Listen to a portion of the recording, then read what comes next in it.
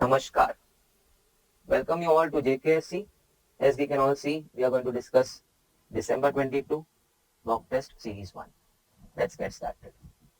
First, sum on indices. Now, many of you may think of looking at all the numbers inside the bracket. You may be thinking, let's change it to 3. My method of working is this way. I'll make family. Sir यहाँ video में family बता नहीं वैसा family का बात नहीं कर रहे. I'll make a family of root 3. I'll make a family of 9. And let's say 3 also. So family of root 3 may root 3 5 by 2, as in you can see that. And I can see one root 3 over here. So he is going to come out with his power 7 by 2. Check. 7 by 2 will be given to everybody inside the bracket.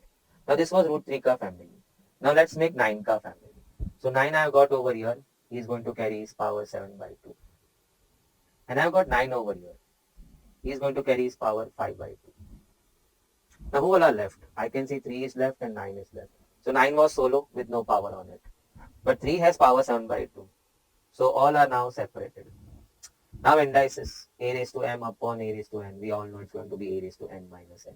So this I'm going to bring it down. So that's going to be 1 upon root 3 raised to 7 by 2 minus 5 by 2. First rule of indices. This I'll push it up. So 9 raised to 5 by 2. Sorry, 7 by 2 minus 5 by 2. Can I clear that? Okay. Fine. 9 is done and root 3 is done. So they are done. I'm not cancelled, but they are done. So now I'm left with 1 9 over here and over here 3 raised to 7 by 2. Now that's 2 by 2, that's 1. Even that's 2 by 2, that's 1. So what I'm left with in the numerator is 9 into 9. In the denominator root 3, I would like to write 3 raised to half to deal with powers. I'm talking of that. And this term again in the denominator. So then he'll add up 1 by 2. As we all know, a raised to m dot a raised to n finally has to go a raised to m plus n. 7 by 2 plus 1 by 2 is 8 by 2, which is 4. So I've got now 3 raised to 4, which I can split as 3 square, which is going to go 9.9, cut, and the answer is 1. Space management. Okay, moving to the next one now. Quite easy sum of ratio, no wasting time. Let me take P as 2 and the Q as 3. I took the common multiple as 1. So now to find 2P plus Q upon, let's put in the value. The P was 2 and the Q was 3. P was 2 and the Q was 3. So finally it's 4 plus C, 7 and 4 minus 3, 1. The answer is 7, option number D. Now before I go into this sum, let me brief you. Log 8 to the base 2 is 3. Let us say for example, it's correct also. The same exponential form can now be written as, logarithmic form can now be written as exponential form also. So I want to come out of log. So I'll be writing 8 as 2Q.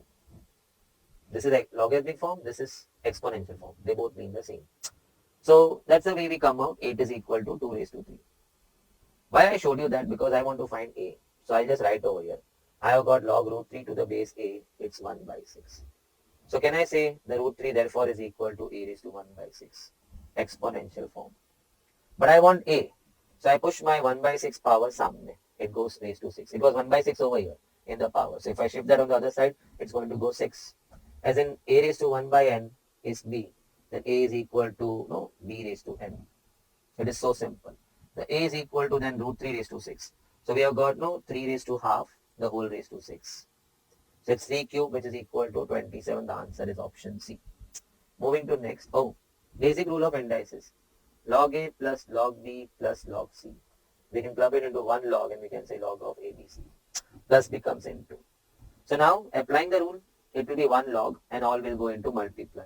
So it's P square upon QR dot Q square upon PR dot R square upon PQ. So numerator will stay as it is. I can't say anything happening over there. But in the denominator, I can see the terms clubbing P square, Q square, and the R square. They all cut each other to become log 1. And log 1, we all know it's 0. To any base, it is always 0. Now, moving to the next simple sum, fifth sum. So I'll push this power down over here. So it's going to be 3 upon T raised to 1 by 3 plus 1. So on working out, it becomes T raised to 4 by 3. Unfortunately, when I see any of these options, no option says T as power 4 by 3. So basically some mistake in the question, in the original question, or maybe some mistake in the option. The answer is either this or it has to be T raised to minus 4 by 3 if you shift it up. So I hope you all understood. So that should have been the answer, but no answer matches over here. So probably there is some goof up in the typing of the question. Not in our this thing. I've checked with the paper also. It is the same, but option match nahi hua. Now, bag coins. Very common question in ratio proportion. I have a bag which has got 25 paise coins, 10 paise coins and 5 paise coins. In the ratio, so coins are in the ratio 3 to 2 to 1. Coins were in the ratio 3 to 2 to 1. But then bag ka total valuation was 40. So all the coins put together, the valuation is 40 rupees. Total. So few may have that misconception, okay, then we take the total of the part 6 and we equate it to 40. No. These are the coins, total 6 coins. You can't equate it to the valuation. So now you need to convert this number of coins ka ratio to value ka ratio. Only then the total value will be equated to 40. So no mismatch. हाँ rupees 40 के बदले ऐसा लिखा होता सामने total coins are 100 or total coins are 60. Then this 6 could have been equated to 60 because in parts the total coins are 6. In actual the total coins are 60. But for that the back ka total coins should have been given. Total valuation. So we need to convert now the coins ka ratio to value ka ratio. I think many may be knowing it, but let us figure out over here how. Okay. We have got 3 coins of 25 paise. We take it that way. So the valuation is 75 paise. We have 2 coins of 20 paise. So we say valuation is 20 paise. And 1 coin of 5 paise, the valuation is 5. I can reduce this ratio by 5. So 15 to 4 to 1. The total valuation is 20 in parts. And actual valuation is rupees 40. So I see a connection of 2. So I apply it over here into 2. So I get rupees 5. So 5 paise coins, I'm so sorry. I get valuation 2 of this. So 5 paise coin ka valuation is 2. But question is find the number of 5 paise coins. 1 rupee has 25 paise. Okay, you have never seen the 5 paise denomination in your life. आप तो सब 500 का note से ही चालू किया है, 100 का note भी दिखता नहीं है. But let us say कि even if you apply simple maths, 5 paise, how many 5 paises in 1 rupee, which is 100 paise. So 20 coins. So in 2 rupees there will be 40 coins. I think that was quite simple. The option happens to go C over here. Let me brief you once again. They gave me coins का ratio. But then back का total valuation दिया था, total coins नहीं दिया था. So there थोड़ा सा we had to take efforts in the sum. What kind of efforts? Coins का ratio को value के ratio में convert करना है. So easy ना, 3 coins 25 paise, 75 paise. 2 coins 10 paise, 20 paise total valuation. 1 coin of 5 paise. So total valuation 5 paise. Valuation को थोड़ा reduce किया and then we start. Now, okay. First of all, I write A, B, C. You should not be deterred by कि यार quadratic में Z क्या कर रहा है. No, quadratic can be ax square plus bx plus c, or it can be az square plus bz plus c equal to 0. Variables can be any notations, x, y, z, anything. So I can see my a is 5, the b is 13 and the c is y. One root is the reciprocal of the other. That's how I start. One root reciprocal of other. I saw something good for me. Alpha beta is 1. I know in quadratic alpha beta, the product of root is c by a of the given quadratic. If I apply c by a, it's going to be y by 5. I brought in c and a ka values. I got y equal to 5. The answer is option C. Very easy sum. Oh, nice. Sometimes ऐसा देख के डर जाते हैं, अरे 2 raised to x, 3 raised to y, 5 raised to z, 720 है. How to find x, y, z? One way is use the option. नसीब ने साथ दिया तो ऑप्शन है. नसीब ने साथ नहीं दिया उस दिन तो option D. My goodness. So all the options he was logging out over here to check which product turned out 720. But I could have done it quite easily in a straight go, not using options. Why not write 720 also in this form? So for that we need to know na 720 में कितने 2s है, कितने 3s है, कितने. So this is where our mama had played a crucial role, finding the primes. So 2s are 360, 2s are 180, 2s are 90, 2s are 45. Don't jump to 5. Okay, I don't mind. 5, 9, 3, 3, 3, 1. So then 2 raised to x, 3 raised to y, and 5 raised to z. Rather writing 720, I would write it as 2 raised to 4 because I can see 4 2s. Then I'll write 3 square and then I'll write 5 raised to 1. On comparing, I can see x is 4, the y is 2 and the z is 1. Option A. So option A अगर डाल भी दिया होता तो भी it was quick. But sir तो फिर वही करना चाहिए था. What if ये 4 to 1 option D में दिया होता तो? Man has to cut 3 lengths from a single piece of board whose length was 91. So I can see equation का sum. At least word use नहीं किया तो inequality हो सकता नहीं है. It's a simple equation का sum. So he is a board of length 91. He has to cut into 3 pieces. The second length is 3 centimeter longer than the shortest. So can we call the shortest length is x centimeter, x centimeter.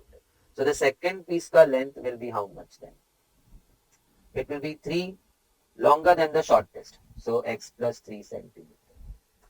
And the third length was twice the shortest. So third length was twice the shortest. So 2x. And the total length was 91. So total length was, I think so, 4x plus 3. So 4x is equal to 88. The x is equal to 22. Wait, don't jump to mark 22. Did you read the question? What is the possible length of the shortest side? Possible keyword used, I don't know. I got my answer. What is the length of the shortest side? It's 22. Check it. Shortest side was x.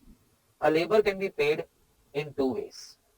दो बार नहीं पे करना है. Either scheme 1 or scheme 2. He can be paid his wages in two schemes. In any of the two schemes. Any one of the two schemes. Either he can be paid 600 fixed income or fixed wages and 50 per hour. Or straight 170 per hour. Labor works for hours to complete the job. So which method gives the labor the better wages? Okay.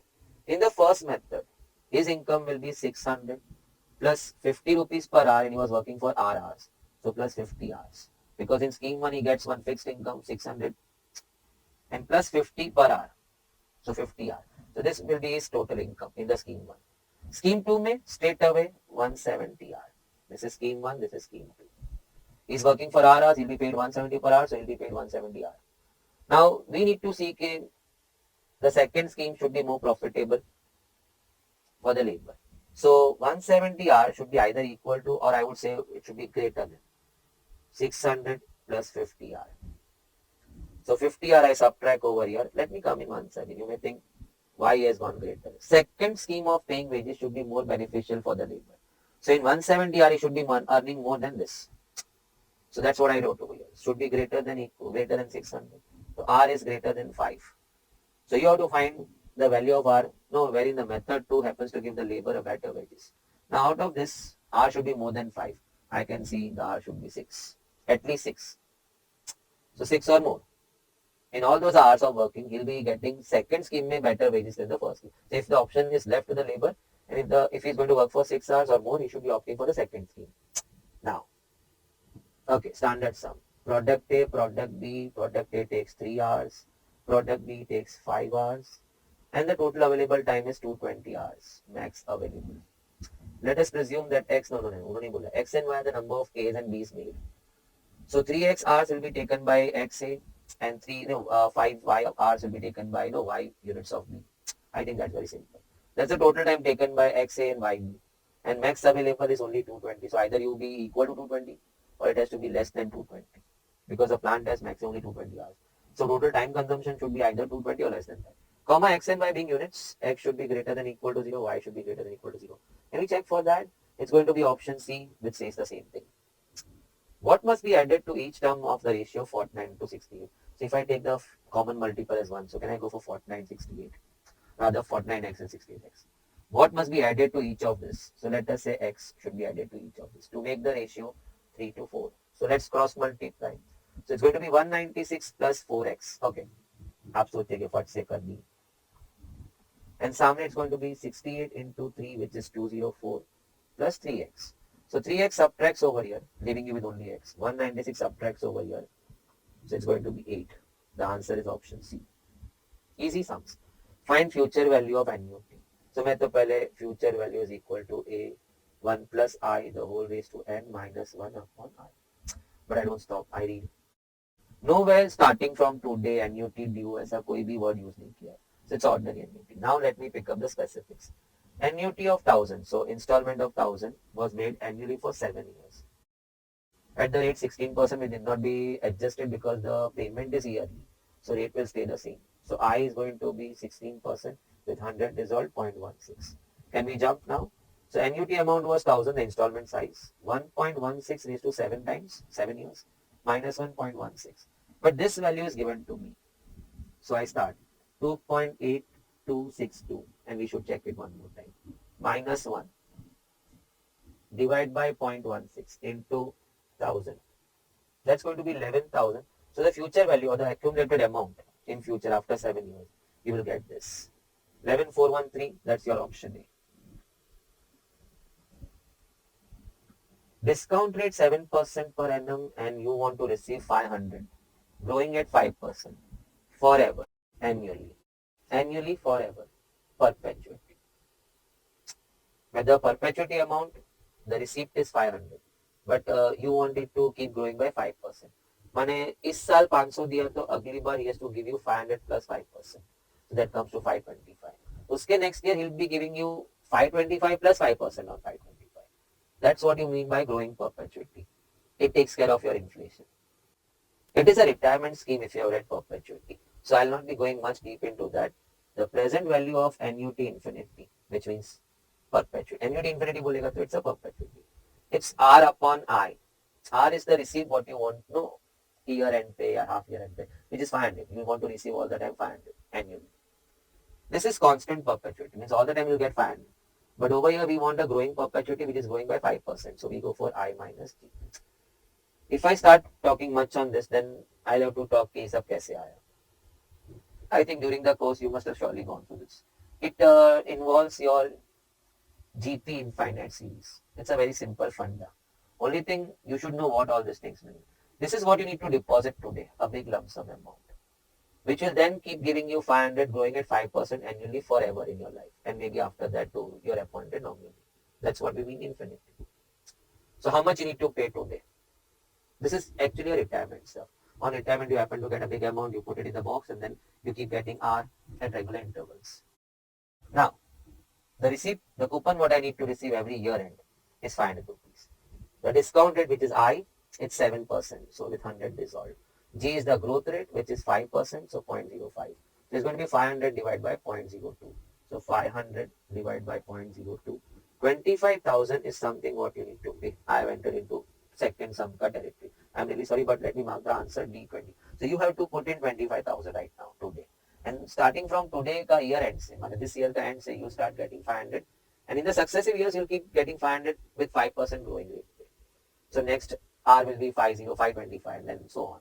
But then, I hope you all got the sum. It's a simple, but only thing I would enjoy if the participant out there, he knows the making of all that.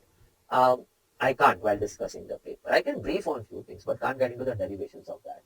So now, coming into the next one. Rajesh is depositing 3,000 rupees at the start of every quarter. So few nice words. Every quarter. So annuity. Start of every quarter. So annuity immediate, annuity due, extra 1 plus I. Account earns interest of 5.75 per annum. But money was compounding quarterly. So let's adjust it. 5.75 divided by 4. I'm so sorry. That's percent. So 5.75 divided by 4. 1.4375%. That's my I. But I need to dissolve my 100 in that. So 0.014375. I am so happy. Value is ready for me. Let's start. How much money he will be having at the end of 4 years? So this payment of 3,000 quarterly went on for 4 years. So let's take the account. Every year, 4 quarters, he will be making 4 times payment of 3,000. So in 4 years, he will be making 16 times payment. I got it. Now the future value of annuity will be annuity into 1 plus I, the whole raised to n, minus 1 upon I. Oh gosh, you can't make a mistake. And I just pray to God, okay, they don't give you one of the options with this kind of answer. It's gone. It's annuity immediate, start of every quarter. So extra 1 plus I. So now his annuity amount, installment was 3,000. 1.014375 raised to 16. We counted. Every year 4 quarters and he is going to do it for 4 years. So 16 quarters he is going to make the payment. Minus 1 upon 0.014375. Oh gosh, they are big values. Into, can I write over here 1.014375. Okay. Into 1 plus I. Now that value was given to me directly. So I'll just copy that 1.25654 and I'll check it. Okay, done. Minus 1. So I'm done with that. Divide by 0.014375 carefully. So I'm done with that now. Into 1.014375. Easy, easy. So even that's done. And then finally into 3,000. So my amount turns out 54308.40. 58308. I can see option 1. Option A is the answer. That's the final value, future value happen to get it. I only fear of that. So every annuity ka sum you should first talk to yourself. Is it annuity today, starting today? So if you take care of that, you'll never miss out this kind of calculations. Now, annual rate of SI, so SI ka sum is 12.5. In how many years the principal is going to become double? So amount has to be double what you deposited. So this is amount ka equation. So it's equal, A is equal to P plus PNI. Of course PNR upon 100, लेकिन अभी R upon 100 अब I हो गया हमारे. So you can work out in this way, the A is equal to P common 1 plus NI. So I would not carry so many formulas. I just keep with me PNI. Amount चाहिए. So my principal plus simple interest PNI. I can take P common. I want my amount to be double at the end of n period, n years. So 1 plus NI. So PP is gone. So 2 is equal to 1 plus N. Oh, 1 second. I was given to me as 0.125. So 12.5, 100 dissolved. Or 12.5 by 100 लिखो नहीं तो. 2 subtract 1 is 1. N into 0.125. So 1 divided by 0.0125 and that turns out, I'm sorry, 1 divided by 0.0125. My mistake. It's 0.125 and that's equal to 8 years. Simple sum. Can I push in one more time? What? मैं amount का भी formula याद करके जाऊं, मैं फिर SI का भी formula. I am a foundation student यार. एसआई तो पीएनआई मालूम मेरे को, तो मैं अमाउंट के लिए नया फॉर्मूला क्यों याद रखेगा? My principal plus the simple interest PNI. And I can in my visualization I can keep my P common and I can straight away write my this line. क्यू क्विक तो A में 2p डाल भी देते हैं. So no, that's how we work quickly. 5000 is paid every year annuity for 10 years. मेरा दिमाग चल रहा है, आज से शुरू हुआ. To pay off a loan. So he had borrowed a loan today and he's paying off by paying off 5,000 every year for 10 years. The loan amount find करने बोला है. So I think so he's paying off 5,000 for 10 long years and he borrowed some amount over here which is to correspond to what? Present value of all this. So it's A 1 minus 1 plus I the whole raised to minus n upon I. But can I just verify, is it from today onwards? No. कहीं पे भी नहीं लिखा. So we have to take it ordinarily. 5,000 every year he's paying. So annuity amount is 5,000. 1 minus 1.14 raised to minus 10 because he went on for 10 years repayment. Divide by 0.14. Value support is not there. So I'll have to start calculating that. So the basic 1.14 into equal to. Then you keep pressing your equal to till the screen turns 11. But by that you have finished a 1.14 raised to 10. And what I need is 1.14 raised to minus 10.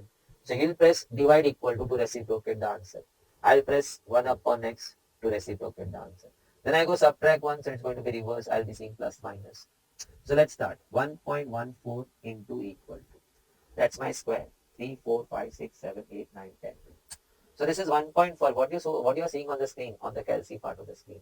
It's 1.14 raised to 10 का value. आपका भी आया होगा मगर आपने उस screen counter देखा होगा 11. Now I press reciprocal. You must have done divide equal to get to minus 10. Then subtract 1. We are going reverse way. Reverse subtraction. So of course you saw minus. Even you'll be having.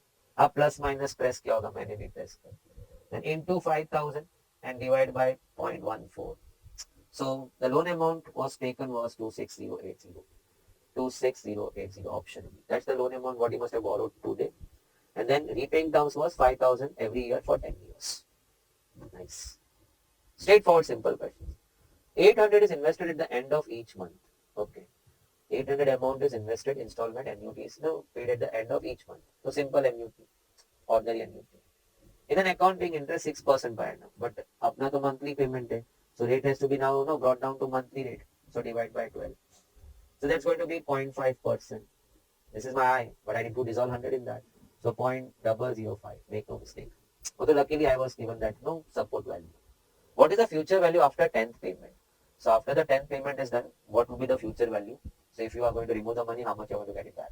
So future value is equal to installment what you pay into 1 plus I the whole raised to n minus 1 upon I. For surety, let me check once again at the end of each month. So ordinary annuity. Installment was 800 what you are paying every month. Into 1.005 raised to 10 because after the 10 payment how much you are going to get? So 10 installments. Minus 1 divided by, make no mistakes please. The year working I would always prefer to finish off first. 0.005.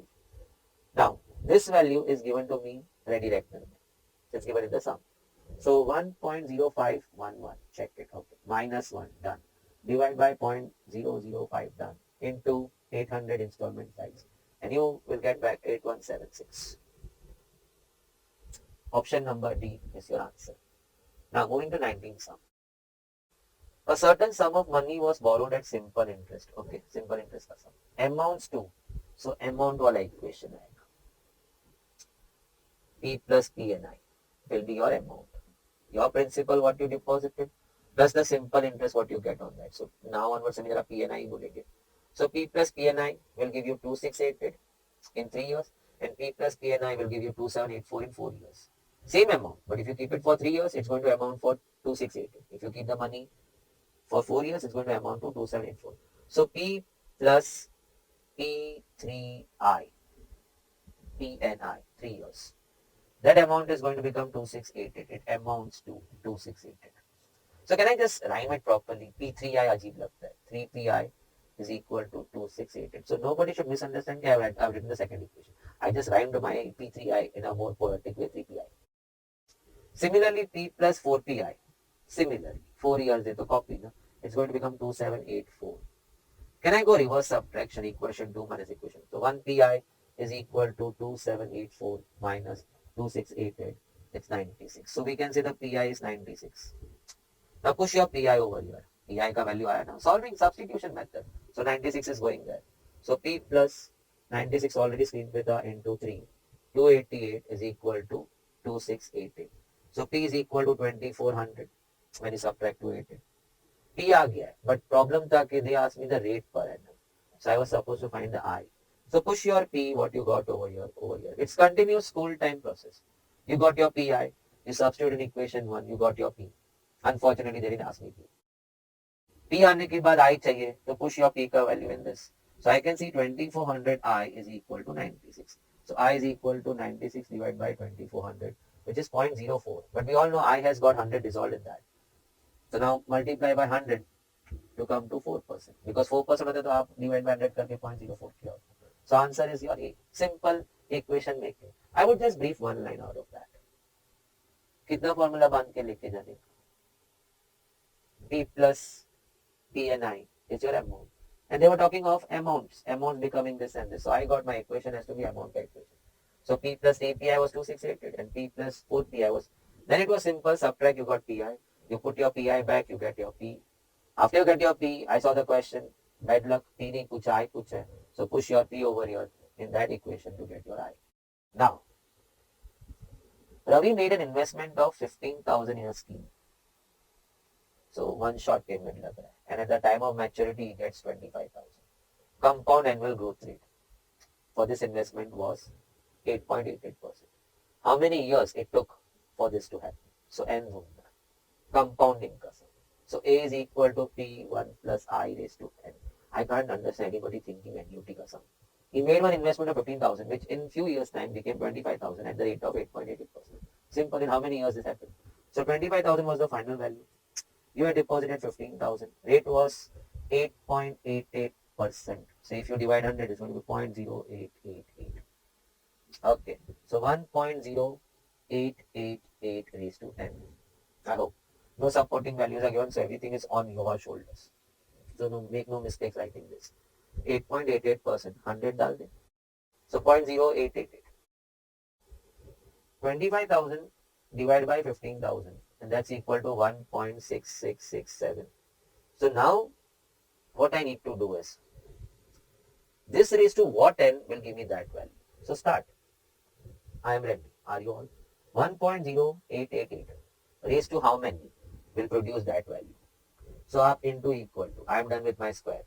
You don't have to bother. You just keep pressing equal to till you see this value becoming 1.667. But I have to count. 3, 4, 5, 6. I got it. आ गया है वो value. So N has to be then 6 years. Your screen will be showing 7. But screen number is always one more than the power number. So I got my N 6 over here. Now, simple sum. Coming next. No, I was talking about sum which was solved. Madhu takes a loan of 50,000. I said, okay. He takes a loan today. Rate of interest is 10%. First installment will be paid at the end of 5 years. Paper निकालो. Sir क्या बोला? No, I think if this is not your first video, then I have always been saying कि अगर कुछ नया, I didn't see any of the sums before this 21st sum, which needs to be included in your material, topic material, what you must have prepared during the course, in your respective batches classes. But this is a new one. Not a type of this is there. But basic understanding. Let's come again. हम सीख लेते फिर आप entry कर लेना इसका. Madhu takes a loan of 50,000 from a bank. The rate of interest is blah blah blah. First installment what she paid was paid at the end of 5 years.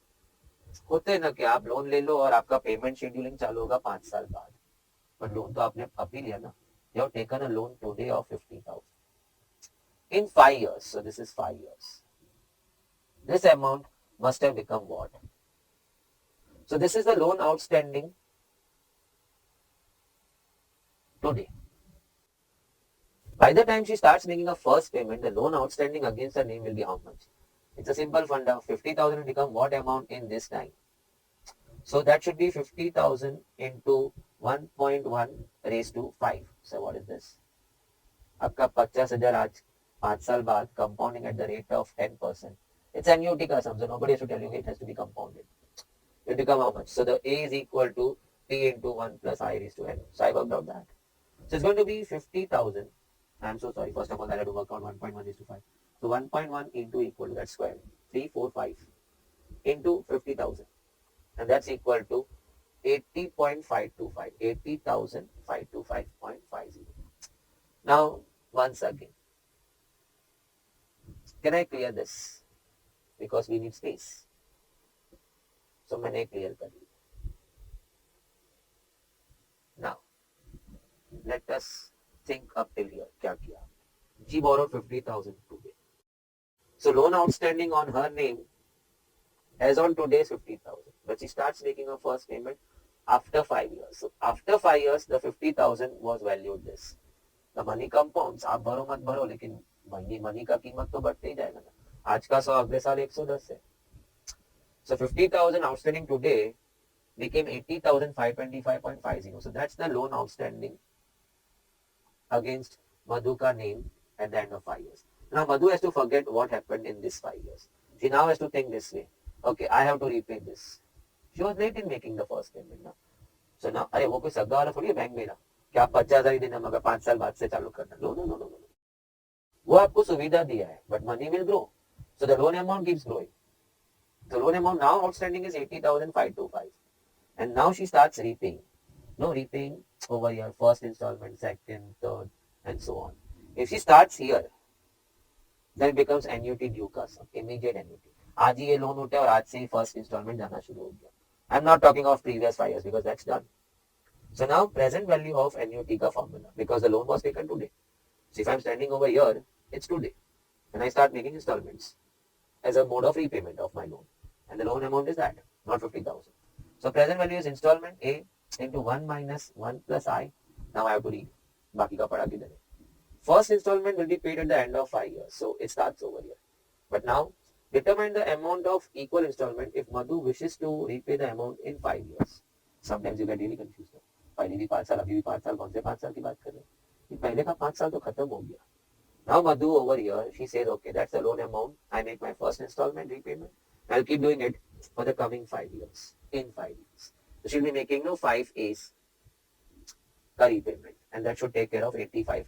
So all these 5 A's ka present value has to be this. Amount repaid. Okay, 1 plus I raised to n minus, and I'm sorry, upon I. It's annuity due as per the sum what you're solving into 1 plus I. Because loan amount today and the first installment also is going to be onwards. Or else you say कि मैं 4 year के end तक ढूंढता हूँ, then you make it ordinary annuity का sum. That's up to you. Now I've already started. So loan amount was 80,525. Installment size what Madhu is interested in finding. How much now I have to start paying yearly for 5 coming years to repay that amount का loan. So 1 minus 1.1 raised to minus 5 in coming 5 years yearly. So 5 installments upon 0.1, and we can't make a mistake. I just fear this down. After thinking this much, you missed out that. That makes me feel very bad. That will make you feel very bad. इतना fantastic सोचा मैं. 50,000 आज उठाया लेकिन पहला payment वो 5 साल बाद करेगी. तो 5 साल में उसका लोन अमाउंट ग्रो होके कितना हो गया? 80,525. That was a simple funda. 50,000 will become how much in 5 years compounding at 10%. So A is equal to P into 1 plus I raised to 5. And you figure out them. Now that's the loan amount outstanding on her. She starts making immediate action. चल भरना शुरू कर देते हैं. आज amount 8525 repay करना and I start making my first installment. So that's annuity immediate का sum. So we can't miss out that. Now calculation part. I'll brief and then you will work on your CAFC, I'll work on my CAFC. We'll first finish off that part. 1.1 into equal to आपका swing 6 तक और मेरा equal to गिनने में 5 तक. But that was for you and me 1.1 raised to 5. Reciprocate, half divide equal to, I'll be going directly that button 1 by x. Then subtract 1 going in the reverse way, plus minus आएगा, you press plus minus button to remove the minus. Divide by 0.1 into 1.1. That means you'll be done with that. Then divide equal to bring it in the denominator and then push it over here into me. So let's figure out. I'll come again. So if you want, I can just clear up so I can re-push one more time. Okay. Fine. Let's start. On the CAFC. 1.1 into equal to, I am done with square, cube, 4, 5. I am done with 5. For you and me, it's 1.1 raised to 5. I press reciprocal, you press divide equal. Then minus 1, so we are going in the reverse way. So bound to get minus sign. You press plus minus, I did that. Divide by 0.1, so we are done with that much. Into 1.1, so we are done with that much now. Now the whole box is done. We need to get the box in the denominator. So I'll be pressing reciprocal. So even you have pressed reciprocal. No, not reciprocal, divide equal. And now from here, I go for into 80525.50. The answer is 19311.29, the installment size. A first payment which is coming at the end of 5 years. Till then, it was like sleep period for the loan also, not for the loan amount. पैसा किसी का रुकता नहीं है, बढ़ते ही जाता है. So her first installment will be going 19311.29 and she'll have to make such kind of 5 installment payments every year to repay the entire loan which was then 80,525.50. And there's no confusion between amongst any of my viewers. Okay, loan amount 50,000, abhi bolta hai loan amount, we have discussed at length. You all must have enjoyed. I think so. Take a good pause over here. Can't miss such a sum. Fantastic sum. Only thing they have added a new part. 50,000 की कहानी को 80,525. Rest was the loan payment, repayment. So it's present value of annuity का sum. So no big challenge in the second part. But add this sum. Do make a note of it. Rajesh is investing 20,000 per year in some stock index fund, which has 9% for next 10 years. पहले तो 20,000 per year annuity. Start and कुछ बोला नहीं तो ordinary annuity. Accumulated investment at the end upon the payment of last installment. So future value, he is paying 20,000 per year. He is investing in some fund. He is doing it for 10 long years. Money is compounding at the rate of 9%. Let's finish off. Future value is A into 1 plus I, the whole raised to n minus 1 upon I. Installment size was 20,000 every year and he was putting in 20,000 in that index fund. 1.099% for 10 long years, 10 times the installment upon 0.09. I'm so sorry, 0.09. No, that's what I'm asking you. Be careful when you write your I. एक का 0 यहाँ वहाँ हो गया and नसीब ने अगर हमें उस दिन साथ नहीं दिया. Your goofed up value was one of the options. Destiny can't be as hard or rude as it was at that moment to you. आपने गलती की और वो गलत value भी option में था. So no wake up call. Now that value is given to me 1.09 raised to 10. So let me clear it 2.36736 and I would like to check it. Okay. So I'm done with that. Minus 1 divided by 0.09 into 20,000 and that happens to be 3,03,857.77. 3,03,000. Okay, that's the only closest value. 857.77, that is 858.56. Okay. Some compromise in that value maybe, but quite close. Now moving to the next sum, 23rd. Investment is earning compound interest. Chalo, CI ka sum. Rupees 100 invested in year 2. There is a small correction in the question. No, it was there, maybe my typing error. Over here. Rupees 500 invested in year 5 will become what by year 10. So can I remove that? So that's the question. Fine. So this much is your data. So let's see the data. Investment is earning compound interest. Fine. See here. Rupees 100 invested in the year 2. I don't know for what reason. Rupees 100 invested in year 2 accumulated to 105 by year 4. So 100 becomes 105 in 2 years. So 4 years. No. You have put in 100 in year 2. It becomes 105 in year 4. So in 2 years, your 100 has become 105. What can we get out of this? Compounding का sum था. This is your amount, this is your investment. So A is equal to P into 1 plus I the whole raised to N. So amount was 105. You have fed in 100 rupees and 1 plus I raised to 2. So 100 यहाँ नीचे गया तो 1.05 हो गया. Now 1 plus I का square is 1.05. So if I go 1.05 का square root, that will be square rooting on both sides. So that's max what I got. Maybe थोड़ा ज़्यादा रखा so that we don't compromise that. So that's 1 plus I what I got. So then subtract 1 to get to I. Okay, I can do that also. But then I knew it in my next part also I'll be needing 1 plus I only directly. Anyway, जब मैं 8% पढ़ता हूँ तो working में तो 1.08 ही लिखता हूँ. अब 1 plus I स्वयं चल के आया है तो why should I subtract 1 and get to I? Now the next part is your question. Rupees 500 is invested in year 5. Will become what? Will become what in year 10?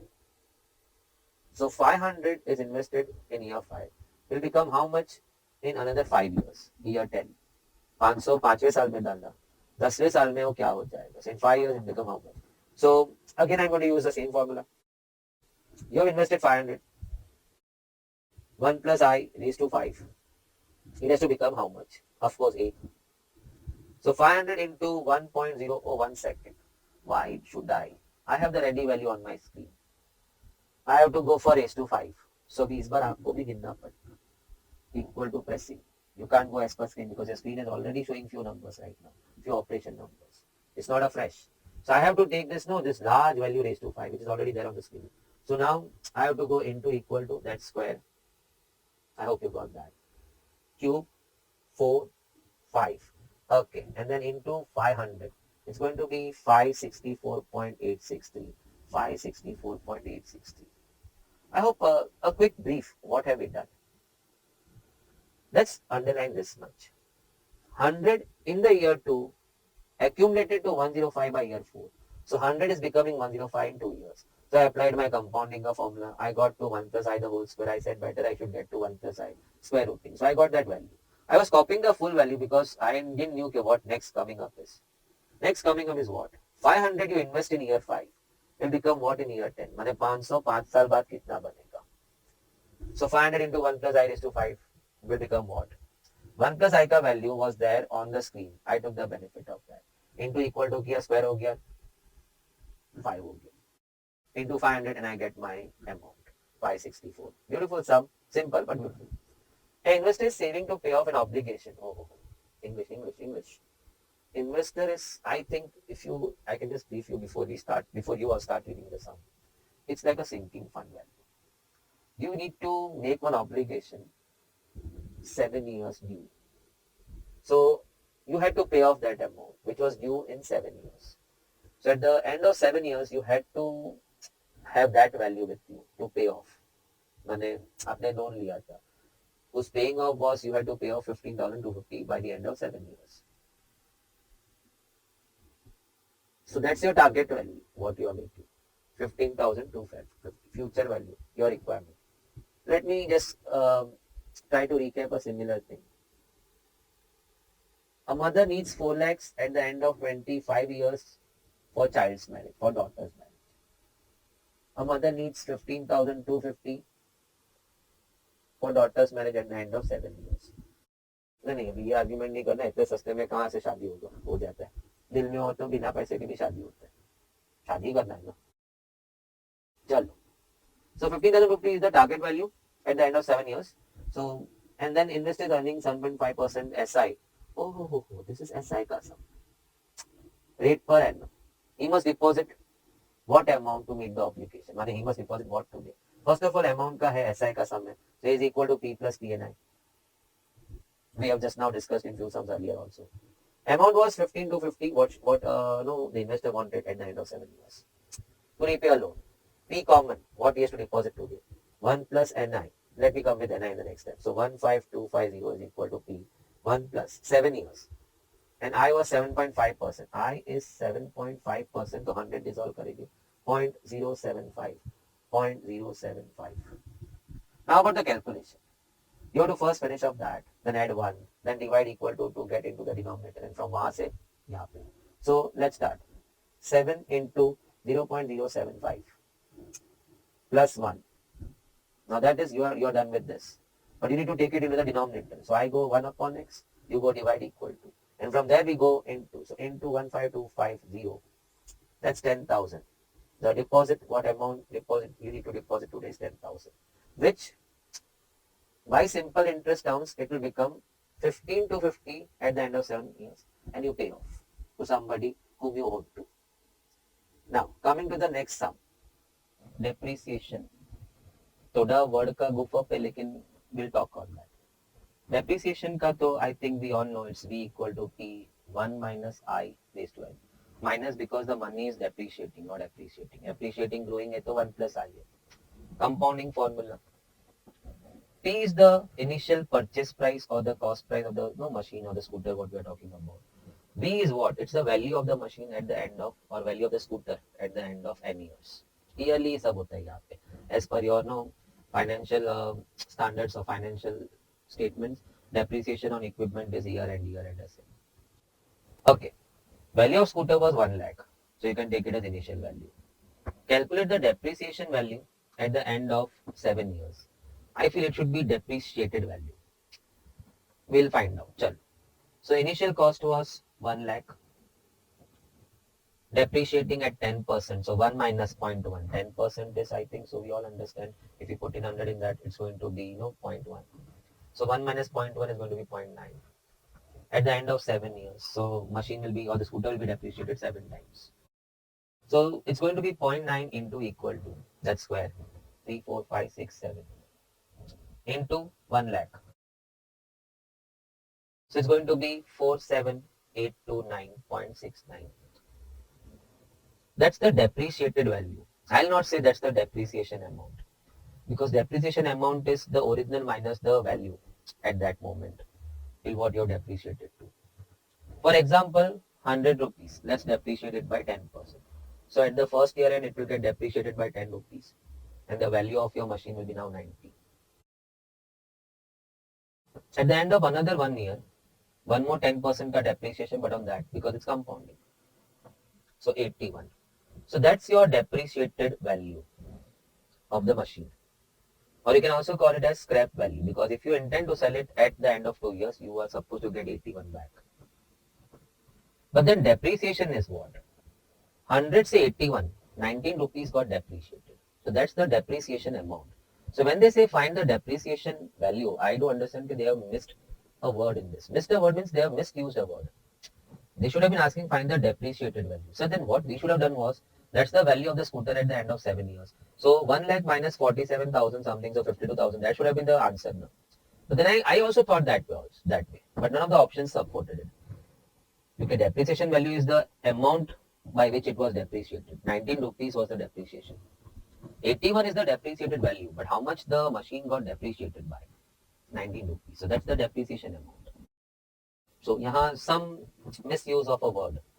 But luckily, there was no two things out of which I had to decide one, because option supported that answer. So they meant to say find the depreciated value, not the depreciation value. Effective rate.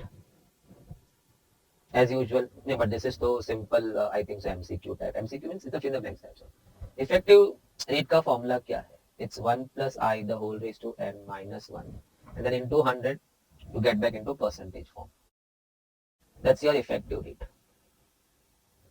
Now the entire formula does not have any P, so it doesn't depend on what you are investing or how much you are investing. It does not depend on the principal amount what you have invested. So effective rate of interest does not depend on the very first thing what I saw was amount of principal. The option A is your answer, because I can't see any P over here. So we don't need, anyway if you have solved sums, in none of the questions they ever happen to give you the principal, because anyway effective rate of interest does not depend on the principal amount. It depends on your money was getting compounded how many times and at what rate. So that's what we need to feed over here. So now coming to the next one. Oh, now comes combination. Triangles. You have 12 points, out of which 7 were lying on a line. So 7 were collinear. But let's talk about 12 points. You have on one plane 12 points and you want to draw a triangle. So how many points you'll be selecting from the 12 points? 1, 2, 3. Let me draw the triangle. So you started selecting 3 points. So how many 3 points you can select from 12? That will be given by 12C3, which is 12, 11, 10 and 3 factorial. There's going to be 12 into 11 into 10 divided by 3 factorial, which is 6. So 220 triangles were formed. That was what I thought. But then somebody told me, wait. In these 12 points, 7 were lying on a line. So 7 were collinear. So in that 7 points, how many triangles I must have already counted over here? In the 7 points which are collinear, which I didn't knew earlier, how many triangles I must have counted? 7C3. So which goes 7, 6, 5 upon 3 factorial and 3 factorial is 6. So 35.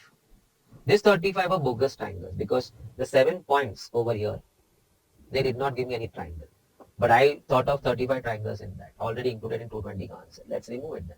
So, जिंदगी में गलती करो तो उसे फिर सुधार भी. 220 minus 35, 185. Net triangles now form will be 185. अगर lines का sum होता I would have added one because in the collinear points, I would not say that all the lines were bogus. The line itself was 1, 2 lines. So I removed all the lines and then added one line because एक line तो बन ही जाता. But that's in the case of drawing lines, not in triangles. We don't see any triangle form in this. Now, I've got 5 bulbs, out of which 3 are bad, I meant to say defective, 2 are good. Check.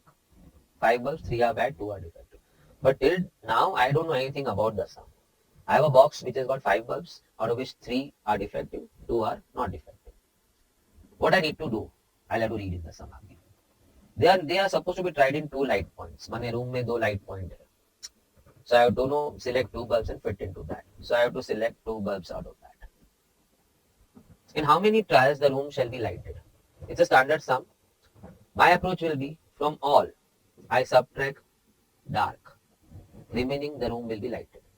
From all selections, you subtract selections where the room was going dark. In the remaining selections, the room will be having light, either by 1 bulb or 2 bulbs. That's not the criteria. Your room had to have light. So from all selections, we subtract selections wherein the room was dark. All selections will be IC2. आपको 5 में से 2 bulb घुसाड़ना है उसमें point में. You'll have to select 2 bulbs from that 5, which will happen in IC2 ways. So calculation 5, 4, 2, 1, and that's going to go 10. Minus selections where the room stayed dark. That means the 2 bulbs what you selected had to be defective. So had to come from here. The 2 had to come from 3. So whenever the 2 will come from this 3, the room will always stay dark because 3 defective से आया था ना वो. So 3C2, 3.2 upon 2 factorial, that is 2, 1. So answer 3. So answer is 7 selections are that wherein the room will be lighted. Sometime by 1 bulb, sometime by 2 bulb. Those who are aware of, they can also solve the same sum by case 1, case 2, but that seems to be more laborious than this one. This is the shortest and quickest method. From all selections, we subtract selections where the room were going dark. How did I make the configuration? While reading the sum. 5 bulb है, 3 bad है, 2 good है. करना क्या है वो नहीं पढ़ा, वो अब पढ़े. There are 2 light points. So I have to select 2 bulbs and fit into that. So there comes the question. Out of 5 I have to select 2. Now condition was imposed. Room had to be lighted. So I said okay, from all selections I will subtract selections where the room was going dark. The rest selections the room will be having light. Sometime by 1 bulb, sometime by 2 bulbs. Moving to the next one. 4 men and 4 women are to be seated on a circular table. So let me just brief you.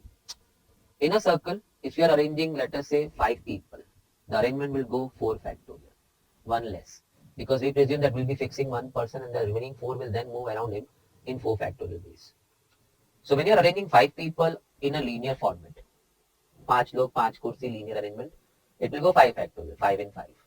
But for the same 5, if I move them into the round table, I have to say it will be n minus 1 factorial, maybe 4 factorial. Because if you have read the theory, if you have read the build-up of circular arrangements, kaise banta hai, why it is so, you must have learned that in circular arrangements, we happen to fix 1 and then the remaining will be arranged with respect to that 1 fixed guy. So if I fix in 1, the remaining 4 will be arranged in the remaining 4 chairs in 4 factorial ways. Now that was a small brief. Can't go much deep into that. Discussing a sum over here. 4 men and 4 women are to be seated. Okay. So let's say men. No 2 women must be adjacent to each other. So that means the woman has to go in the seats over here. Else they will go adjacent. They will come together, which is not required in the sum. So now let's talk of men. That will be 3 factorial. 4 men on the round table. And they had 4 chairs.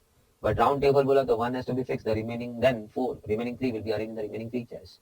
As in he was fixed. So the remaining 3 will arrange in 3 factorial ways. The 4 women will then arrange in the 4 chairs 4 factorial ways. We were supposed to fix only one and the remaining will move accordingly. So don't go for women also. Okay, 4 women को 4 कुर्सी में बिठाने का, एक को fix कर लो. एक को तो fix कर लिया ना अभी already. Now the 4 women will move with respect to that guy. So there are 4 chairs 4 factorial. It's going to be 6 into 24. So 6 into 24, that's going to be 144. It's a standard sum. Coming to next sum, how many words can be formed from the letters of the word Oriental? So all the letters are supposed to be used. Such that A and E are always occupying the odd places. So Oriental is how many letter word? I think so it's a 8 letter word. Out of that, they want A and E to go in the odd places. In the odd places, A and E have to go into 1, 3, 5, 7. So 4 places and you have to arrange only 2 letters in them. So 4P2. If you have 4 places and you are asked to just fill in 2, it happens in 4P2 arrangements. The remaining 6 letters will then arrange into the 6 places in 6 factorial. बाकी 6 letter को 6 जगह है, वो 6 places में arrange हो जाएंगे 6 factorial. So the answer has to be what? 4 into 3 into 6 factorial, which is 720. So 4 into 3. And then into 6 factorial, I carry the value in my pocket 720. 8640, the option number C was the answer. Did I highlight? Yes, okay.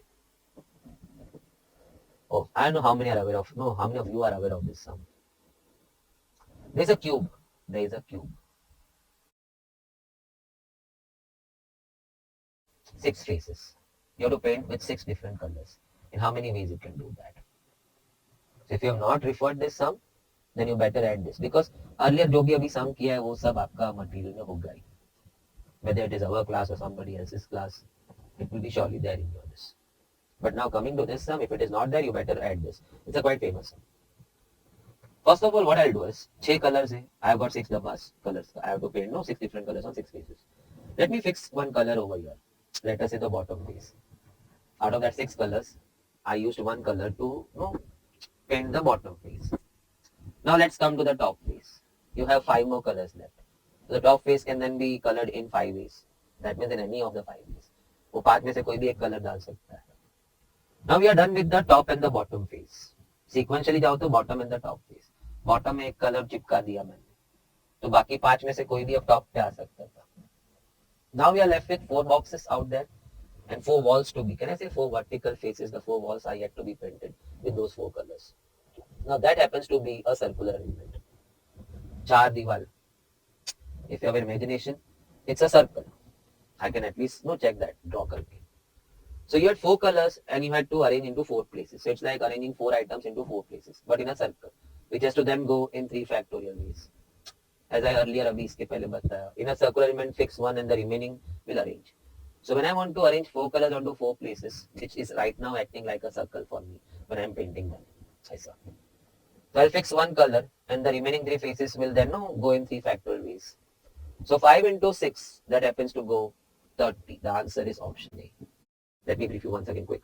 Bottom में एक color चिपकाया, चल वो खत्म हो गया. Coming to the top face, I have got 5 options yet. 5 box colors बाकी है मेरे. So the top face can be filled in 5 ways. Any of the color can come in. Now 4 boxes है, 4 colors are left with me and 4 faces are yet to be painted. When I look at the 4 walls, परिक्रमा करते हैं. I don't know whether I've used some good word or what, but peripheral, circumference. I had to move periphery में ऐसे circumference में घूमना था. So for me it's like a circular arrangement, arranging 4 colors into 4 seats. So fix one and the remaining 3 will arrange in 3 factorial by the concept of circular arrangements. So 30 was your answer. Coming to the next one. Sum of AP, where first term is and the last term is. Okay, so Sn is n by 2 a plus n. Sir G, हमारा तो n by 2 2a plus n minus 1d. But if I know the first and last term, I'll be using that formula. In fact, if you see the derivation of Sn of AP, you happen to get that first. And then you replace your last term by the a plus n minus 1d and then the bracket sounds 2a plus n minus 1d. But because I was given the first term and the last term, I said I will be using that formula only. And sum was given to me as 7171. So 7171 is equal to n by 2. I'm supposed to find how many terms. First term was minus 4 and the last term was 146. So that happens to go 144. Itna to 142. I'm so sorry. Itna to we can do only. 142 by 2. That's going to be 71. And 71 you can put it down over here. So 7171 divided by 71. It's equal to 101. So there were 101 terms in the sequence whose total turned out to be 7171. Easy calculation. 101. Option C. In a geometric progression, The second term is 12. The AR raised to 1 is 12. Oh, I forgot to remind you. In GP, T6 will be AR raised to 5, 1 hour less than the term number. T4 will be AR raised to 3. T10 will be AR raised to 9. Just trying to give you a few instances. The sixth term was, so AR raised to 5 was 192. Let me divide with the first one. So A gets cut, R raised to 4. And 192 divided by 12, that turns out 16. So then R square will come to 4. And the R will come to 2. I push my R over here. So A into 2 is 12. The A has turned out 6. The A is 6, the R is 2. Now, you may be thinking, sir, you should have gone over here plus minus 2. Agreed. But it has been seen while solving sums of your module or maybe of your FY textbooks when you started doing GP. That was the first year when you started doing GP. You must have heard somebody saying this. Okay, after finding R, if you are yet supposed to be, supposed to find A in the sum after finding R, prefer to stay with R positive. Else it will turn up getting too many permutation combination. RB plus minus A, AB plus minus आएगा. It will turn up 4 permutations then. 4 answers ढूंढने पड़ेंगे. ऐसा कुछ तो यहाँ दिख नहीं रहा है. So I went R plus 2 and that also leads to A plus 6. I want to find the 11th term. That's going to be AR raised to 10. So it's going to be 6 into 2 raised to 10. Now few of you often carry 2 raised to 10 का value बचपन से 1024. If not, then calci equal to the above. So 6 into 1024. So 1024 into 6 and that gives me 6144. So option D is your answer.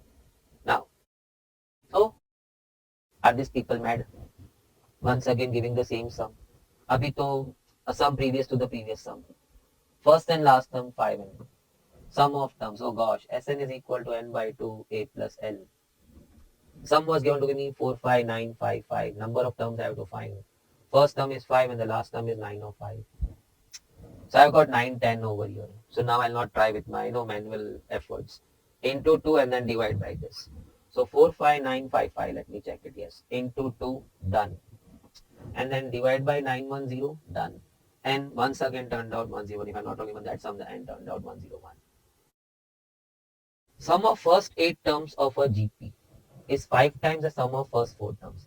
So S8 is 5 times S4. Can I read once again? Sum of first 8 terms S8 is 5 times sum of first 4 terms S4. I hope you all understand Sn of GP ka formula. The very favorite and the frequently used is A R raised to n minus 1 upon R minus 1, specifically where R is more than 1. Let's apply it. So it's going to be A R raised to 8 minus 1 upon R minus 1. N is 8, sum of 8 terms. Rest nothing I was knowing. A R raised to 4 minus 1 upon R minus 1. R minus 1 is cut. A and A got cut. R8 minus 1 I can write as R4 ka square minus 1 ka square. A bit of indices. Now I heard A square minus B square. So I'm going A minus B, A plus B. It's equal to 5 into R4 minus 1. That gets cut. So finally R4 is equal to 4 if I subtract 1 from 5. That says R square will turn out 2. That says R will turn out plus minus 2. Sir, अभी तो आपने मना किया था plus minus 2 नहीं लिखने का, plus 2 जाने का. My sum was ending at R. So I said let me be Mahatma, plus minus 2. बाद में देखा तो उन्होंने भी खाली plus 2 ही देके रखा है मुझे.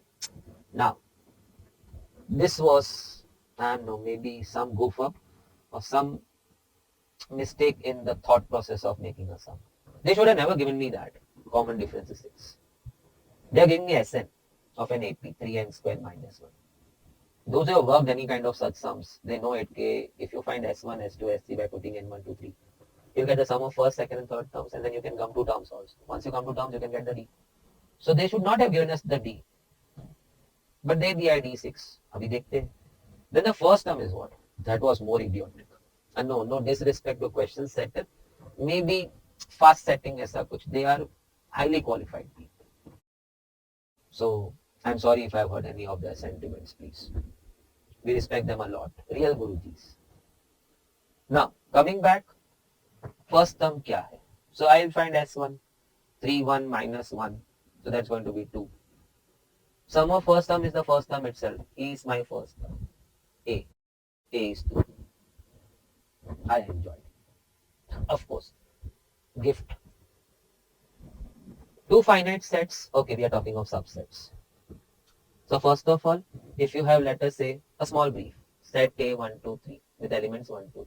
So there are 3 elements in this. How many subsets you can draw? Empty set. नहीं मैं mute नहीं हूँ. I was just drawing the sets. Continue. No, now आगे का sets में you got 1, कभी 2, कभी 3. Now let's get 2 elements. So 1, 2, 1, 3 and 2, 3. And also then you can have 1, 2, 3, all the elements. So in all we have got 8 subsets. We can use combination or not combination, fundamental principle of counting का method over there. हम एक theory बनाते हैं subset का और फिर हर एक को जाके पूछते हैं आता है क्या. तो each has got 2 answers for you. आती हूँ नहीं आती. Well, let's not talk about gender. So each was giving you 2 ways आती हूँ नहीं आती. So 2.2.2 fundamental counting, fundamental principle of multiplication. So answer was 8 or I can say 2 raised to 3. Oh 3, 2 raised to 3. 3 was the number of elements. So that means if my set had n elements, then the number of sets what I can draw is 2 raised to n. हर एक को जाके पूछता आता नहीं आता आता नहीं आता. So n times they are giving me answers 2, 2, 2. So 2 into 2 into 2 n times. So it's going to go 2 raised to n. So that's why your theory says if the set has got n elements, then the number of subsets of that set will be 2 raised to n. Now coming to our sum. Okay, this was all the briefing. There are 2 sets. One has got m elements and other has got n elements. So one has got 2 raised to m subsets, other has got 2 raised to n subsets. No, set has m elements. So subsets drawn will be 2 raised to m. आती नहीं आती, हर एक को पूछना. Another set has got n elements. So the subsets will be 2 raised to n. Now total subsets of the first set, that means that, is 56 more than the total subsets of the set. And he is 56 more than this. These subsets are 56 more than these subsets. Now, you may think, chal solve करेंगे. No, you can't solve. Indices is not going to help you over here. Unless you make your own formulas. तो बात अलग है. Method's not going to help you. Secondly, when I teach in the lecture, तो मैं ऐसा बोलता हूँ, इतना basic चीज दिमाग से कैसे गया? School stuff. If it's one variable, you need to have one equation to correct that variable, to find that variable का value. If you have 2 variables, you need to have at least 2 equations to solve for those variables का value. x, y होगा तो फिर आपको तो 2 equation चाहिए ना, which will solve simultaneously to get to x, y. एक equation होगा 3x plus 4y equal to 12. How can you get me the solution of this line? There are infinite solutions, of course. But how can you get me x and y who will satisfy that? You give me one more equation, I'll solve that simultaneously. So with m and n variables, you had to have 2 equations with you. But that's not the case over here. So don't try any of your indices का pranks over here, because मैं तो simple बोलता हूँ. Indices के rules क्या है? Fundamental rules. A raised to m, A raised to m. दूसरा rule, A raised to m upon A raised to m. That's going to become A raised to m plus n. That's going to become A raised to m minus n. मैंने indices are meant for into के लिए and upon के लिए. It's not meant for plus minus. So don't apply any indices का stuff over here. I'm not going to show you what you are going to goof up over here. Else, even if you are not, you'll be goofing up over here. No. So I'll not show you the wrong things. Now coming back, तू बोलेगा sir आपने पहला क्या बोला? 2 variable है तो 2 equation होना चाहिए, तो फिर 2 तो नहीं है, तो shouldn't we be writing the answer information insufficient? या वो लिख सकते हैं. ऑप्शन में किधर है लेकिन? ऑप्शन में आंसर है ना, तो ऑप्शन में आंसर चेक करते हैं. Let's put in the option. So I'm putting option A. M is 6 and N is 3. M is 6 and N is 3. Other 2 sides confirming. Let us check. This is 64. And this is 8 plus 56. Oh my God, it is 64. My option A satisfies the condition. Why should I check for the others? All the above थोड़ी लिखा हुआ है कुछ. I should check all. Inverse. Oh, did I mark the answer? Yeah, option. Option तो use करके option तो mark करेंगे. Inverse.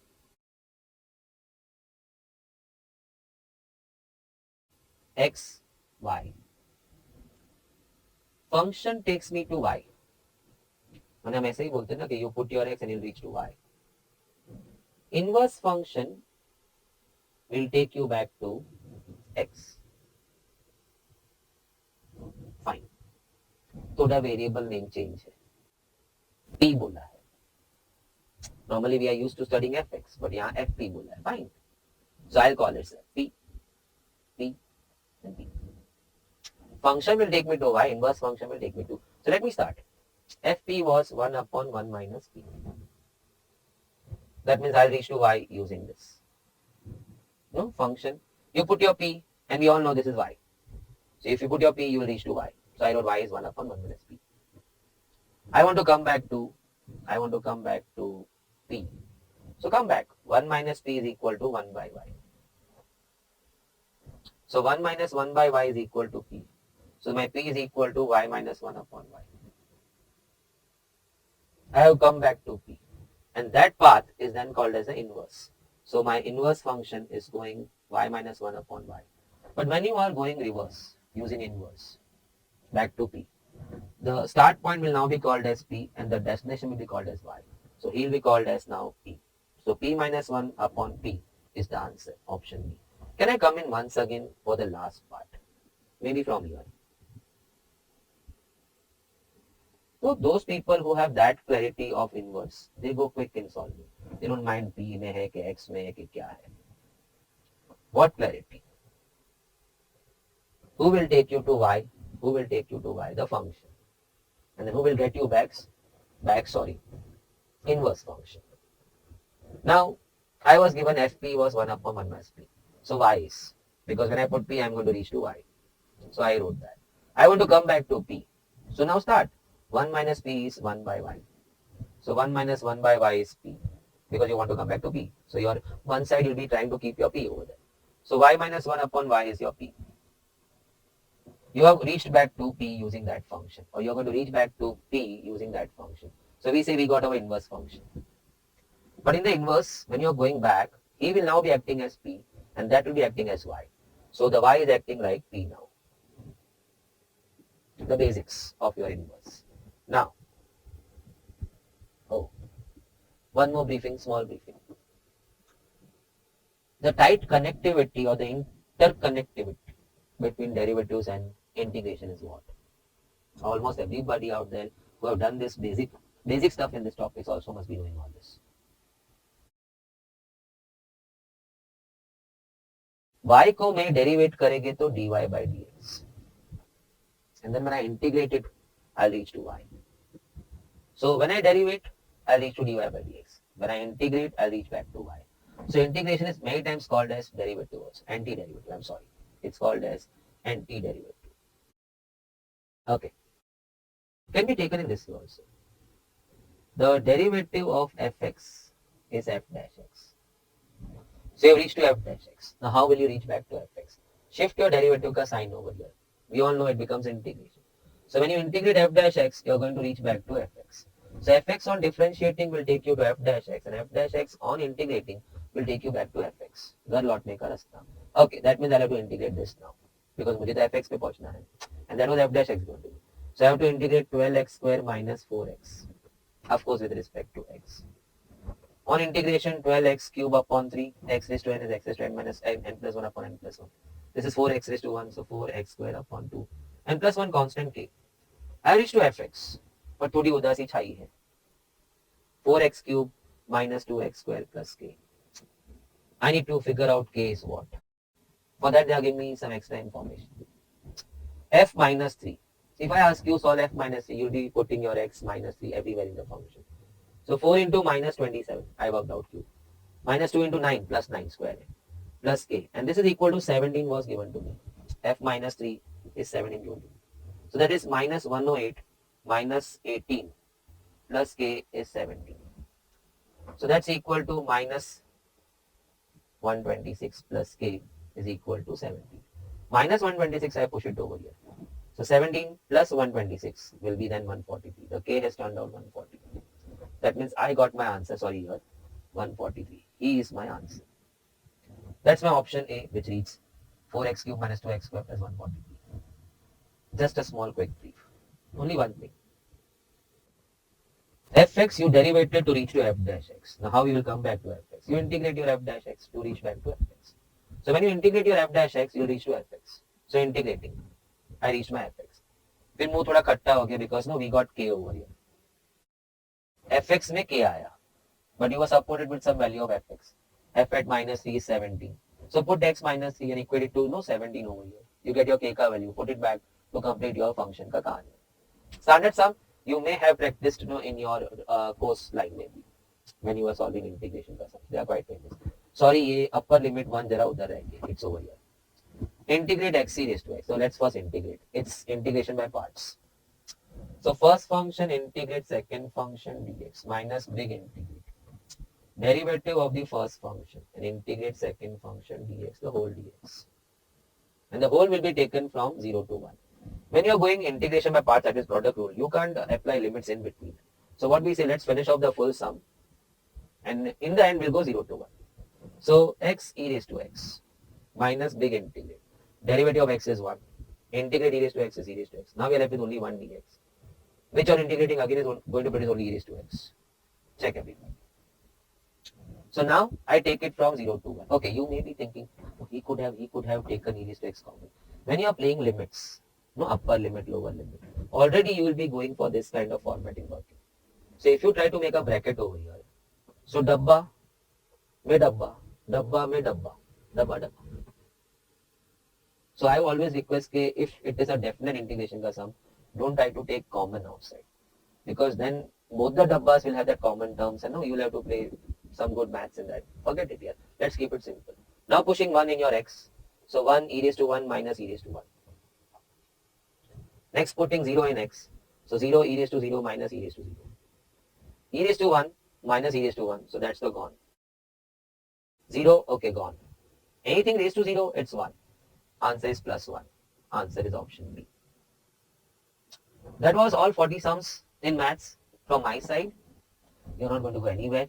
This MTP turned out to be quite simple. But we had 2 or 3 good sums, and I hope you must have, or you may have planned, after looking at the full paper, my colleague is joining after me right now. With just 60 sums in the kit. For what you're more excited to. LR has, that's it. But even maths this time was quite simple in this MTP. MTP than our time to be done. But कहते हैं ना, practice makes man perfect. Or at least practice makes you more capable of fighting the battle. जंग से तो कम नहीं है. मेरे life का जंग है. लाइफ बनाने के लिए जंग. See you everybody in the other MTP. Till then you're not going to leave anywhere. You're going to just wait in. My colleague is just joining with you all with 60 sums. Hello friends, this is your professor Vaibhav Kariya from JK Shah classes, और आज हम करने वाले हैं mock test paper 1 का discussion of December 2022 of stats analogical reasoning. Sir ने already आपके साथ मैथ्स का डिस्कशन खत्म कर लिया है, अपने अच्छे से देख लिया है। चलो आइए सबसे पहले देखते हैं एलआर का डिस्कशन और फिर स्टैट्स का discussion. So talking about LR, तो चालू होगा आपका क्वेश्चन नंबर 41 से। आ जाओ, question number 41। What does they say? Find the missing term in each of the following series. तो हम लोग को मिसिंग टर्म पता लगाना है, तो नंबर्स क्या क्या है? 6, 13, 25, 51, 101 एंड क्वेश्चन मार्क। ध्यान से ऑब्जर्व करो, ऑलमोस्ट नंबर 2 गुना हो रहे हैं, ऑलमोस्ट। ठीक है, तो 13 का प्रीवियस नंबर क्या है? 6, तो 6 2 12 प्लस 1। 25 का प्रीवियस नंबर 13, 13 इंटू 2 26 माइनस 1। ध्यान से, फिर 25 इंटू 2 50 प्लस 1, फिर 51 इंटू 2 102 माइनस 1। पैटर्न क्या बनी? Into 2 plus 1 into 2 minus 1 into 2 plus 1 into 2 minus 1। तो अब क्या होगा? 101 इंटू 2 प्लस 1, तो 202 प्लस 1 203, ऑप्शन सी। समझा? चलो next question. Find the missing term in each of the following series. एकदम इजी बच्चे जैसा क्वेश्चन है। 28, 33, 31, 36, 34 एंड अ क्वेश्चन मार्क। तो देखते हैं, प्लस 5 माइनस 2 प्लस 5 माइनस 2, तो अब क्या होगा? प्लस 5। पैटर्न है प्लस 5 माइनस 2 प्लस 5 माइनस 2, तो अब क्या होगा? प्लस 5। तो 34 plus 5 39 is the correct answer, option correct. चलो question 43। In a certain code teacher is written as BGCEJGT। तो आ जाओ, टीचर को लिखते हैं टीचर VGCEJGT। तो चिल्ड्रन को कैसे लिखेंगे हम लोग? तो ये आपका कोडिंग डिकोडिंग का क्वेश्चन है। मैंने आपको बोला था पैटर्न कैसे आइडेंटिफाई करने का। सबसे पहले नॉर्मली आगे पीछे देख ले, अगर नॉर्मली आगे पीछे से आंसर आ रहा है तो ठीक, वरना क्या करने का? रिवर्स करके आगे पीछे करने का। ठीक है, तो अपन पहले नॉर्मल आगे पीछे देख लेते हैं। TUV एक लेटर आगे की तरफ है, EFG एक लेटर आगे, ABCDE HIJEFGRST सब क्या है, एक लेटर आगे की तरफ है, तो इधर भी क्या लग जाएगा, सेम पैटर्न लग जाएगा, एक लेटर आगे की तरफ। तो लगा दो CDEHIJKLMNDEFRSTEFGNOP। आंसर क्या आ जाएगा, EJKNFTGP, ऑप्शन डी। इजी। चलो क्वेश्चन 44। मेरा ये क्वेश्चन जो है one of the favourite question है, एग्जाम में आते हैं, ठीक है, तो ध्यान से देखना। क्या लिखता है, in a certain language 253 means books are old. तो ये एक स्टेटमेंट है और ये एक स्टेटमेंट के तीन कोड्स हैं। फिर 546 मीन्स मैन इज ओल्ड, तो ये दूसरा स्टेटमेंट और दूसरे स्टेटमेंट के तीन कोड्स। फिर 378 मीन्स बाय गुड बुक्स, तो वापस तीन स्टेटमेंट, थर्ड स्टेटमेंट और तेरा तीन कोड्स। पूछता क्या है, what is the code for R, R के लिए कोड क्या। अब आर देख, करने का क्या है तुझे, इधर कॉमन कॉमन वाला गेम खेलने का है, जो इधर कॉमन वो इधर भी कॉमन। अब क्या आर इधर भी तेरे पास कॉमन है, नहीं, खाली आर एक ही में है, वो है फर्स्ट में, पर तेरे पास बुक्स कॉमन है तो बुक्स का कोड मिल जाएगा। ओल्ड कॉमन है तो ओल्ड का कोड मिल जाएगा, तो अपने आप आर का कोड भी मिल जाएगा। तो आ जाओ सबसे पहले बुक्स का कोड फाइंड आउट करते हैं।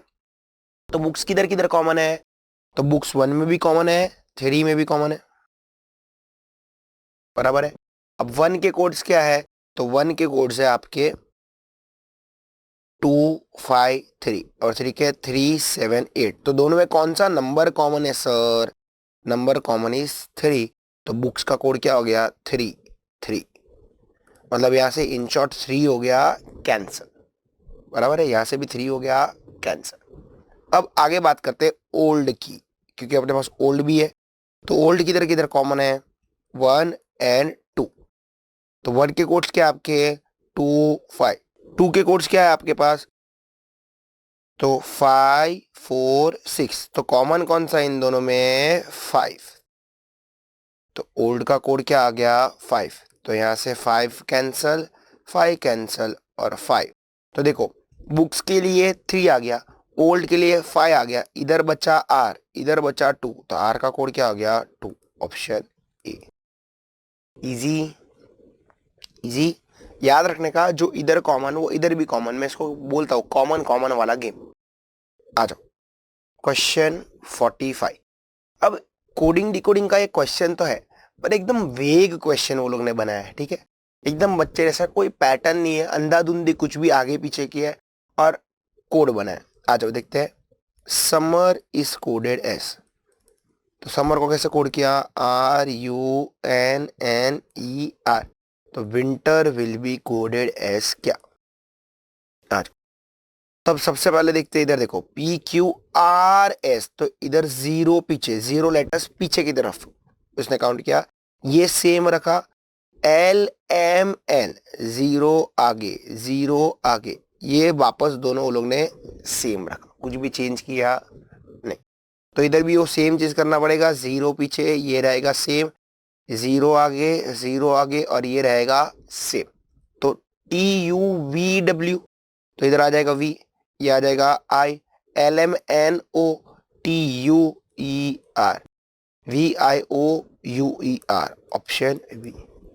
नॉर्मली कोडिंग डिकोडिंग में जब वो लोग वर्ड कोड देते हैं ना, तो देयर आर पैटर्न्स, कि इधर जो पैटर्न है वो सेम पैटर्न इधर, पर यहाँ पे वो लोग ने थोड़ा वेग पैटर्न बनाया, ठीक है। आज question 46। From home Neha goes towards north, तो चलो आ जाओ सबसे पहले प्लस बना लेते हैं। ये आपका नॉर्थ, ये आपका ईस्ट, ये आपका साउथ और ये आपका वेस्ट। तो सबसे पहले नेहा को किधर जाने का मन किया, होम से, ये होम था उसका, नॉर्थ की तरफ, नॉर्थ की तरफ गई। Then she turns left, then she turns right. तब देख सबसे पहले उसने क्या लिया है, लेफ्ट, तो सीखा था लेफ्ट मतलब एंटी क्लॉकवाइज, राइट मतलब क्लॉकवाइज। तो अभी तो नॉर्थ में जा रहा है तो नॉर्थ का लेफ्ट लिया, मतलब एंटी क्लॉकवाइज कौन सा डायरेक्शन है, वेस्ट, तो अब वो किधर जा रही है, वेस्ट में। फिर देन शी टर्न्स राइट, तो वेस्ट में जा रही थी और राइट हमारा यानी कि क्लॉकवाइज, तो वेस्ट का राइट क्या हो जाएगा, नॉर्थ। फिर उसने क्या किया, देन शी टर्न्स लेफ्ट, और उसने फिर वापस क्या लिया, लेफ्ट लिया, ठीक है। तो नॉर्थ का लेफ्ट हो जाएगा वापस वेस्ट। तो यहाँ पे वो पहुंची किधर, कॉलेज में। तेरे से पूछता क्या है वो, in which direction her college is situated with respect her home. उसके घर के हिसाब से उसका कॉलेज कौन से डायरेक्शन में है, वो कौन सा डायरेक्शन है, नॉर्थ वेस्ट। समझा कि नहीं समझा, नॉर्थ गई, लेफ्ट लिया, राइट लिया, लेफ्ट लिया। In which direction is college, college कौन सी दिशा में, कहां से, घर से, तो देख सकता है नॉर्थ वेस्ट। क्लियर। चलो, ये प्लस बनने का फायदा यही है, ज्यादा सोचना पड़ता नहीं है। Question 47, y is in the east of x। तो y किधर है, x के ईस्ट में, तो सबसे पहले कौन रहेगा, x, है ना। अब x का ईस्ट, तो x का ईस्ट ये वजह रहेगा, उधर कौन है, y है। y is in the east of x, x which is in the north of z, और x किधर है, z के नॉर्थ में। If p is in the south of z, p किधर है, z के भी साउथ में।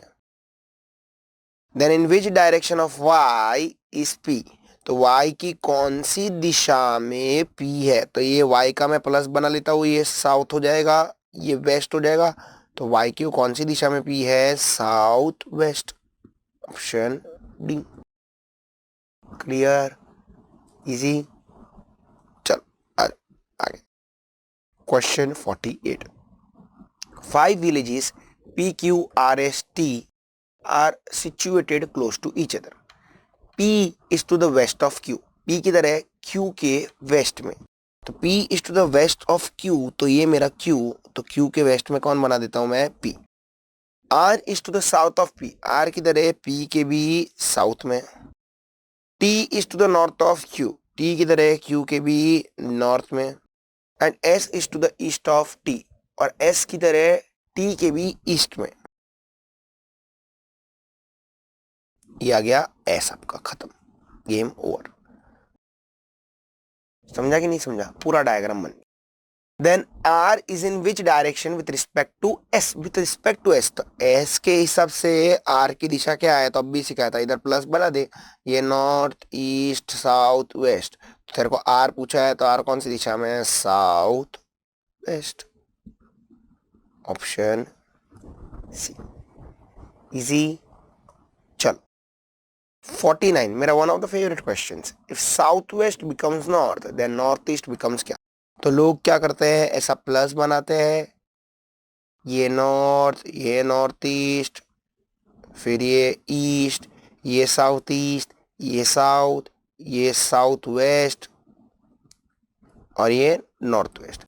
फिर अब वापस एक दूसरा प्लस बनाने का।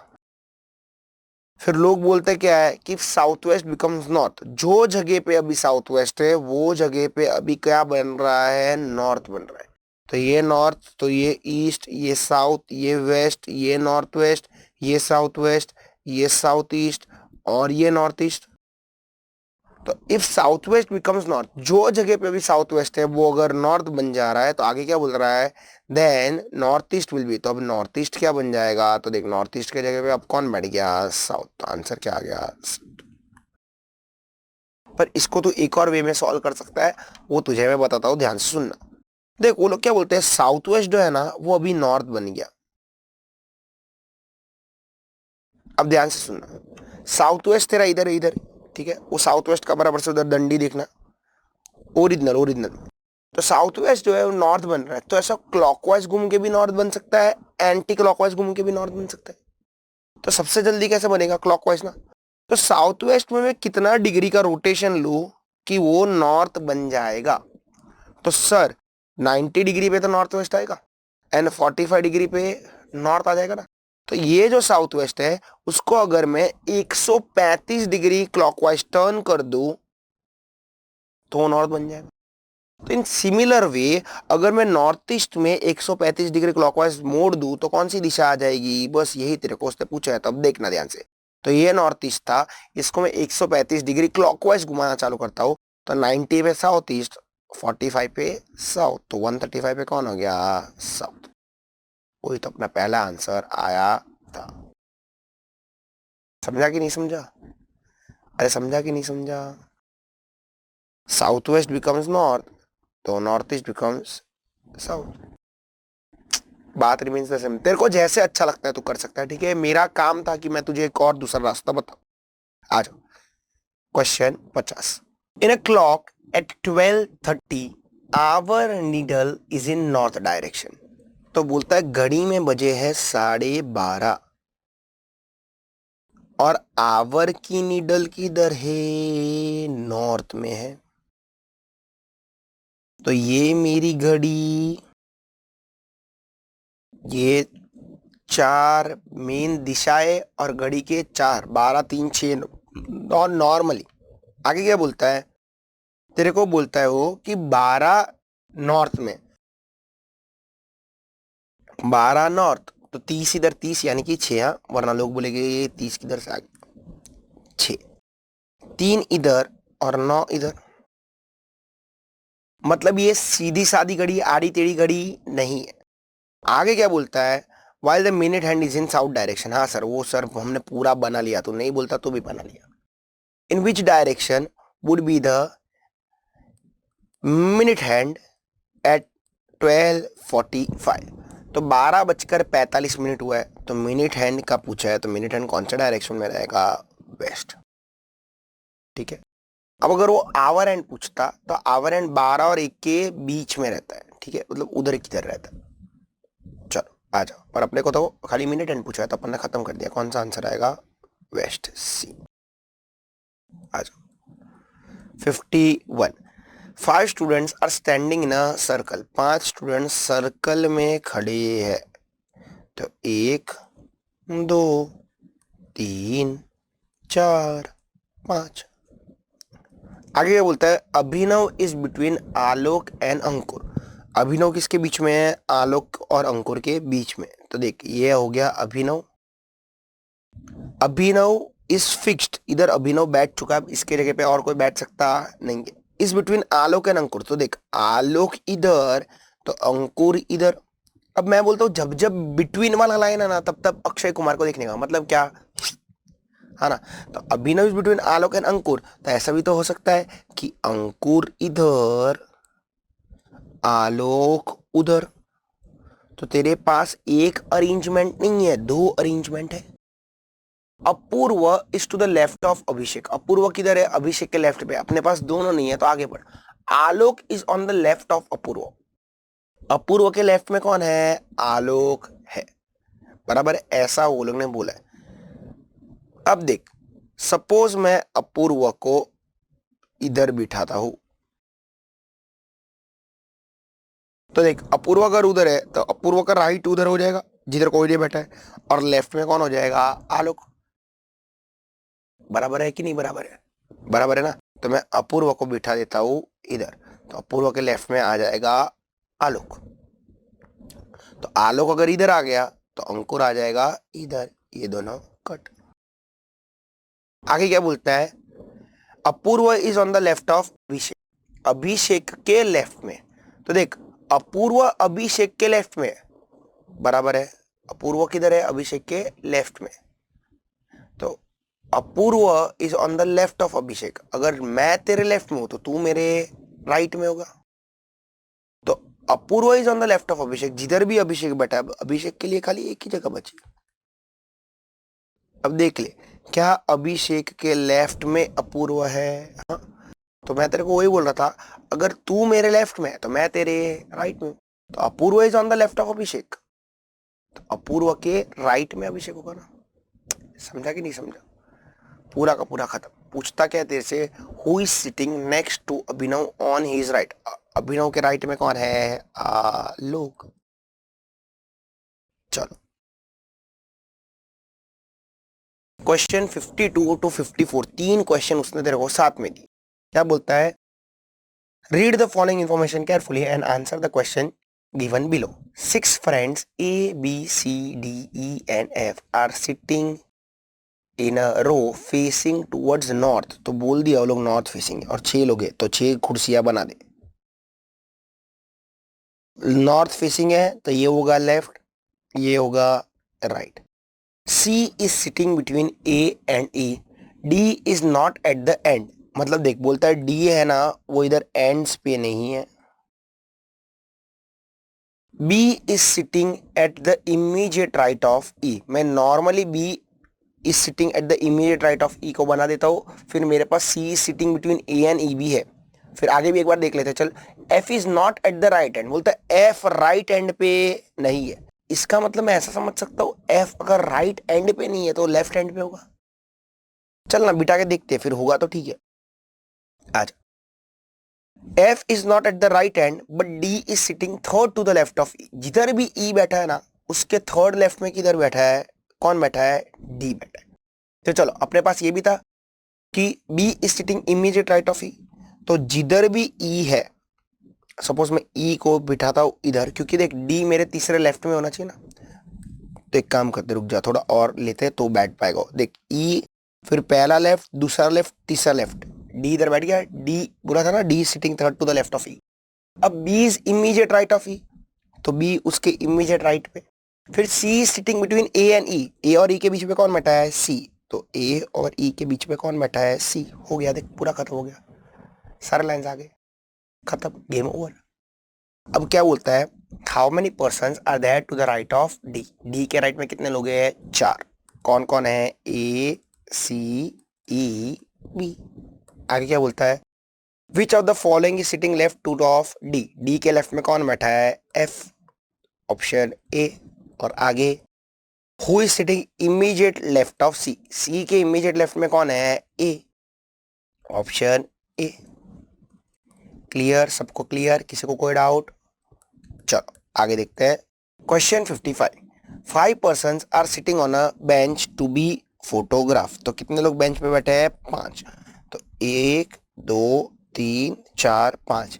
ये मेरा लेफ्ट और ये मेरा राइट, ठीक है, क्योंकि वो लोग नॉर्थ फेसिंग है। कुछ नहीं बोला तो नॉर्थ फेसिंग है। आगे S is to the left of N and to the right of B। S किधर है? N के लेफ्ट में। तो सपोज मैं N को बिठाता हूं, S उसके लेफ्ट में है एंड S किधर है? B के राइट में। तो देख ऑब्वियसली B इधर नहीं बैठा हुआ है क्योंकि B का राइट में S नहीं हो सकता है, तो B किधर रहेगा? इधर। आगे क्या बोलता है? M is to the right of N। तो देख M किधर है? N के राइट में। तो मैं नॉर्मली उसने इमीडिएट राइट नहीं बोला है तो इधर भी हो सकता है, इधर भी हो सकता है, दो जगह है उसके पास बैठने के लिए। आगे R is between N and M। देख आगे R किधर है? N और M के बीच में, तो ये तेरा बराबर है BSNRM। क्या पूछता है? Who is sitting immediate right to R। R के इमीडिएट राइट में कौन है? Option C, M। इजी। चलो 56। B is the brother of A। धीरे धीरे जाते हैं। B कौन है? भाई है। किसका भाई है? तू A का। A whose only sister. A जिसकी अकेली बहन। ए जिसकी अकेली बहन, उसका क्या? Is the mother. यही कौन है? माँ है। ए मतलब इसको कोई तो बेटा या तो बेटी रहेगा ना। इज द मदर ऑफ सी। किसकी माँ है? सी की। सी का भी जेंडर दिया नहीं है, ए का भी जेंडर दिया नहीं। मैं वापस एक बार रिपीट करता हूँ, ध्यान से सुनना। बी जो है वो भाई है। किसका भाई है? ए का। ए हुज ओनली सिस्टर। ए जिसकी अकेली बहन, उसकी अकेली बहन कौन है? इज। याद रखने का, इज मतलब इक्वल्स टू वही। वही कौन है? माँ है। किसकी माँ है? सी की। Okay, D is maternal grandmother of C. D कौन है? मैटरनल ग्रैंड मदर है सी की। सी की मैटरनल नाम है माँ, माँ मैटरनल माँ, माँ के साइड की ग्रैंड मदर यानी कि नानी, यानी माँ की भी माँ। कौन है? डी। आगे क्या पूछता है? How is A related to D. तो सिखाया था पीछे वाले पर्सन के पॉइंट ऑफ व्यू से आगे वाले पर्सन को देखो, पीछे वाले पर्सन के पॉइंट ऑफ से। तो डी के पॉइंट ऑफ व्यू से ए कौन लगता है या लगती है? तो देखते, ये मेरी बेटी है, ये मेरी बेटी का भाई, तो मेरा कौन हो गया? बेटा। और ये जो ए है वो या तो मेरा बेटा लगेगी, क्योंकि देख जेंडर दिया नहीं है, तो ये या तो मेरा बेटा होगा या तो मेरी बेटी। तब देख क्या सन ऑप्शन में है? नहीं, पर डॉटर तो है ना, सी। देख blood relation is all about choosing the most appropriate option, most appropriate option. For example यहाँ पे डी ऑप्शन ऐसा रहता, for example can not be determine, तो फिर तू क्या मार्क करता? डॉटर मार्क करता कि can not be determine mark करता? Can not be determine mark करता। It is all about options. It is all about options. It is all about options. It is all about options. ध्यान रखना ये सारी चीजों का। आ जाओ 57। तो ये सिंबॉलिकली कोडेड ब्लड रिलेशंस पे आपका क्वेश्चन है। देखते क्या बोलता है। If x plus y means x is the mother of y, x minus y means x is the brother of y, x percentage y means x is the father of y, and x into y means x is the sister of y. Which of the following shows A is the maternal uncle of B? A कौन है? Maternal uncle है, मतलब माँ के side का uncle, यानी कि हो गया मामा। तो मतलब किसका मामा? बी का मामा। तो मतलब सबसे पहले कौन रहना चाहिए? बी। बी की माँ, उसका भाई का नाम क्या होना चाहिए? ए।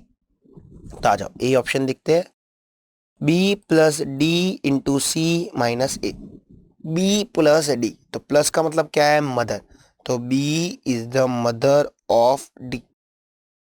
डी इंटू सी, इंटू का मतलब क्या है? सिस्टर। तो D is the sister of C. फिर माइनस का मतलब क्या है? ब्रदर। तो C is the brother of A. क्या इधर A is the maternal uncle? गलत है। अब बी ऑप्शन ट्राई करते हैं। क्या बोलता है B option? B minus D percentage A. ठीक है, तो बी माइनस डी, तो माइनस का मतलब क्या बोला आप लोगों को? देखो, B is the brother of D, D percentage A, D is the father of A. अब देख, क्या A is maternal uncle of B? नहीं, ये भी आंसर नहीं है। तो अब सी देखते हैं। A minus C plus D into B. तो ए माइनस सी, तो माइनस का मतलब क्या है? ब्रदर। तो A is the brother of C. फिर सी प्लस डी, प्लस का मतलब क्या है? माँ। तो C is the mother of D. और फिर डी इंटू, तो इंटू का मतलब क्या है तेरा? D is the sister of B. अब देख, क्या A is the maternal uncle of B? आ जाओ देखते। तो बी की बहन थी डी, डी की माँ का नाम सी, तो ये हो गई बी की बी माँ। और माँ का ये कौन है? भाई। तो माँ के भाई को क्या बोलते हैं? मैटरनल अंकल हो गया ना ये तेरा। तो A is the maternal uncle of B. Option C is the correct answer. Clear? चलो क्वेश्चन 58 टू 60 अच्छा क्वेश्चन है, कंफ्यूज हो सकते हो, ध्यान से देखना। इधर पढ़ते हैं और चीजों को समझते हैं। Anita is the niece of Prateek's mother. Prateek की माँ की वो नीस है। अब देख, नीस दो लोग होते हैं, या तो तेरे भाई की बेटी या तो तेरे बहन की बेटी। मतलब सबसे पहले अनीता है, वो नीस है प्रतीक की माँ की। तो मुझे प्रतीक मिल गया और प्रतीक की माँ भी मिल गई, तो मैं उन दोनों को पहले बना देता हूँ, ये प्रतीक और ये प्रतीक की मॉम। अब अनीता ये माँ की या तो भाई की बेटी होगी या तो बहन की बेटी होगी। आगे बढ़ते हैं। अनीता's मदर इज प्रतीक्स आंट। बोल दिया, प्रतीक की आंट है, मतलब ऑब्वियसली ये माँ को रहेगी बहन, और ये बहन या ये माँ किसकी होगी? अनीता की। और अब देख, क्या अनीता नीस बन गई? मेरी बहन की बेटी बन गई ना नीस, है ना। और देख, क्या अनीता की माँ प्रतीक की आंट बन गई? हाँ, मौसी। दोनों बैठ गया। आगे क्या बोलता है? Rohan is Anita's mother's brother. Rohan कौन है? धीरे धीरे जा। अनीता की माँ, तो अनीता का माँ है अपने पास। फिर उसका भाई है, तो उसका भाई, तो वो कौन हो गया तेरा? रोहन। बराबर है। अब आगे क्या बोलता है? Rohan's mother is Anita's grandmother. बराबर है, रोहन की जो माँ रहेगी वो अनीता की कौन रहेगी? ग्रैंड माँ रहेगी ना, नानी रहेगी ना। ओके, आगे। From this information deduce the relationship between.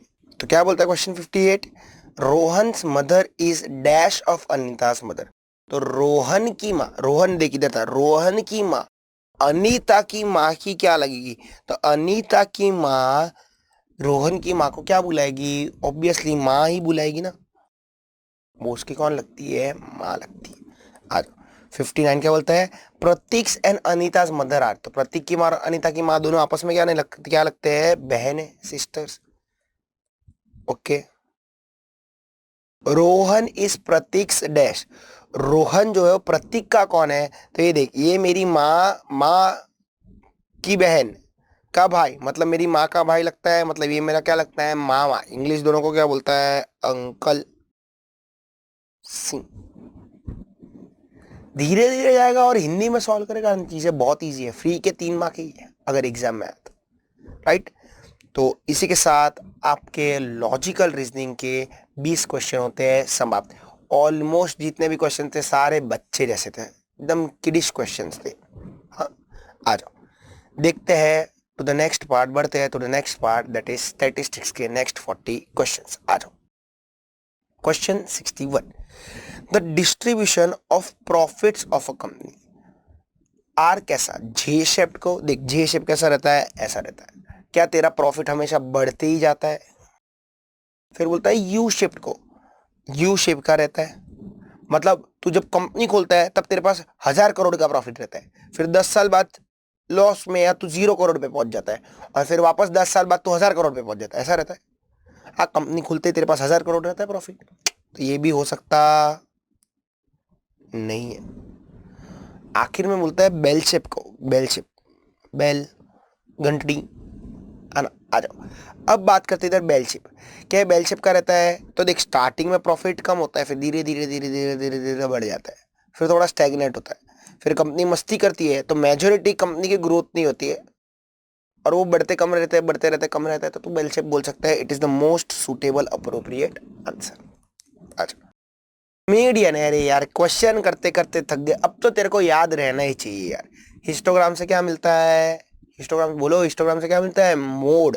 Median किधर से मिलता है आप लोग को, ऑजाइव से ना, या क्यूमुलेटिव फ्रीक्वेंसी पॉलीगॉन्स, तो देख दिए या तेरे को लेस देन टाइप ऑजाइव सी। आ जाओ फ्रीक्वेंसी डेंसिटी, सबसे पहले बात करते हैं फ्रीक्वेंसी डेंसिटी, तो कब यूज करता है, तो फ्रीक्वेंसी डेंसिटी जब तेरे क्लासेस इक्वल ना हो, ठीक है। और हिस्टोग्राम देख, हिस्टोग्राम तेरा फ्रीक्वेंसी से बनता है, पर अगर क्लासेस अनइक्वल विद के रहे तो तू यूज करता है फ्रीक्वेंसी डेंसिटी। फ्रीक्वेंसी डेंसिटी तेरे को कैसे मिलती है, तो जो क्लास की फ्रीक्वेंसी रहती है अपॉन क्लास का साइज या क्लास का लेंथ बराबर है। तो देख ले, क्लास की फ्रीक्वेंसी टू टोटल फ्रीक्वेंसी, नहीं ये तो नहीं है, ये तो रिलेटिव फ्रीक्वेंसी था, क्लास का फ्रीक्वेंसी टू क्लास लेंथ, हाँ ये तो उसका फॉर्मूला था, ठीक है। बाकी दोनों कुछ भी दिया, कुछ भी। आ जाओ क्वेश्चन 64, ये भी हम लोग ने पहले किया हुआ है। Cost of sugar in a month under the heads raw material, labor, direct production and others were 12, 20, 35, 23। तो सबसे पहले इसका टोटल कर लो, 12 plus 20 plus 35 plus 23 total comes to what, 12 plus 20 plus 35 plus 23 comes to 90। अब आगे क्या बोलता है, what is the difference between the central angle of the largest and the smallest component, तो डिफरेंस पूछा है किसका, लार्जेस्ट का एंड स्मॉलेस्ट का, ठीक है, लार्जेस्ट एंड स्मॉलेस्ट। तो आ जाओ पता लगाते हैं,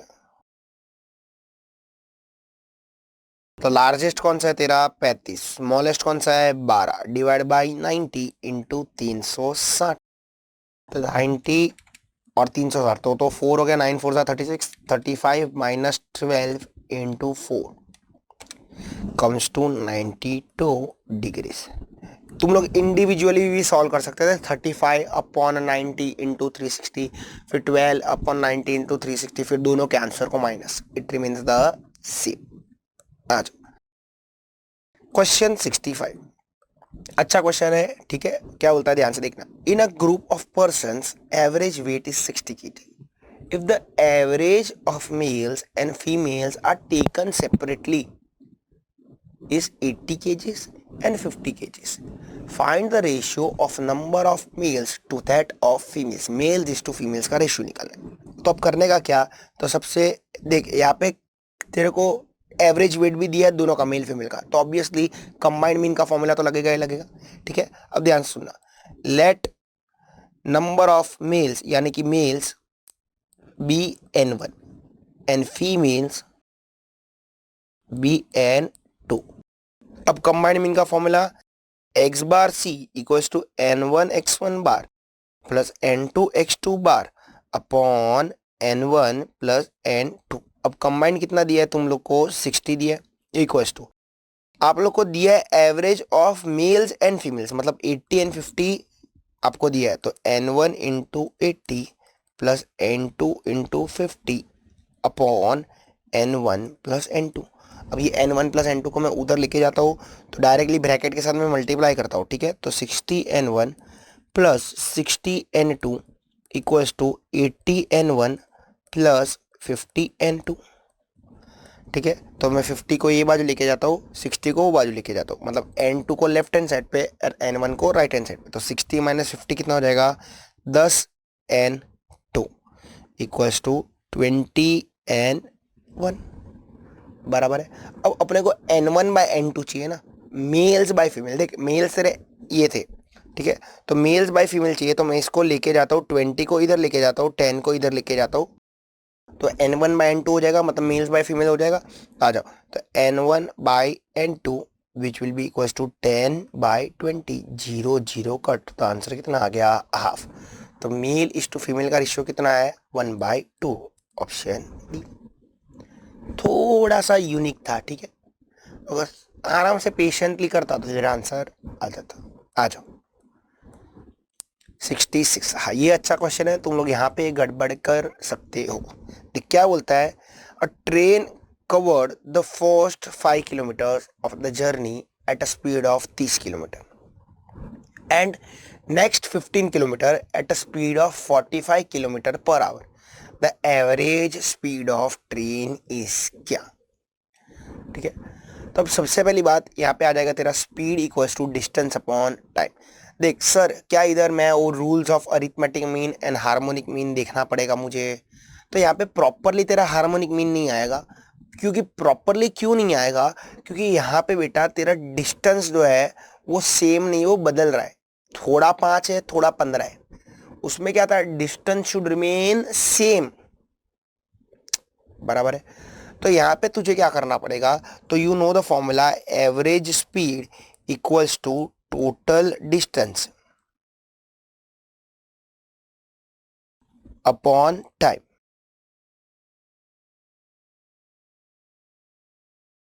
तो अब सबसे पहले फाइंड आउट करते हैं टोटल डिस्टेंस। तो टोटल डिस्टेंस तो आप लोग को पता है, टोटल डिस्टेंस कितना है? 5 और 15, that is nothing but 20 kilometres, बराबर है। अब टोटल टाइम, अब एक बात समझो, 5 किलोमीटर के लिए उसने 30 किलोमीटर पर आवर गाड़ी चलाया और 15 किलोमीटर के लिए उसने 45 किलोमीटर पर आवर गाड़ी चलाया। तो total time taken will be क्या? ठीक है, तो 5 किलोमीटर के लिए 30 किलोमीटर पर आवर, 15 के लिए 45, तो 5 divide by 30 plus 15 divide by 45। तब इसको सॉल्व करते हैं, 5 डिवाइड बाई 30 यानी 1/6 है ना, और ये हो जाएगा आपका 1/3। तो आ गया आपका 20 upon 1/6 plus 1/3।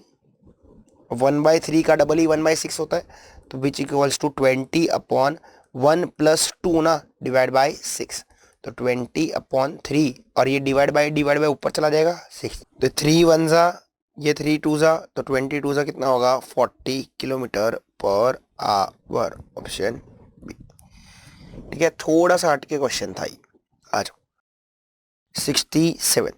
If 2x plus 3y plus 4 equals to 0, variance of x is 6, then variance of y is क्या? 1000 बार बोला है, 1000 बार किया है। स्टैंडर्ड डिविएशन को पहले यूज करना पड़ेगा, फिर उसको वेरिएंस में कन्वर्ट करना पड़ेगा, क्योंकि डायरेक्टली मेजर ऑफ डिस्पर्जन में वेरिएंस का shift of origin, change of scale नहीं है। तो इसको y के फॉर्म में लेके आता है directly, 3y equals to minus 2x minus 4।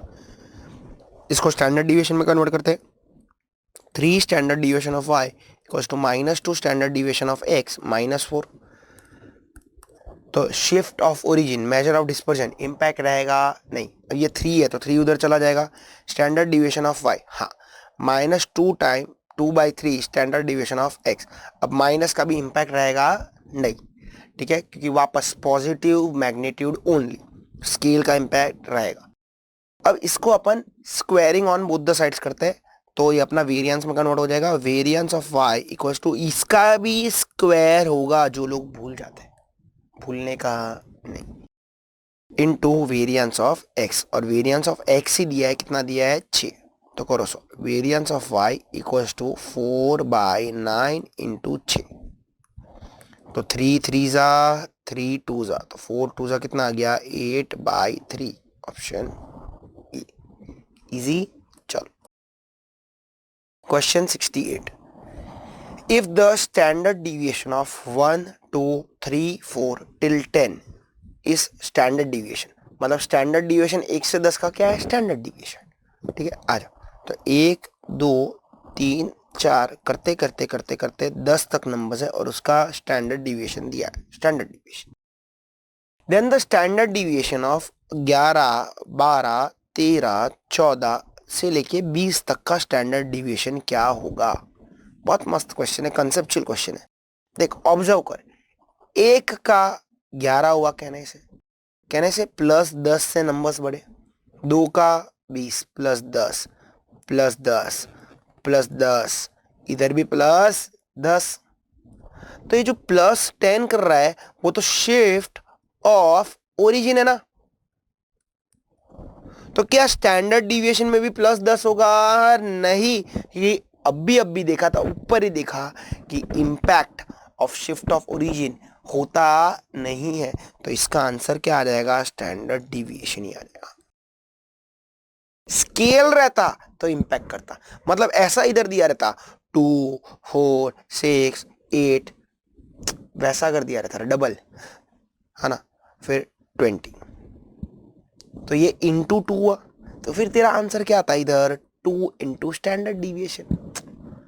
देखो कंसेप्ट के साथ खेल रहा है, तेरे कंसेप्ट क्लियर है तो आंसर दे सकता है, वरना आंसर दे सकता नहीं, कि ये तूने स्केल किया ना, स्केल का इंपैक्ट रहता है, हाँ कैसा, पॉजिटिव मैग्नीट्यूड ओनली। चलो आ जाओ, question 69, what is the standard deviation of the following series. You know standard deviation अपने को पूछा है और ये अपना क्लास है, ठीक है। तो सबसे पहले स्टैंडर्ड डिविएशन का फॉर्मूला याद कर लेते हैं। स्टैंडर्ड डिविएशन का फॉर्मूला क्या बोलता है, रूट ऑफ, अब ये क्लास है तो summation F into X square upon summation F minus, अब ये X bar the whole square रहता है, तो यहाँ पे एक्स बार क्या हो जाएगा, summation F X upon summation F the whole square, बराबर है। चलो आ जाओ, तो अपने को क्लास दी है सबसे पहले, तो क्लास दी है 0 से 10, 10 से 20, 20 से 30 और 30 से 40। फिर अपने को एफ दी है, एफ 1 3 4 2, तो इसका टोटल सबमेशन एफ कितना हो गया 10, तो अपने को डिनोमिनेटर तो दोनों का मिल गया। अब बढ़ते हैं एफ एक्स पे, एक्स कैसे मिलेगा, तेरा 0 और 10 का एवरेज, ठीक है, क्लास में, तो आ जाएगा 5 15 25 35। अब सबसे पहले एफ एक्स करना पड़ेगा, तो एफ एक्स कर लेते हैं, तो एफ इंटू एक्स 5 1 जा 5, यूज़ करने का एम प्लस का फंक्शन, 15 3 जा 45 45 एम प्लस, 25 4 जा 100 100 एम प्लस, एंड फिर 35 2 जा 70 70 M plus, M R C करेगा तो आएगा 220, ठीक है। तो मतलब ये बाजू तेरे को पूरा मिल गया 220 divide by 10 the whole square, ठीक है। अब आगे का ये बाजू करने का अपने का बाकी है, क्या बोलता है, summation F into X square, तो देख एफ एक्स इंटू एक्स कर तो तेरा आंसर आ जाएगा, है ना, एफ एक्स इंटू एक्स, तो एफ एक्स स्क्वायर हो जाएगा ना, या तो फिर तेरे पास दूसरा रास्ता है, एक्स का पहले स्क्वायर कर फिर एफ से मल्टीप्लाई कर, पर तेरे पास ऑलरेडी एफ एक्स पड़ा था तो वो यूज कर ले, तो 5 5 जा 25 M plus 25 M plus, 45 into 15, तो 45 इंटू 15 कितना होगा 675 एम प्लस, फिर 100 इंटू 25, तो ये तो 2500 हो जाएगा एम प्लस, तो 2500 एम प्लस, फिर 70 इंटू 35, तो 35 इंटू 70 एम प्लस, 2450, सबका टोटल कितना आ रहा है, MRC कितना आ रहा है 5650, तो हो गया 5650। अब इधर सॉल्व करते हैं इसको, तो 5650 डिवाइड बाई 10 यानी कि 565 माइनस 22 का स्क्वायर, तो 22 का स्क्वायर कितना आता है 484, है ना। तो डिफरेंस कितना बचा, root of 81 which is nothing but 9, option C. ठीक है, तीन मिनट के अंदर अंदर तेरा आंसर आ जाता, लेंथी था, डिफिकल्ट था नहीं। आज question 70, if the difference between mean and mode is 69 then the difference between mean and median is क्या। तो अपने को आता है, देख एक तो है mode equal to 3 median minus 2 mean, अगर वो यूज नहीं करना है तो तेरे को पता है mean minus mode equal to 3 times mean minus median. अब mean minus mode already given है, कितना है 69 equal to 3 into mean minus median.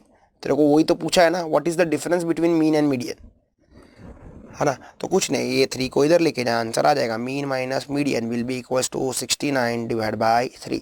तो 69 डिवाइड बाई 3 कितना होता है 23, ऑप्शन सी। कितना इजी था यार, कितना इजी। चलो 71, if all the observations are increase by 6, मैं सारे ऑब्जर्वेशंस को 6 से इंक्रीज कर देता हूँ और एक नई सीरीज बना देता हूँ y, तो वेरिएंस क्या होगा। तो अपने को पता ही है क्या है, शिफ्ट ऑफ ओरिजिन। ठीक है, तो सबसे पहले स्टैंडर्ड डिविएशन में कन्वर्ट करेगा तो इधर ये कट जाएगा ना, तो इसका इंपैक्ट कुछ रहेगा नहीं, तेरा वेरिएंस क्या रहेगा अनचेंज्ड, चेंज होगा नहीं। आजा, which measure of dispersion is based on absolute deviation, absolute deviation पे कौन बेस्ड है, तो वो है मीन डिविएशन। तू जब देख मीन डिविएशन का फॉर्मूला यूज करता है तब मॉड्यूलस लगाता है ना, summation x minus appropriate central tendency upon n। तो ये मॉड्यूलस क्या है, एब्सोल्यूट डेविएशन। एब्सोल्यूट डेविएशन का मतलब समझ, एब्सोल्यूट डेविएशन मतलब क्या, जिसको कोई साइन से फर्क गिरता नहीं है, पॉजिटिव तो पॉजिटिव ही रहेगा पर नेगेटिव भी क्या हो जाएगा पॉजिटिव। क्लियर। चलो question 73, calculate the value of third quartile from the following data. तो क्वार्टाइल पूछा है, तो क्वार्टाइल पूछा मतलब सबसे पहले क्या आएगा, असेंडिंग ऑर्डर। ठीक है, तो असेंडिंग ऑर्डर में लगाता है, क्या दिया है 40, 35, 51, 30, 21, 25, 16। तो ऑब्वियसली छोटे में छोटा 16 ही दिख रहा है। 16 के बाद क्या रहेगा, 16 तो कटा 20 है, नहीं है पर 21 है, फिर 25, 27, 29, तो 21, 25, 27, 29, फिर 30, 32, 30, 32, फिर 35, फिर 40 और फिर 51। ठीक है, तो आपका ये n कितना हो गया, n हो गया 10। तो क्वार्टाइल 3 क्या बोलता है, IN + 1 डिवाइड बाई 4।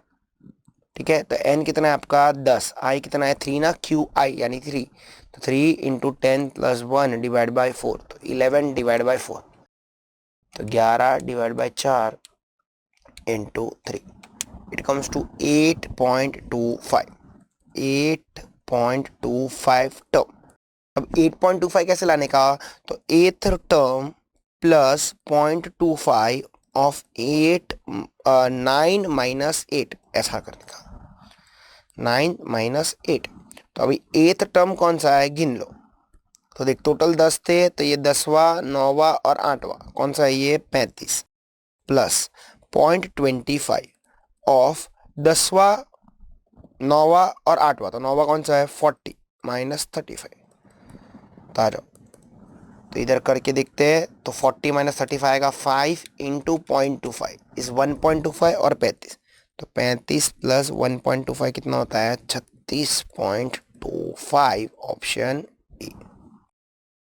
तो ए इज द करेक्ट जवाब। समझा कि नहीं समझा, है ना। चल आज बात करते हैं आगे। क्वेश्चन 74, ये क्वेश्चन हम लोग ने ऑलरेडी पहले भी देख चुका है। ठीक है, क्या बोलता है, the mean of 100 students was 45, later on it was discovered that marks of 2 students were misread as 85 and 54। Instead of 58 and 45। 58 और 45 की जगह पे वो लोग ने क्या लिया, 85 एंड 54। तो क्या बोलता है, फाइंड द करेक्ट मीन। तो आ जाओ, तो ये देख X bar equals to summation X by N. तो अपने को गलत सब्मेशन एक्स मिल जाएगा, तो रॉन्ग सब्मेशन एक्स कैसे मिलेगा तुझे, तो wrong summation X will be equals to x bar into N, that is nothing but 45 into 100 which equals to 4500। अब मुझे करेक्ट सबमिशन एक्स बार चाहिए, तो करेक्ट सबमिशन एक्स बार कैसे मिलेगा, 4500 में से मैं दोनों गलतियों को माइनस करता हूं, उन लोग को हटा देता हूं, तो -85 -54 और सही चीजों को प्लस कर देता हूं, +58 +45। तो इसका टोटल कर ले, तो इसका टोटल करते हैं 4500 -85 -54 +45 +58 4464। तब मुझे करेक्ट मीन कैसे मिलेगा, तो करेक्ट सबमिशन एक्स है 4464 और ऑब्जर्वेशंस तो चेंज हुए नहीं, 2 को निकाला 2 को डाला तो जितना था उतना का उतना ही, 44.64 option C, easy.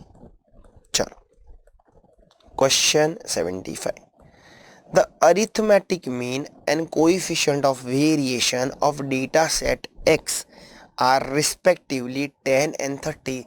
Find the variance of 30 minus 2x। तो देखो हम लोग वेरियंस ऑफ 30 माइनस 2x पूछा है, मतलब variance of y in short चाहिए, तो y equals to 30 minus 2x तो सिखा था, इसको सबसे पहले कन्वर्ट किस में करने का, स्टैंडर्ड डिविएशन में।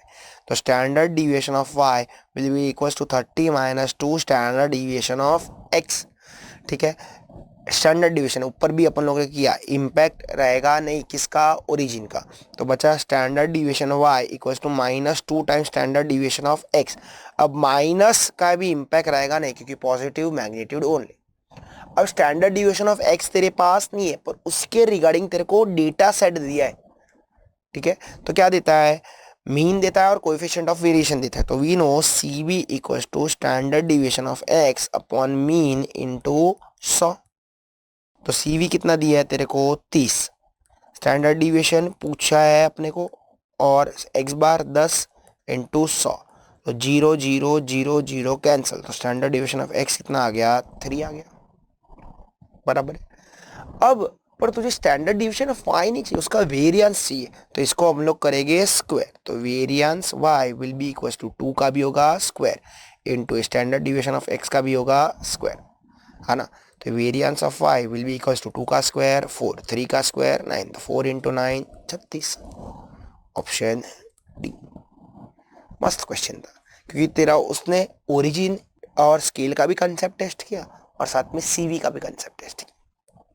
आज the approximate ratio of SD MD QD, तो हम लोग को पता है QD is to MD is to SD का रेशियो क्या होता है, हम लोग ने नॉर्मल डिस्पर्जन में भी सीखा था।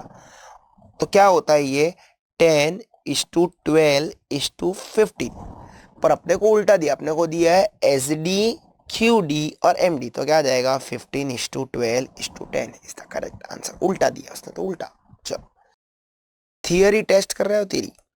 Question 77, the geometric mean of 3 numbers are 40 50 and x is 10, then the value of x is. तो ज्योमेट्रिक मीन तो फॉर्मूला क्या बोलता था, nth root of product of n observations, जितने भी नंबर्स है उसको मल्टीप्लाई कर और उसका nth रूट ले ले। तो यहाँ पे 3 नंबर्स है और उसका ज्योमेट्रिक मीन तेरे को दे दिया है, कितना है 10, इक्वल्स टू रूट, पर कैसा root, cube root of 40 into 50 into x ना।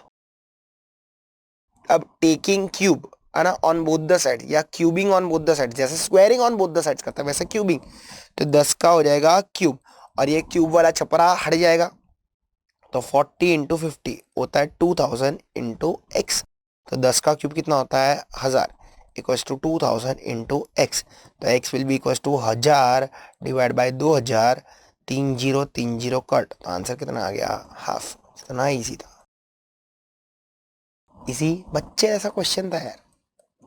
चलो क्वेश्चन 78, तो क्वेश्चन 78 क्या बोलता है, difference between upper limit and lower limit of the class. Class की मैं जब ऊपर वाली लिमिट और नीचे वाली लिमिट माइनस करता हूं तो मुझे क्या मिलता है, क्लास का साइज मिलता है। सी, कितना इजी था। Question 79, let P be a probability function of S equals to x1, x2 and x3. If px1 is 1 by 4, px3 is 1 by 3, then px2 is equal to क्या? तो हम लोग को पता है ये तेरा सैंपल स्पेस है, ठीक है, और सबकी सबमेशन ऑफ प्रोबेबिलिटीज हमेशा कितनी होती है? 1, है ना। तो summation of probability is always equal to 1। तो यानी कहना है say probability of x1 plus probability of x2 plus probability of x3 will be equal to 1। अब x1 कितना दिया है? 1/4। x2 ही हम लोग को फाइंड आउट करना है। x3 कितना दिया है? 1/3 विच इक्वल्स टू 1। अब 1/4 1/3 को उधर लेके जाता हूँ तो p of x2 will be equals to 1 minus 1/4 minus 1/3, ठीक है। अब डिनोमिनेटर सबका 12 कर देते हैं अपन। तो 12 के लिए इधर 12 चाहिए रहेगा, इधर 4 3 जा तो इधर 3 आ जाएगा और इधर 4 आ जाएगा। 4 और 3 7, 12 माइनस 7 5, 5/12, ऑप्शन इजी। चलो question 80, A speaks truth in 60% of the cases and B in 90% of the cases। तो A सच बोल रहा है तो मैं उसको इवेंट मान के चलता हूं 60% ऑफ द केसेस में, तो यानी 0.6। और B सच बोलता है in the 90% of the cases. ये सच बोलने की प्रोबेबिलिटी है इवेंट। तो झूठ बोलने की क्या रहेगी? तो A डैश तेरा रहेगा 0.4 और B डैश तेरा रहेगा 0.1। अब पूछता क्या है? साथ साथ में कर ही देने का, वो काम में आएगा ही आएगा। क्या पूछता है? In what percentage of the cases are they likely to contradicting. तो वही अपन ने जो पहले किया था, कॉन्ट्राडिक्टिंग ईच अदर है, कॉन्ट्राडिक्टिंग। तो कॉन्ट्राडिक्ट कर रहा है, यानी कि अगर एक सच बोला, एक सच बोलेगा तो दूसरा क्या बोलेगा? दूसरा क्या बोलेगा? झूठ, है ना। मतलब ऐसा हो सकता है ए ने सच बोला पर बी ने झूठ बोला, और ऐसा भी तो हो सकता है ए ने झूठ बोला पर बी ने सच बोला। तो इसकी प्रोबेबिलिटी इनटू इसकी प्रोबेबिलिटी प्लस इसकी प्रोबेबिलिटी इनटू बी की प्रोबेबिलिटी। एक सच दूसरा झूठ, एक सच दूसरा झूठ। तो P ने सच बोला तो P की सच बोलने की प्रोबेबिलिटी क्या है? 0.6। और B तब झूठ बोलेगा तो ये कॉन्ट्राडिक्ट करेगा ना। चलो plus A dash 0.4 into 0.9। Contradict समझ लेना, तकरार। तकरार तकरार कब होगी? देख, अगर तू सच बोल रहा है मैं सच बोल रहा हूं तो तकरार होगी नहीं। बोलेगा अपन दोनों भाई भाई, दोनों ने सच बोला। तू झूठ बोलेगा मैं भी झूठ बोलूंगा तो भी अपन खुश होएगा, तकरार होगी। तकरार कब होगी? जब उल्टा आएगा, ए तू सच्चा है, तू बोलेगा नहीं नहीं तू झूठा है, तकरार। आ जाओ तो इसको सॉल्व करते हैं अपन। 0.6 into 0.1 M plus 0.4 into 0.9 M plus MRC 0.42 यानी कि 42%, ऑप्शन बी इजी। चलो question 81, a candidate is selected for interview for 3 post. कितनी पोस्ट है उसके पास? 3 पोस्ट है। For the first there are 3 candidates. तो पहली पोस्ट के लिए 3 कैंडिडेट है। तो पहली पोस्ट है ना, उसके लिए 3 कैंडिडेट है। तो अगर मेरे को इसमें सिलेक्ट होना है, ये पहली पोस्ट में, तो मेरे पास चांसेस ऑफ सिलेक्शन कितने रह गए? 1/3 ना। इसको मैं बोलता हूं इवेंट ए, कि पहली पोस्ट मेरी पहली इवेंट, उसमें मेरे को अगर सिलेक्ट होना है तो मेरी प्रोबेबिलिटी रहेगी 1/3। अब वैसे आगे क्या बोलता है? For the second post there are 4 candidates. दूसरी पोस्ट के लिए मेरे पास कितने कैंडिडेट्स है? 4। तो अगर मुझे ये इवेंट में सिलेक्ट होना है तो मेरी यहां पे सिलेक्शन की प्रोबेबिलिटी कितनी रहेगी? 1/4। एंड आगे क्या बोलता है? Third there are 2। अब तीसरे पोस्ट की अगर मैं बात करूं तेरे से, तो खाली 2 ही कैंडिडेट है। तो यहां पे मेरी सिलेक्शन की प्रोबेबिलिटी क्या रहेगी? हाफ। समझा कि नहीं समझा? आगे क्या बोलता है? What are the chances that he is getting at least 1 post? तो ऐसे क्या चांस है कि उसको कम से कम 1 पोस्ट तो मिलेगा? तो देख एटलीस्ट वन, तो एटलीस्ट वन कैसे आ जाएगा तेरा, कम से कम एक, तो एक भी चलेगा, दो भी चलेगा, तीनों के तीन भी चलेगा, पर ऐसा अपन करते नहीं। एटलीस्ट वन के लिए सिखा है क्या यूज करने का, one minus probability of none, no post, एक भी मिली नहीं, तो one minus in short bracket में probability of A dash into probability of B dash into probability of C dash. ठीक है, अब करते हैं वन माइनस, तो पी ऑफ ए डैश क्या होगा, देख ए 1/3 है तो ए डैश हो जाएगा 2/3 इंटू बी है 1/4 तो बी डैश हो जाएगा 3/4 इंटू सी है हाफ तो सी डैश भी हो जाएगा हाफ। तो क्या क्या कटेगा, तो सी 3 कटेगा, 3 कटेगा, 2 कटेगा, 2 कटेगा, तो ये क्या आ गया 1 माइनस 1/4 ही बचा ना, तो 1 माइनस 1/4 कितना होता है 3/4 ऑप्शन। ठीक है, चलो आ जाओ question 82। A card is drawn from a pack of playing cards, तो टोटल पत्ते कितने होते तेरे पास 52, and then another card is drawn, और फिर बोलता है मैं बाद में एक और पत्ता खींचता हूं without being the first replace, और पहला पत्ता जो मैं खींचता हूं ना उसको रिप्लेस करता नहीं हूं, मतलब वापस अंदर डालता नहीं हूं, मैं फाड़ के फेंक देता हूं, वापस समझा दो। देख मेरे पास हाथ में 52 पत्ते हैं, 52 पत्ते में से मैं एक पत्ता खींच रहा हूं, तो अब मेरे हाथ में कितने हैं 51 है ना। अब ये जो एक पत्ता है ना मैं वापस अंदर नहीं डाल रहा हूं, वापस अंदर डाल देता तो 52 हो जाता, मैं उसको फाड़ के फेंक दे रहा हूं। तो आगे क्या बोलता है, what is the probability of getting 2 Kings. अब पहला पत्ता खींचा किंग, दूसरा पत्ता भी क्या चाहिए किंग। ठीक है, अब ध्यान से सुनना। तो देख सबसे पहले मेरे हाथ में 52 पत्ते, तो 52 पत्तों में से किंग आने की प्रोबेबिलिटी क्या, 4। अब देख मैंने पत्ता खींच लिया, तो अब मेरे पास तो 51 पत्ते हैं ना, पर अब किंग आने की प्रोबेबिलिटी क्या हो जाएगी 3/51। क्यों 3/51, क्योंकि हो सकता है ना वो जो पत्ता खींचा वो किंग निकला हो। समझा कि नहीं समझा, तो अब ध्यान से सुन मेरी बात। सर अगर ऐसा रहता 1 किंग एंड 1 क्वीन तो फिर उधर 4/51 आता। देख क्वेश्चन टू क्वेश्चन बात बदलेगी। अब यहाँ पे गेटिंग 2 किंग्स चाहिए, तो पहला भी किंग एंड दूसरा भी किंग, तो आ जाएगा इनटू। ठीक है, तो अब इस इधर कटम कट्टी कर सकता है, 4 1 जा 4 13 जा 3 1 जा 3 17 जा, तो आ जाएगा 1/13 into 17। 13 into 17 is nothing but 1, 1/1 option B. समझा कि नहीं समझा, आ जाओ question 83। The probability of a man hitting the target is 1/4, तो probability of hitting the target is 1/4। Okay, if he fire 7 times, मतलब n कितना हो गया 7, then what is the probability that he will hit the target at least twice. अब ध्यान से सुनना, तो इधर मेरे को बाइनोमियल यूज करना पड़ेगा बट ऑब्वियस है, तो ये हो गया तेरा p 1/4, तो q कितना हो जाएगा, q हो जाएगा 3/4। अब तेरे को बोला है कम से कम 2, तो x इज एटलीस्ट 2, तो ग्रेटर देन और इक्वल टू 2। तो अब 7 बार वो फायर कर रहा है, तो प्रोबेबिलिटी ऑफ 2 + 3 + 4 + 5 + 6 + 7 इतना सब करेगा नहीं, तो क्या करेगा 1 minus probability of x less than 2, है ना। क्योंकि देख उधर 2 या 2 से ज्यादा चाहिए, तो मैं उससे कम की प्रोबेबिलिटी 1 में से माइनस कर देता हूं, तो मेरा आंसर आ जाएगा। तो इधर क्या आ जाएगा 1 minus probability of x equals to 0 भी कटेगा 1 भी कटेगा।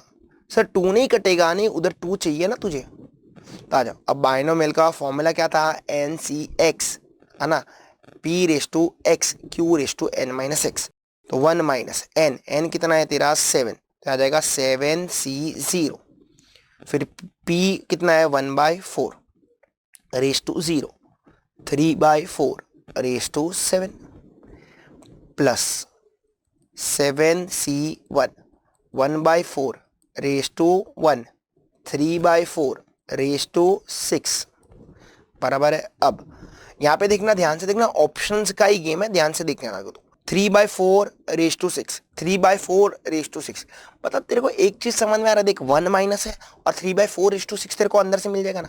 अब देख 7c0 की वैल्यू कितनी होती है 1, अरे ना इसकी वैल्यू 1 हो जाएगी, 1/4 रेस टू 0 की वैल्यू कितनी होती है 1, तो ये तो पूरा 1 हो गया।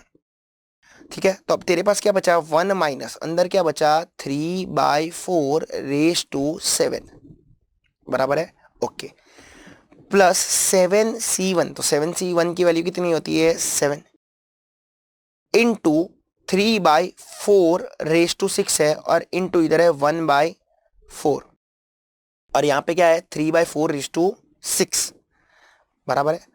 तब देख मैं 3/4 raised to 6 मैं दोनों जगह पे से कॉमन ले सकता हूँ ना, तो मैं ले लेता हूँ 3/4 raised to 6 कॉमन लेता हूँ, तो 1 माइनस 3/4 raised to 6 मेरा आ गया यहाँ पे कॉमन। तो अब अंदर क्या बचेगा बेटा तेरे पास, तो अंदर तेरे पास इधर एक 3/4 बचेगा प्लस 7/4 बचेगा ना, अरे हाँ या ना, हाँ ना, ये 7 बचा और 4 बचा। तब इधर अपन बात करते हैं, ध्यान से सुनना, तो 1 माइनस 3/4 raised to 6 तो आ गया, अब 7 + 3 10, इधर कितना है 4, तो अब 2 से कट हो जाएगा ना, 2 2 जा 2 5 जा, तो देख तेरा ऑप्शन ए तेरा आंसर आ गया। ध्यान से देखते हैं कैसे, देख 1 माइनस 5/2 इधर बचा into 3/4 raised to 6। Main game है ना ऑप्शन का था, तो वो लोग ऐसे ही करते हैं, क्वेश्चन इजी देते तो ये सब करते। आज question 84, if 5% of the electric bulbs manufactured are defective, use poison, बोल दिया है, use poison to find the sample of 100 bulbs, 5 bulbs will be defective। अब देख तेरे को यहाँ पे n दिया है 100, प्रोबेबिलिटी ऑफ गेटिंग डिफेक्टिव दिया है 5%, तो तुझे m मिल जाएगा ना, m कैसे मिलेगा, n इंटू पी, तो 100 into 5% that is nothing but 5 बराबर है। अब तुझे p of x equals to 5 चाहिए, एग्जैक्टली 5 डिफेक्टिव चाहिए ना, तो इधर क्या यूज करेगा, करो e raise to minus m into m raise to x upon x factorial, तो e raise to minus 5 into दोनों 5 5 है, m भी 5 है x भी 5 है, 5 रेस टू 5 अपॉन 5 फैक्टोरियल, तो e रेस टू माइनस 5 का वैल्यू दिया है वो कितना है 0.007, फिर 5 रेस टू 5 दिया है, तो 5 का square 25 cube 125 raise to 4 625 raise to 5 3125 और 5 फैक्टोरियल अपने को रट्टा ही है, कितना आता है 120, तो 3125 डिवाइड बाय 120 इंटू 0.007, तो आंसर कितना आ रहा है 0.18229, that is nothing but 0.1823, option. चलो 85, इन अ नॉन लीप ईयर, तो अपन ने बहुत बार किया है, नॉन लीप ईयर है मतलब कितना डेज है 365 डेज है, यानी 52 वीक्स प्लस 1 डे। अब ये 1 डे कौन सा हो सकता है तेरी सैंपल स्पेस, तो सैटरडे भी हो सकता है, Sunday Monday Tuesday Wednesday Thursday Friday, कुछ भी हो सकता है 7। अब तुझे चाहिए क्या, you want the probability of getting 53 Sundays और 53 ट्यूसडेज और 53 थर्सडेज, तो 53 संडेज चाहिए और 53 ट्यूसडेज चाहिए और 53 थर्सडेज चाहिए, तो 53 संडे आने की प्रोबेबिलिटी क्या रहेगी 1/7, संडे को एक ही रहेगा और ट्यूसडे भी एक ही रहेगा और थर्सडे भी एक ही रहेगा, तो आंसर कितना आ जाएगा 3/7, ऑप्शन सी, इजी। चलो examine the validity of following mean and standard division of binomial distribution. अब देख बाइनोमियल डिस्ट्रीब्यूशन की अगर मैं तेरे को प्रॉपर्टी याद कराऊं तो mean is always greater than variance, ठीक है, mean is always greater than variance, पर यहाँ पे दिया है mean and standard division, mean कितना दिया है 10, स्टैंडर्ड डिवीजन कितना दिया है आपको 4, तो स्टैंडर्ड डिवीजन 4 है तो वेरिएंस कितना हो जाएगा 16 ना। तो अब यहाँ पे देख तेरा यहाँ पे मीन है वो लेस देन वेरिएंस है, यहाँ पे mean is less than variance, so it is not possible for binomial distribution, not valid, कि यहाँ बाइनोमियल में always mean is greater than variance, और पॉइजन में mean is equal to variance. आ गया Poisson, for Poisson variate x p of x equals to 1 and x equals to 2, what is the mean of x, तो हम लोग ने एक पहले भी किया है, apply the formula supply the answer, करो चलो x इक्वल्स टू 2, तो e raise to minus m into m raise to x upon x factorial equals to e raise to minus m into m raise to x upon x factorial. अब minus m cancel, m one और इधर से भी one कटेगा, इधर पूरा one बच गया equals to M by two factorial is two. तो एम इक्वल्स टू कितना 2। अब तेरे को पूछा क्या था, मीन ही पूछा था ना, तो मीन कितना है 2, ऑप्शन सी इजी। चलो question 88, 30 balls are serially numbered and placed in a bag. Find the chance that the first ball drawn is a multiple of 3 or 5. तो ये भी हम लोग ने ऑलरेडी किया है, ठीक है। तो देख तेरे पास 30 बॉल है, मतलब सैंपल स्पेस कितना हो गया 30। अब मल्टीपल ऑफ 3 और 5 बोला है, ठीक है। तो सबसे पहले मल्टीपल ऑफ 3, तो 30 में से कितने बॉल रह गए जो मल्टीपल ऑफ 3 रह गए, 30 डिवाइड बाई 3 यानी कि 10। ऐसे 10 बॉल रह गए ना, 3 6 9 ऐसा करते करते 30 तक। फिर वैसे मल्टीपल ऑफ 5, तो मल्टीपल ऑफ 5 कितने रह गए, तो 30 डिवाइड बाई 5 यानी कि 6 बराबर है 5 10 15 20 25 30, तो गिन सकता है। पर ऐसे भी तो रह गए जो मल्टीपल ऑफ 3 भी रह गए एंड 5 भी रह गए, यानी कि मल्टीपल ऑफ 15। तो 30 में कितने रह गए 2। देखना 2 बॉल्स ऐसे रह गए जो रिपीट हुए रहेंगे ना, 15 और 30, क्योंकि 15 ऊपर भी आएगा नीचे भी आएगा, 30 ऊपर भी आएगा नीचे भी आएगा। अब तेरे को पूछा था प्रोबेबिलिटी ऑफ मल्टीपल ऑफ 3 और 5, तो अब इसका क्या आ जाएगा 10 plus 6 minus 2 divide by 30। Probability of A plus probability of B minus probability of A intersection B किया, ऊपर और कुछ नहीं किया, ठीक है, क्योंकि दोनों में कॉमन है। तो 10 प्लस 6 16 माइनस 2 14 डिवाइड बाई 30 यानी 2 से जाएगा 7, 2 से जाएगा 15, 7 बाई 15 ऑप्शन डी इजी। चलो question 89, for a normal distribution the first and the third quartiles are given to be 37 and 49, find the mode। अरे भाई ये नॉर्मल डिस्ट्रीब्यूशन है, so for normal distribution mean is equals to median equals to mode. अपने को ये चीज पता है, तो मेरे को यहाँ पे उसने मोड पूछा है, मैं मीडियन फाइंड आउट कर लेता हूँ, क्योंकि Q1 Q3 दिया है, ये शॉर्टकट है। तो मीडियन क्या बोलता है, Q1 plus Q3 divide by 2 बराबर है। तो Q1 कितना है तेरे पास 37, Q3 कितना है 49 डिवाइड बाई 2, तो 37 प्लस 49 डिवाइड बाई 2 कितना आया 43, ऑप्शन सी। सर इसका कोई दूसरा रास्ता है? तेरे को जो Q1 और Q3 का है वो तेरे को यूज करना पड़ेगा, standard deviation minus plus mu minus plus करके, ठीक है। तो वैसे तू करेगा तो वैसे भी तेरा आंसर आ जाएगा, mu minus 0.675 standard deviation and mu plus 0.675 standard deviation, फिर साइमल्टेनियसली सॉल्व करना। पर उससे अच्छा ये रास्ता अगर तेरा दिमाग चलता है तो। आज question 90, the odds in an favour of an event are in the trail 3:1। तो फेवर दिया है, फेवर ऑफ इवेंट ए दिया है 3:1, तो पहला रहेगा ए, पीछे वाला रहेगा ए डैश। तो प्रोबेबिलिटी ऑफ ए कितना आ जाएगा 3/4 और ए डैश कितना आ जाएगा 1/4। In an 3 independent trial the probability of non occurrence, बोलता है वो इवेंट तेरे को चाहिए नहीं, ठीक है, वो इवेंट तेरे को चाहिए नहीं। तो अब देख मैं 3 इवेंट कंडक्ट कर रहा हूं और तीनों की तीन कैसे है, इंडिपेंडेंट है। तो पहला इवेंट परफॉर्म किया ए डैश, नॉन अकरेंस है ना, दूसरा परफॉर्म किया ए डैश, तीसरा परफॉर्म किया A dash. 1/4 into 1/4 into 1/4 that is nothing but 1/64। कितना इजी था, समझा मैं क्या किया? नॉन अकरेंस प्रोबेबिलिटी और वो इवेंट तेरे को चाहिए नहीं, और तेरे को 3 इंडिपेंडेंट ट्रायल है, तो पहले ट्रायल में भी नहीं चाहिए, दूसरे ट्रायल में भी नहीं चाहिए, तीसरे ट्रायल में भी नहीं चाहिए। सर इसका कोई दूसरा रास्ता है? क्या है बाइनोमियल। तेरे को इसको P लेना पड़ेगा, इसको Q लेना पड़ेगा, तेरे N हो जाएगी 3 और तेरा P ऑफ X हो जाएगा 0,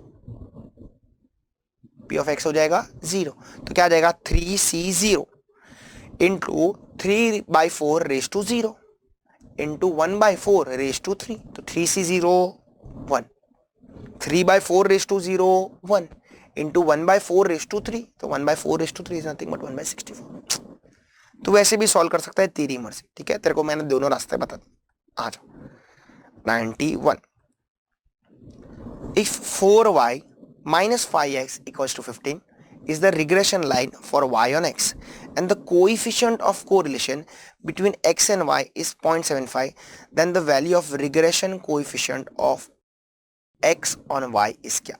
तो regression coefficient of x on y मतलब तेरे से पूछा क्या है, bxy। कोरिलेशन कोएफिशिएंट तेरे को किसका दिया है, तेरे को दिया है r का, कितना दिया है तुझे, 0.75। अब तेरे को रिग्रेशन लाइन दिया है, किसका रिग्रेशन लाइन दिया है, 4y minus 5x equals to 15, और ये किसका है, y on x का।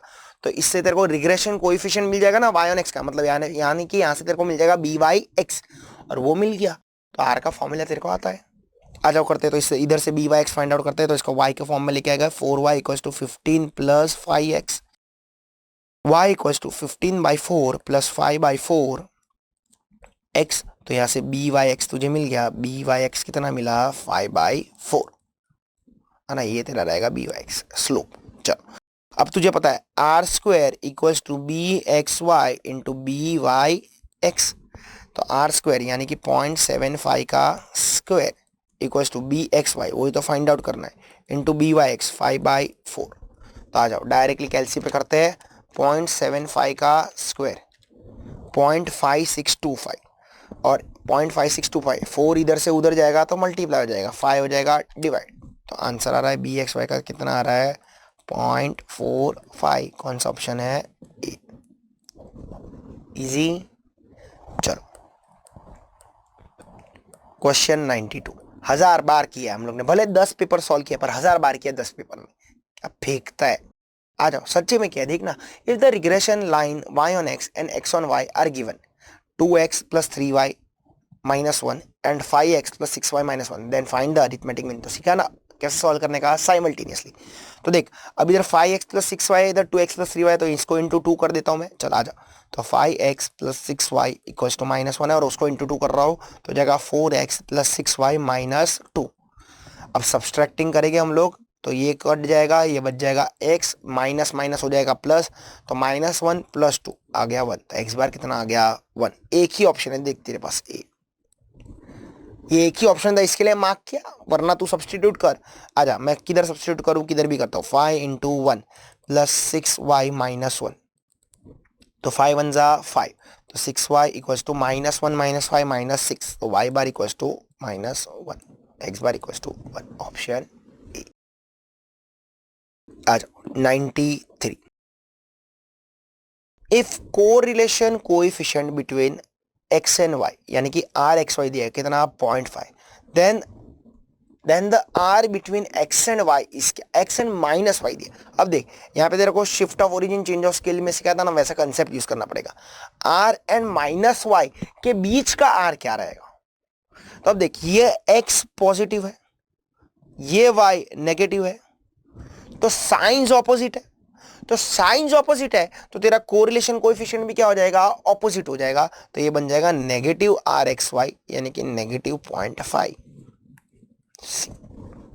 अगर दोनों की साइन सेम रहती तो उधर भी साइन सेम रहती, चेंज होती नहीं। क्लियर। चलो क्वेश्चन 94, अब क्वेश्चन 94 हम लोग ने ऑलरेडी पहले कर चुके हैं ये क्वेश्चन, ठीक है। यहाँ पे हम लोग देखते हैं, फिर कुछ चीजें हैं वो तुम लोग को मैं चीजें समझाता हूँ, ध्यान से देखते हैं। For a positive perfectly correlated random variables, मतलब इसका मतलब क्या, पॉजिटिव परफेक्टली कोरिलेटेड, इतना सारा उसने दे दिया, मतलब r कितना है +1 है, यानी कि पॉजिटिव 1 है। आगे क्या बोलता है तेरे से वो, आगे बोलता है वो one of the regression coefficient is 1.3, तो एक रिग्रेशन कोएफिशिएंट कितना है 1.3 है, तो यानी कि bxy भी 1.3 हो सकता है, byx भी 1.3 हो सकता है, मुझे पता नहीं है। आगे क्या बोलता है, and the standard deviation of x is 2, और स्टैंडर्ड डिविएशन ऑफ x कितना दिया है 2 दिया। तो अब आगे क्या पूछता है, then the variance of y, तो वेरिएंस ऑफ y क्या रहेगा, ठीक है। तो हम लोग को एक चीज यहाँ पे पता है, वो है क्या, तो B x Y equals to mine R into standard deviation of X upon standard deviation of Y बराबर है, या तो फिर B Y X equals to R into standard deviation of Y upon standard deviation of X. चलो, तब सबसे पहले are अपने को पता है वो कितना है 1, स्टैंडर्ड डिविएशन ऑफ एक्स दिया है वो कितना है आपका 2, स्टैंडर्ड डिविएशन ऑफ वाई वो अपन फाइंड आउट कर लेंगे, और बी एक्स वाई अगर 1.3 है तो क्या, अब इधर बी ए वाई एक्स अगर 1.3 है तो क्या 1 into standard deviation of Y upon 2। अब दोनों जगह पे अपन standard deviation of y find out कर लेते हैं।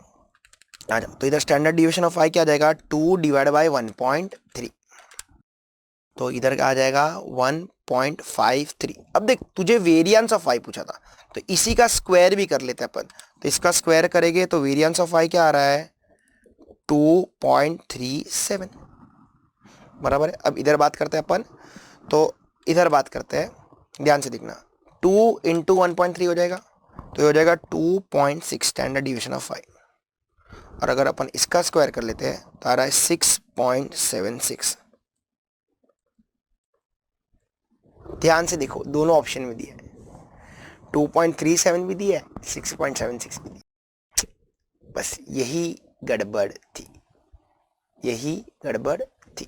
ठीक है, दोनों में से कोई भी एक ही आंसर रह सकता है, या तो फिर तेरे को उसको दोनों ऑप्शन में नहीं दे के ये ऑप्शन देना चाहिए था तुझे कि भाई आइदर दिस और दिस या बोथ। ठीक है, चलो आ जाओ, कुछ तो गड़बड़ है पर ऐसे आप लोग सॉल्व करो कि आ जाओ 95 for n pair of observations the coefficient of concurrent deviation is calculated as 1/√3। तो n पूछा है, ठीक है, और तेरे को ये क्या दे दिया है coefficient of concurrent deviations is calculated as 1/√3 दे दिया है। ठीक है, तो आपको आरसी दे दिया है 1/√3, और आरसी क्या रहता है root of 2c minus M upon M. ठीक है, हम लोग इधर पॉजिटिव अज्यूम करके चल रहे हैं। If there are 6 concurrent deviations, यानी कि c कितना हो गया 6। ठीक है, 1/√3 पॉजिटिव हो तो पॉजिटिव ही रहेगा, बट ऑब्वियस हो, तो ये 1/√3 equals to 2 into 6 minus M upon m का root, squaring on both the sides, तो 1/3 equals to 12 minus M upon m, m इधर 3 इधर, तो आ जाएगा m equals to 36 minus 3m, 3m उधर जाएगा तो हो जाएगा 4m इक्वल्स टू 36, तो m इक्वल्स टू 9। अब m इक्वल्स टू 9 है, m इक्वल्स टू कितना है 9 है। अब तो n क्या आ जाएगा, n is nothing but m plus 1, गलती से भी 9 मार्क करके मत आना, तो कितना आ जाएगा 10 ऑप्शन। ठीक है, n जो रहता है वो हमेशा m से एक ज्यादा रहता है। आज question 96, the consumer price index goes up from 100 to 200 and the salary is also raised. ठीक है, तो कॉस्ट ऑफ लिविंग इंडेक्स तेरा 100 से हो गया 200 बराबर है, एंड द सैलरी भी कितना गया, सैलरी गया 300 से 500, तो रियल वेजेस पूछा है, तो रियल वेजेस का फॉर्मूला क्या है, real wages is nothing but salary upon CLI। Real veg का फॉर्मूला क्या है, salary upon CLI into 100।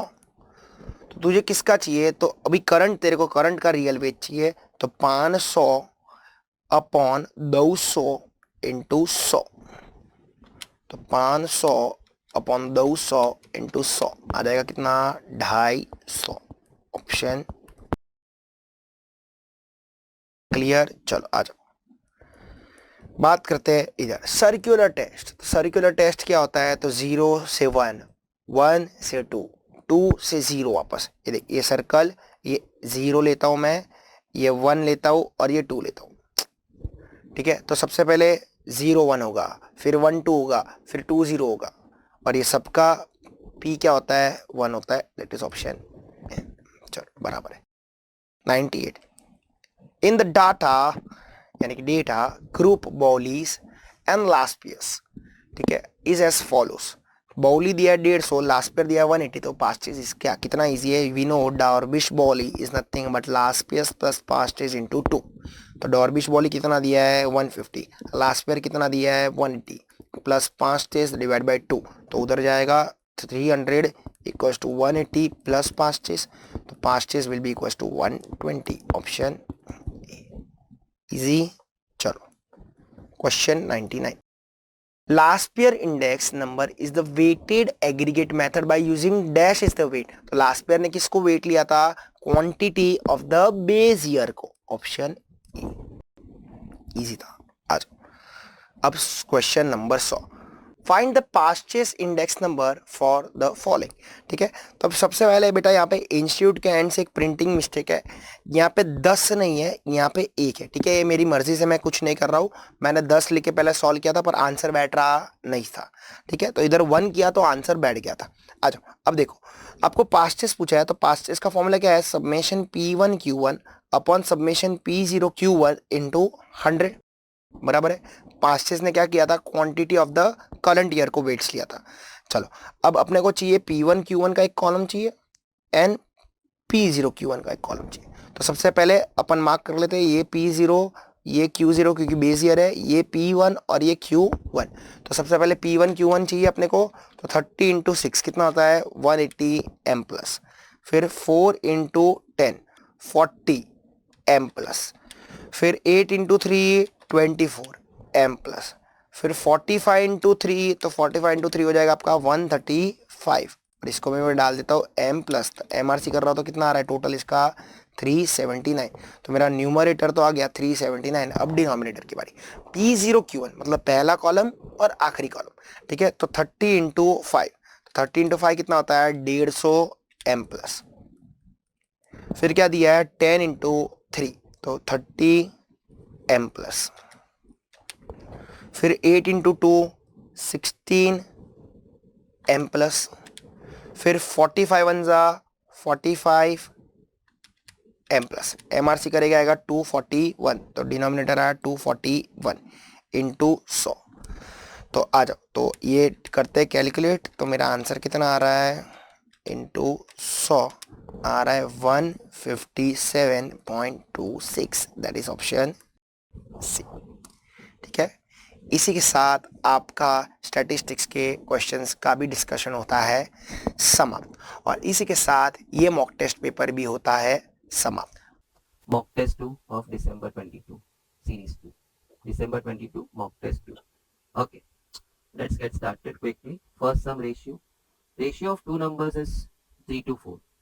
So the two numbers can be taken as 3x, 4x, taking the common multiple as x. Now, difference of their squares. So 9x square, 16x square. But the difference has to go 16x square minus 9x square. For obvious reasons, it's big minus small. That's 28. So 4x square is going, 7x square is going 28. So x square is going 4. The x is going 2. The numbers are going to be 6 and 8. They asked me the greater number. The answer is 8. Option number A. Moving to next one. Price of scooter and moped are in the ratio 7 to 9. So can I take it 7x, 9x? Okay. This is scooter, this is moped. Price of moped is 1600 more than scooter. So 9x minus 7x is 1600. I think no explanation. If I am 30 more than you, then I minus you is 30. If I am 30 more than you, then I minus you is 30. So moped minus scooter was 1600. The 2x is going 1600, the x is going 800. They asked me to find the price of moped, that is 9x. So 9 into 800, which happens to go 7200. Option A. Log. Before I get into the sum, I'll try to refresh one rule. Change of base rule. नाम में क्या रखा है? Rule मालूम है बहुत है, because there we have to apply the rule. Log A to the base B. If you do not find something related between A and B, then why don't you separate it? Log A upon log B. Then people do ask, change of base rule क्यों बोलते? Right now in the initial the base was B, but now when you are separated to log A log B, you can take it to any base. You can take it to any base but the same base. Now coming to this sum, I would like to separate it. Log 10,000 and log 0.01. Now 10,000 I can write as 10 raised to 4. But I was a bit confused with 0.01. So 0.01 best I can write 1 by 100. Next I can write 1 by 10 square. Next I can write 10 raised to minus 2. I hope that was very clear. We push down 4 log 10. Similarly we push down minus 2. log 10. Okay. Log 10 got cut. The answer is minus 2. Option B. 4 upon minus 2 is minus 2. Moving to the next one. It's a nice one. But can I just... Okay. It's not a correction, but that's how the sum was. The root of 3 dot 3 raised to 1. Okay, they should have put a bracket, or maybe they should draw the root in this way. Sometimes they just happen to draw root this way. So it covers how much, that becomes a question. But now, coming to the sum. We need to simplify this and get the... Means it's like evaluate that. The answers were clearly showing that the answer was not depending on n because answer did not contain in the end n. So in my lectures, we happen to solve this sum. Since answer is not depending on n, then why don't you put some n over there? Because for any n, the answer will remain the same because answer is not containing n. So put the best n possible, the simplest n. So I thought of 0. But normally in my sums, I put n0. In the module sums, you put n0, you get to the answer. But over here, there was a small issue. One of the powers was going 1 by n. So I can't put n0. No, 1 by 0 is not defined status. You can't divide anything by 0. So next best n or the simplest n after 0 will be what? 1. So let's put n1 and let's see answer kya aata hai. 9, 1 plus 1 by 4. Then in the bracket I have got root of 3 into 3 raised to 1. Fine. Denominator I have got 3 and root of 3 raised to minus 1. And whole raised to 1 by 1. So I can get rid of 1 by 1. It's 1. 9 raised to 5 by 4 if you are comfortable cross multiply. 3 square ka root will be 3 or 9 ka root is 3. Denominator is 3. And then this I can write as root of 1 by 3. X raised to minus 1 we happen to write 1 by x. The 3 gets cut. This you can flip it and write it as root 3. 1 by 3 in the root, if you flip it, it's going to flip with the root sign. So it's root 3. Now what? Now you're left with that and this term. So 9 raised to 5 by 4 I can write 3 square 5 by 4. And by the side I have got 3 raised to half. I'm talking of that root 3. Let's write in all powers now. So that becomes 5 by 2. So in the end you're left with 3 raised to 5 by 2 and 3 raised to half. And we know a raised to m plus n. So it's going to be plus. So it's going to be 3 raised to 6 by 2, 3. So it's going to be 27, the answer. Do refer the sum once again if you are a bit confused. But the nice point about solving this sum was, if the answer does not contain n, so answer is free of n. So for any n, the answer will remain the same. Then select one simple n. In module ka sums, in almost all the sums of this type, I finished off solving by putting n0. Here it did not work because one of the powers was 1 by n and I can't afford to put n0. So we move to the next simple n which is 1. Easy working. 9 becomes 3. 3 and 3 will get cut. Root of 3 raised to minus 1. Root of 3 raised to minus 1. If you are confused, it's root of 1 by 3. And it was in the denominator. So when you flip it, it becomes root 3 in the numerator. Then simple, changing all the base to 3. Now, finding the roots of a cubic equation. One way is synthetic division, but I think this is much more simpler, your school level stuff. Check. X cube plus 9x square. School mein finding roots ka primary method was factorization. No, split the middle term and no, take the common and take the common from the last one, then take the final common and equate it to 0 to get the roots. I could see something similar over here. X square common x plus 9. And so minus 1 common x plus 9. So finally even x plus 9 goes common. So in the bracket you're left with x square minus 1. This I can again factorize a square minus b square if you take it that way. So it's a minus b, a plus b. So when you equate them to 0, you're going to get x equal to minus 9, 1 and minus 1.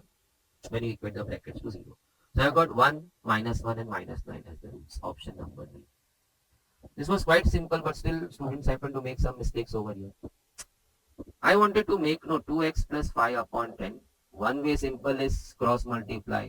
But the numbers seem to be quite big. Now cross multiplying 15, 10. You can always. But what if we make the denominator same? So what if I make them 30?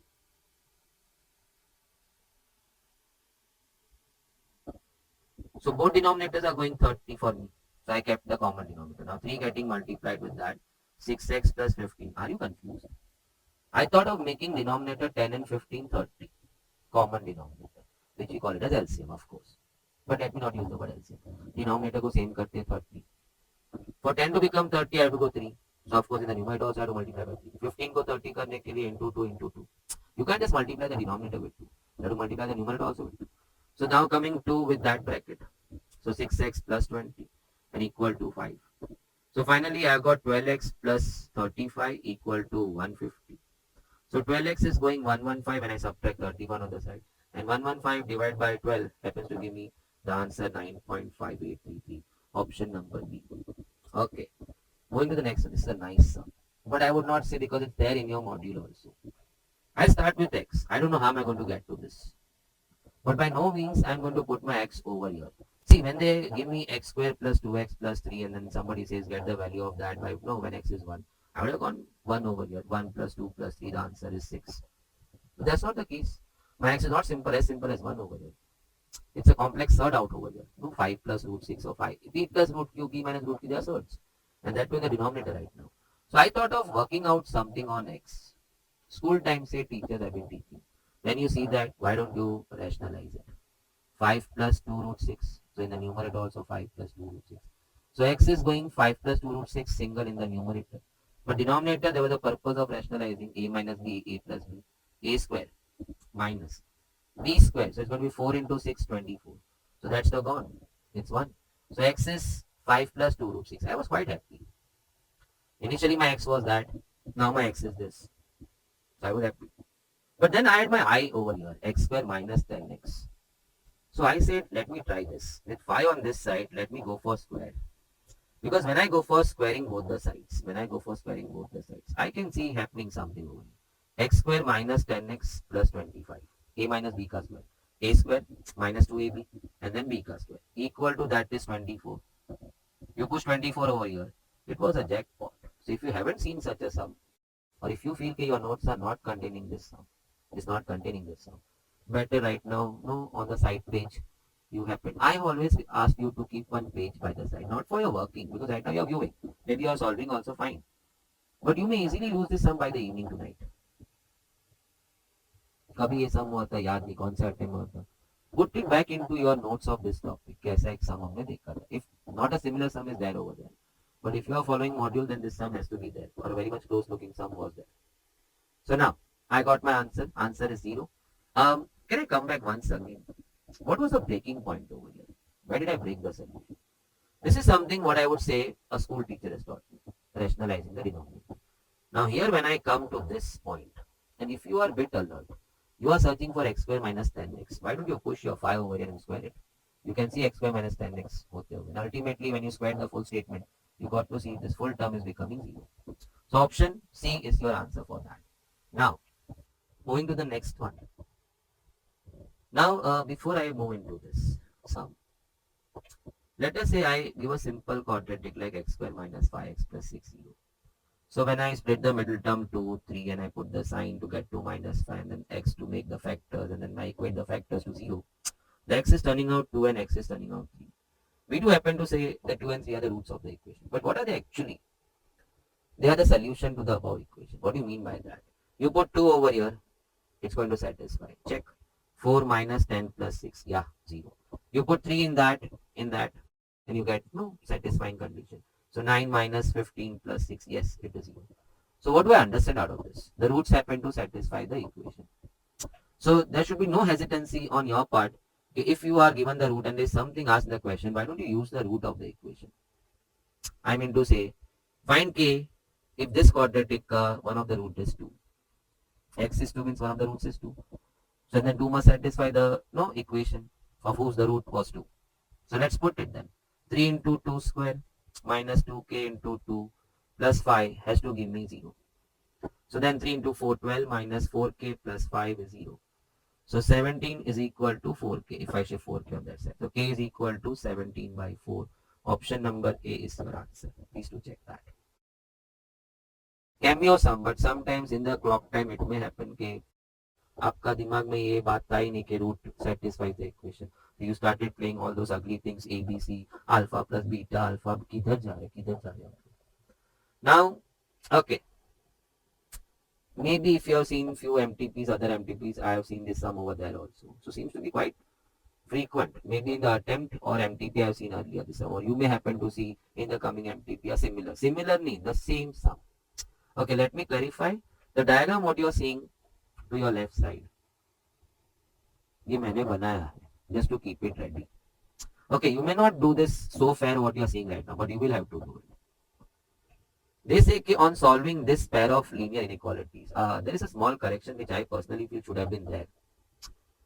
X comma y greater than equal to 0. I think by mistake they have missed out putting this.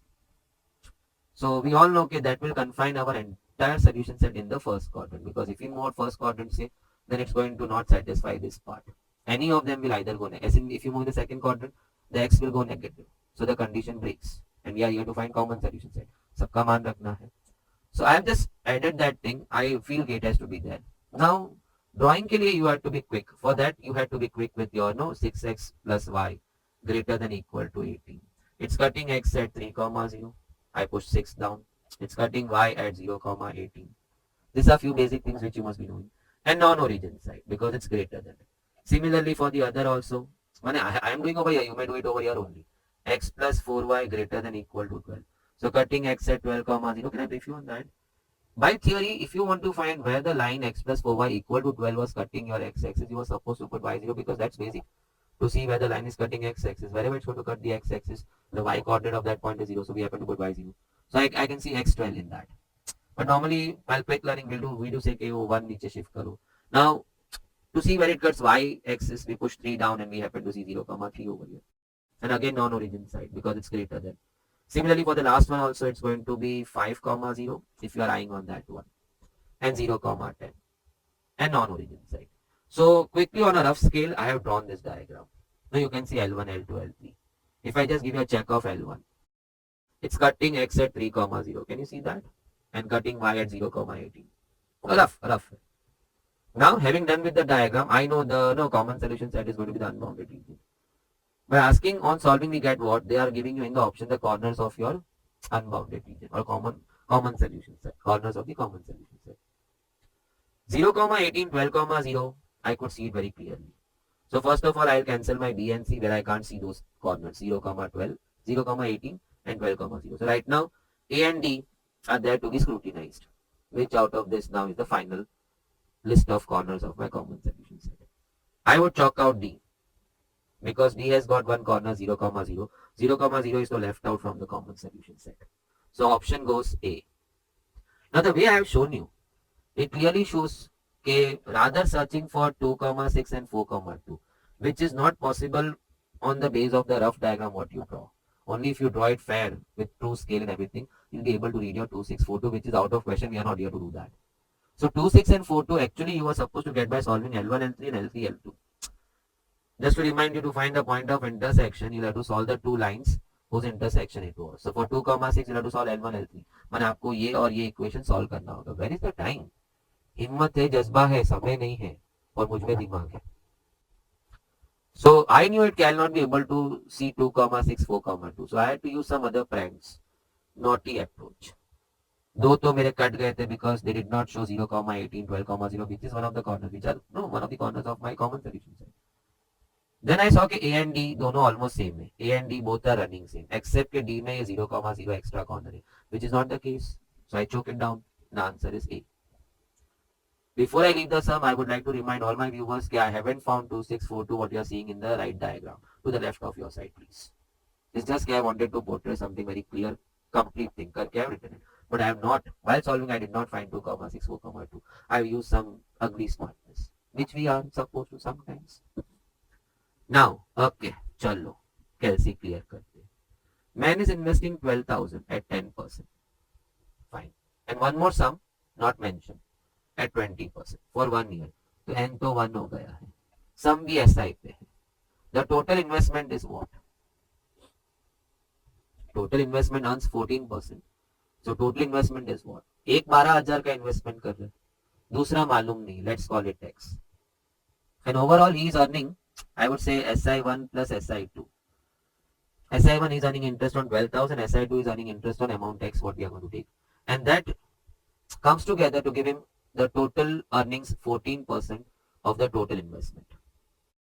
Total investment earns 14%. So that's going to be X plus 12,000 if I'm not wrong. Total investment. So SI1 on amount X for the period 1, PNI. So I will be 0.1. So what have we applied? PNI. I'm so sorry. This is 12,000. I'm really sorry for that.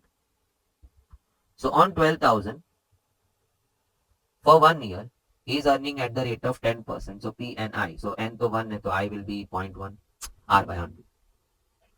SI2 is investing X amount for 1 year. So 1 to नहीं लिखता. I will be 20%. So 0.2. And over here he is getting 0.14 of X plus 20,000. Now it's your wish. You can always keep upon 100 also. R by 100 करके भी कर सकते. Now 12,000 into 0.1. That's 1200. Okay. If you can do it orally also. 0.2x. Okay. This is 0.14x. And 0.14 into 12,000. That's 1680. Now 0.14x I subtract over. So on calci I can do 0.2 minus 0.14, which is 0.06x. And 1200 I subtract over here, that gives me 480. Something oral. X will be then 480 divided by 0.06, which is 8,000. So your second investment was of 8,000. So total investment now goes 20,000. I don't mark 8,000. You may jump on no, marking that. That's wrong. He asked me find the total investment. First he invested 12,000. Other amount we found X 8,000. So total investment goes 20,000. Can I brief you quick? He's investing one amount at 10%, other amount at 12%. Sorry, 20%. Overall on the total investment he's earning 14%. So for SI1 plus SI2 has to be 14% of the total investment, which is not 12,000 plus X. Got it. Now, difference in simple interest. This is you have to start. No, you have to read it carefully. Difference in simple interest on a sum.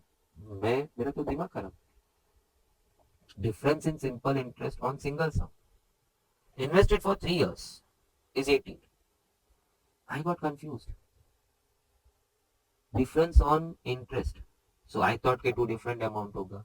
या वो नहीं तो different period होगा. या वो नहीं तो फिर different rate होगा. So I am now understanding कि 1500 दो बार invest हुआ है. One at some other rate and other at some other rate. And the difference in interest is 3 years. And that is why they are asking me to find the difference in rates. So let's work it out. SI1 minus SI2 is 18. The difference in interest. PNI 1500 for 3 years at the rate of I1. R by 100. Minus. Again he's investing 1500 for 3 years at some different rate. R2 by 100. Let's call I2. And that's 18. I said okay. So I got 4500 common in the bracket I1 minus I2. And that's what they asked me, the difference in rates is equal to 18. So 18 divided by 4500. That's equal to 0.04. But since we are talking in the language of I with 100 dissolved in that, so let's release the 100. So when I want to go for percentage form, it will be 0.4%. If I return back 100. See, if I say 8% in I, we make it 0.08. So if you want to come back to 8% into 100 करना होगा. So 0.4% का difference था. So while reading the sum, I was a bit confused कि 1500 invest हो रहा है, same number of years पे invest हो रहा है. So why are they talking about difference in interest? That means they were investing two different areas. Same amount, same years. That means the rates must be different. And that is why the question is difference in rates. Only thing now in this attempt, I have been trying to write my SI as PNI. So you may have to make a shift. PNR upon 100. PNI इसलिए बोल रहे हैं because normally we in annuity के sums, we normally go for this kind of stuff. Now, effective rate. So can I just clean up some space? Coming to the next one. Effective, you are reading the sum. Find the effective rate of interest on 10,000 where the interest was payable half yearly at 5% per annum. First of all, let me start. थोड़ा briefing अच्छा लगता है ना? You may have heard in some other attempt me talking on effective. Whenever effective rate का sum आता है, I do brief it. But then you may say he's so repetitive. सभी attempt में he is not trying to explain. I don't know which viewer happens to see which attempt first. And I hope my line is correct because it should be many attempts he should be looking. So let us say the scheme was offering me 10% per annum half yearly. So can I do the working? Let's invest 100. So after 6 months, they will give me 5%. It is 10% per annum half yearly. So they'll give me 5%. So 5 rupees interest on 100. And that's going to make my principal now 105. They don't give it to me. They add it to my principal. My principal grows. Now 105 will enter into my next 6 months where I'll get 5% on 105. So that will amount to 5.25. 110.25. So effectively, can you give me one rate which will give me the same effect? I can. 10.25%. 100 by compounding at the rate of 10% half yearly effectively reaches to 110.25 and that could have been reached by single rate 10.25 also. So आप 10.25 दे दो मैं वापस उधर ही पहुंच जाऊँ. So the 10.25 is called as the equivalent or the effective rate for that. The formula for that happens to go in this way. Effective rate is 1 plus I raised to n minus 1 and then whole into 100. The thing what I explained you earlier. 100 into कर लेंगे तो वापस percentage में आ जाएगा. Can we check for the sum what we have just solved? 10% per annum, but compounding half yearly. So 1.05, 5% to 0.05. So 1 plus I 1.05. For a year, half yearly, it will be going 2 times. Minus 1 into 100. So will I be getting 10.25? Let's see. 1.05 into equal to square is then minus 1 into 100, and that's equal to 10.25. Which by practical working also I saw get 10.25. So nice. Now coming back to the sum. I again would reiterate one point over here. Repeat a point. I'm doing it because I don't know who's watching which attempt first. So if you have seen any of the sum in any previous attempts what you have viewed, I may have discussed the same thing. You can skip it now. Now putting in apna. So I think so 10,000 makes no value in the sum right now. ऐसे भी एक MCQ है मालूम है. Effective rate does not depend on the principal amount what you are depositing in the scheme. As the formula says, P तो कहीं है ही नहीं इसमें. So let's talk about the rest. 5% payable half yearly. So the sum is 5% payable half yearly. So half yearly rate will be then 2.5%. But that's percent. So you have to dissolve 100. So it's going to be 0.025 no, when you divide by 100. So it's going to be 1.025. Check. 5% yearly. But your money is going half yearly compounding. So rate applied will be then 2.5%. And then divide by 100 to dissolve 100 in that 0.025. Raised to 2 times. Half year bolega to yearly it goes 2 times. Into 100. So finally 1.025 into equal to square is complete. Minus 1 is done into 100. And that's equal to 5.0625%. 5.06 closest answer is A. Wow. Moving to next. Oh, चलो. एक explanation में 2 sum हो रहा है. Find the effective rate of 10% when payable quarterly. So 10% need to be now adjusted to quarter. So divide by 4. So that turns out 2.5% per quarter. Which if I put 100 back in that 0.025 divide by 100. Effective rate ka formula it's 1 plus I the whole raised to n minus 1 and then into 100. Okay, so 1.025. It's not raised to 2. Quarterly it's happening. So in a year it will be happening 4 times. So we always talk about 1 year when we are talking of effective rate. As in my example also I showed you. So in a year quarterly के हिसाब से 4 times your money must have got compounded into 100.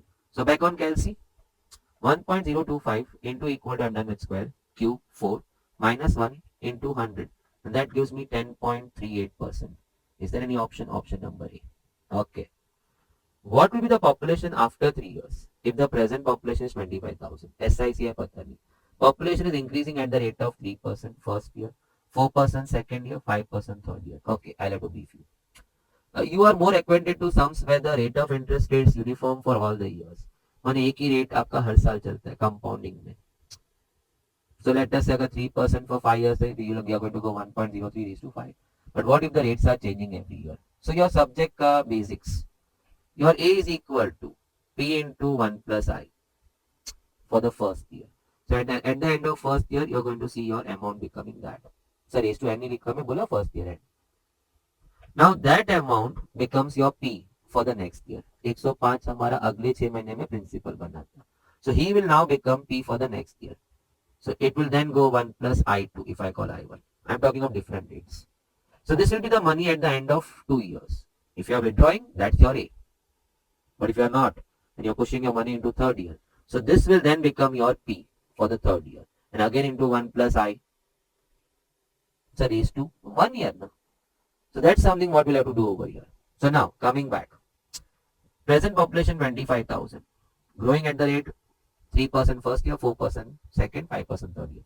So 1.03. This will be the population at the end of first year. And it's going into the next year. So he'll become the P for the next year. Into 1.04. So this much you are going to see by the end of 2 years, your population. Into then 1.05. So finally 25,000 into 1.03 into 1.04 into 1.05. It's 28119. Option number A. Okay. Depreciation. So सबसे पहले V is equal to P 1 minus I raised to N. Depreciation 1 minus I. P is the initial and V is the final. So normally as we say we start from the purchase. So P is the purchase present, V is the value of the machine after using it for n years. The depreciated value or the scrap value. So let us say if I put N5, I get V. So V is the value of the machine at the end of 5 years. And if you sell it 5 years and pay, that will then become the scrap value. So this is also called as depreciated value, or it can also be called as scrap value. Let's come back to some. Scooter was 10,000 ka. After 7 years, rate of depreciation 10% per annum. The value will be what? Okay, 10,000 initial price, 10% depreciation, so 1 minus 0.9. You're using it for 7 years. So now, 0.9 into equal to, I'm done with square. For you, it's going to be easy. Counter in upper calculate. 3, 4, 5, 6, 7 into 10,000. So that's equal to 4782.969. 4782.9. Option number A. Let me highlight a thing over here. So if you sell at the end of 7 years, the scooter is right now of value 4782. So you're supposed to get that value. So this is also called as a scrap value. Sometimes they may ask you find the depreciation. How much your scooter got depreciated by. So then it will be, 1,000, 10,000 initial cost minus this. As in case 100 has become 80 after depreciation. So 80 is the scrap value or depreciated value. But then depreciation was of 20 rupees. So if they ask you find the depreciation amount, then it has to be 10,000 minus this amount. That much amount your machine got eroded by. The value of the machine or the value of scooter got eroded by. Now, coming to next. The SI is, okay, the SI is, it seems to be a mechanical sum. 0.125 of the principal what you deposit. So let's put SI का formula PNI. PNI is 0.125P. Oh, nice. P तो got cut. I दिया हुआ है 0.1. I hope you are comfortable. 10%, 10 by 100, 0.1. So 0.125. So I have to divide over here. 0.125 divided by 0. I'm so sorry. 0.1, and that's going to be n is equal to 1.25 years. Option number A. So very simple mechanical sum over here. Now, NUT. Invested every year to accumulate 6 lakhs at the end of 10 years. Compounding annually at 10%. Value support भी दिया है. Future value of NUT, it's equal to A 1 plus I the whole raised to n minus 1 upon I. So let's start.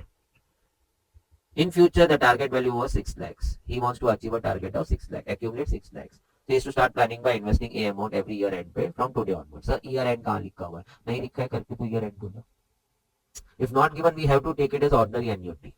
नहीं तो they should mention at the start of every year. Or annuity immediate or annuity due word. Okay, 1.1, 10%. For 10 years, minus 1 upon 0.1. So now 1.1 raised to 10 का value तो दिया है 2.59374 and I need to check it one more time. Okay, I'm done with that. Now subtract 1, divide by 0.1. So you're done with this now. So that's the value of this bracket. You need to bring it down in the denominator so that you can go for multiply. To reciprocate the value, I have a easy button 1 by x. I did it. For you, it will be divide equal to. So then you'll see that. And then into 6 lakhs, that gives me my installment size 37,647.29. 37,000, oh, all are so close. 37,647. Check. Fine. Easy sum on NUT. Difference between CI and SI. Okay, CI minus SI is 21. Fine. Let me start. P 1 plus I the whole raised to n minus 1. I have done my CI का writing. मैं ये सब याद नहीं रखता है. I remember amount in compounding. It's P into 1 plus I raised to n. Then when I subtract P, I happen to see the compound interest. So I take common. So I said I'm done with my CI working. SI is P and I. And now we are prepared. Throughout up till 18 sum, I've been talking SI as P and I. मगर P तो common था. So then only NI का entry in the bracket is equal to 21. Is something more given to me for 2 years. Okay. 5%. Wow. So 1.05 raised to 2 minus 1 minus 2 into 0.05. Be careful, please. First of all, you'll have to finish off working of that. Maybe on calcium. Because if you want to go continuous, you have to finish off the last part. So now 1.05 into equal to minus 1. So I'm done up till here. Minus 0.1. So I'm done for the full bracket now. Full bracket is done. I need to get it into the denominator to take it with into 21. To pull in the denominator, I have to just press the reciprocal button. You'll have to press divide equal to. And then multiply by 21 to see your P coming as 8400. Option number D is your answer. Wow. Scooter वापस आ गया. Present is 7290. आज का value 7290. Value is decreasing by depreciation by 10%. 3 years पहले value क्या था? Oh, let me write. The V is equal to P 1 minus I the whole raised to n. This is the initial value. So ऐसा सोचने का है कि 3 साल पहले तेरा स्कूटर तू खरीदा और 3 साल यूज किया, आज उसका value 7290, today the value is 7. Sir, P is present. No. P is the initial value, purchase price. That's what they're asking me. What will be the value 3 years back at the time when you bought the scooter? Depreciating at 10%, so 1 minus 0.1 and it's for 3 years. So 7290 is equal to P into 0.9 raised to 3. So let me start with 0.9 into equal to square is done, cube is done. Now that value I have to get in the denominator. So quite frequent, na? Reciprocal. You'll have to go divide equal to into 7290. So that's the initial price of the scooter. That means 3 years back the scooter was 10,000. And after 3 years का use, depreciating at 10% for 3 years, the final value will be 790. अगर आप अपना scooter बेचते हो तो आपको आज 790 मिलना चाहिए. Confusing not at all. So if at all किसी ने P present बोला है ना value, don't take it as present. P is the purchase initial price. फिर घिसते भाव कम हो जाता है. Wow. Now, Mr. X has lent some money at 4% SI पे. And he obtained 520 less than he had lent in 5 years. थोड़ा English इधर उधर हो गया ना तो गड़बड़. I am not saying we need to know some high-fi English, but some misunderstanding हो गया तो गड़बड़ हो जाएगा. He is lending some money for 5 years at the rate 4%. What he got was 520 less. That is your SI. So what he got, shouldn't that be the amount? No, amount तो मिला ही होगा, लेकिन उसको 520 लेस मिला. अभी 4% पे देके भी उसको अगर उसका प्रिंसिपल से कम मिलता है, that seems to be completely illogical thing ना. मैथ्स भी डिनाई करेगा. तो 1%, 0.1% पे भी देगा तो you are bound to get something more than the principal invested. So if they are saying he is getting 520 less, that means they are talking about the interest. What he got is 520 less than the principal. It's not what he got back is 520 less. Let me not confuse you. He got 520 less what he had invested of. Is he a fool? And that too when he's investing at 4%. मैंने 100 का 104 तो मिला होगा ना, और 5 साल में 120 तो मिल ही गया होगा. So let us say if I'm talking of 100 rupees, 4%, 5 years, SIA, so 20%. So he should have got 120. So he got 20. I hope you are seeing this. He got interest 20. Now can I say this information this way? He got 80 less than what he had invested. But actually he got 120. No? So when I say he got 20 less than less than 80 less than the what he had invested for, I'm talking of this. Ready? So sum is of SI. Sum is not no amount. So now SI is equal to PNI. He got 520 less than what he invested. So he has invested P and he got 520 less. Now that was what he got. I would have said 20 the same way. He invested 100 and he got 80 less. He got 20. So that's what I'm writing over here. And that's equal to P, the amount what is invested, for 5 years at the rate of 4%, 0.04. So P minus 520 is equal to 5 into 0.04 and that's equal to 0.2 P. So 0.2 P I subtract over here. So P minus 0.2 P is equal to 520. You will have to work out orally, or you take P common, it's going to be 0.8 P is equal to 520. So 520 divided by 0.8 and that's going to be equal to 650. So he has invested 650. He got an interest which was 520 less than. So if you want to see the working, if you are still not getting it. No, मेरा क्या बोलना था sum में कि sum का entire data was fitted into one line in a crooked language. He's lending some money at the rate of 4% for 5 years SI and he got 520 less than what he had lent. So students get confused. आइला उसको दिया है, उसने पैसा दिया और उसको return में 520 less मिला और उसको तो रेट मिल रहा है ना 4%. So money is going at 4%. He should have got more. But that 520 less is nothing but he got that much less the SI. In SI he got that much less than the principal. So SI का equation है. It's not amount का equation. So I hope you got this. Now coming back, you can also check the same thing by थोड़ा reverse से if you have not understood this. 650 what he invested. Okay, 650 is his investment. And for 5 years and 4%. Okay. 650 into 5 into 4 divided by 100. 130. Now he invested this. Interest he got 130, which is 520 less than what he had lent. So that 130 is nothing but your interest. So interest पे ये सब बातें हो रही. The interest what he got. तो एक word यहाँ होना चाहिए था. and interest obtained is 520 less, but that interest ka thinking was your thinking.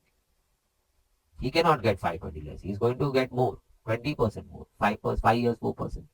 So what are they talking? What is less? The interest what he got was, so interest equation. The interest what he gets is 520 less than what he had lent for. Now, just make a note of such sum. It can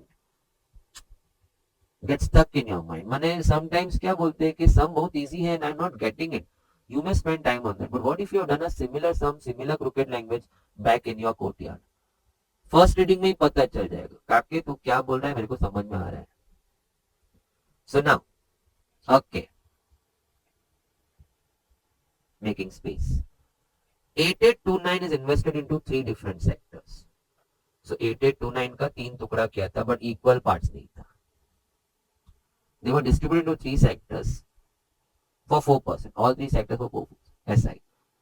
After 5 years, 6 years and 8 years, the amount received was equal. So 8829 के 3 हिस्से किए हैं. In what ratio I don't know. In such a way they have chopped them into 3 parts. Okay, at the rate of 4%, the amount received at the end of 5, 6 and 8. माने first part was invested for 5 years, second was invested for 6 years, and third part was invested for 8 years. All but for 4%. And amount what they received at the end was the same. So basically the A1 is equal to A2 is equal to A3. Amount का formula P into 1 plus NI. I'm just giving a thought which is actually frightening me right now. So here I must have invested P1 at the rate of what? 4% for 5 years. So 1 plus 5 into 0.04 equal to, I'm talking now of A2. Here he must have invested P2. Again for 4 years, so 1 plus 4. But now for, I'm a 4%, so 1 plus 0.04, sorry. For 6 years. So 6 into 0.04. Again this will be then equal to A3. So there he has invested amount P3. I just thought of that, no? Something P1, something P2, something P3, माने K1 P1, K2 P2, K3 P3. I said, where am I heading to?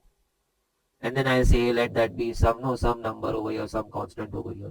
And I'll get my P1, P2, P3 in ratio terms.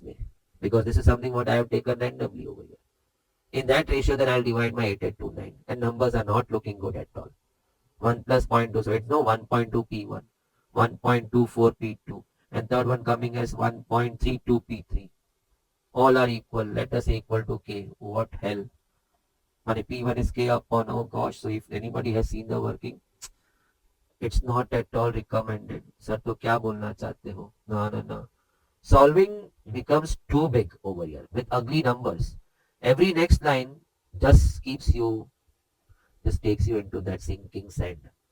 खींचते ही जा रहा है. छूट नहीं रहा है कहीं. Approach should be what? This is overline I thought about. Since they are saying कि all 3 amounts received respectively at the end of 5, 6 and 8 years is same. So A1, A2, A3 same. But A का formula क्या है? P plus PNI. P common 1 plus NI. So P1 1 plus NI, P2 1 plus NI, P3 and 1 plus all the working. Then equal to K. Then finding P1, P2, P3 का common ratio. Then splitting 8829 in that way. Let me भगवान का नाम लेते हैं. So all this I had prepared in my mind backyard. I'm not going to go in the exam and think about all these things. I was ready with all this. Only thing because I'm discussing with you and you may not have referred this sum or you may not have prepared for this kind of sum. So prepare yourself. Option. और भगवान से प्रार्थना करने का मैंने इतने गुना तो नहीं किया कि भगवान 16 साल की एज पे कि you take me to option D और सी. मैक्स में आपको अलाउ मैंने तू भगवान को बोल रहा है मैं आपको अलाउ करता हूँ ऑप्शन बी तक मैच कराओ मेरा. और अगर आपको लगता है कि मैं एक अच्छा इंसान बनने वाला हूँ सीए बनने के बाद तो फिर ऑप्शन यही आंसर दे देना मेरे को. Let's check. All 3 amounts are given to me. All 3 principal का amounts are given to me. So this 8829 का split is that. This thing. So let me work out what amount I receive on this investment, on this investment, on this investment. If all 3 amounts turn out same, I won my game. So amount will be P into 1 plus NI. I don't remember. P plus PNI. P common 1 plus NI. So now 3069 into what?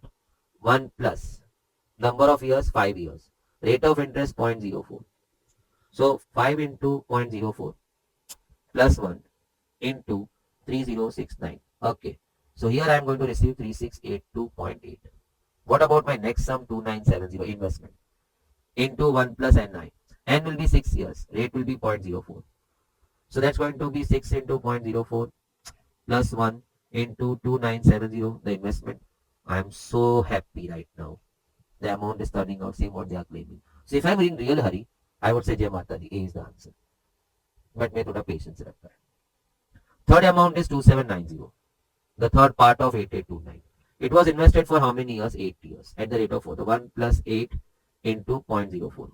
I am chanting Om Om. मैंने अपने अपने भगवान का नाम. So 8 into 0.04 plus 1 into 2790 and it has to be 3. Oh, I got it. It was a jackpot for me. Option A. Max. Option B. भगवान उससे ज्यादा तो तू मेरे को नहीं पहुंचा सकता है. First and foremost, a viewer out there may have thought, okay, what if I would have checked the total of this investment is 8829? Not a bad thought. But I do feel that they may make this condition satisfy by at least 3 options out of 4. So I would not fall trap to that. But if you're in real hurry, you should go for that. Now coming to next one, keep yourself prepared. Keep your such sums should be at the end of your no simple interest ka full. Let us say you made one group of sums on simple interest. Is this the question towards the end? December 22 MTP mock test no series 2 ऐसा कहीं लिखा हुआ है. Write a note over there. Working out in the terms of P1, P2, P3 is just going to take my life. Oops, my life इतना सस्ता नहीं है. ऐसा कोई comment लिखो and show this kind of solution. जय माता दी. Bond valuation. If this is your first paper what you are seeing, then you are not seeing this sum. You are not seeing this sum earlier. But I would like to tell you this same sum has popped in MTP attempt 2 or 3 times. Collect total में. So it becomes quite good sum. Bond valuation. Neither we have a similar sum in working in our module also. Solved में एक छोटा है sum, but bond, see solved वाला sum doesn't stay with us for a long time because we don't happen to see when we sit back to revise the stuff. We either revise the exercises followed by the additional question bank. If you have prepared it, नहीं तो God be with you. Which will say I am not. मैं तो बस कार्मिक और hard working लोगों के साथ ही हूँ. Coming back, you are reading the sum. You want to purchase a 1,000 rupee wala bond. No, don't come to conclusion that means I have to pay 1,000. वही तो find करना है. Find the purchase price of this bond. How much you are ready to pay for that bond. The bond issuer is giving you a bond of 1,000 with all these commitments. He'll pay you annual dividends of 8.5 for 10 years. And also it will be redeemed at par at the end of 10 years. So let me explain you all this. First commitment what he says is I'll pay you 8.5% dividend on the bond value. So 8.5 into 1,000 divided by 100 or maybe direct percent button. 85 rupees annual dividend you will get regularly for 10 years every year. So the bond issuer will provide me 85 rupees every year for 10 years. So that's, let us say this is 10th year. So last 85 you'll get over here. You're purchasing the bond over here. That's what I need to find, purchase value of bond. Plus, he'll also pay you, he'll redeem it at par at the end of 10 years. When 1,000 rupees ka bond, if it is redeemed at par value, the value of the bond was 1,000. So he has to pay you 1,000 at the end of 10. So he'll pay you 1,000 also. How much you are willing to pay over here? If you are a student of time value of money, present value of all this put together will go as one component of your purchase price of bond. And second, 1,000 which is going to realize at the end of 10 years, uska 10 years पहले आज उसका value क्या होगा? So there I know I need to use this one time investment. No? You want to receive 1,000.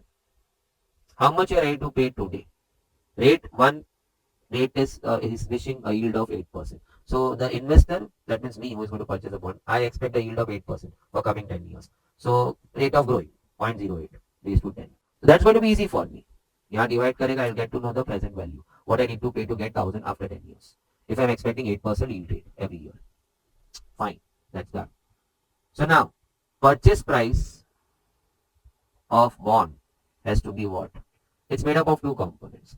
It will be the present value of annuity of rupees 85, what you're seeing over here, for 10 years. Plus the present value of 1,000, which was supposed to be realized at the end of 10 years. At the end of 10 years. The 2 components put together and that much amount you have to pay at the point of buying the bond will be what amount? Quite simple. Let's work it out. Present value of, if you want all these 85s in the common 10 years, pay the present value of all those 85s, which I think so, अपना formula present value of annuity. So it's going to be a 1 minus 1 plus I the whole raised to minus n upon I. I'm going to run short of space. Plus, how to find present value of 1000? अभी इधर लिखा हुआ है. I want to receive 1000 at the end of 10 years, growing at the rate of 8%. How much I should pay today? So it's going to be 1000 divided by 1.08 raised to 10. So why not I put it over here also then? Because I'm running out of space. So this can happen to you in the exam also. So if you are rehearsing the formula in you can straight away start putting the values. 1 plus I, the 1.08 for 10 years, so minus 10, and I 0.08. But let me highlight one thing. If any reader out there is confused with 8.5 and 8%, 8.5 is this dividend commitment to you. So 1000 ka 8.5%, which becomes a coupon of 85. So you'll keep receiving this coupons 85 every year and for 10 years, which is there in the diagram.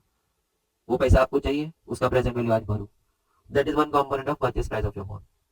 1000 चाहिए आपको 10 साल बाद, तो उसका आज का value भरो. You want 1000 at the end of 10 years, pay me the present value of that today. Now coming to calculation part. I am indices का student. 1.08 raised to minus 10. Done. Sir क्या है, क्या करने, क्यों किया आपने ऐसा? Oh, 1.08 raised to minus 10 is happening 2 times. So what I'll do is I'll calculate that and put in the memory m plus, and then I'll use it 2 times. तो बार बार calculate करना. So all these tricks and gimmicks of calculator, you are good at it. So I don't want to impose my something on you all. But I just give you a reference कि 1.08 raised to minus 10 दो बार अगर आता है तो दो बार क्यों calculate करना है? एक तो they should have supported this value over here, but they haven't. So you can't cry foul on that. Coming back on this, 1.08 into equal to, that's 2 square, 3, 4, 5, 6, 7, 8, 9, 10. So this is 1.08 raised to 10 का value. Now what? I will prove the reciprocal. You'll have to go for divide equal to. So this is the value what you have to put in m plus. I'm not using it because this is not a standard calculation. Standard बोलेगा तो आपका cashew का calculation. So this may work in a bit different way. The memory buttons of this are working in a bit different way than your calculation. So I will have to store it somewhere over here, 0.46319, something like that over here. But this value is for that and that. Okay. So now subtract 1. I am over here. Reverse subtraction. So I'm going to get to C minus answer. Then I press plus minus button to remove the minus sign. Then divide by 0.08. Okay. Then into what? 85. NUTs of 85 what you want to receive. So into 85. So that's going to be 570.35. I hope that much is manageable. If I missed out something. What is that? So if you pay 570.35 as a purchase price of that 1000 rupees or a bond, he will only pay you 85 dividend then for 10 years. Done. Because आपने उसी का आज present value भरा. So this 570.35 is going to take care of what? Of the payments of 85 coming to you for next 10 years. But you want 1000 also at the end. So 1000 into this value, which is there in your memory. So you have to press MRC to reflect that value once again into 1000. But I'll have to copy this value. So 0.46319 into 1000. 463.19. So what is that value? So let us say if you pay only 463.19 today, you'll get only 1000 towards the end. No in between ka dividends. Dividend is taken care by that. So that is the present value of all the dividends what you paid. So he's going to pay you dividends. This is the present value of 1000 what you are supposed to get. Even that you are paying right now. So plus 570.35. It's 1033.54. Okay, so our option goes with B. The answer is 1033.54. Fine.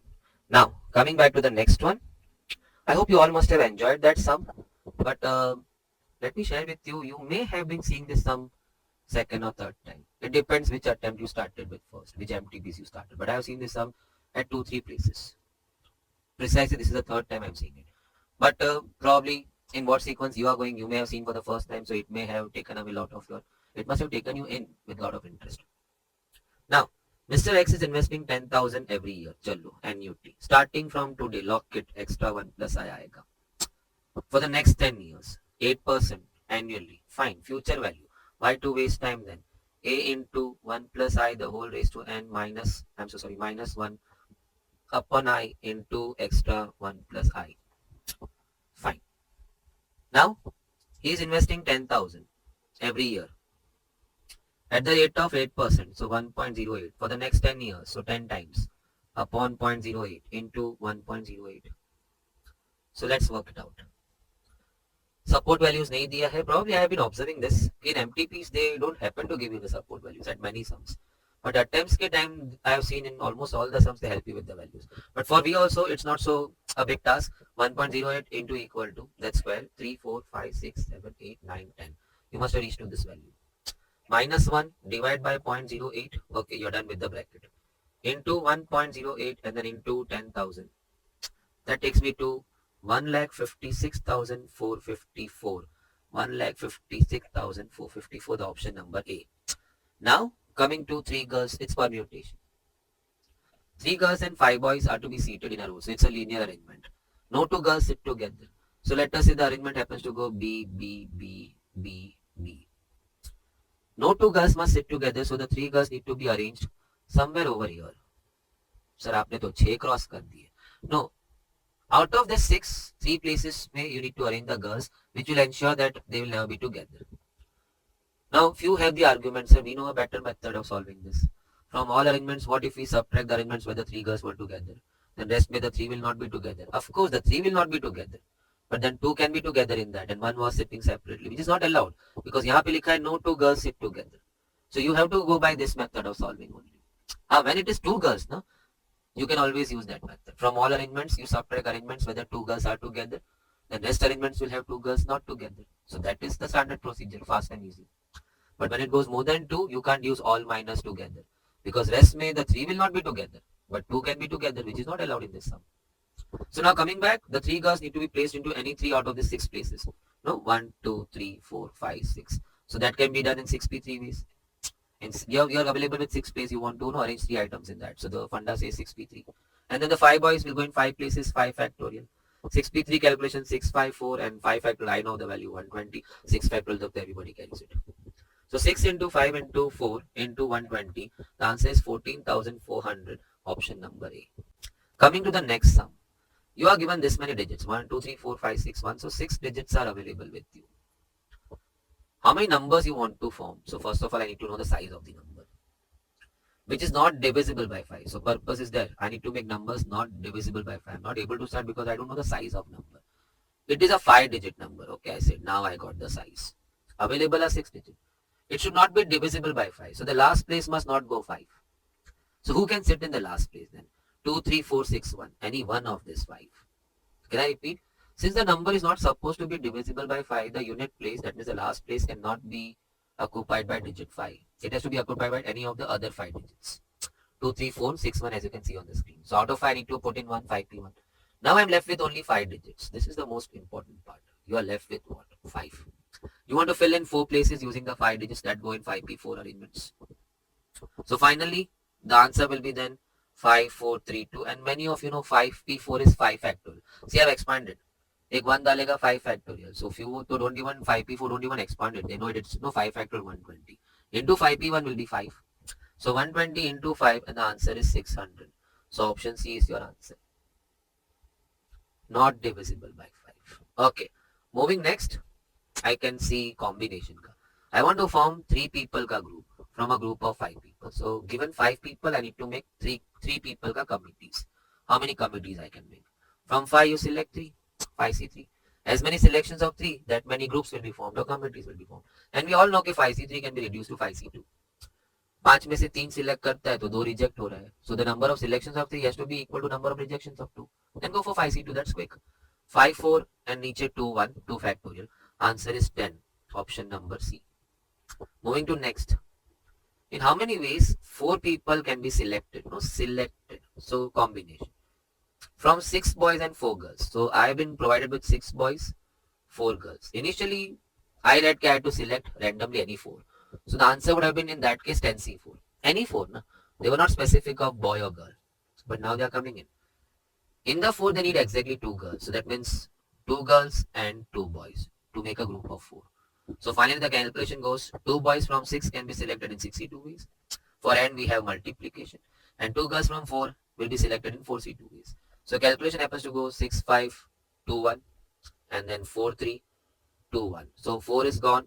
30 and 3, the answer is 90. So option number A is your answer. I hope quite clear. I am not going to apply NPR ka formula. Not at all. NP3 upon, if it is 6P3, you would not apply the formula. We all know the practice. 6, 5, 4.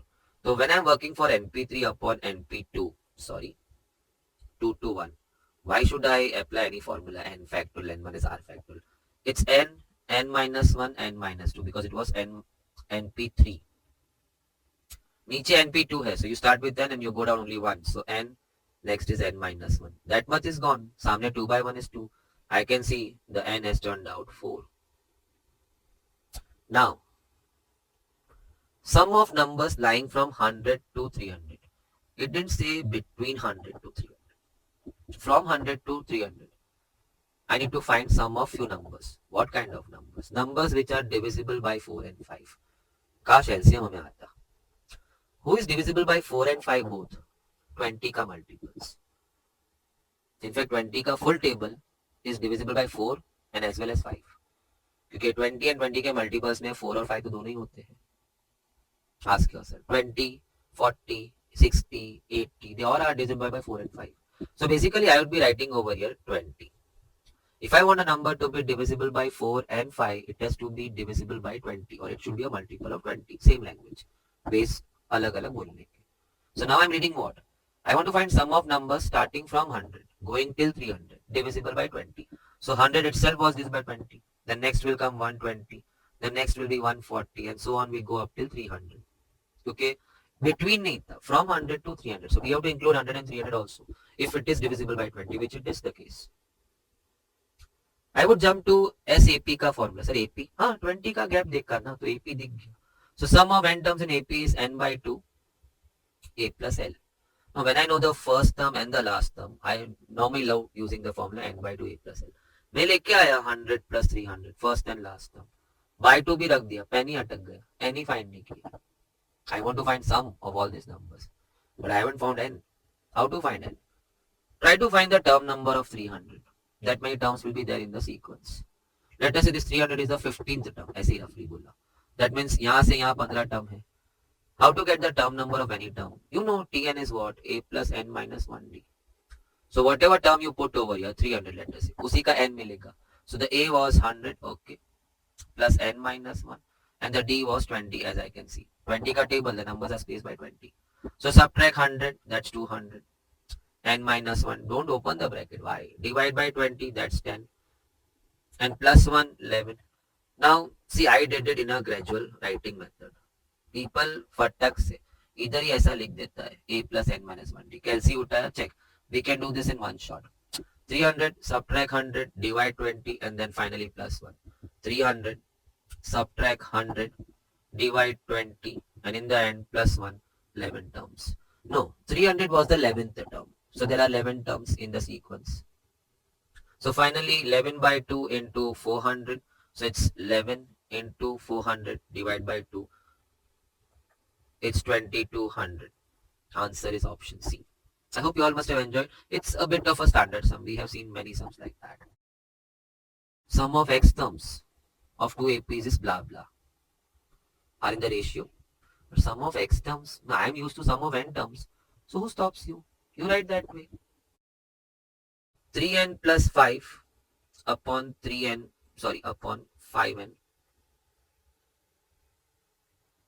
plus 3. This is sum of n terms का ratio. Sir वो dash क्या है? दो अलग series हो गई ना. सो एक सीरीज के नोटेशंस को मैं डैश बोलेंगे, मैंने उसका ए को ए डैश बोलेंगे, उसके डी के डी डैश बोलेंगे. If it is sum of n terms of the same AP, then the ratio will be 1:1 only.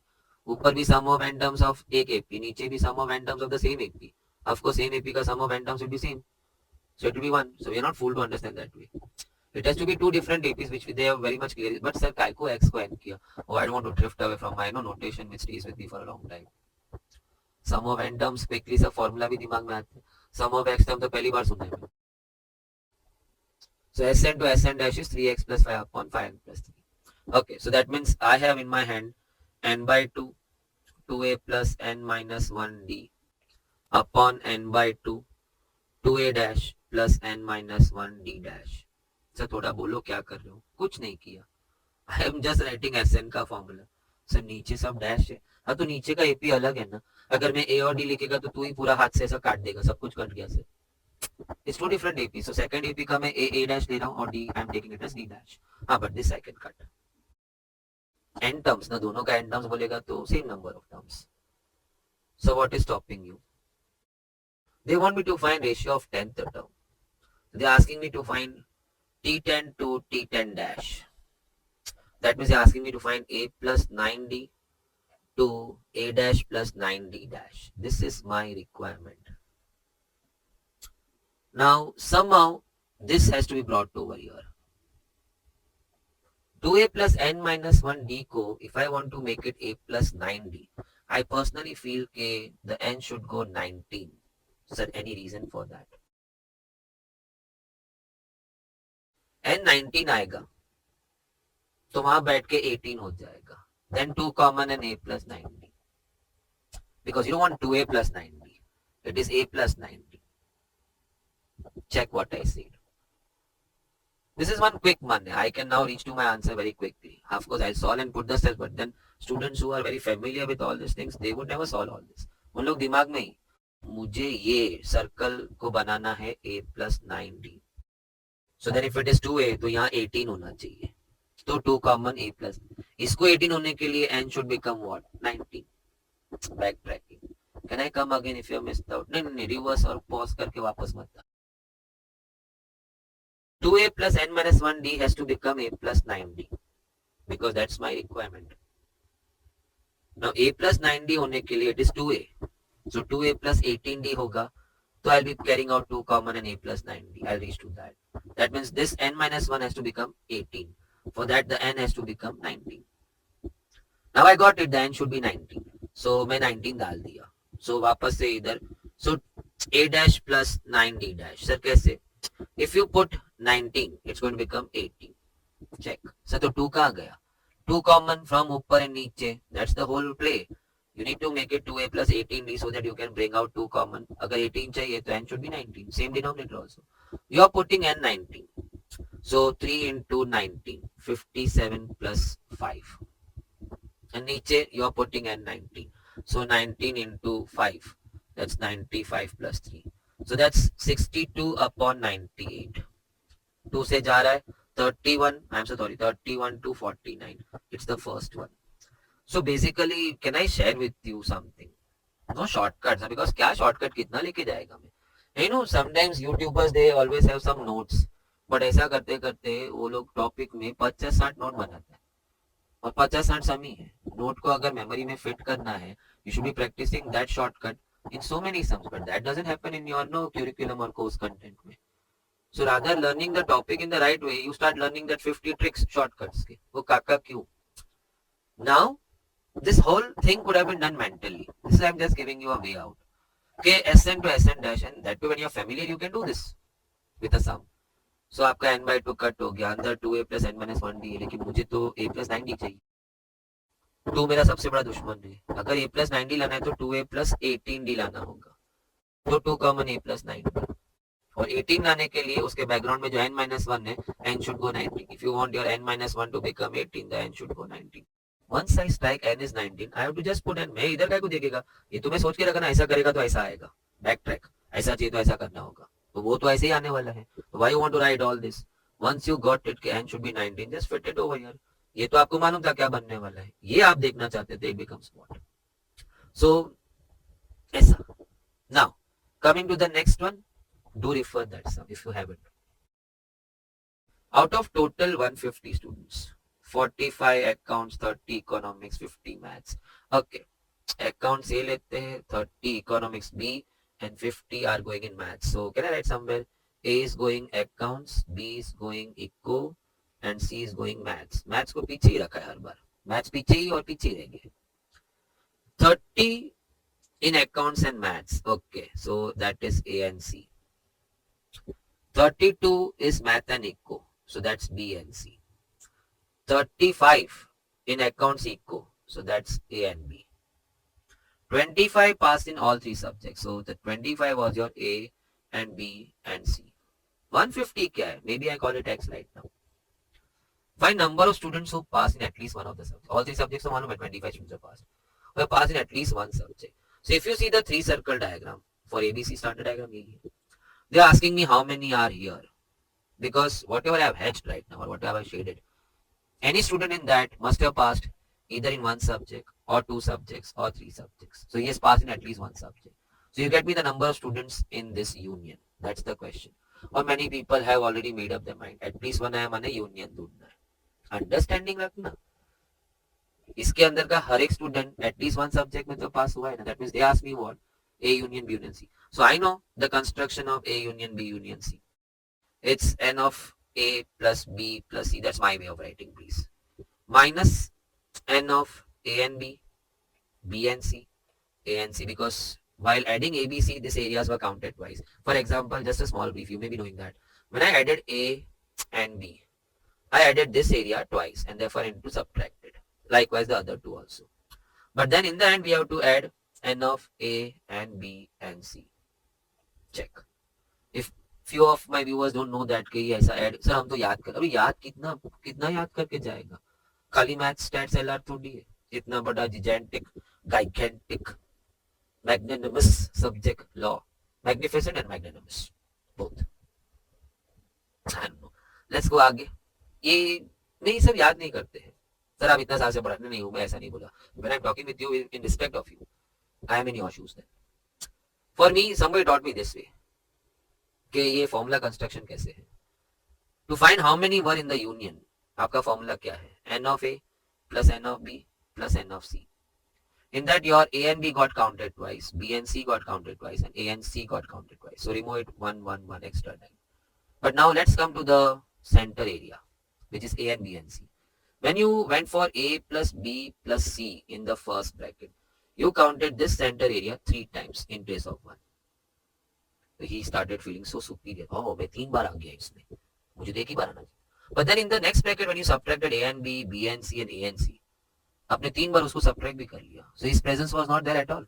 3 बार ऐड हुआ, 3 बार सब्ट्रैक्ट हो गया. So you have to add one more time ना to make it accountable, because आप तो ये ढूंढ रहे हो इन हाउस कितने लोग हैं, उसमें he is also one of the part. So now bringing in the values, it's going to be 45 plus 30 plus 50, and from there I need to subtract my A and C, which is 30, A and B, which is 35. I may be picking up values thoda randomly, 30 to whatever I can see first, and plus I have to add all three wala 25. Can we go for it now? That's going to be, I think so, 95, 125. This is 65 and 97 plus 125. Sorry, plus 25. So it's 150 minus 97, which happens to be 53. No, don't jump to your answer. Find number of people who have passed in at least one subject. Correct. It was that 53 students. Find number of students who have not passed in any of the subjects. Dhokla lo. That means they're asking me who are here outside. Total was 150. In-house, there were 53 people who had passed in at least one subject. So minus 53 from that and 97 will be over here. 97 have failed in all three subjects. Something like that. But Philal, the answer is option B, 53. I hope. We just talked about the making of the formula. I like to talk a brief, if it is a brief thing. If something demands too big a thing in no talking, then I skip paper discussion. Set A is 1, 2, 3. And I've got a relation. They missed out saying the relation is from A to A. I hope you all know relation is what? It's a set of ordered pairs looking like x comma y. All elements will be ordered pairs x comma, where x will be coming from the first set and y will be coming from the second set. But in this case, x and y both are coming from set A only, because R is defined from A to A. So first component x also will come from A, and second component y also is going to come from A. Fine. Now relation to de diya, we have to find the nature of this relation. Is it reflexive? Is it symmetric? Is it transitive? Okay, let's talk about reflexive. 1 1 है, 2 2 है, 3 3 है. So it is reflexive. If the A comma A is there in R, then R is reflexive. What is symmetric? Tick के cross बाद में सुनते हैं. If the relation has got AB, then it is also supposed to contain BA to become symmetric. If the relation has got CD as one ordered pair, it should also contain DC to call it symmetric. अगर नहीं है तो symmetric नहीं है. Relation तो है मगर symmetric नहीं है. Is it followed over here? Let's see. 2 comma 3. So फिर 3 comma 2 भी होना चाहिए, नहीं है. So then symmetric नहीं है. So as such I got my answer reflexive, because all the above ऐसा कुछ भी नहीं है. Reflexive and transitive होगा क्या? ऐसा option भी नहीं है. So if I'm alert, I'll be straight marking reflexive and going आगे. क्योंकि there's no option reading reflexive and transitive, because one more test left is the transitive only. अब वो wrong right पे मेरे को depend ही नहीं करता. हाँ right तो नहीं हो सकता है, because then there has to be a condition in the equation which says कि reflexive and transitive, which is not the case. So a smart fellow would have taken reflexive और निकल गया होता. हाँ, लेकिन एक आध ऑप्शन अगर ऐसा होता reflexive and transitive, then you are suppose to take the transitivity का test also over here. What is transitivity का टेस्ट? हम तो डिस्कस कर रहे हैं, so we have time in our favour. You have AB and then you have got BC in R. And your R contains AB also and BC also. So this both the ordered pairs were in R. Then the R should also contain A comma C. Direct link. A to B था, B to C था, तो फिर A to C भी होना चाहिए. Now that's called transitive. Is it happening over here? You need to have good eyes for that. कि हो रहा है कि नहीं हो रहा है. I start with 1 2. Because 1 2 ending with 2, I've got to start 2 3. So 1 2 है, 2 3 है. तो फिर 1 3 होना चाहिए ना. Now if you see 1 3 किधर भी नहीं है, transitive was broken. सर ये ऐसे 1 2 पे सीधा कैसे चली? 2 3 नहीं देखा आपने? हाँ मैं देखा ना, 2 3 देखा. 2 3 देखा तो if I am checking for transitive, I have to check A B B C. So 2 3 के साथ I have to see the pair starting with 3. So next you will be looking for a pair who is starting from 3. So 3 comma 3. In my lecture I have shown them on relation. Okay, never check the transitivity, symmetricity and the reflexivity, whatever you call, with homogeneous components. When if ordered pair has got homogeneous components, they are inbuilt all three of this. You have to always check a hetero with a hetero in transitivity. माने अगर आप 3,3 से check कर रहे हो, before you check, a good student would say don't check, it's transitive. Because 2 से 3 गया, फिर 3 से 3 गया, he was supposed to go from 2 to 3, वो पहले ही जाके आया था. So when you are checking with a homo pair, you are wasting your time. Transitivity was already inbuilt in it. So I was not supposed to check with 3 comma 3. Not that I didn't want to check, I knew it gets transitive. 2 3 needs to be checked with a pair, hetero pair starting with 3. Now I didn't have that hetero pair starting with 3. Just like 3 comma 1, something like that. If it is there, then I was supposed to have 2 comma 1. But that we are not talking, I'm just giving the example. And that is why I went straight away to 1 comma 2. 1 comma 2 liya. Then I wanted to check it with a pair starting with 2. I had 2 comma 3. Then I had to have 1 3 to make it transitive, which was not there in my R. And therefore transitive got cut. Answer is reflexive. हम तो कब का mark करके आगे चले गए थे. Now, let A be the set of squares of natural numbers. So you can prepare in your mind 1 4 9 something like that. Let us we make, see this is an infinite set. So if you want to really solve a sum, take some finite set. 1 4 9 ऐसा कुछ. X and Y are coming from A. So XY, let us say XY. X is 4 and Y is 9. They are coming from A. Then do X plus Y belong to A? 13. Abhi nahi dala, but is there a chance to get into A? Any element can get into A only if it is a square of a natural number, because A is a set of a square natural number. So 4 plus 9, 13. It cannot belong to A. 4 minus 9, it's minus 5. It cannot belong to A because A is a set of squares of natural numbers. So only squares can enter into A. 4 by 9, I'm just putting XY ka value. Even that's not a perfect square. X 4 by 9, 4 divided by 9, you don't get a perfect square over here. So there is no chance that he can go into A. But X into Y, which is 4 into 9, 36. Oh wow, 36 will be there in A. I have curtailed my A to this, but A is an infinite set. So 36 will be there in A. On what grounds? A is a set of squares of natural numbers. 36 ho gayi. So that's the option. A fresh new question, but could have been dealt so easily. Take some squares na, and make your X something, Y something, and practically work out. क्या ये A में होगा? क्या ये A में होगा? A में कौन होगा? Only squares. Standard sum. GP T4 AR3 AR is to 3. T5 AR is to 4. T7 AR is to 6. I mean to say 1 are less than the term number. Fifth term is 32. So I said okay, AR4 is 32.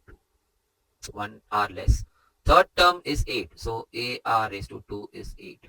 Let me divide both sides. So here I will be left with R square. Here I got 4. The R is equal to 2. R2 idhar bheja. A into 4 is equal to 8. So 4 goes in the denominator. The A is 2 and the R also is 2. Find the sixth term of GP. So that is AR is to 5. A is 2 and the R is also 2. So that's 2 raised to 6, or maybe you work it out. So 2 into equal to square ho gaya, 3, 4, 5, 6, and that's 64 is your answer. Which term in the sequence is 2048? लेकिन ये sequence है कौन सा? It's into 2 into 2 into 2. It's a GP sequence. So any term in a GP sequence is written as AR raised to n minus 1. Sir ji, Tn is A. अभी तो discuss हुआ. T6 AR is to 5. T10 AR is to 9. So Tn will be AR is to n minus 1. He's my Tn. You can take it na last term. So 2048. I can put my 2. Even the ratio is 2. Check it please. 2048. So finally 2 goes down and gives you 1024. Now those going in the exam of foundation, इतना शायद सबको आता है 2 raised to 10 is 1024. So 1024 you can make it 2 raised to 10. Since the base is equal, we can equate the powers. So n minus 1 is 10, the n has turned out 11. Check. Subsets. You may have, if you have seen earlier कोई MTB के पहले of your choice, and you have seen a subset का sum, then you must have gone through a few discussion tips over here, what I am now moving into. If that is the case, you can fast forward. If this is your very first MTP or you have not seen a sum across, allow me to brief you on subsets. Let us take a small set A1, 2, 3. I'll keep wherever subsets आएगा in all MTPs, I'll keep the discussion same, so that who has earlier seen it can just evaporate, vaporize that, pass forward. खुद को नहीं दे video को. My A has got 3 elements. How many subsets I can draw? First is empty set. Then I can bring in 1, then I can bring in 2, I can bring in 3. Similarly, I can bring in 2 elements, 1, 2, then I can bring in 2, 3, then I can bring in 1, 3. And similarly, I can bring in the full set. Sir, पूरा set भी subset बनता है क्या? हाँ, मेरे को भी अजीब लगता है because subset बोलेगा तो किसी का हिस्सा. But if you see the definition of subset, if the elements of your set belong, if all the elements in your set belong to the parent set, then this set is a subset of the parent set. Check with this 1, 2, 3 wala set. Every element is coming from the parent set 1, 2, 3. It is satisfying the condition. So it is called the subset of A. But to your knowledge, they are proper subsets. Feel आता है ना उसका टुकड़ा काट के लिया है.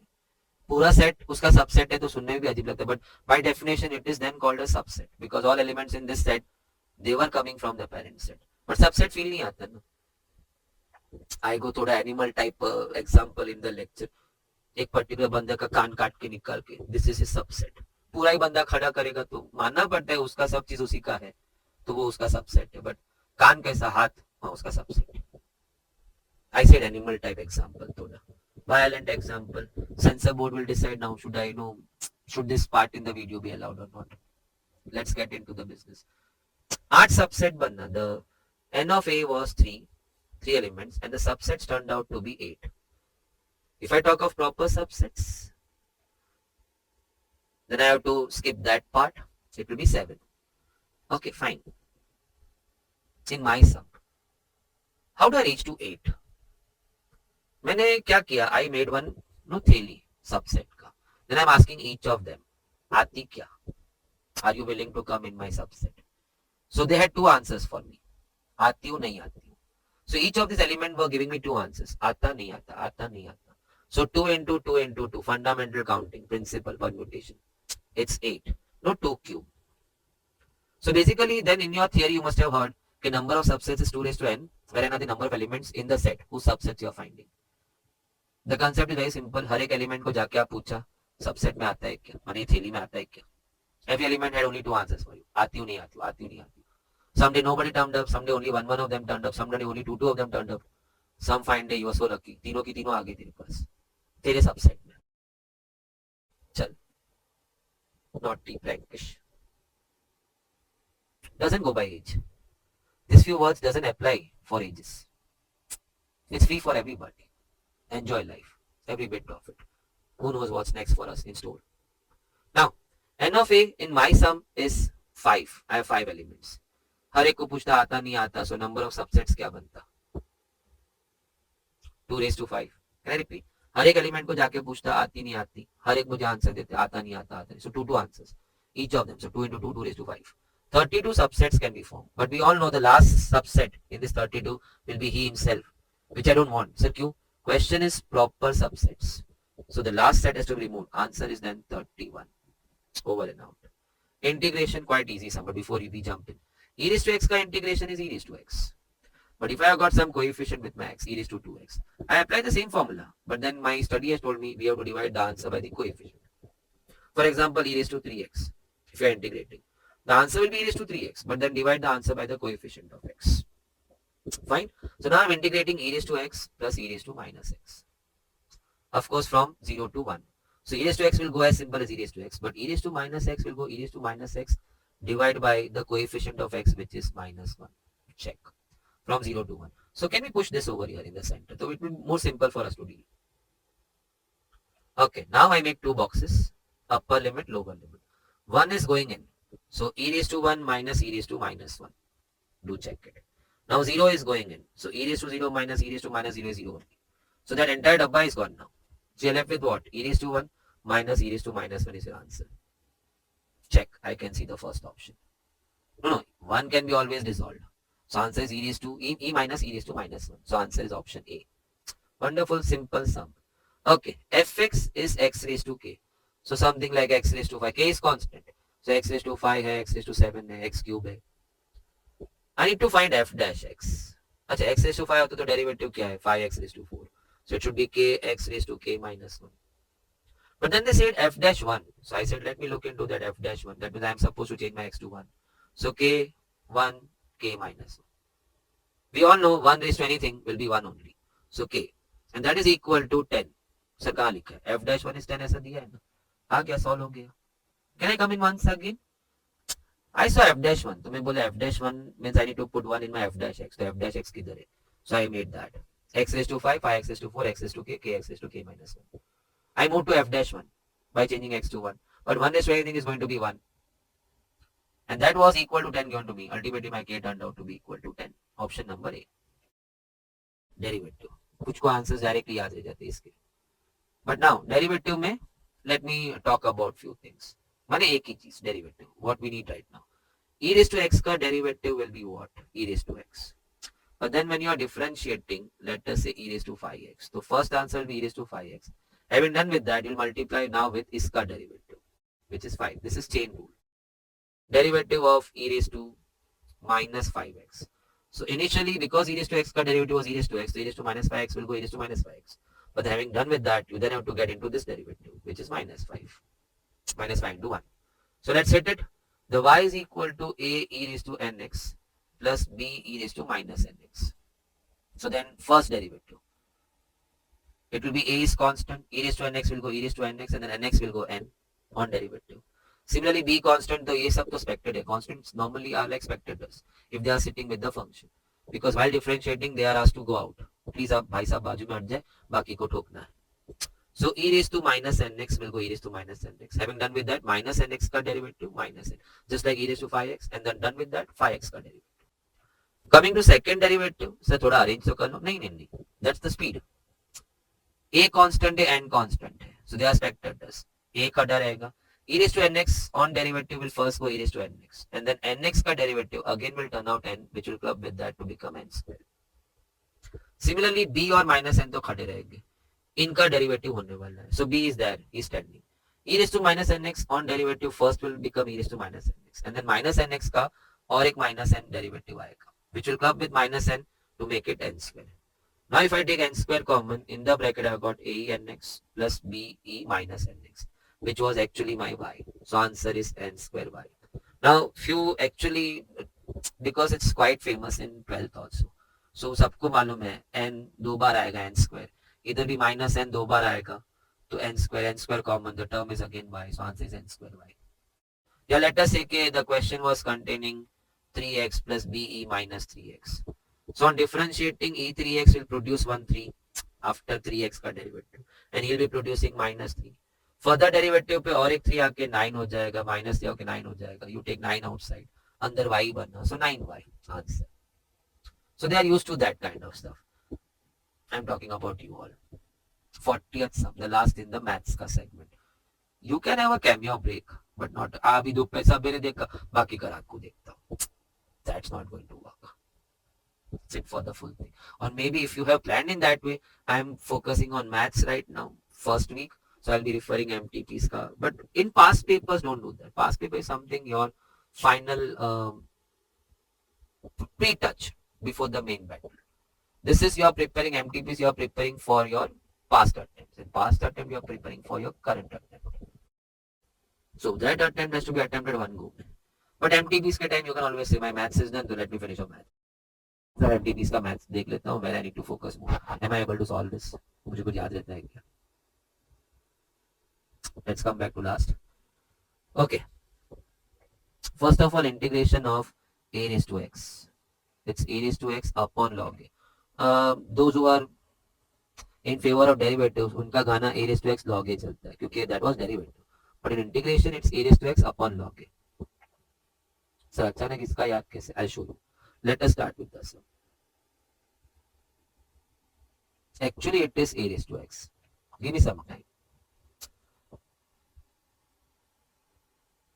So it is 8 raised to x, 9 raised to x, 5 raised to x. If all have power x, तो फिर पावर कॉमन ले लेते हैं ना. It's going to be 8, 9, 5 the whole raised to x. So it's going to be 8 into 9 into 360 the whole raised to x. Isn't that your a raised to x? A raised to x का integration is a raised to x upon log a plus c. Sir yes, आपका numerator देखो, उसका देखो. नहीं, यही मेरा numerator थोड़ा सा रीशेप हो के ये हुआ है. So ultimately when I am writing this, I am writing the original version only. सो मैं बिंदास टिक कर दिया. वी ऑल नो कि इसको अगर बैक ट्रैक करेगा तो वापस यही आ जाएगा what you are seeing over here. Check it. You all must have enjoyed this unique sum of integration, but these are all basic integrations, which I feel कि only with this much knowledge and basic knowledge of indices. No, they wanted to trap you in this. Product डाल के मगर सोचना तो चाहिए ना, अपने पास दो ही product. No, product of two functions चलता है इंटीग्रेशन में पार्ट्स बोलते हैं. All were reading power x, तो मैं बोला वो 3 2, I thought of dissolving 3 and 2, so I came to that line. Power x common सभी ले लेते हैं. Oh this is my a raised to x upon log a. मैं यहाँ अलविदा बोलूंगा. Normally I don't say that, but you are not going to go. Have a small break of 10-15 minutes. Maths थोड़ा इस बार quite good quality sums tha. This MTP didn't run as smooth as MTP1 of yours of December 22, but that is what I like. मैं MTP कर रहा हूँ ताकि मुझे strong होना है. स्ट्रॉन्ग के लिए मुझे नए नए मने दुश्मन दिखाओ, probable enemies who are there waiting for me in the main battle. If I get a glimpse of it before, I am ready. So you may not have cracked few sums, but now you are able to. Everybody, see you in the next paper. It can be MTP, it can be paper of your choice, what you are going to view. But right now, my colleague is waiting for you to get into the next 60 sums. December 2022 mock test paper 2 of statistics and logical reasoning. तो जैसे कि आप लोग को पता है कि पहले जो 41 से क्वेश्चंस रहेंगे आपके वो LR के क्वेश्चंस रहेंगे और फिर स्टैट्स के रहेंगे. तो आ जाइए सीधा पहले करते हैं लॉजिकल रीजनिंग का डिस्कशन ऑन क्वेश्चन नंबर 41. आ जाओ. सो सबसे पहला क्वेश्चन जो आपका है वो सीरीज का क्वेश्चन है. Find the missing term. Let's see.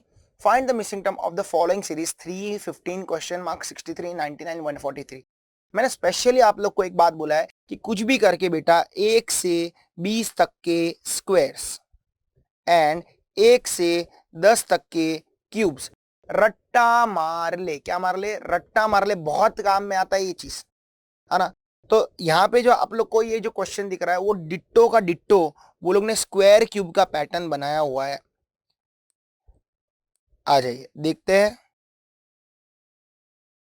तो सबसे पहले 3, तो 3 को कहना है राइट 2 स्क्वायर माइनस 1, फिर 4 स्क्वायर माइनस 1, फिर ये 8 square minus 1, 10 square minus 1, 12 square minus 1. तो ये क्या हो जाएगा? तो 2, 4, 6, 8, 10, 12 पैटर्न. तो ये हो जाएगा 6 square minus 1, that is nothing but 35.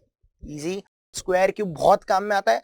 मतलब तेरी जो पैटर्न है ना, इससे बहुत सारी पैटर्न्स बनती है. जैसे इसने स्क्वायर माइनस 1 किया वैसे स्क्वायर प्लस 1 भी कर सकते हो, राइट. आ जाओ नेक्स्ट क्वेश्चन. देखो ये भी क्वेश्चन हम लोग ने सेम स्क्वायर क्यूब जो ऊपर डिस्कस किया उसी से पूछा. ध्यान से देखो 7, 26, 63, 124, 215, 342 एंड अ क्वेश्चन मार्क. तो 7, तो 7 is nothing but 2 cube minus 1, 3 cube minus 1, 4 cube minus 1, 5 cube minus 1, 6 cube minus 1, 7 cube minus 1. तो ये क्या हो जाएगा? 8 का क्यूब माइनस 1. तो 8 का क्यूब करते हैं. It is nothing but 512 minus 1, 511. Option D. Easy. और एक चीज याद रखने की, देख नंबर अचानक बढ़ रहा है तो ये मेरी चेकलिस्ट है, ठीक है. चेकलिस्ट क्या बोलती है? अगर नंबर अचानक बढ़ रहा है ना तो previous number square cube multiplication देखने का. क्या देखने का? Previous number square cube multiplication. आ जाओ. Find the missing term of 3, 7, 15 question mark 63, 127. और ध्यान से ऑब्जर्व कर बेटा. तो देख नंबर तो बढ़ रहा है, 3 से चालू किया खत्म किया 127 पे. अब ऑब्जर्वेशन तेरा अच्छा कर. देख कहने से ऑलमोस्ट नंबर डबल हो रहा है, 2 गुना हो रहा है, ट्वाइस हो रहा है. है ना, ध्यान से देख, 7 का प्रीवियस नंबर क्या है 3, तो 3 2 जा 6 प्लस 1 7, ये मैजिक। ये देख ये देख ये देख ये देख, 7 2 जा 14 प्लस 1, तो इधर पैटर्न क्या बन रही है, previous number into 2 plus 1, previous number into 2 plus 1। नहीं भरोसा है तो देख इधर भी देख ले, 63 इंटू 2 इज 126 प्लस 1 इज 127, तो इधर भी क्या होगा 15 2 जा 30 प्लस 1 31, ऑप्शन। समझा कि नहीं समझा? अरे समझा कि नहीं समझा? चलो आ जाओ। Find the odd man out. हम लोग ने ऑड मैन आउट पे पहले ही अच्छा खासा डिस्कशन कर चुके हैं। मैंने आप लोग को बोला था अगर असेंडिंग या डिसेंडिंग ऑर्डर में जाता है और पैटर्न बनता है तो ऑड मैन आउट का नहीं, कैसा क्वेश्चन होता है, रॉन्ग टर्म का। There is a slight difference between wrong term के questions and odd man out के क्वेश्चंस। ठीक है, ऑड मैन आउट में असेंडिंग ऑर्डर में जा रहा है, डिसेंडिंग ऑर्डर में जा रहा है, पर पैटर्न नहीं बन रहा है तो वो ऑड मैन आउट माना जाएगा। और अगर उसमें पैटर्न बन रहा है ना तो रॉन्ग टर्म का क्वेश्चन रहेगा। और रैंडम नंबर्स है तो ऑड मैन आउट ही है वो, फिर तेरा रॉन्ग टर्म हो सकता नहीं है। तो यहाँ पे देखते हैं ये क्वेश्चन किसका है। 3 4 10 32 136 685 4116। अब देख, चालू किया 3 से, खत्म हो रहा है 4100 के आजू बाजू। क्या नंबर अचानक बढ़ा? हाँ, previous number square cube multiplication, previous number square cube multiplication. अब देख यहाँ पे स्क्वायर क्यूब तू नहीं कर सकता है क्योंकि स्टार्टिंग के नंबर्स बहुत आजू बाजू में, फिर अचानक बढ़ रहा है तो यूज करने का प्रीवियस नंबर। अब ध्यान से देख, ध्यान से ऑब्जर्व करना, 4 का प्रीवियस नंबर क्या है 3। अब 3 को मुझे 4 बनाना है तो मैं डायरेक्टली +1 कर सकता नहीं हूं कि मुझे उसको मल्टीप्लायर इफेक्ट भी देना ना, अचानक भी बढ़ाना है। तो यहाँ पे हो जाएगा 3 1 जा 3 plus 1 4, previous number into 1 plus 1। तो इधर देख, इधर क्या हो रहा है, प्रीवियस नंबर इंटू 2 प्लस 2 1 10। इधर देख, इधर देख, प्रीवियस नंबर इंटू 3 प्लस 3 होना चाहिए था ना, तो ये होना चाहिए था 33, पर दिया कितना है 32। 33 is your right term and 32 is your wrong term. अब सर पता कैसे चलेगा कि ये 32 सच्ची में गलत है? तो देख, अब आगे की पैटर्न क्या होनी चाहिए थी, प्रीवियस नंबर इंटू 4 प्लस 4, पर उधर 32 के जगह पे 33 होना चाहिए था ना, तो 33 इंटू 4 प्लस 4 कर ले, 33 into 4 is nothing but 132 plus 4 is 136। अब आगे भी भरोसा नहीं है तो कर ले 136 इंटू 5 प्लस 5, और ये हो जाएगा 685 इंटू 6 प्लस 6 बन गया। समझा odd man order wrong term में डिफरेंस? समझा, इधर असेंडिंग ऑर्डर भी है और पैटर्न भी बन रहा है, तो ये कैसे क्वेश्चन है, रॉन्ग टर्म के, ना कि ऑड मैन आउट के। ठीक है, चलो आ जाओ बात करते हैं आगे। 45 वापस ये टाइप ऑफ क्वेश्चन जो है यहाँ पे क्या करने का मैं बताता हूँ, पहले पढ़ लेते। In a certain code language 253 means books are old, 253 means books are old, उम्र हो गई बुक्स की, सीनियर सिटीजन है books. 546 means man is old, इधर मैन सीनियर सिटीजन है। And 378 means buy good books. अब देख, यहाँ पे तेरे पास है 3 स्टेटमेंट और 3 स्टेटमेंट के है 3 कोट्स। तो यहाँ पे क्या करने का, मैं बोलता हूँ कॉमन कॉमन वाला गेम खेलने का, जो इधर कॉमन वो इधर भी कॉमन, वही उसका आंसर, जो इधर कॉमन वो इधर भी कॉमन और वही उसका आंसर। अब तुम लोग को पूछा गया what is the code for R. अब देखो आर, क्या आर किधर भी कॉमन है कि खाली 1 में? खाली 1 में, पर बुक्स तो 2 जगह पे, ओल्ड भी 2 जगह पे, तो बुक्स और ओल्ड के कोड मिल गए। जैसे बुक्स और ओल्ड के कोड मिल गया, अपने आप आर का भी कोड मिल जाए। आ जाइए दिखते हैं, सबसे पहले बुक्स का कोड फाइंड आउट करते हैं। तो बुक्स किधर किधर कॉमन है सर? 1 में भी है 3 में भी है, तो 1 एंड 3 के कोड साइड पे निकाल, 2 5 3 3 7 8। अब इन दोनों में से कॉमन नंबर कौन सा है? 3, तो बुक्स का कोड क्या हो गया 3, तो बुक्स कटा 3 कटा बुक्स कटा, जो इधर कॉमन वो इधर भी कॉमन।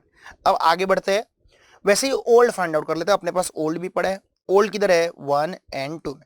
अब 1 के कोड्स 2 ही बचे, 2 एंड 5, क्योंकि 3 तो गया ना, एंड 2 के बचे 5 4 6, तो कॉमन कौन सा है? 5, तो 5 कटा ओल्ड कटा ओल्ड कटा 5 कटा, तो बचा कौन? आर, और बचा कौन? 2, तो आर का कोड क्या हो गया? 2। जो इधर कॉमन है इधर भी कॉमन है, अगर कॉमन कॉमन नहीं है तो आजू बाजू वाले देख ले। चल आज question 46, Neha walked 2 kilometres west of her house and then turn south covering 4 kilometres. आ जाओ, तो सबसे पहले एक अपन प्लस बना लेते हैं, जैसे अपन बनाते हैं वैसे। ये आपका नॉर्थ, ये आपका ईस्ट, ये आपका साउथ, ये आपका वेस्ट। आ जाओ, क्या बोलता है, Neha walk 2 kilometre west of her house. चलो आ जाओ, यहां से उसको 2 किलोमीटर वेस्ट में लेके आते हैं। फिर नेहा क्या करती है, देन टर्न साउथ कवरिंग 4, और साउथ में कितना चलती है 4। Finally she moved 3 kilometre towards east, east की तरफ 3 किलोमीटर गई। अब देख 3 गई तो ये तो 2 ही होगा ना, पर वो और कितना गई, 1 किलोमीटर गई, तो ये हो गया 3 total. And then again 1 kilometre west, और वहां से यहां जब वो पहुंची, यहां से वो वेस्ट में गई 1 किलोमीटर, मतलब यहां पे ना, तो ये उसका था स्टार्ट और ये उसका हो गया एंड। अब पूछते क्या है वो लोग, how far is she from the original position, ये स्टार्टिंग पॉइंट से ये नेहा कितनी दूर है, कितनी दूर है, कौन सी नहीं, कितनी दूर है, देख कौन सी दिशा पूछते तो साउथ में, पर कितनी दूर है, तो ये तो आपका रेक्टेंगल बन गया, तो ये 2 ये 2 तो ये 4, तो ये भी कितना रहेगा 4, ऑप्शन सी। इजी था ऐसे। चलो आ जाओ, Shweta moved a distance of 75 metres towards north. आ जाओ, तो ये आपका हो गया north, east, south and west. सबसे उसने क्या किया, सबसे पहले 75 मीटर्स नॉर्थ की तरफ गई, तो आ जाइए उसको लेके चलते हैं नॉर्थ की तरफ। ये 75 नॉर्थ में गई, ठीक है। फिर उसने क्या किया, देन शी टर्न लेफ्ट, तो देखो याद रखेगा, लेफ्ट मतलब एंटी क्लॉकवाइज घूमने का, राइट मतलब क्लॉकवाइज घूमने का। तो नॉर्थ से लेफ्ट लिया, तो नॉर्थ का आंटी कौन सा डायरेक्शन है, वेस्ट, देखना नॉर्थ का आंटी वेस्ट आएगा ना, ठीक है। तो मतलब वो वेस्ट में गई, वेस्ट में कितना गई, 25 मीटर गई, तो अब याद रखने का वो वेस्ट में जा रही थी। And then she again turn left, अब वापस वेस्ट से वापस लेफ्ट लिया, मतलब एंटी क्लॉकवाइज, कौन सा डायरेक्शन है, साउथ, तो साउथ में कितना गई 80, अब ये तो 75 रहेगा, और कितना वो चली 5, तो ये 75 और ये 5। अब वो इधर किधर है, मतलब वो अब वो फेसिंग टुवर्ड्स किधर है, साउथ है, south. Finally she turn right at an angle of 45 degree. देखो जैसे कि आप लोग को बोला था मैंने कि लेफ्ट मतलब एंटी क्लॉकवाइज, तो राइट मतलब क्लॉकवाइज, तो उसने 45 डिग्री का क्लॉकवाइज टर्न लिया फ्रॉम साउथ, तो साउथ से 45 डिग्री क्लॉकवाइज क्या आएगा, साउथ वेस्ट। देख 90 डिग्री पे वेस्ट आ जाएगा। तुम लोग एक बात ऑब्जर्व करो, नॉर्थ ईस्ट साउथ वेस्ट, ये सबके बीच में 90 डिग्री का एंगल है ना, ये देख 90 90 90, पर वो तो पूरा घूमी क्या, नहीं खाली 45 डिग्री घूमी, तो साउथ से 45 डिग्री, तो ये साउथ ये वेस्ट, तो 45 डिग्री पे कौन सा डायरेक्शन आ जाएगी, ये कौन सा एंगल हो जाएगा, south west. In which direction she is finally moving, south west. समझा कि नहीं समझा, और प्रूफ भी देता हूँ, ये ले, चलो प्रूफ देता हूँ, ध्यान से देखना, लॉजिकली पढ़ने का कभी भी। ये देख, तू ऐसा जा रहा था ना, ऐसा जा रहा था ना, साउथ में जा रहा था ना, और तूने 45 डिग्री का राइट टर्न लिया, तो ये देख क्लॉकवाइज घुमा, ये कितना डिग्री हुआ, 45 डिग्री का राइट टर्न हुआ नहीं हुआ, बराबर है।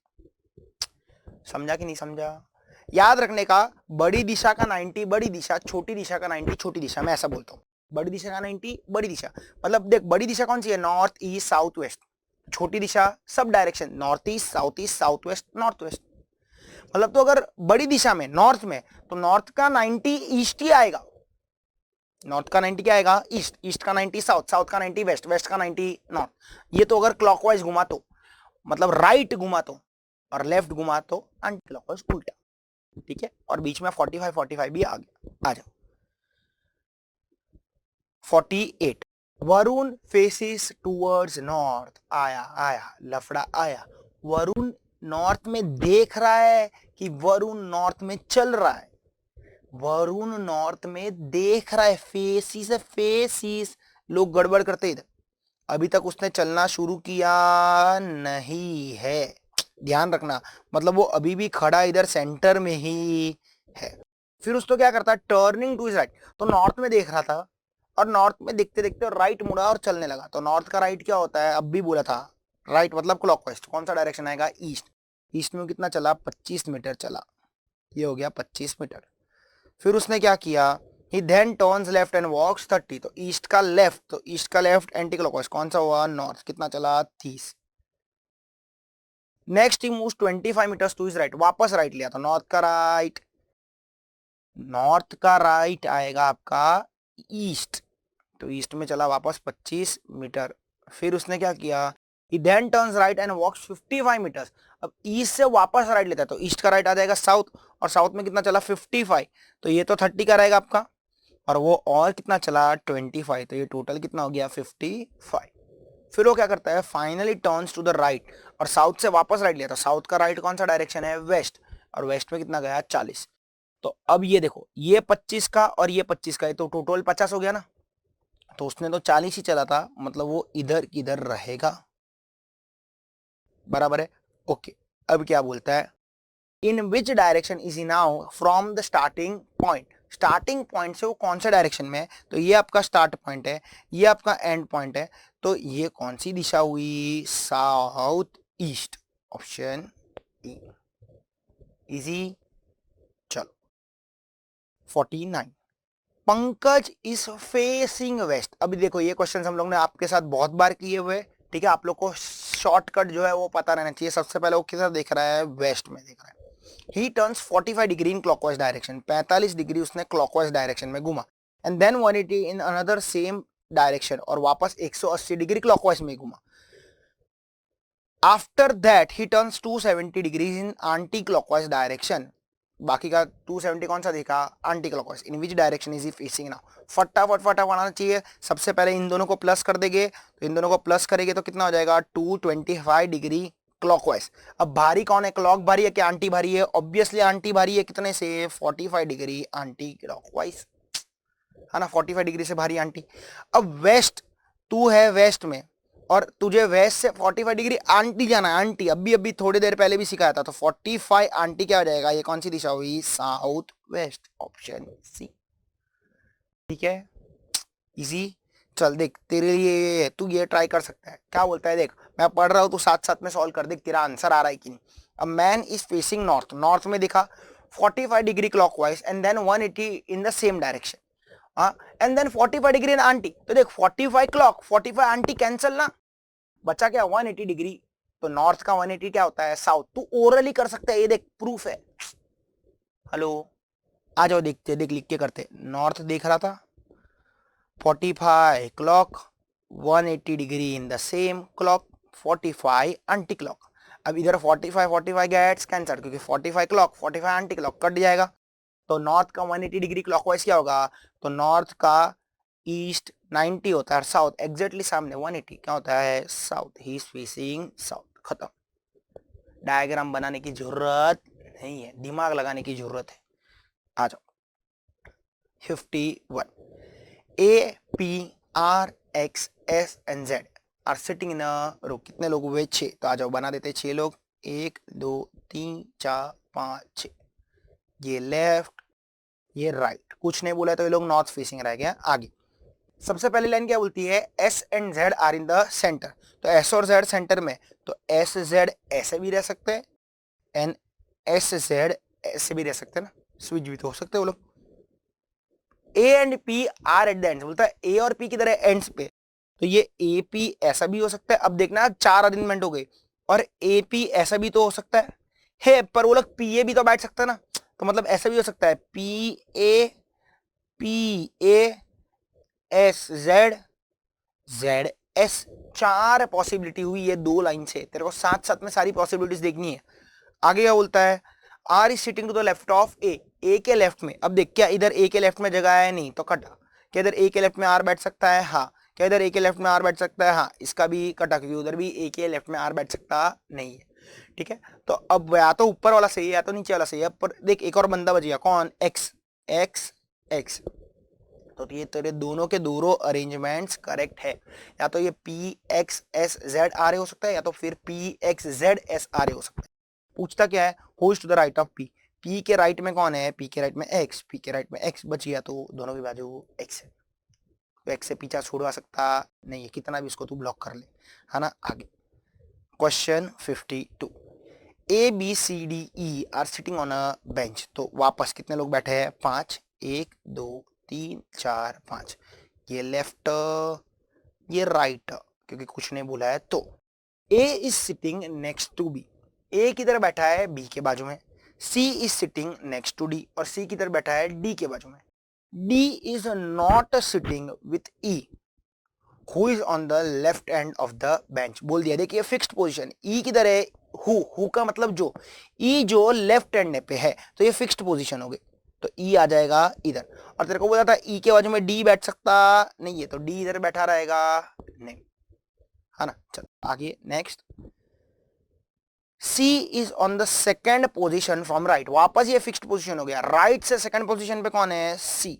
Okay, A is to the right of B and E, A किधर है, बी और ई के राइट में। अब देख बी और ई के राइट में ए है, अब ई तो बैठ चुका है, समझना ध्यान से समझना, ई तो इधर बैठ चुका है और बी इधर बैठ जाएगा तो ए इधर आ गया। देख ले, क्या A is to the right of B and E, हाँ। और तेरे को स्टार्टिंग में भी बोला था A is sitting next to B, तो देख A is sitting next to B, फिर C is sitting next to D, तो सी डी इधर आ गया ना। अब देख और भी कुछ लिखा है, A and C are sitting together, हाँ रे बराबर है, देख ए सी साथ में बैठे हैं, खत्म, तेरा आंसर आ गया, वाओ। आ जाओ, क्या पूछता है तेरे को, क्वेश्चन क्या पूछता है, in which position is A sitting, तो ए किधर बैठा है, बिटवीन बी डी, नहीं between B and C, option B. Easy. देख सबसे पहले क्या करने का, मैं वापस ट्रिक बोलता हूँ, फिक्स्ड पोजीशन देख ले, जो मैंने किया था कि ये इधर ही बैठा है, ये इधर ही बैठा है, वो नहीं है तो बिटवीन वाला लाइन दिख ले, क्या दिख ले, बिटवीन वाला लाइन, तेरा काम आसान। चल आ जाओ 53, there are 4 children P Q R S sitting in a row, तो कितने लोग बैठे हैं, 4 लोग बैठे हैं, 1 2 3 4। P occupy sit next to Q but not next to R, P जो है वो Q के बाजू में बैठा है पर R के बाजू में बैठा नहीं है, तो अब देख P Q ऐसा भी तो हो सकता है और Q P ऐसा भी तो हो सकता है, P जो है वो Q के बाजू में बैठा है पर P R के बाजू में नहीं, तो R इधर आ जाएगा, ऐसा भी तो पॉसिबल है ना। तो ये दोनों के दोनों अरेंजमेंट करेक्ट है, पी क्यू आर भी सही है, आर क्यू भी सही है। अब देख ये 3 लोग जो एंड में बैठे हैं वो लोग स्टार्ट में भी तो बैठ सकते हैं, मतलब ऐसे भी तो हो सकता है पी क्यू आर इधर बैठा, और ये आर क्यू पी जो स्टार्ट में बैठा है वो एंड में भी तो बैठ सकता है, ऐसे भी तो हो सकता है आर क्यू पी। अब बच्चा एस, तो S S S S, arrangement साथ साथ में समझने के।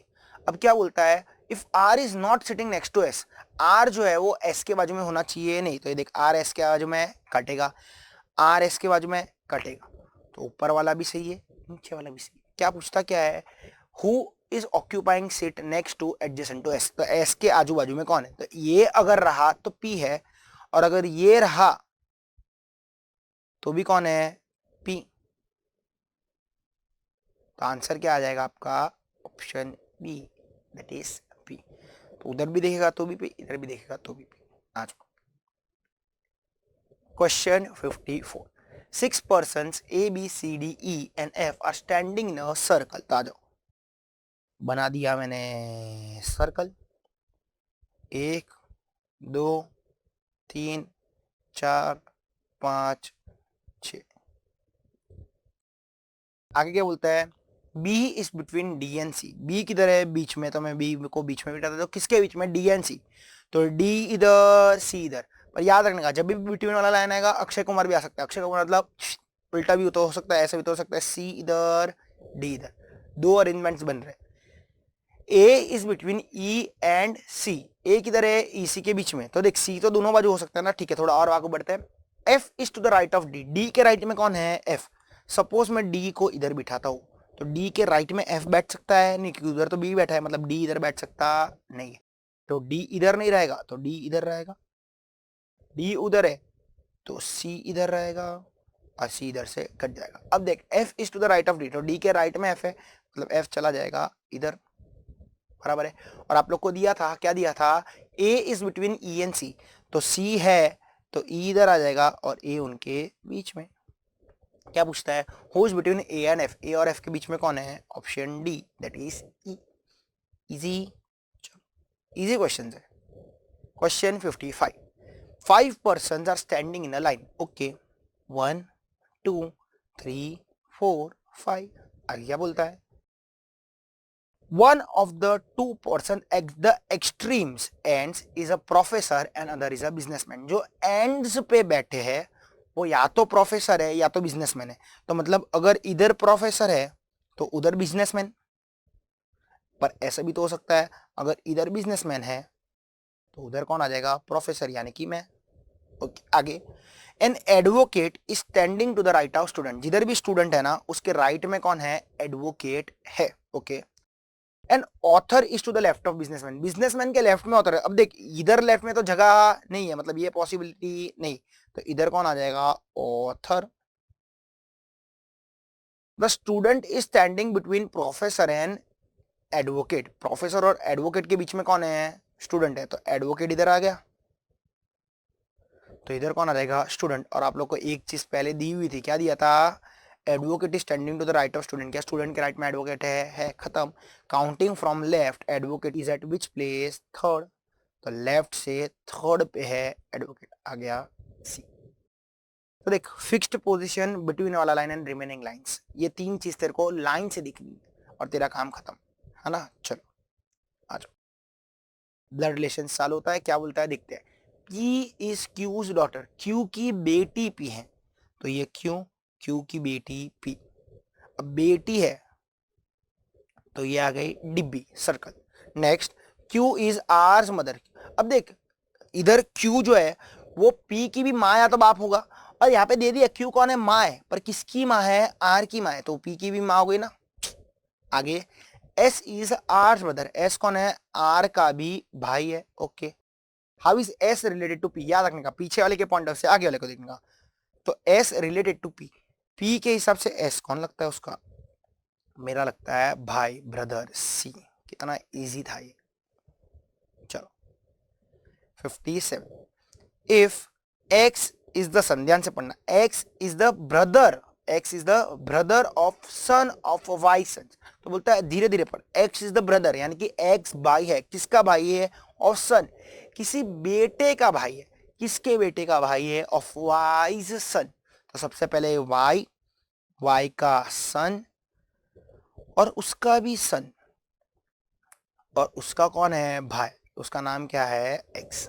देख ले, एक्स भाई है, किसका भाई है, किसी बेटे का भाई है, किसके बेटे का भाई है, वाई सन्स के बेटे का, ठीक है, वाई सन्स सन्स यानी कि वाई का ग्रैंडसन, और उसका भी भाई, मतलब एक्स भी ग्रैंडसन हो गया ना। चलो देख क्या बोलता है, how is X related to Y, तो अभी अभी देखा था, वाई के हिसाब से एक्स का कौन लगता है, ग्रैंड सन, पौता। Question 58, if P is the husband of Q, P कौन है, पति है, तो पी अगर पति है किसका, क्यू का, तो क्यू उसकी कौन हो गई, पत्नी। आगे, and R is the mother of S, R कौन है, माँ है, किसकी, एस, और आगे भी लिखा है एस एंड क्यू, तो क्यू तो था तो इसके साथ एस भी जुड़ जाएगा, उसका भाई या तो बहन, और उन दोनों की माँ कौन थी, आर। ठीक है, आगे क्या पूछता है, what is R to P, P के हिसाब से आर कौन, याद रखने का, पीछे वाले के पॉइंट ऑफ से आगे वाले को दिखना है, पीछे जो भी पर्सन है उसके पॉइंट ऑफ से आगे को दिखना है, तो पी के पॉइंट ऑफ से किसको दिखना है, आर। तो ये हो गई मेरी बीवी, बीवी की है माँ, तो बीवी की माँ का नाम क्या रहेगा, सासू माँ, मदर इन लॉ। इजी था क्वेश्चन। चलो question 59, B is the brother of A, तो ये क्वेश्चन हम लोग ने अभी रिसेंटली मॉक टेस्ट पेपर 1 में भी देखा था, राइट। देखते क्या बोलता है, B is the brother of A, B कौन है, भाई है, किसका भाई है, ए का, ए हुज ओनली सिस्टर, मतलब ए जिसकी अकेली बहन, हुज मतलब जिसकी, तो ए जिसकी कौन है, अकेली बहन है, इज द मदर ऑफ सी, और वो अकेली बहन कौन है, माँ है, यही जो मैं बहन है ना वो माँ है, किसकी माँ है, सी की, तो सी नीचे चली जाएगी ना, ये नीचे चला जाएगा। आई, डी इज द मैटरनल, नाम है मैटरनल, माँ के साइड का ग्रैंड मदर, यानी कि कौन हो गई, नानी ऑफ सी, तो सी की नानी। अब देख सी की मम्मी तो थी तेरे पास जो ए की बहन थी, और उसकी भी मम्मी का नाम क्या था, डी। आगे क्या बोलता है, how is A related to D, D के हिसाब से ए कौन लगता है, डी के हिसाब से, तो ये देख, ये मेरी बेटी और ये मेरी बेटी का या तो भाई या तो बहन ना, मतलब ये या तो मेरा सन होगा या तो मेरी डॉटर। अब देख सन ऑप्शन में दिया नहीं है तो डॉटर तो दिया है, ऑप्शन सी। देख गलती से अगर वो लोग कैन नॉट बी डिटरमाइन देते, डॉटर भी देते, कैन नॉट बी डिटरमाइन नहीं देते, तो तेरा आंसर क्या रहता, कैन नॉट बी डिटरमाइन, गलती करने का नहीं। ठीक है, आ जाओ क्वेश्चन 60, आखिरी क्वेश्चन, बस खत्म है यार, कितना इजी था, एक भी हार्ड क्वेश्चन नहीं दिया था वो लोग ने। आ जाओ, X and Y are the children of A. X और वाई कौन है? चिल्ड्रन है। किसके चिल्ड्रन है? ए के, मतलब ए उनका या तो पप्पा मम्मी रहेगा। आ जाओ, A is the father of X, A कौन है? बाप है एक्स का। बट पर y is not his son, हे ए x का बाप है तो y का भी बाप ही हुआ, पर बोलता है y उसका बेटा नहीं है तो लावारिस है, कचरे से उठा हुआ है, ऐसा सब नहीं बोलने का। y उसकी बेटी हो गई, अगर वो बेटा नहीं है तो उसकी बेटी। How is y related to A के हिसाब से y उसकी कौन लगती है? बेटी। Option B. क्लियर? एकदम इजी था, लॉजिकल रीजनिंग। ठीक है, बच्चे जैसे क्वेश्चन है इसके। आ जाओ देखते हैं स्टैटिस्टिक्स के remaining 40 questions. Question number 61, the number of times a particular items occur in a class interval. बोलते हैं एक क्लास में नंबर ऑफ टाइम्स, जितनी भी बार एक आइटम ऑकर होती है उसको अपन क्या बोलते हैं? फ्रीक्वेंसी। है ना, अपन टैली मार्क करते हैं ना, 1 2 3 4 5, है ना, फ्रीक्वेंसी। एन ओजाइव, कर करके थक गए। Ogive is a graphical representation of क्या? Cumulative frequency. हाँ वही तो रहता है। CF से ओजाइव बनता है, right? Less than CF, more than CF, less than CF से less than ogive, more than CF से मोर देन ओजाइव।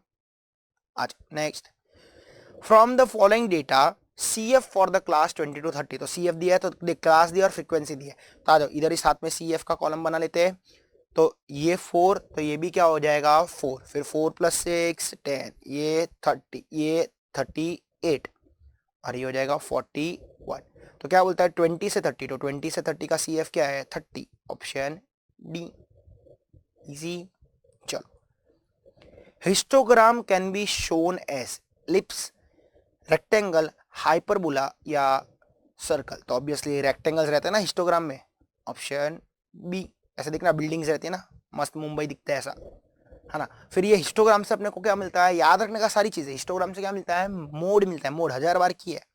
आ जाओ, dash series is continuous, open ended, exclusive, close ended, on equal class interval. तो बोलते हैं continuous रहती है, continuous.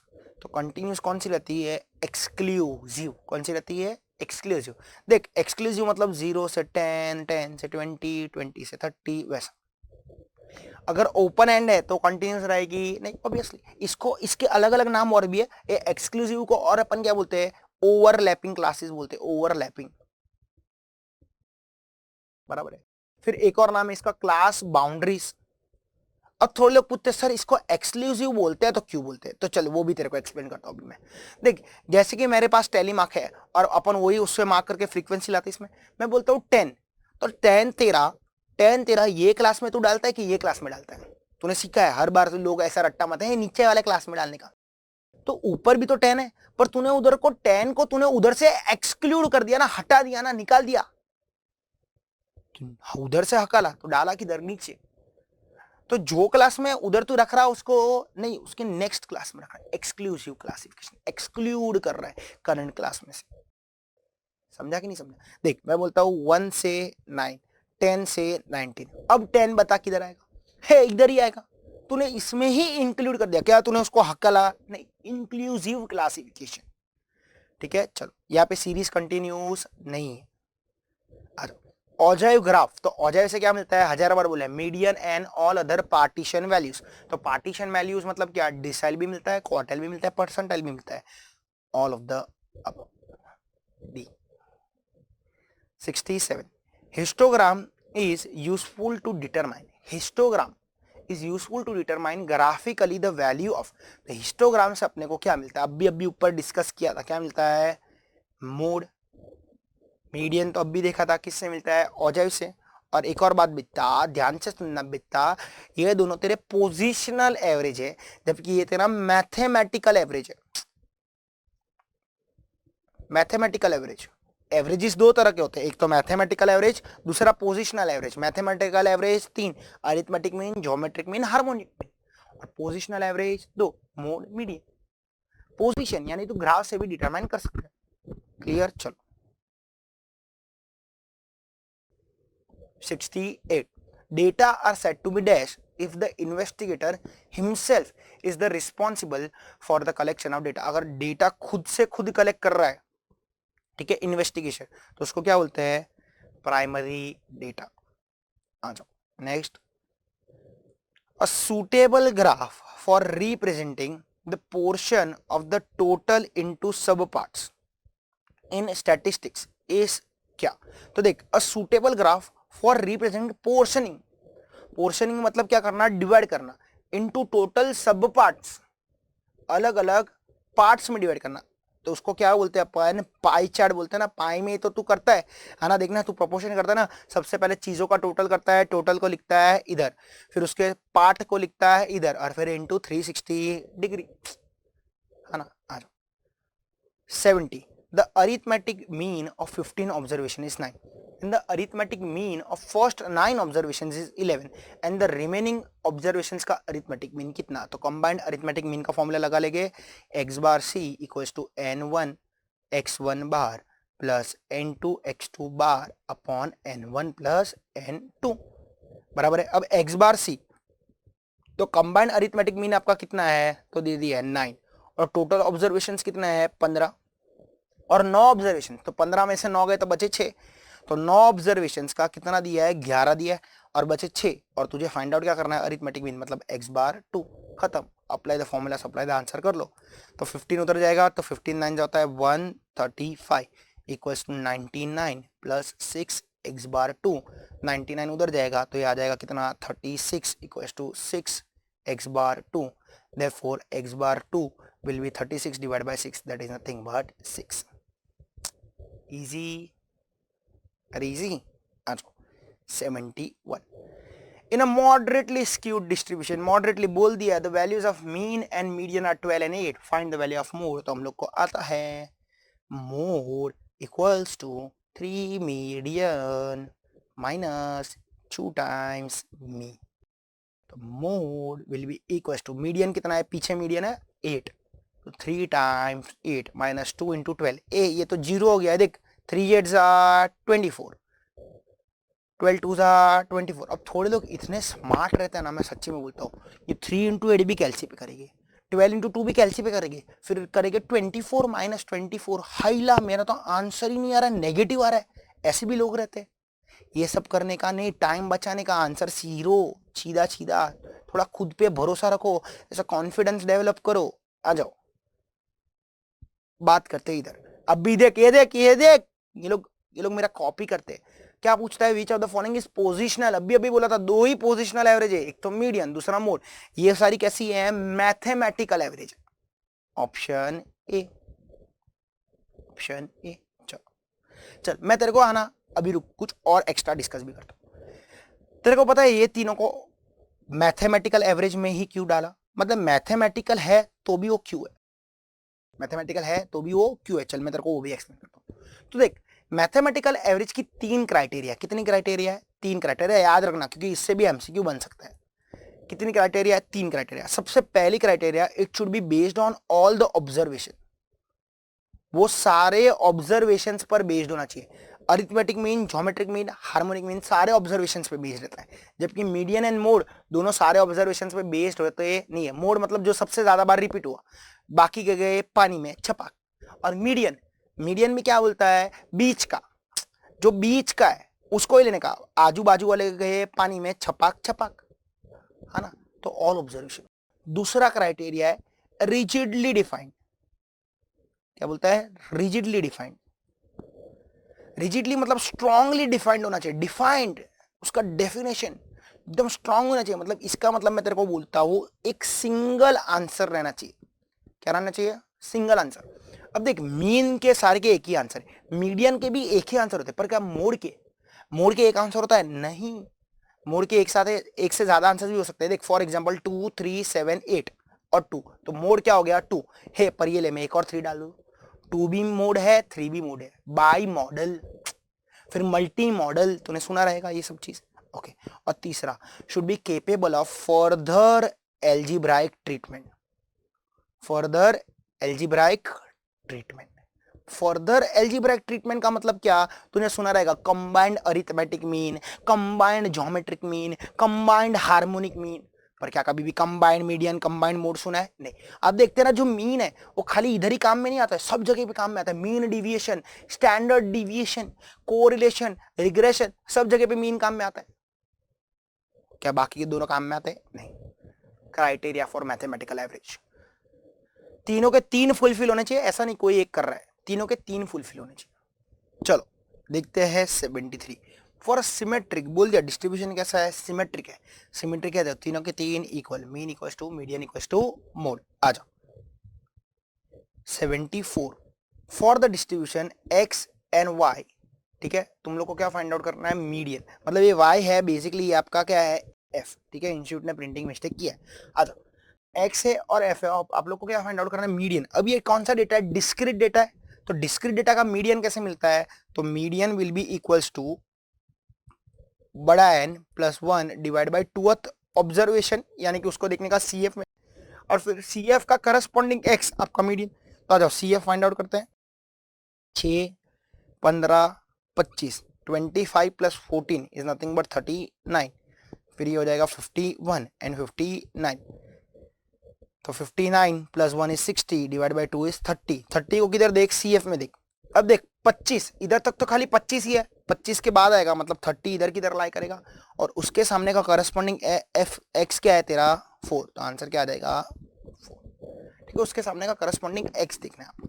आ जाओ the QD, quartile deviation पूछा है, क्वार्टाइल डिविएशन, तो क्यूडी का फॉर्मूला क्या है, QD equals to Q3 minus Q1 upon 2, बराबर है। अब सबसे पहले Q3 फाइंड आउट करना पड़ेगा, Q1। अब देख क्या डेटा असेंडिंग ऑर्डर में है, नहीं, तो सबसे पहले उसको असेंडिंग ऑर्डर में डालते हैं। आयो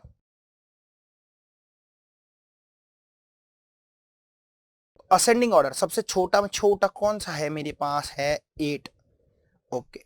फिर कौन सा है 15 है, ओके। 20s में कोई है नहीं, 30s में 36, 38, फिर 40 एंड 41।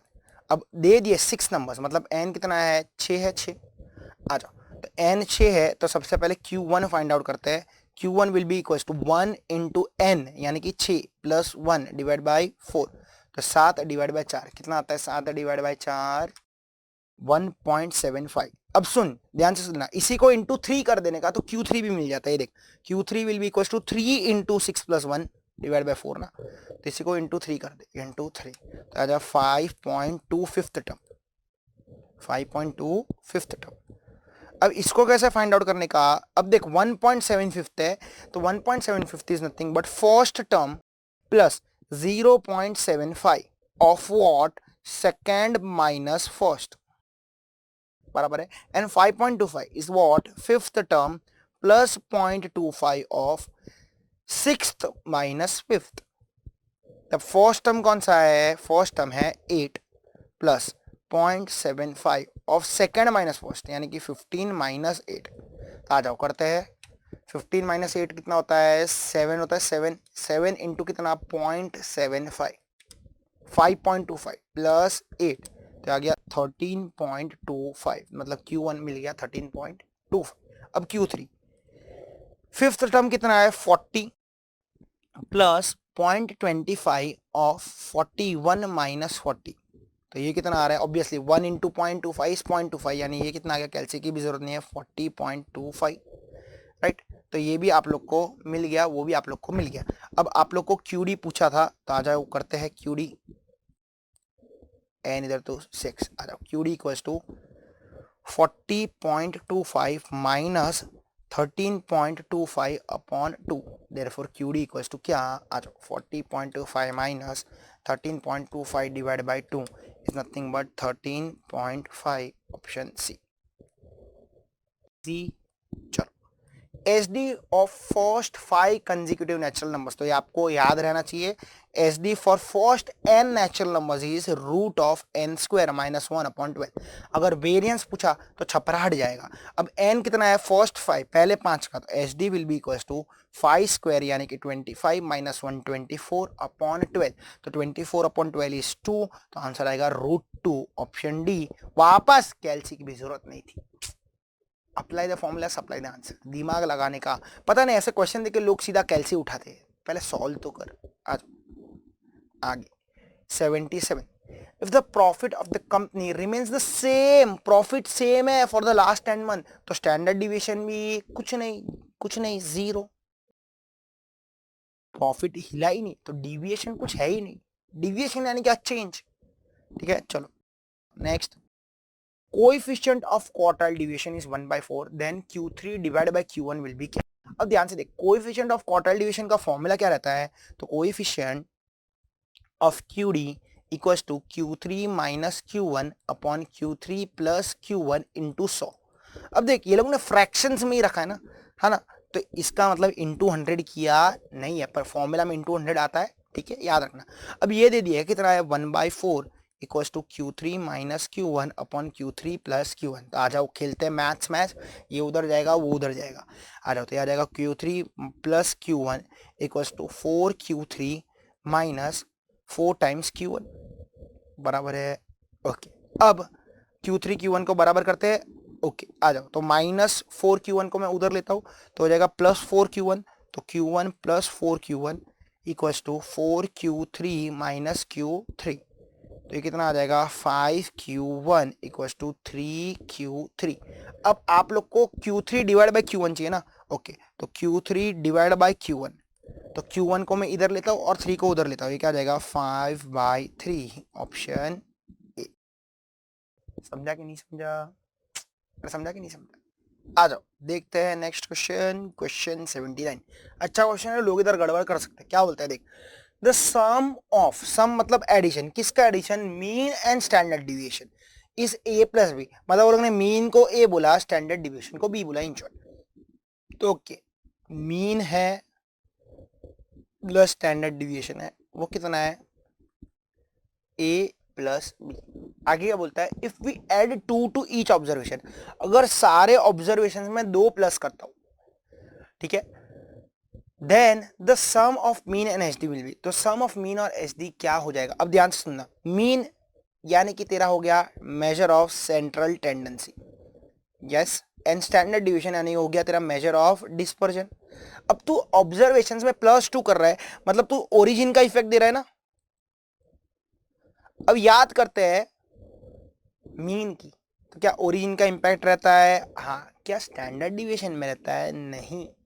तो इन शॉर्ट तेरा मीन भी 2 से बढ़ जाएगा, मतलब ये क्या हो जाएगा a+2, और ये स्टैंडर्ड डिविएशन वैसा का वैसा ही रहेगा ना, तो इन शॉर्ट क्या बन गया a+b+2, ऑप्शन ए। इजी, अरे समझा कि नहीं समझा। देख फॉर एग्जांपल मैं बोलता हूँ, तेरा मीन है 15 और स्टैंडर्ड डिविएशन है 4, तब तुझे पता है ओरिजिन यानी कि प्लस का इंपैक्ट, तो 15 पे होगा x बार से जब y बार बनेगा तो y bar will be equals to x बार +2। पर स्टैंडर्ड डिविएशन की बात जब करेगा तो standard deviation of y will be 4+2 ना, स्टैंडर्ड डिविएशन ऑफ x+2, पर ये इंपैक्ट तो रहता नहीं है ना, पर इधर तो +2 हो जाएगा ना, तो ये तेरा a, ये तेरा b और ये तेरा +2, वैसा कुछ। चल आज व्हाट इज द मीन आया, नॉर्मल डिस्ट्रीब्यूशन का फॉर्मूला आया, नॉर्मल डिस्ट्रीब्यूशन का फॉर्मूला आया, ठीक है। तेरे को क्या पूछता है, व्हाट इज द मीन। अब देख याद रखने का, e⁻² जब रहता है, क्या रहता है, e⁻² जब रहता है तब क्या रहता है, -x minus mu the whole square upon 2 into variance, क्या रहता है 2 इंटू वेरियंस, है ना। तो इधर देख म्यू की वैल्यू, ये वाली वैल्यू कौन सी है, ये वाली वैल्यू है 10, तो आंसर आ जाएगा 10। इसके लिए बस this is only the one reason for which you have to remember this formula, बाकी कुछ नहीं, बाकी तो तेरे को जेड ही यूज करना है, राइट। अच्छा, the mean and variance are 5 and 3, find the relationship between P and Q. तो ओके, मीन दिया है 5, तो यानी कि एन और पी कितना है 5, एन पी क्यू कितना है 3, तो आ जाओ रिलेशनशिप फाइंड आउट करना है, यानी कि पी क्यू फाइंड आउट करते हैं, आ जाओ।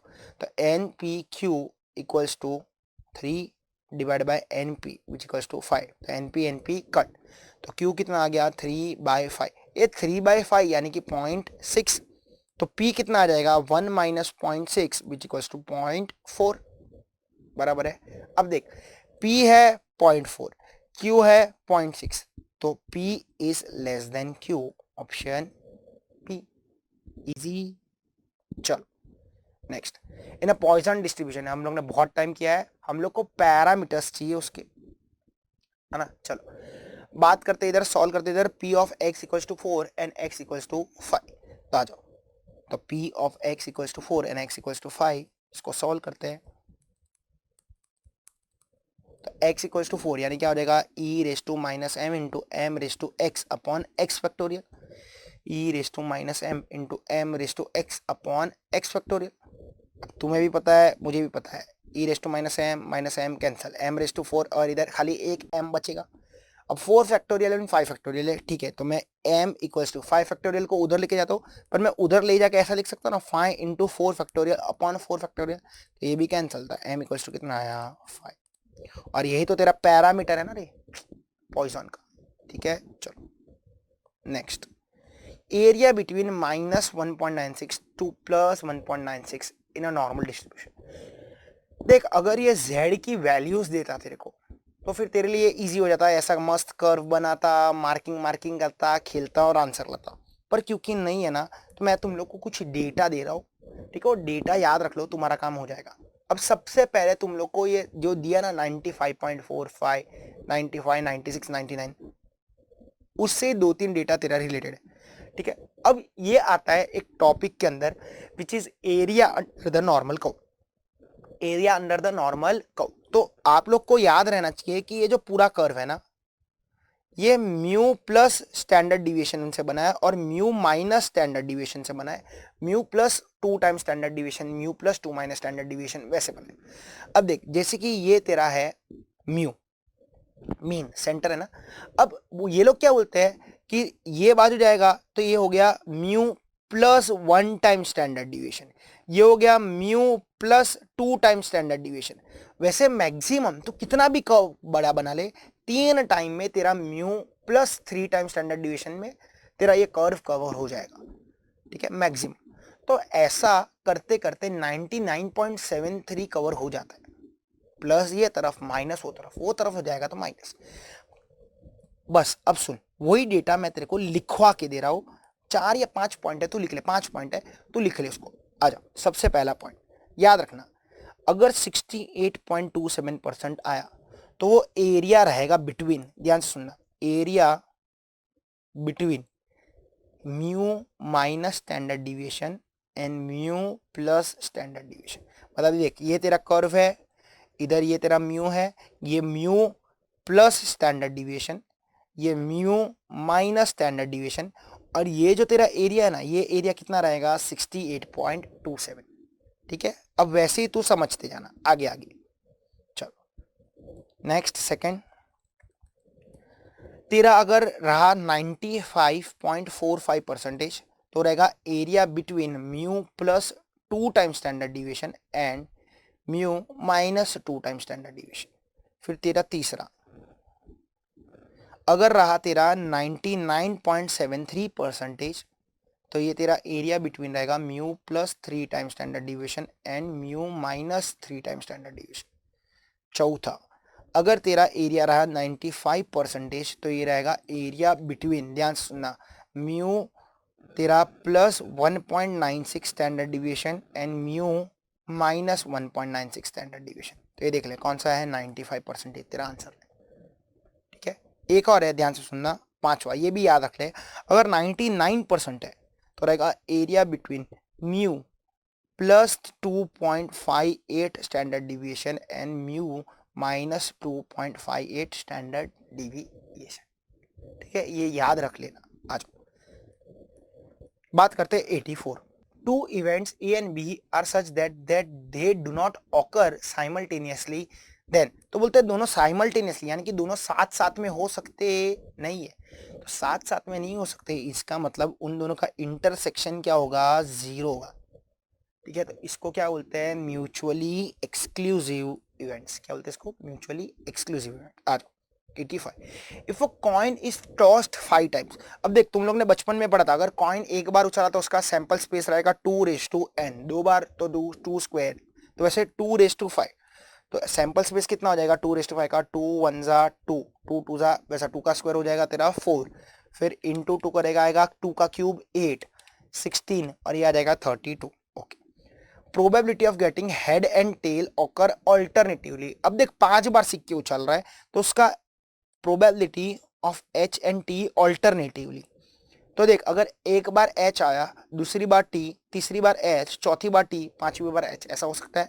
और दूसरा ऐसा भी तो हो सकता है, tail head tail head tail. तो ये तेरा क्या आ गया, 2। सैंपल स्पेस कितना था, 32, तो ये कितना आ गया, 1/16, ऑप्शन बी। इजी। चलो नेक्स्ट, 86।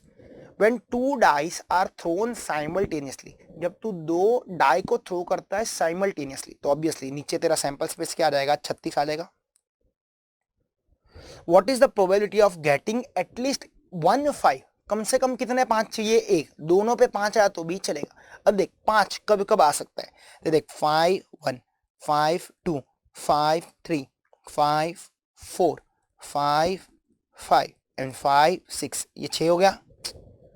अरे हाँ ना, वैसे 1/5, 2/5 वैसे भी तो रहेगा, 1/5, 2/5, 3/5, 4/5। सर 5/5 लिखना मत, दोनों सेम ही हुआ ना, मतलब ये नहीं आएगा, और इधर आ जाएगा 6/5, ऐसा भी तो हो सकता है। टोटल कितने हो गए तेरे, 11, तो 11/36, ऑप्शन ए। इजी। चलो आ जाओ next. The probability that leap year is 53 minus day, बहुत बार कर दिया, लीप ईयर है यानी कि 366 डेज है, यानी कि 364, 52 वीक्स, ये हो गया ना तेरे 52 वीक्स प्लस 2 डेज तेरे बच गए। अब ये 2 दिन तेरे कौन से हो सकते हैं, तो तेरा सैंपल स्पेस क्या आ जाएगा, 2 दिन तेरे कौन से हो सकते हैं, Sunday Monday, Monday Tuesday, Tuesday Wednesday, Wednesday Thursday, Thursday Friday, Friday Saturday, और सैटरडे संडे। कितने हो गए, 7। अब तुझे वेनसडे चाहिए, वेनसडे 53 वेनसडे, तो वेनसडे 2 ही बार आ सकता है ना, कभी कभी आ सकता है वेनसडे, या तो ट्यूसडे वेनसडे में आ सकता है, या तो वेनसडे थर्सडे में आ सकता है, तो 2/7, ऑप्शन ए। इजी। चलो आ जाओ। 88, Ram is known to hit target 2 out of 3। मैं राम को ए बोल देता हूँ, तो जो ए है वो टारगेट क्या करेगा, 2/3 हिट करेगा उसका है, ठीक है। Where Shyam is known to hit the same target 5 out of 11, तो श्याम का है, बी बोल देता हूँ उसको मैं, 5 out of 11। What is the probability that the target would be hit if they both try, तो बोलता है ऐसी क्या प्रोबेबिलिटी है कि टारगेट हिट होएगा। अब देख टारगेट जो है वो हिट होएगा ऐसा बोल रहे हैं, इसका मतलब क्या, दोनों मारेंगे तो भी चलेगा, पर दोनों में से किसी एक ने मारा तो भी चलेगा ना।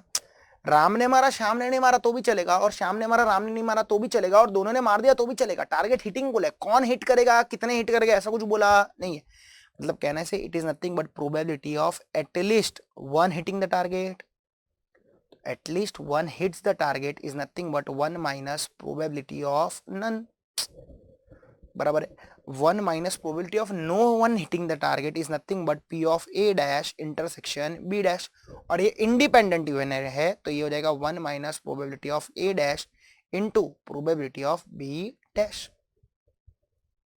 अब देख A dash intersection B dash यानी A dash into B dash, ताजा करते हैं, ए का डैश फाइंड आउट करते हैं, ये आ जाएगा 1/3, और बी का डैश फाइंड आउट करते हैं, ये आ जाएगा 6/11, तो ये आ जाएगा 1/3 इंटू 6/11, तो 3 1 जा 2 जा, तो आ गया 1 minus 2/11, that is nothing but 9/11, option A. Easy. चलो आज next question 89, the probability that a student is not a swimmer, किसकी प्रोबेबिलिटी दी है कि स्टूडेंट स्विमर नहीं है, नॉट अ स्विमर, इज 1/5। तो probability that a student is a swimmer, उसकी probability क्या हो जाएगी, 4/5। Then the probability that out of 5 students 4 are swimmer, तो यहाँ पे n कितना है, 5, मतलब यहाँ पे आपको यहाँ यूज करना पड़ेगा बाइनोमियल। आ जाओ ध्यान से देखते इधर, तो ये हो गया आपका नॉट अ स्विमर है, तो ये हो जाएगा आपका Q, और ये हो जाएगा आपका P, तो Q मिल गया, P मिल गया, N मिल गया। अब क्या बोलता है, एग्जैक्टली 4 आर स्विमर्स, तो P of x equals to 4, तो फॉर्मूला क्या बोलता है, NCX यानी 5C4 P raise to x Q raise to N minus x। देख लो ये ऑप्शन किधर है, 5C4, 5C4 4/5, option C. Easy था ये तो। आ जाओ next 90, The two lines of regressions are x plus 2y minus 5 equals to 0 and 2x plus 3y minus 8 equals to 0, then the regression line y on x is कौन सा? तो सबसे पहले अजम्पशन लेना पड़ेगा, r फाइंड आउट करेंगे. अगर r की वैल्यू -1 +1 के बीच में है तो अपना अजम्पशन बराबर है, तो अपने को अपना regression line y on x मिल जाएगा. आ जाओ. तो सबसे पहले है x plus 2y minus 5 equals to 0 और दूसरा है 2x plus 3y minus 8 equals to 0. अब मैं पहले वाले को लेता हूँ y on x अज्यूम करता हूँ, assuming this is y on x, तो ये अपने आप कौन सा हो जाएगा x on y अपने अजम्पशन के हिसाब से. देखते सही है कि गलत है. अब ये y on x है तो इसको मैं y के फॉर्म में लेके आता हूँ. 2y equals to minus X plus 5, y equals to minus X by 2 plus 5 by 2. वैसे इधर ये x on y है तो x के हिसाब से लेके आता हूँ. 2x equals to minus 3y plus 8, x equals to minus 3 by 2y plus 8 by 2. अब इधर से अपने को मिल गया क्या, बी वाई एक्स कितना मिला, माइनस हाफ. ये देख लो स्लोप कौन सा है, माइनस हाफ. और इधर बी एक्स वाई क्या है, -3/2. दोनों नेगेटिव है तो आर भी नेगेटिव होगा, है ना. चलो तो इधर तक तो मेरे को बराबर लग रहा है. अब आर एक बार फाइंड आउट कर लेते हैं. आर का फॉर्मूला क्या था, आर वुड बी प्लस और minus root of B x Y into B Y X. अगर दोनों नेगेटिव है तो आर भी नेगेटिव आ जाएगा. Negative root of minus half into -3/2, तो माइनस माइनस कैंसिल, ये हो गया माइनस रूट ऑफ 3/4. आ जाओ करते हैं माइनस रूट ऑफ 3/4 कितना होता है, 3/4 इज 0.75 और उसका रूट तो 0.866. क्या आर की वैल्यू -1 और +1 के बीच में है? जी हाँ बिल्कुल, मतलब अपना अजम्पशन सही है. तो y on x पूछा था तो y on x कौन सा है, x plus 2y minus 5 equals to 0, option A. बच गया, अपना अजम्पशन सही था. क्लियर. अगर ये अजम्पशन गलत होता वो वाला y on x होता. ठीक है. आज question 91. If the two regression lines are 3y equals to x and 8y equals to 6, then what is the value of correlation coefficient? वापस correlation coefficient पूछा है, मतलब r पूछा है. तो r x y पूछा है तो अभी देखा था प्लस और minus root of B x Y into B Y X. और रिग्रेशन लाइन्स दे दिए, क्या दिया, एक दिया 3x इक्वल्स टू वाई और दूसरा दिया 8y इक्वल्स टू 6. तो आ जाओ, दे ही दिया x के फॉर्म में तो इसको x ही कंसिडर करते हैं, y/3. तो ये बी एक्स वाई कितना आ गया 1/3. और यहाँ पे देखते हैं अपन y इक्वल्स टू 6/8. तो ये 6/8 क्या है, x है. तो ये क्या आ जाएगा आपका y इक्वल्स टू 3/4. ठीक है. x यानी कि बी वाई एक्स क्या आ गया 3/4. तो इधर चलते हैं उसको सब्स्टिट्यूट करते हैं, दोनों पॉजिटिव है तो ये आपका आर भी क्या रहेगा, पॉजिटिव रहेगा. रूट ऑफ 1/3 इंटू 3/4, तो 3 कैंसल. तो R X Y equals to root of 1/4, तो हाफ होता है ना, हाफ आधा होता है, आधा आधा यानी कि 0.5. कैल्सी की भी जरूरत नहीं थी, ऑप्शन बी. दोनों पॉजिटिव है तो आर भी क्या रहेगा, पॉजिटिव. चलो 92.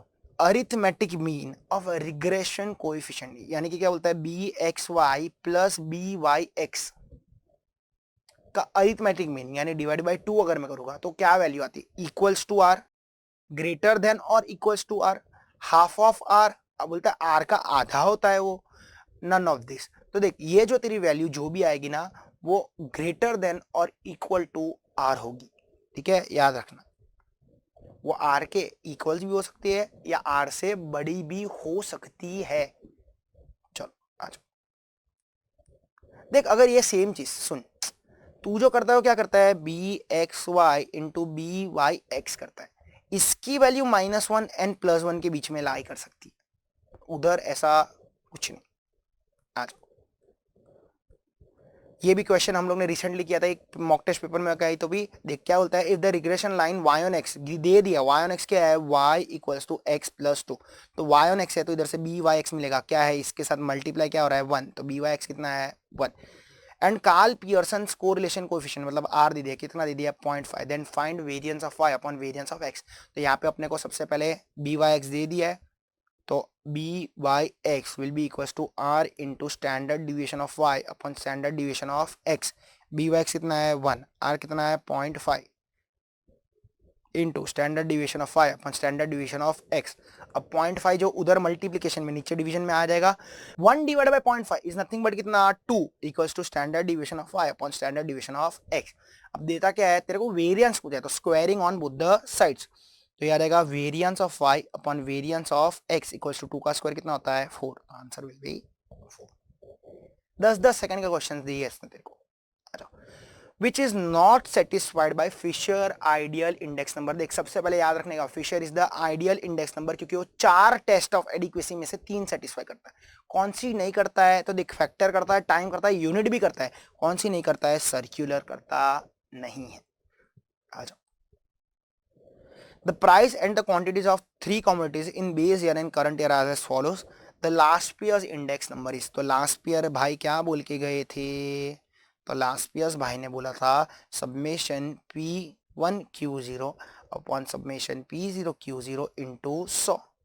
तो एक कॉलम बनेगा तेरा P1Q0 का, दूसरा कॉलम बनेगा P0Q0 का, और apply the formula apply the answer. और छोटी कॉमोडिटी, तीन ही कॉमोडिटी है। आ जाओ, तो P1Q0, तो P1Q0 आ जाओ, फटाफट फटाफट करते हैं।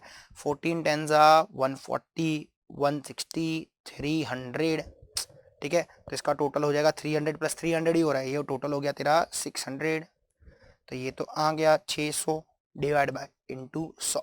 P0Q0, तो P0Q0 ये दोनों 12 इंटू 10 120, 200 240, तो 200 200 400 500 और ये 560, तो हो गया 560। तो आ जाओ, अब कैलसी की जरूरत पड़ेगी। 600 इंटू 100 डिवाइड बाय 560, 107.142 है, 107.14 ऑप्शन बी। इजी। आ जाओ, question 96। The cost of living index number in 2015 and 2018।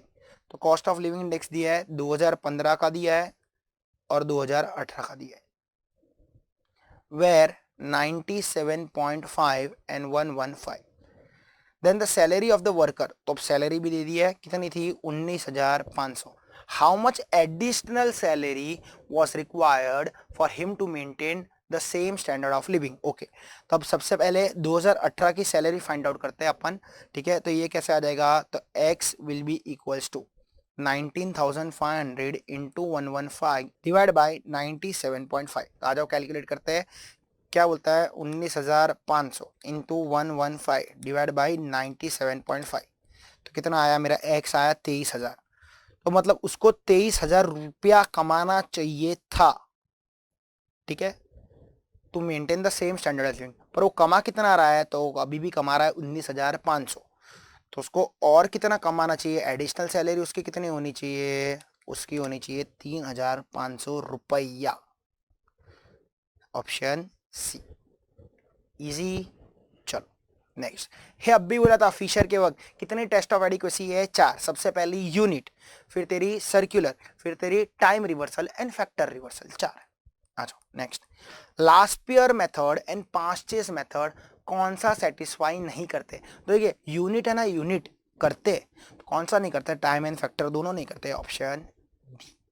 अच्छा, the covariance between two variables, तो बोलता है कोवेरियंस दो वेरिएबल का कैसा होना चाहिए, strictly positive, strictly negative, always zero, either positive और नेगेटिव और जीरो। तो भाई वो कुछ भी हो सकता है, पॉजिटिव भी हो सकता है, नेगेटिव भी हो सकता है, जीरो भी हो सकता है। आ जाओ next. When two lines of regressions becomes identical when, देख रिग्रेशन लाइन आइडेंटिकल कब बनती है, r इक्वल्स टू 1 -1 0 और a और b। तो देख दोनों जब आइडेंटिकल एक जैसी कब दिखती है, जब r उनका प्लस और -1 होता है तब। अगर r 0 है तो दोनों रिग्रेशन लाइंस कैसी रहेगी, परपेंडिकुलर रहेगी। कैसी रहेगी, परपेंडिकुलर, ठीक है। तो +1 और -1, option D is the correct answer. इसी के साथ आपका लॉजिकल रीजनिंग के 20 क्वेश्चंस एंड स्टैटिस्टिक्स के 40 क्वेश्चंस होते हैं समाप्त, ठीक है। बहुत इजी था ये जो मॉक टेस्ट पेपर जो दिया गया था, हार्डली 1 या 2 क्वेश्चन अच्छे थे, ठीक है। इसी के साथ ये पार्ट होता है आपका पूरा का पूरा समाप्त। December 22 past paper. Let's start. You are reading the first question. Okay, before, I don't know which viewer is watching which video first. So the format is, the questions are random in the paper. I'm not talking about MTP where it comes in no synchronized way. Maths followed by LR followed by stats. Over here you find random. So you may see the question numbers are quite random. I'll be discussing the first 40 questions on maths, followed by my colleague Vaibhav Karia sir discussing with you the balance LR and statistics ke sums. Let's begin. The first sum seems to be quite simple. 4 persons share the sum in the ratio 5 to 2 to 4 to 3. So, okay, let me put it down. So, A, B, C, D. They share an amount in the ratio 5 to 4, 3. C is getting 1000 more than D. In parts, he is getting 1 part more. And that 1 part corresponds to 1000. So, I saw a part is related by into 1000. Then they asked me to find B ka share. So, I go for the same connection and the result is 2000. So, no X needed over here. No common multiple needed. This is my way of solving few ratio proportion ke sums in simple manner. Once again, a small recount. The difference in part was 1 and that 1 was 1000 rupees ka difference.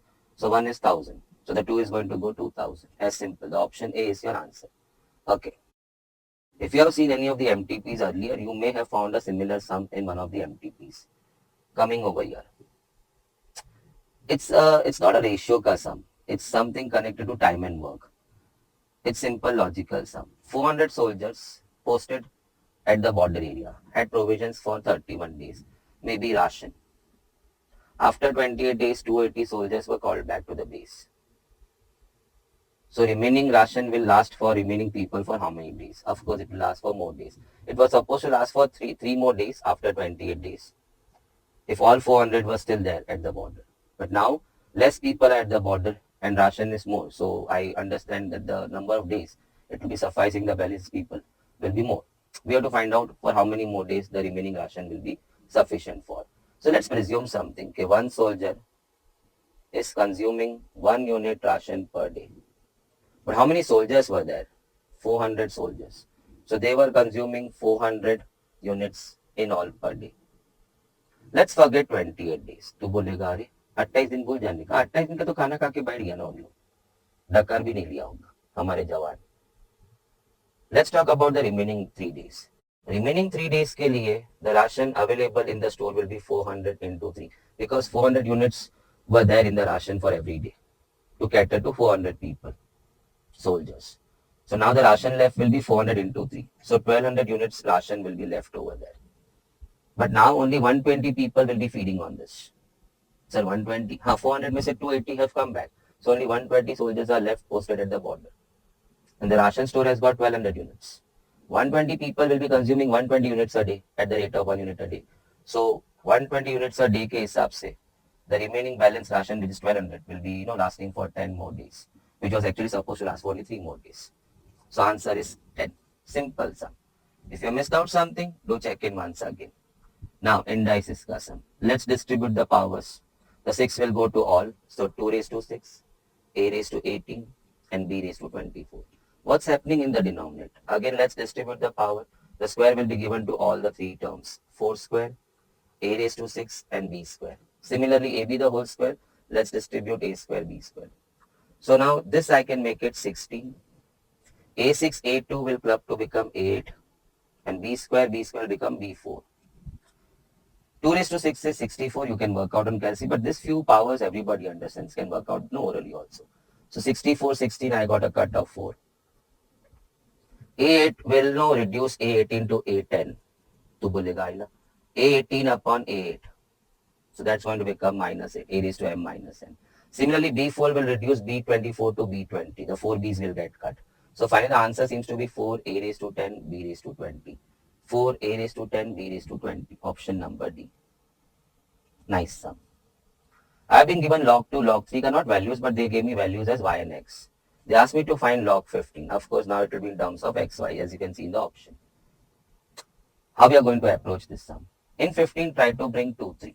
Because log 2, log 3 ka value available. And of course, because it's to the base 10, we have one more value, log 10 to the base 10 is 1. So I can bring in 15 में 2, 3 and 10. So 15 I'll be probably writing first as 3 into 5 to the base 10. But log 5 का value available नहीं है. So 5 also have to change. So 5 I will write it as 10 by 2. Now I think everybody knows log AB upon C. When you open up, it's going to be log A plus log B minus log C. So let's hit it. It's going to be log 3 plus log 10 minus log 2.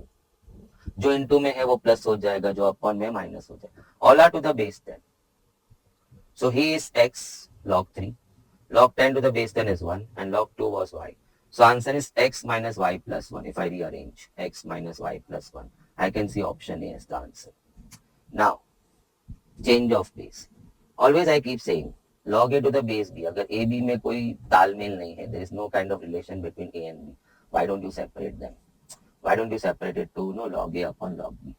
So I am going into my sum number 5.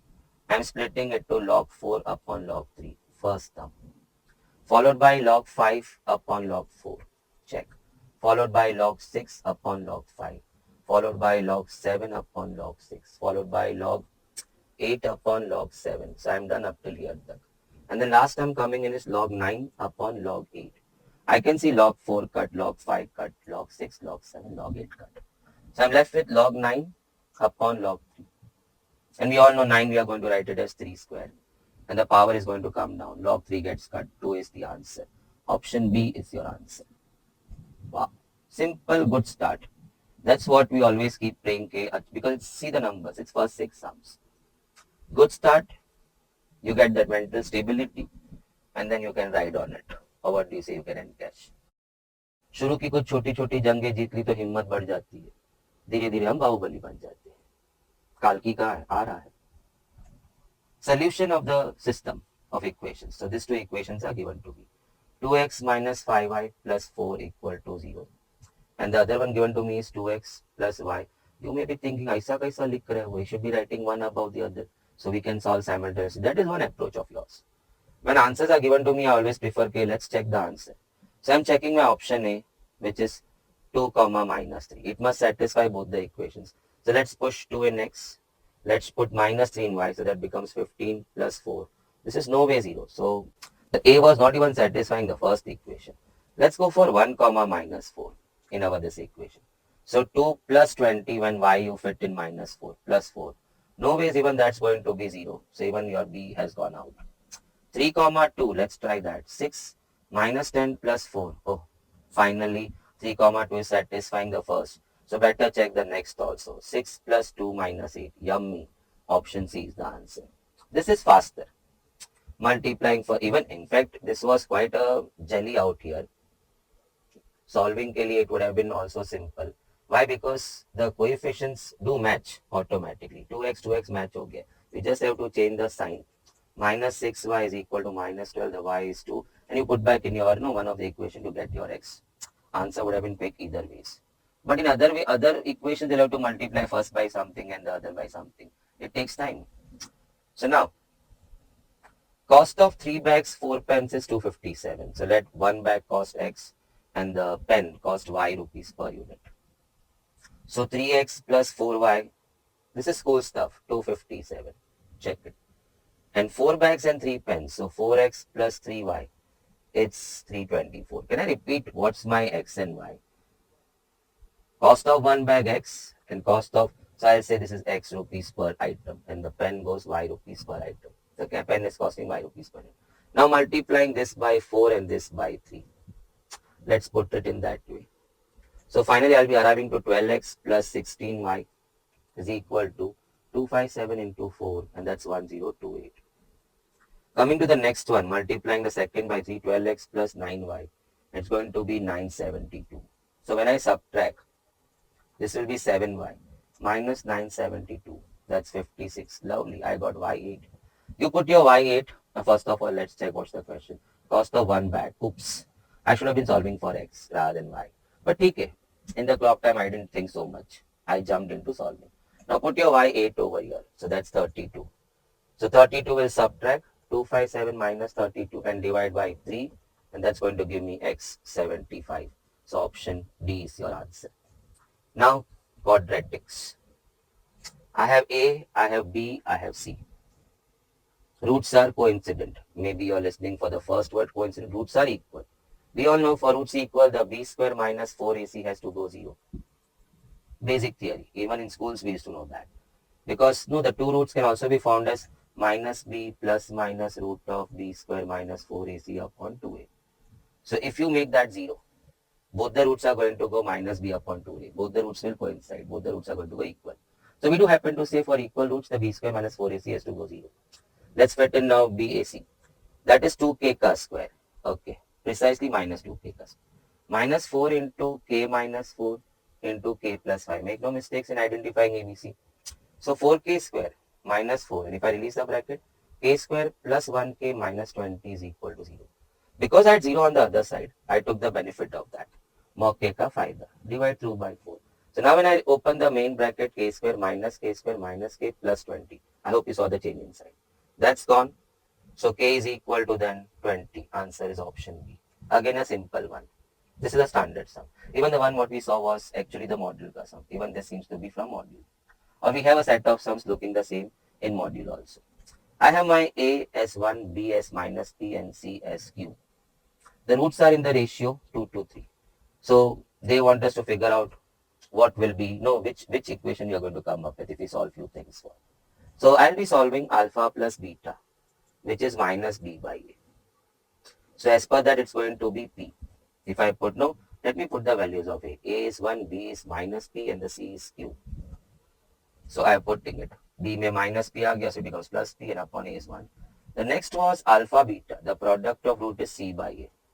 I think everybody, basic itna quadratic equation to everybody knows. C by A. So Q by 1. And one more thing was given to me. The roots are in the ratio. Can I check that? 2 to 3. So I'll be putting this as alpha is 2 by 3 beta. Now I substitute here.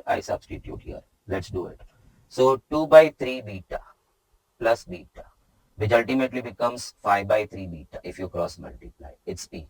So beta will be equal to 3P upon 5. Let's do the working here also.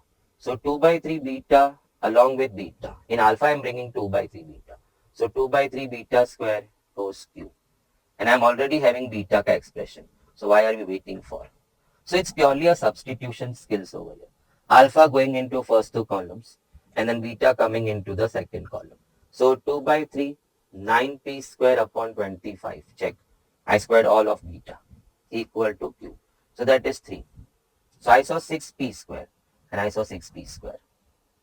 25 goes samne to become 25q. Option D is your answer. Standard sum. I'm very sure many of you must have solved a very similar sum in your books also. Now coming to next one. So start is really good out here. Quite few standard sums coming. That just keeps boosting your morale in the clock time, which is so important. हर दुश्मन आ रहा है तो छोटी तलवार को लेके. So you are reserving your resources also, expecting some big one is going to come. Let's keep moving fast. Time is our biggest enemy in this exam. 2x plus 5 is greater than 3x plus 2. We will find 2x will subtract to leave you x. 2 will subtract over here 3. Inequality sign remains the same. So if you want to read it correctly, x is less than 3 something what I came out by solving the first set of inequality. Now coming to the next one, it says 2x minus 3 is less than equal to 4x minus 5. So 2x will subtract over here to leave you with 2x. Minus 5 will come over here to become plus 5. That's 2. It's less than equal to 2x. 2 gets cut. 1 is less than equal to x. So now it's a question of clubbing this 2. Our x has to satisfy both. So I am reaching to x is greater than equal to 1 from here. And x should be less than 3. Which of this value fall in this range of x? I can see 2. 3 not possible. Our x is stopping before 3. Check. Minus 1 goes out of the range. Minus 3 is going out of the only 2 falls in the range. Option C is your answer. Okay. Farmer is borrowing 3600 at 15% interest. Simple interest. At the end of 4 years, he wants to clear his account. Mane loan repay kar देना है. So first of all, we'll have to figure out what is the amount outstanding against his name. So A is equal to P1 plus NI. Oh, my viewers again got confused. I remember while going into the examination hall, only one simple thing. SI is PNI. Sir, PNR upon 100. R upon 100 in time value of money, I normally call it as that.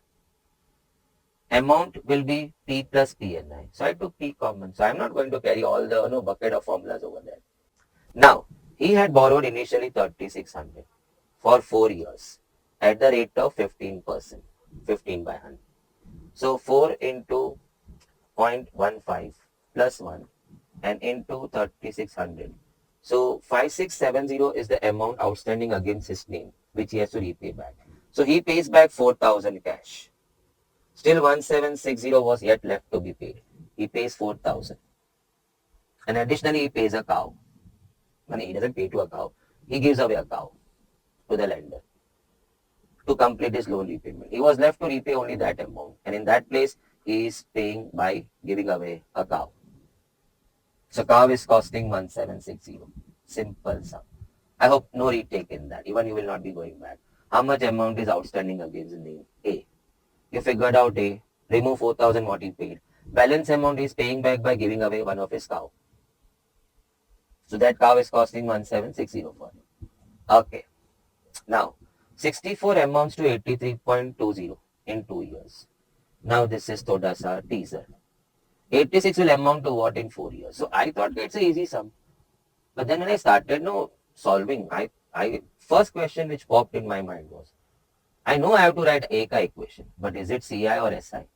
So I went back to read the full sum. It was not given. So initially I worked the SI. It didn't happen. So I'm not wasting time. You at home, you can try. मैंने A का equation for SI बना के work out this part. You get to know the rate. And that rate you take it into the next line to figure out what will 86 amount to. So 86 will be a deposit, use that rate, and in 4 years it will amount to what? So using SI ka equations, I worked out, it doesn't go with any of the options.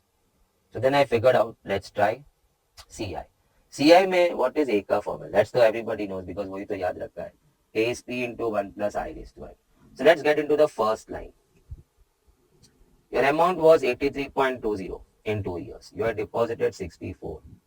So into 1 plus I the whole square. I'm using that. So 83.20 divided by 64. It gives me 1.3 as 1 plus I ka square. In normal working, you would have taken square root and then subtracted 1 to get to your I. I take a pause over here. What is the next coming up part in the sum? So this is something what you have to make a note of. So for the timing you understood, you solved it over here, that's fine. But when you are revising back once again, time value of money, did you enter this sum over there to knock you once again? ऐसा भी कुछ है वहाँ पे. So now coming back, 84 will amount to what? Sorry, 86 will amount to what? In 4 years. So into 1 plus I raised to 4. Few of you did get that. No click. Why he stopped over here? I have 1.3 which is 1 plus I ka square. And this is 1 plus I ka square ka square. So I just need to fit in 1.3 over here.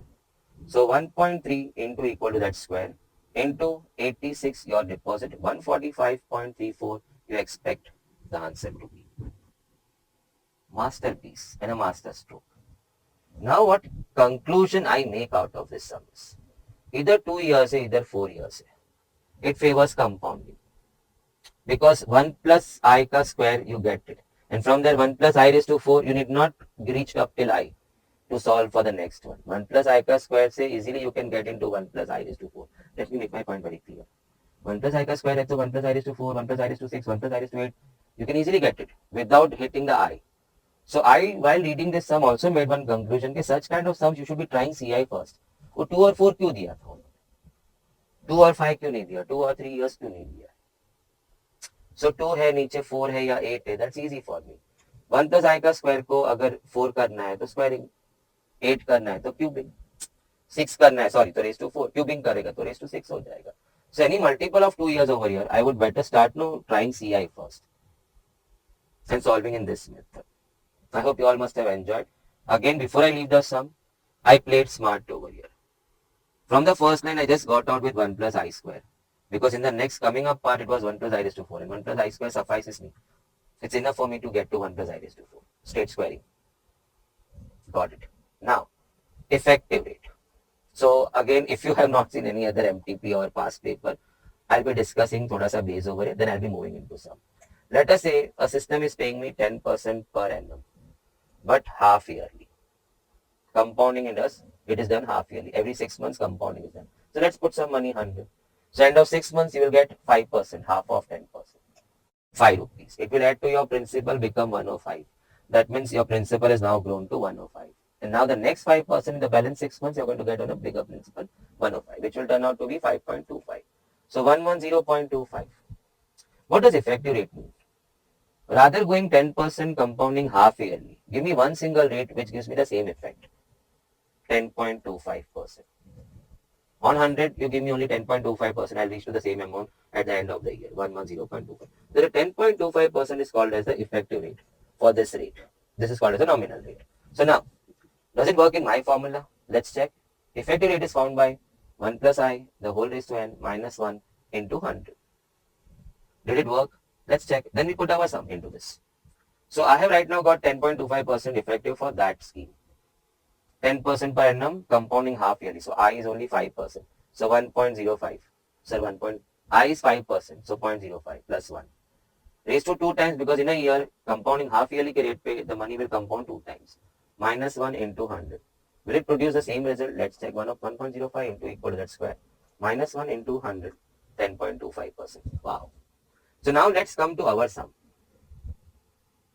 Nominal rate was 6% payable half yearly. I am jumping in 1.03 raised to 2. Half yearly 6% per annum. So every half year you will be getting 3%. So 1.03 minus 1 into 100. Let's check the answer. 1.03 into equal to minus 1 into 100. And that's going to be 6.09%. Option D is your answer. Now, Prakash is investing money in two schemes, A and B, offering interest 8% and 9%. Compound. So no two ways of solving. पहले ऐसा ही check करो फिर CI. No. Most of the time they happen to give you the compound. The interest accumulation is done by what? Compounding or simple interest. But in a sum like what we saw earlier, if the total amount of interest accrued in 2 years, it's 4818.30. Total amount. So you have to work on amount. A is equal to P1 plus I raised to N. But amount मालूम नहीं है. Total amount invested is 27,000. So let us say na A में you invested X amount at the rate of 8% for 2 years. And B will pick up the balance amount 27,000 minus. I have still seen many people X minus 27,000. Don't know. 27 में से अगर X is going into scheme A, then the balance 27 minus X will go into scheme B at the rate of 9% and again for 2 years CI. Total amount accrued is 481. So we have to work on amounts. So principal invested was X into 1.08 raised to 2. Check. Oh, I'm really sorry. Total amount of interest accrued. I just saw right now. So I'll be working on P1 plus I the whole raised to N minus 1, the CI. I'm really sorry for that. Total amount of interest accrued. So it will be minus 1. Can I come in once again? You are depositing X in A, scheme A, at the rate of 8%. So 1.08 raised to 2 minus 1. That is the interest accumulation under scheme A for 2 years. Plus, here you are depositing 27,000 minus X. Into once again, that was my P, the deposit amount. And we are going for 1 plus I raised to N minus 1. So 1.09 raised to 2 minus 1. And that is equal to 4818.30. CI1 plus CI2. I'm really sorry, initially I thought it's amount, but it's total amount of interest accrued. Now let's work out. I'll work out this bracket, I'll work out this bracket. So 1.08 into equal to minus 1. So it's 0.1664x plus 27,000 minus x. 1.09 into equal to its square. Can we check once? 1.09 into equal to that square. अच्छा हो वापस देख लिया. Minus 1. It's 0.1881 and that's equal to that. Let's release the bracket. 0.1664x plus into 27,000. So it's going to be 5078.7 minus 0.1881x. So this is, you have to be really fast in doing all this. Now, why don't you do, okay, this entire statement is equal to this amount. So 4818.30 I'll subtract over here. And the value is ready on my screen. So minus 4818.30. So this is 260.4. 0.1664x minus 0.1881. You want to do it on CAFC, you can't put x over there. At least but 0.1664 minus 0.1881.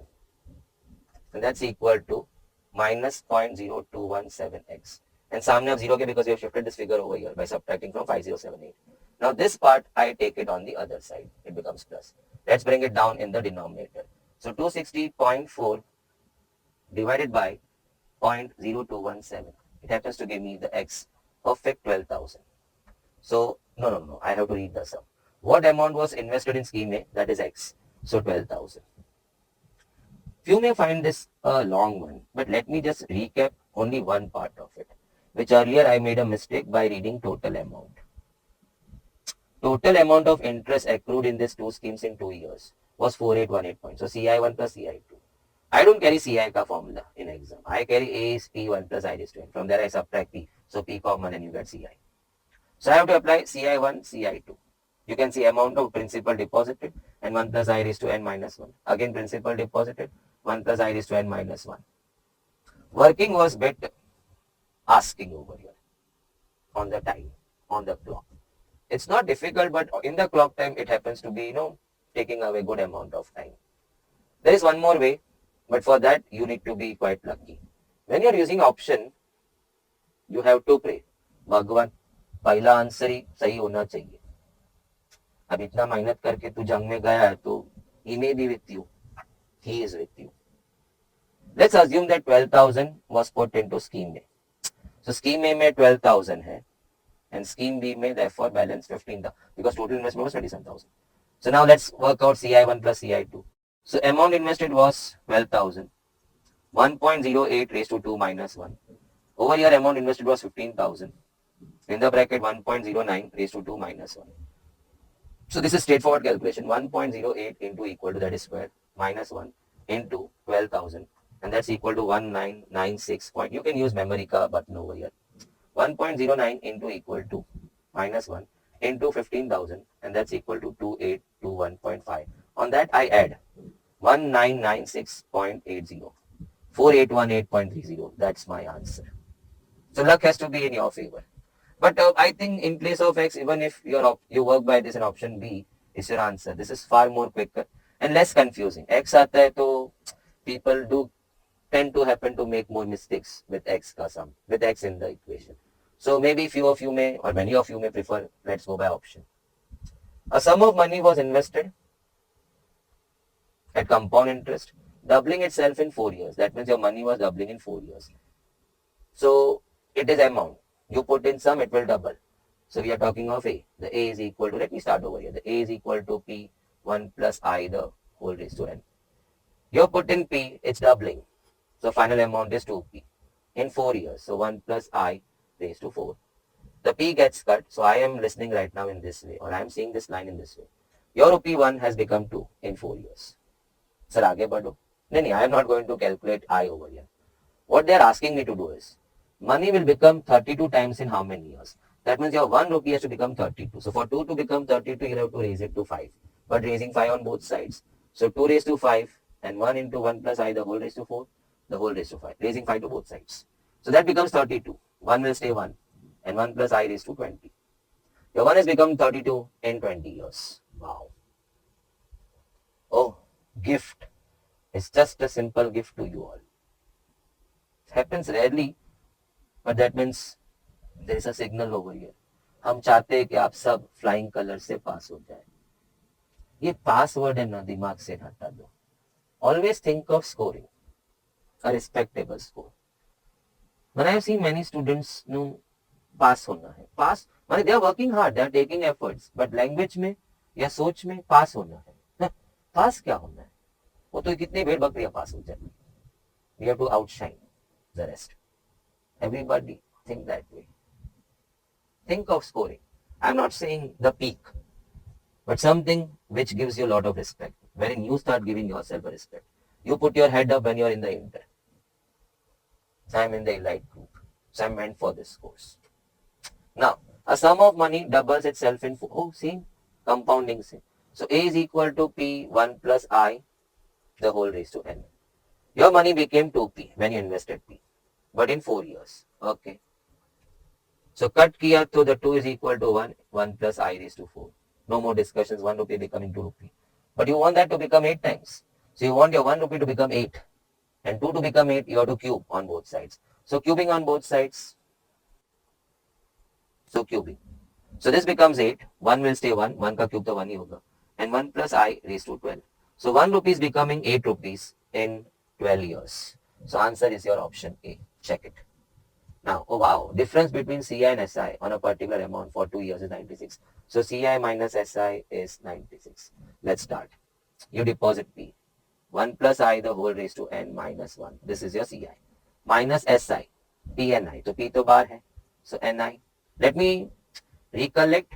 I normally tend to say P and I for SI equal to 96. Now let's put the number. He is investing 50,000, 15,000, I'm sorry. For 2 years, rate is not known. So 1 plus I raised to 2 minus 1 minus 2I equal to 96. So I'll have to work out that.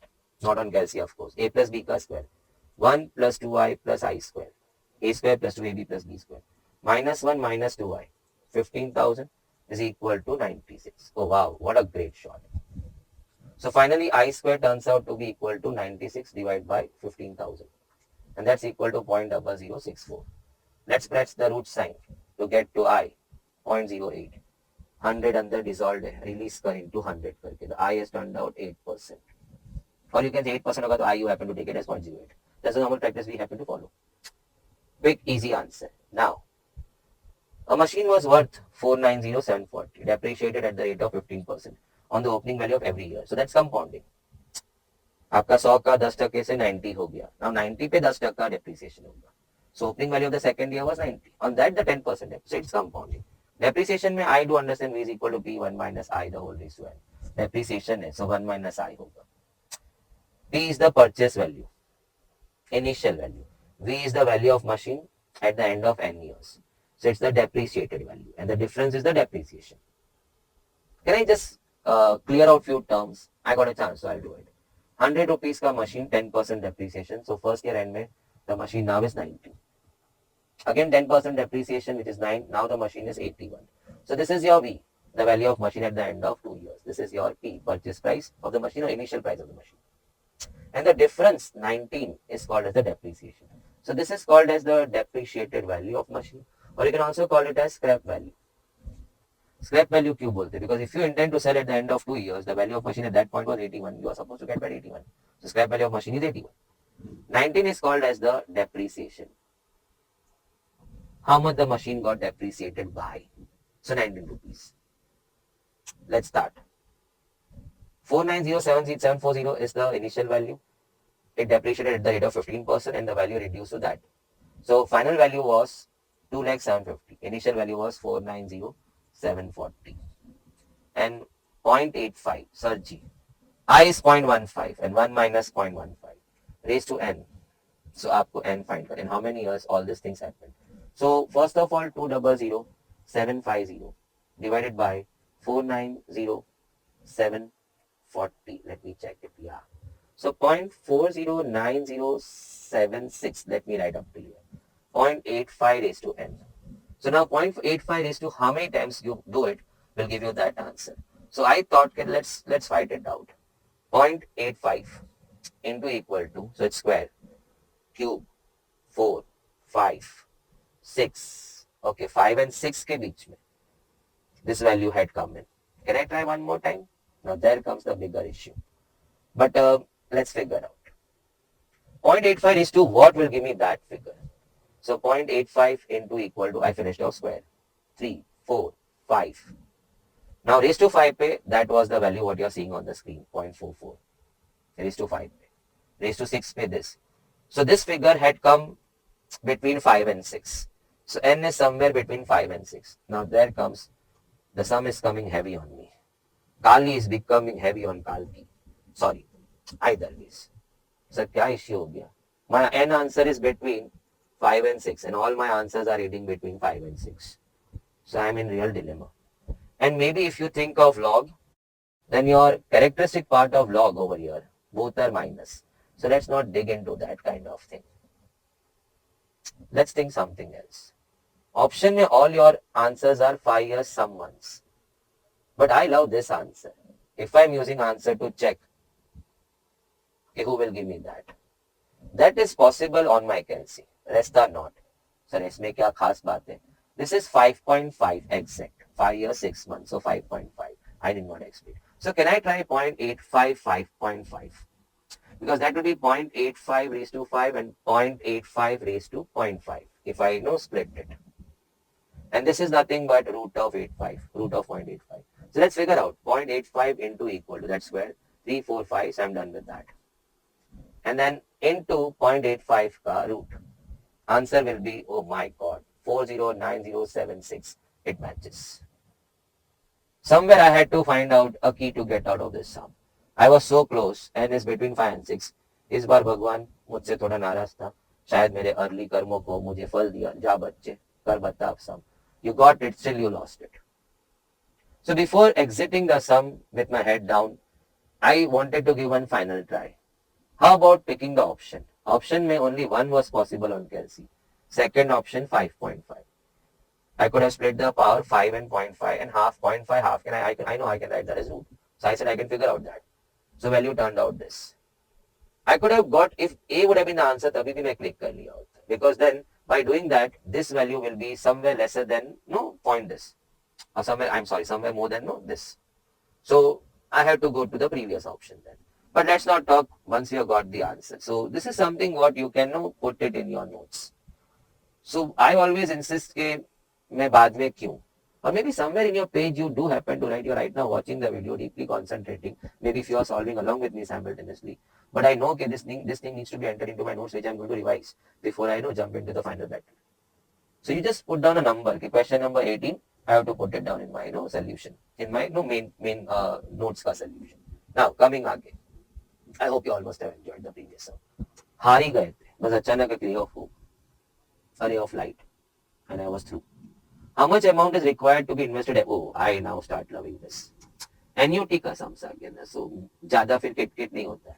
How much amount is required to be invested every year? So installment size find करना है. To accumulate 5 lakh at the end of 12 years. Compounding and बाकी सब दिया है. So nowhere it is mentioning the start of every period. So I start future value is equal to installment into 1 plus I the whole raised to n minus 1 upon I.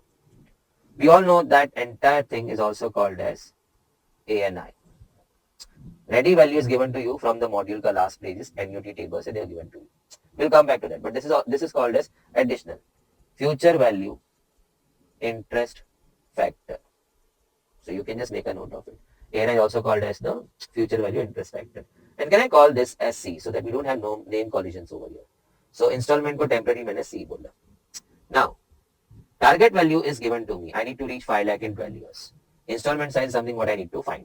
A and I का value is given to me. 21.384284. But was my N and I correct? What they are given to me? Yeah, 12 years. Perfect. I is 10%. It's given to me. I is 10%. So I is 0.1. So values are correct over here. That's the thing what I have to use. So now I start. I have to push it over here. So 5 lakh divide by. Now I'll be copying value from here. 21.384284. I'll double check it. Okay. The installment sizes turn out to be 23,381.65. That seems to be your option A. Now, you have to use that value. Saving time. Raju is investing 20,000 every year. I'm enjoying. Starting from today. For next 12 years. Interest rate is 7%. Compounding annually. Future value. Okay. Future value is equal to A. 1 plus I the whole raised to n minus 1 upon I. And then into 1 plus I, how can you miss out? It was starting today. He's investing 20,000 every year. So installment size 20,000. Rate is 7%, so 1.07. For 12 years, 12. Minus 1 upon 0.07. And then into 1.07. So now, no. Why should I calculate this? It's given to me over here. 1.07 raised to. Can I just clear that? Check. So I have to carefully copy this value. 2.25219,150. Make a practice of checking it one more time. And then minus 1 divided by 0.07 into 1.07 into 20,000. And that's equal to 3,82,812.83. 3,82,813 is the future value what you are expecting by making such an investment of 20,000 every year for 12 years at the rate of 7%. Now, Mr. A invested 10,000 every year for next 3 years, annuity every year. Rate 8% compounded annually. Future, oh gosh. But starting from today, कहीं नहीं लिखा है. So future value is equal to A 1 plus I the whole raised to N minus 1 upon I. He is investing 10,000 every year, installment size 10,000. And the rate was 8%, 1.08. It was happening for 3 years. Minus 1 upon 0.08. So no support value is given. I find 1.08 is to 3 to easy. 1.08 into equal to. Minus 1 divided by 0.08 into 10,000. That's equal to 32464. 32464 is your option B. Check. Rupees 5,000 is invested every month. Every month. So सबसे पहले 12% allowed to divide by 12 to come to monthly rate 1%, which is then equal to 0.01 with 100 days also. That's my I. बना के रख दिया. What is the future value of this monthly annuity after making 11th payment? Money he is paying that investment of 5,000 11 times. So N is 11. So future value starting from today कहीं नहीं लिखा है. So A into 1 plus I the whole raised to N minus 1 upon I. Okay. So now he is investing 5,000 every month. 1.01 rate is 1%. He is making investment 11 times minus 1 upon 0.01. Make no mistake, 0.01. So they are providing me 1.01 raised to 11 ka value. So 1.1156 minus 1 divided by 0.01 into 5,000. And that's equal to 57,000. So a stream of straightforward easy sums. Option number A. Now, okay. What is sinking fund? Sinking fund factor बाद में. What is sinking fund? Check.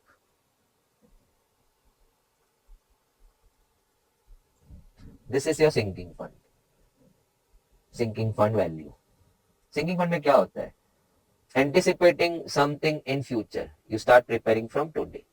So as in you want to replace a machine after 10 years, so you start investing or you start putting aside from your yearly profit a particular small amount of money in some scheme, which will accumulate after 10 years to that value, which will help you to replace that machine at that price, that time पे. Oh gosh, I hope you got it. Fund value banana hai for future anticipations, for future obligations to be satisfied. Redemption of debentures. You have sold debentures of your company in the market for 5-year maturity. तो on maturity आपको payback तो करना है ना, तो उसका जुगाड़ आज से ही चालू कर लो ताकि it doesn't come heavy on the 5th year on your financial account statements of your company. Maybe your company is not doing that well in the 5th year. So at least you are redeeming the debentures. You are keeping your sanity intact in the market. The company is good. Now, we all know, abhi, can I call this as C once again? Abhi, I think so. Just a some ago we were discussing that. This entire thing is called as future value interest factor denoted by A and I. Now fund value, sinking fund में हमारे questions क्या होते हैं? We know the target value. How much I have to we know the target value. How much I have to invest from this year say every year to reach to that fund value, target value. So you have to push your factor down. So to find the investments what need to be kept aside yearly, you figure out that. So on working of this, you happen to get from this year onwards, how much amount needs to be kept aside to reach to that fund value. That's the basic working of a sinking fund. Even my explanation tells you clearly that thing. Now that 1 upon ANI, we call it as sinking fund factor, SFF. It's called as SFF. Will give you C. So fund value multiplied by directly the sinking fund factor happens to give you directly the investment size or the installment size what you need to keep aside from this year onwards to reach to that final value. What is SFF? It's the reciprocal of your future value interest factor. So I can see sinking fund factor is a reciprocal of future value interest factor of the annuity. This question has popped up in many MTPs and past papers, whichever I think if you are seeing for the first time, the theory must be really great for you all. If you are seeing for one more time, you already have heard the same thing somewhere else in some other MTP or past paper. So let's not waste time. Okay, this is to create space. I'm sorry for that. But 1 second, what at present when I am doing this video, the plan is very simple. Along the side of this video, okay, then I am not too good with YouTube, sir, because I watched too little on that. That's private. वो बार बार कहते हैं ना, नीचे link पे आप click करें और download करें, शेयर करें फ्रेंड्स के साथ, सब्सक्राइब करना ना भूले. It's coming free to you, but हमें खर्चा लगता है. ऐसा मैं नहीं बोल रहा, they all speak that way. So your one step of subscribing to that will help us. That's what they keep saying. So I am just replying. I don't even know how it's helping them. Maybe adds something.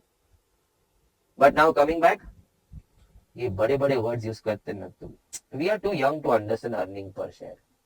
मैं 12th पास student अचानक से earning per share, और maybe you are inclined towards market, then you know few of these terms. It's a big term in your market. Many people keep an eye on EPS. But I am reading the sum in a layman language. 10 years ago, something was 5 rupees. And today, it is 22 rupees.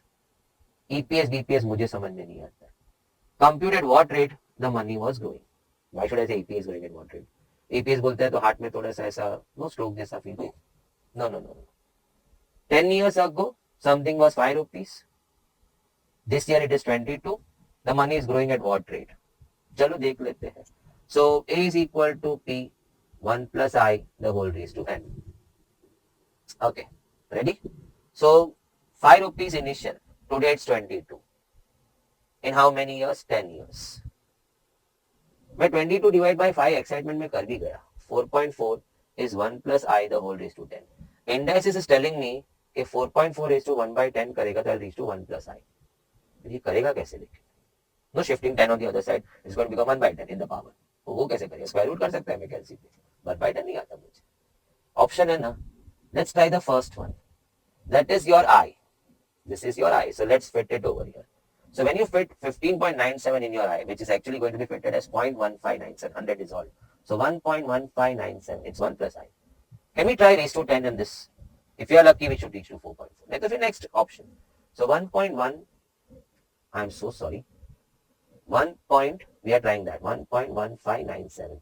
1.1597. I hope I can again recollect. If you are selecting the rate I as 15.97, in the calculation it goes 0.1597, the I part. So in the screen, you're seeing 1.1597. I am trying raise to 10 and I'm praying to God, Bhagwan 4.4 de de. So into equal to square is done. Now 3, 4, 5, 6, 7, 8, 9, 10. Oh gosh, check that. It's 4.4. The answer is 15.97. Don't go by words. Something which was 5 in 10 years is now 22. Only thing I just took a chance with compounding, it happened. Once again, some में कहीं कुछ compounding हो सब. But I would like to share something. Earning per shares या shares में money growing, always they check it out CAGR. Compounding annually का growth rate. So we can have a blind assumption कि भाई compounding की बात हो रही थी यहाँ पे. Now coming back 25. Oh, again quick. Now when it comes to permutation, combination, sets and all those places, you have to press the pedal because somewhere the time is going to hurt you. Now that's what we are preparing for. At home I need to check I complete this paper in what time, so that you are already ready before you are going over there. It doesn't happen with 1 or 2. Good amount. नहीं तो फिर ये videos are going waste. This is to see you sailing in harmony with your head up into inter. सीना तान के जाना है, ऐसा झुक के शर्मा के गया उधर तो अंदर कमरे में जाके मरना है. इंटर का बुक खोला के बाप रे मैं कहाँ आ गया. That time your shoulders and your head has to be then right upright. Now 4 boys, 3 girls to be seated in a row, but in alternate fashion. So I start with a boy because boy count is more. So boy, girl, boy, girl, boy, girl, boy. फिर भी class में कोई बहस करता है. Said see your gender bias. आप boy से शुरू करते हो. नहीं gender bias होता तो मैं girl से शुरू करना चाहिए था. मैं girl से शुरू किया. GB. Fourth boy, so डाल दो. Not allowed. Again you came back over here only. So only that arrangement was possible. If the boys, girls have to go alternate. Boy 4 chairs, 4 factorial. Girls are in 3 chairs, 3 factorial. 3 boys, 3 girls, 3 chairs, 3 factorial. 4 boys, 4 chairs, 4 factorial. So 24. Oh, इतना तो आना चाहिए. Into 3 factorial 6. Answer is 144. Coming to 26. How many 3-digit odd numbers? Lock it. So 3-digit odd numbers. You can make using that digits. So this place needs to be filled by 5, 7 or 9. So that will be done in 3P1 ways. You need to fill in one place. You are available with 3 digits. So 3 needs to be arranged in one place. So that happens in 3P1 ways. No, don't jump aage. The digits can be repeated. So over here, each of this place can then be filled by any of these 5 digits in 5 ways and 5 ways each. If that was not the case, then I would have solved the sum in this way. 5 digits were available to me. I have consumed 1 over here. So now I'm left with 4. From 4 I need to arrange 2 over here, 4p2. But that would have been if the digits are not supposed to be repeated. But if the digits are repeated, then first of all permutation bhul jane ka. Permutation doesn't allow repetition. So each place, then we have to go fundamental counting. Each place ki baat karo. This place can be filled in 5 ways, and even this place can be filled in 5 ways. So 25 into 3, the answer is 75. Now, NPR, NCR, oh my god. We all are always ready for such kind of sums. To arrange R items out of N, I need to first select R items out of N. And then those R items will be arranged in R places, in R factorial base. I love to remember with the base. आपने अगर ये line सुना होता या सुना होगा तो you no appreciated. हाँ, दिस इज फार बेटर. हम तो खाली फॉर्मूला पढ़ के आ गए थे बस. नो नो नो, फॉर्मूला बनाया तो किसी ने सोच के बनाया होगा ना. To arrange R items out of N, you have to first select R items out of N and then arrange those R items in R chairs or R places, R factorial. Now let no talks 3024, सामने 126 R factorial. So 3024 divided by 126, that's 24. A sigh of relief. Sir, क्यों? अरे R factorial के सामने factorial का value आना चाहिए ना. 24 is 4 factorial. So I got my R is 4. Now the next issue. I'll be pushing my R4 over here. So NP4 is equal to 3024. मैं बोला बाप रे, कुआ खोद दिया है, कबर खोद दिया है मैंने. n minus 1, n minus 2, n minus 3, and that's equal to 3024. Who's going to solve this, yaar? No. But with R4, options open are he, and he. So I can very well see my n. First n is 9. Let's try 9. So 9p, no, let's try 9. 9p4. How do you work out 9p4? 9 into 8 into 7 into 6. Oh gosh, I got it, 3024. That's my answer. I hope this is clear. You can't sit down to check that. Or maybe when if you're checking this one, you would have taken your n, no, first 9, 12, 11. First you go with 9, next you move to 11, next you move to Bhagwan aapke saath hai. Some good energy was there with you. 9 got stuck in that. Now, straightforward sum. 20 points, you need to make triangles. Later on they disclose 5 points for collinear. For triangle, you need 3 points. So from 20 points, you start selecting 3 points. So 20 C3, that's going to be 20, 19, 18 upon 3 factorial. So it's going to be 20 into 19 into 18 divided by 6, 3 factorial. So it's 1140 triangles. Don't click the answer. Later on they say the 5 in that were collinear. So 5 points were falling in one line. But you didn't know that up till this point. So you must have counted 5C3 triangles in that. So 5C3 is going 5, 4, 3 upon 3 factorial. So it's going to be 5 into 4 into 3 divided by 3 factorial, that's 6. So it's going to be 10. These 10 triangles were bogus triangles. Because the 5 points, what you had selected to draw 3 triangles out of that. All those 5 points were sitting on a line and there's no triangle formed in that, which is already accounted in this answer. The 5 are already there over there. So remove that, 10 bogus triangles from 1140. 1130 is your answer. Now coming to the next beautiful sum. There in module.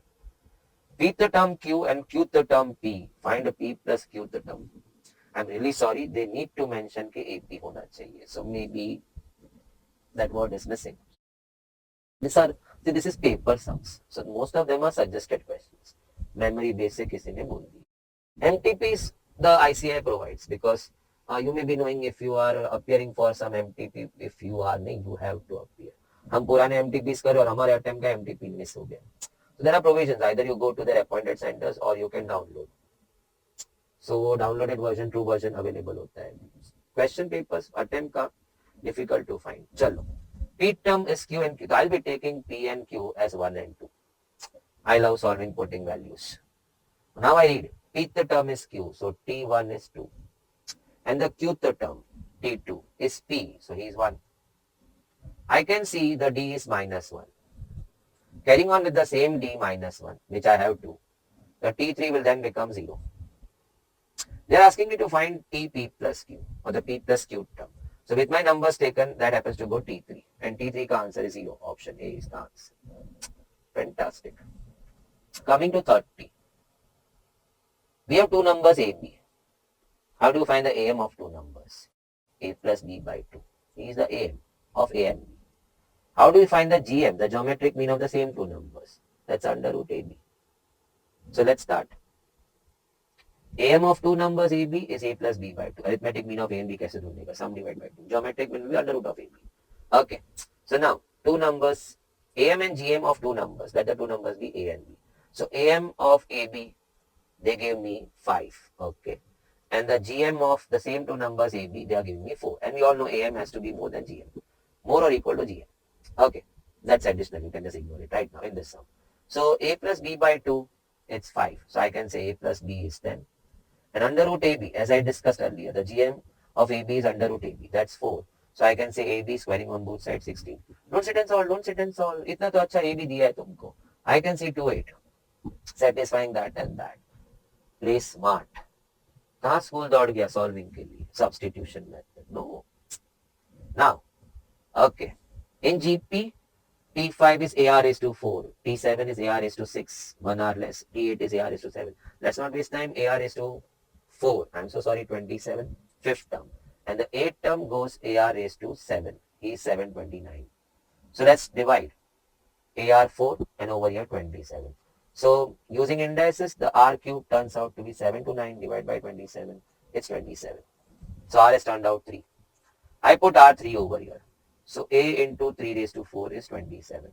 So 3 into equal to equal to equal to. Oh gosh, क्या कर रहा है तू? 3 square 9 9 81. So A is 27 by 81. So आपने तो first said 27 by 81. You didn't even give a thought to that. Oh gosh, I'm not going to copy that in A over here. Rather I would go, it's 9s are 3, 9s are 9, so it's 1 by 3. I'm solving GP, and if you know in this kind of sums, calci sometimes have to be avoided. You just now saw the A coming up what, 0.333. You can't work with that value. T11, that is AR raised to 10. A is 1 by 3 and the R was 3. Oh, 1 3 will get cut. So 3 raised to 9. Either on calci, you have to. What either on calci? 3 into equal to, that's square. 3, 4, 5, 6, 7, 8, 9. So it's 19,683 is your 11th term.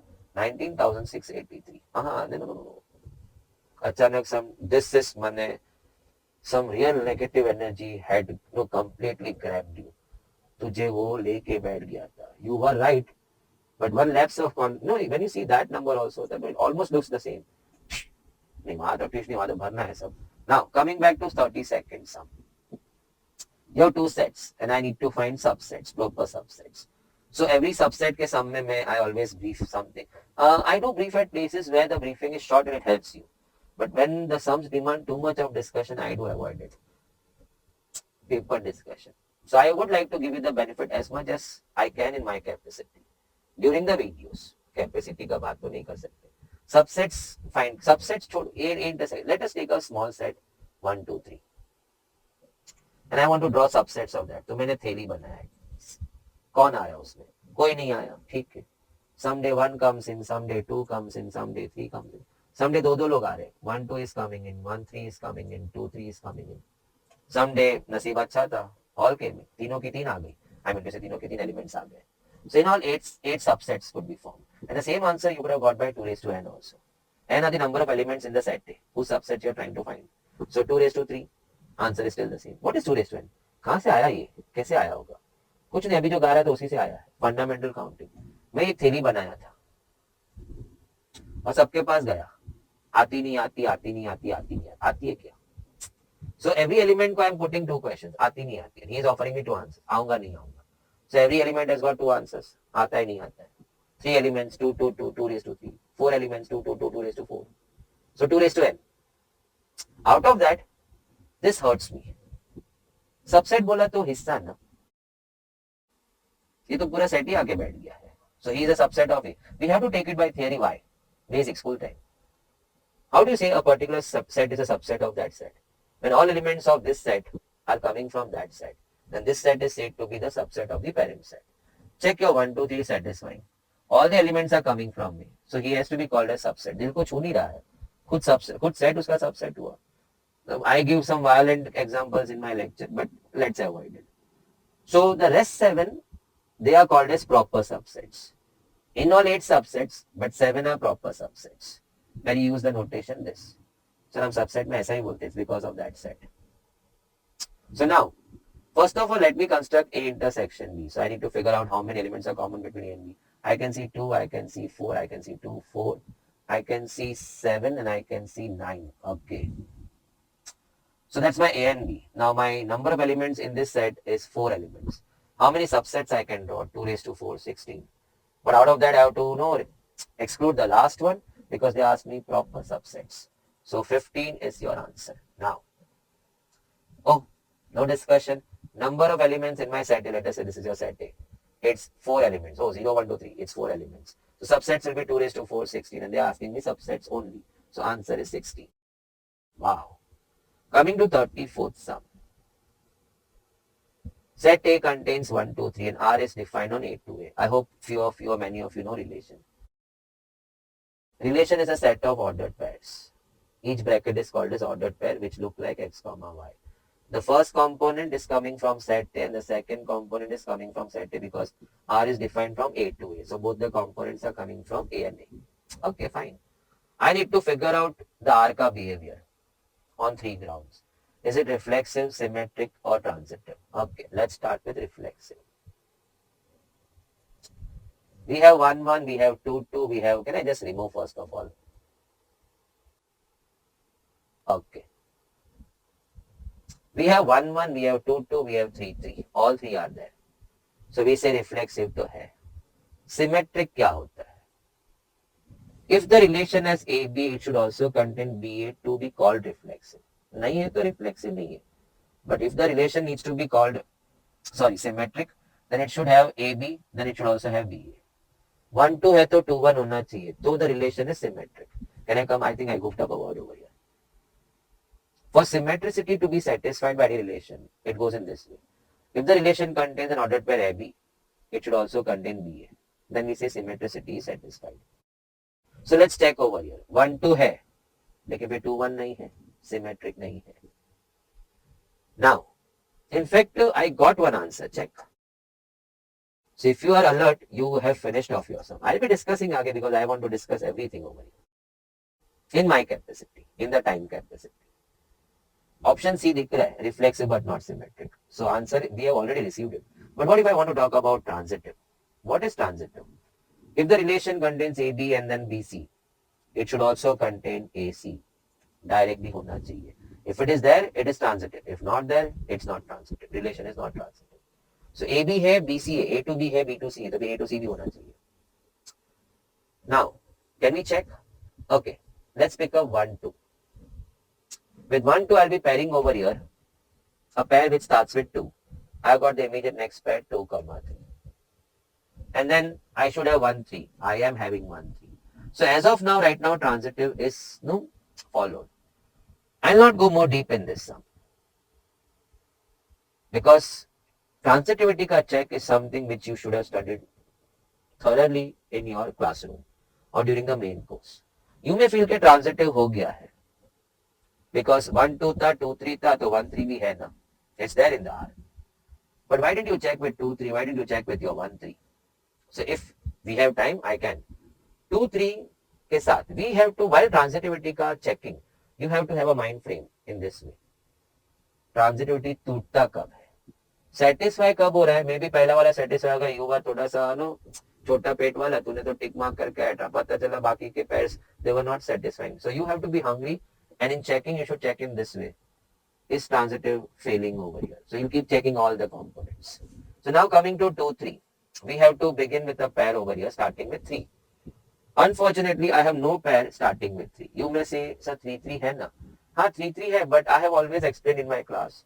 Okay, never check transitivity or for that matter symmetricity or reflexivity with homo components. It's always going to get satisfied.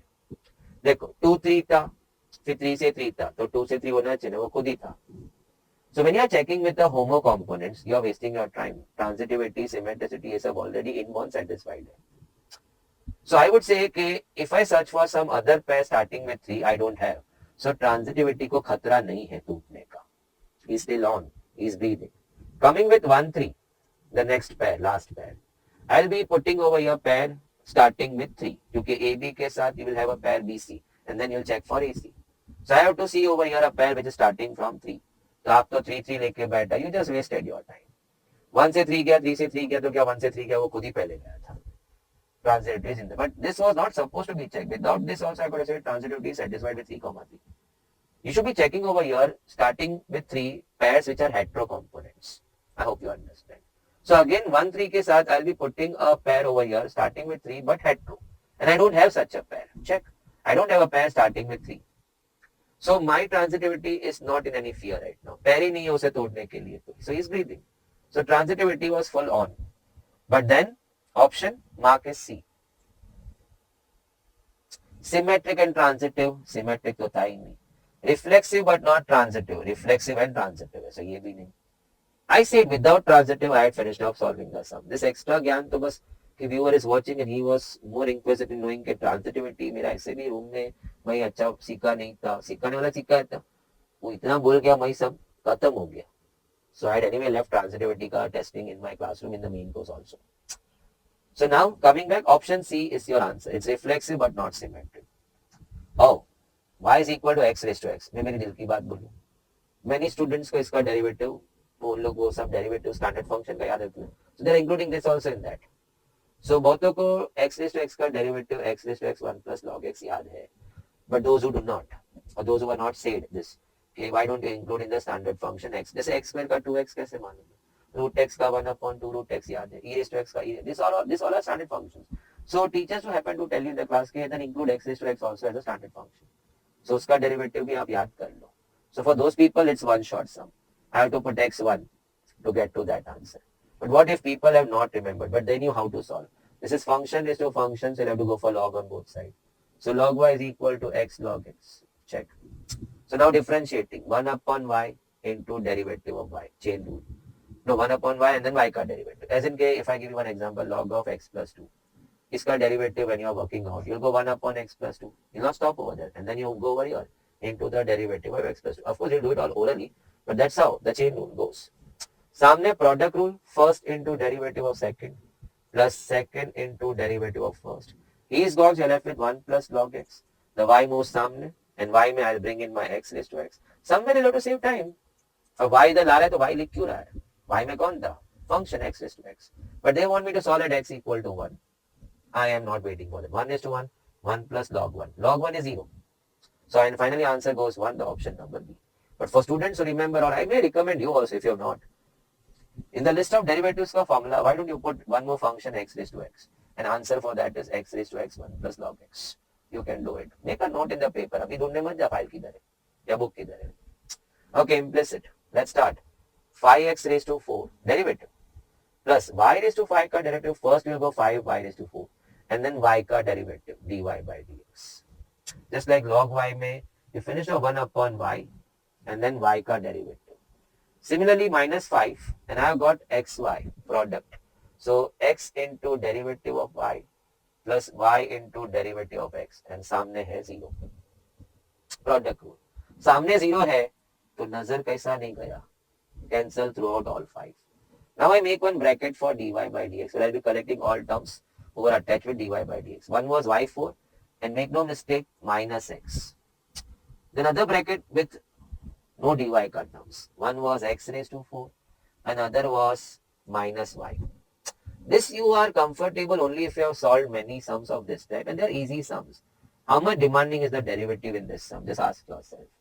So even 3-4 sums of this type and you get this kind of making brackets. एक dy का bracket बनाएगा, एक non dy का bracket. Now this term will shift over there. So along with the bracket I shifted. And then he is going to come down y raised to 4 minus x. Finally I decide to push my minus sign inside. So it's going to become y minus x raised to 4. नीचे तो y raised out of excitement don't think in that way y will be going in both the numerator denominator. No. It just happens to go only in the numerator. वो तो बाजू में ही ना. Do we have option like that? Okay, check that. Y minus x raised to 4, y4 minus x. Option number B is your answer. But excitement, I have used away a lot of space of my next sum. Okay, so now going to the next sum. Maxima, minima. Just a small brief. Let us say this is your function. Y is some function of x. It is showing peak at x equal to a and trough or minima, maxima, minima at x equal to b. We do understand at this points the function does happen to stop increasing, decreasing. So the change in function has to go 0. And that is why we do happen to say at this point, the f dash needs to go 0. Can I repeat my that point? I didn't say f has to go 0. F is standing at some height. It has got some value. At the peak and the trough, at the point of inflection or at the point of maxima and minima, the functions stop. तू चढ़ रहा है तो उतरने से पहले रुक जाएगा, half लेगा. So that means the function had stopped at that point. Means what? It was neither increasing nor decreasing. So change in function must be 0 at that point. चलो चालू करते हैं. I have fx with me, 2x cube minus 15x squared. So while solving we should not be writing all this. It's there बाजू में. Let's move to f dash x. It's going to be 6x squared minus 30x plus 36. Okay, simple derivative. F double dash x, that's going to be 12x minus 30. Why double dash, I don't know. But I know one thing. At maximum minima, the dash is 0. So f dash x is equated to 0. So let's go 6x square minus 30x. मौके का फायदा. Sir क्या फायदा? Divide throughout by 6. So x square minus 5x plus 6. Oh, easy. Split the middle term. 6 के 2 factor 2, 3. You put sign to get minus 5. You put x to get the factors. Oh wow. So you got x2 and you got x3. Now comes the real issue. Sir, आ गया ना? ये 2 है, ये 3 है, maximum minima आ गया. No, no, no. I have drawn the function in this way. The function could have gone in this way also. So if you see the blue function, you then happen to see what? Max at A, min at B. But if you see the red curve, the conclusion goes reverse. Min at A and max at B. So I got 2, 3, but because I'm not drawing the curve, I don't know whether it's max at 2, min at 3 or vice versa. And that is why double dash helps us. Let's put 2 in that. So I am finding f double dash at x2. It turns out 24 minus 30 minus 6. I did bit orally. Because the answer has gone negative, we say the function has gone maximum at x2. So of course, without any further test, we'll then say minimum at x3. दो जगह थोड़ी peak होता है. So max at 2 and min at 3. Can I repeat that last step? By equating dash to 0, you got the functions are going to be extreme at 2 and 3. But extreme in what way? Will it be max at 2, min at 3 or min at 2, max at 3? So you put double dash into action. You put 2 in double dash. Answer turns negative, then function is maximum. So if double dash goes negative, function is maximum. If double dash goes positive, function is minimum at that point. But in our case at 2, the f double dash has gone negative. So function has gone maximum at 2. So of course it will go minimum at 3, so no wasting time. Now, once again I have entered into uncharted territory. Next sum come. Oh, 1 second. The option over here, 2 and 3. Max at 2, min at 3. Max, minimum, respectively. Max at 2, min at 3. बाकी इधर भी 3, 2 था. No. This 3, 2 will mean max at 3, min at 2. No. Don't make any confusions. Order has to be maintained. Now coming to next one. Before I hit this sum, there's something in integration, a very famous thing if a 12 student is doing. But if you are non-math student of 12, but if you have done integration, I am very sure it must not have pricked you. कहीं पे भी चुभा नहीं होगा. It's a simple, because if you have done other topics, this was far simpler than many other topics. I would not say simpler than all the topics. It's a mechanical one. You all must have come across this corollary, you can say. F dash x upon fx का integration directly is log fx. And I saw my question very close to that. I'll tell you how. If I put 2, of course, and compensate it by 1 by 2, it is 2x upon 1 plus x squared. It is fx upon f dash. Sorry, it's fx and we have got f dash x. So it's that one. The answer is log fx. So half is outside. The answer is, can I repeat? My sum is now sounding f dash x upon fx. Whose integration is log fx. Log fx. But it has to be taken from 2 to 4. It's a definite का sum. Sir, half को बाहर छोड़ दिया. Half को अंदर भी लेता तो when I'm going this way, दोनों में half आता and then I would take a half common. So keep your half outside only पहले से. Be smart. Okay, half outside and my working of upper limit, lower limit inside. 4 is coming in, that gives me log 17. 2 is coming in, that's giving me log 5. I saw log A minus log B. Log of A upon B. Half. The answer is option A. Can't spare such simple sums. Okay. We all know integration of x raised to 5 is what? X raised to 6 upon 6. Can we treat the bracket as x? Yes. Integration does give you a liberty of calling any other linear term in the form of px plus q as x and apply the same formula. Only thing you have to divide the answer by the coefficient of x. So I can say the answer to this is 2x plus e raised to 6 upon 6, taking this as x. And I'm very right in doing that because integration gives you that facility. Any linear form ax plus b can be treated as x. So it goes raised to 6 raised to 6. But then divide the answer by the coefficient of x. And of course plus constant. So 2x plus e raised to 6 upon 12 plus c. So answer happens to go option C. Check. A note. If you integrate a function, if you integrate some function between the limits a to b, so if you are integrating a function between the limits a to b, you happen to get the area under the curve.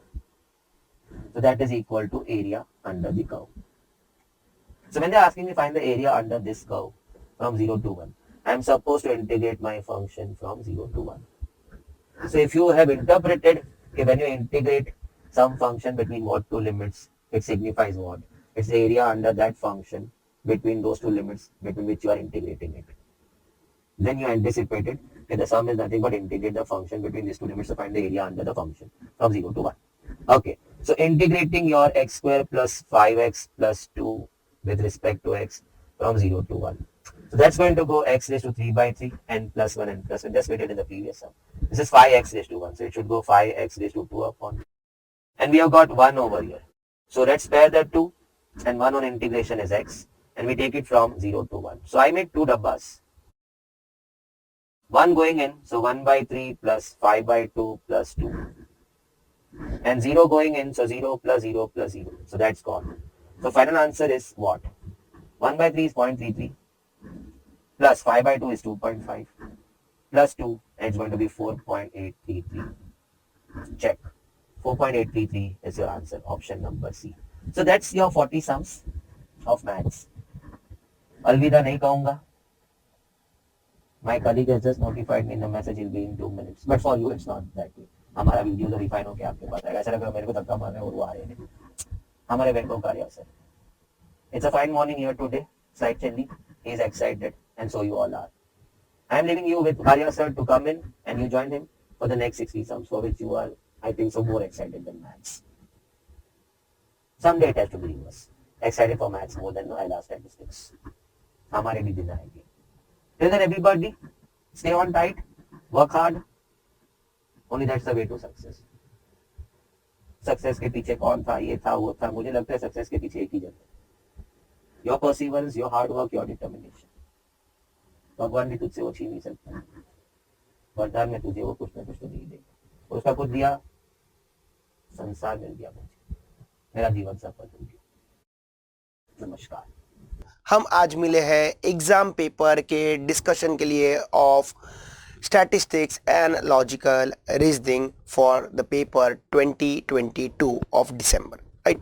So let's start quickly with the questions. ये बेटा हम लोग ने paper line में ही arrange करके रखा है, मतलब पहले मैथ्स के क्वेश्चंस रखे, फिर आपके एलआर के क्वेश्चंस और फिर आपके स्टैट्स के क्वेश्चंस, राइट? ठीक है, पर एग्जाम में ऐसा आता नहीं है. तो सबसे पहले एलआर का डिस्कशन खत्म करेंगे, फिर स्टैटिस्टिक्स का करेंगे. आ जाइए. तो सबसे पहले एलआर का फर्स्ट क्वेश्चन देखते हैं. फ्रोजन इज डिकोडेड एज, तो बोलते हैं हम लोग ने फ्रोजन को कैसे तो भी लिखा, तो कैसे लिखा दिखते हैं. आ जाइए. फ्रोजन को लोग लिखते हैं OFAPSG. Then how would be molten coded in that language, तो मॉल्टन को हम लोग कैसे लिखेंगे. तो ध्यान से मेरी बात सुनना. देखो सबसे पहले क्या ट्राई करने का ना, आगे पीछे करके देखने का.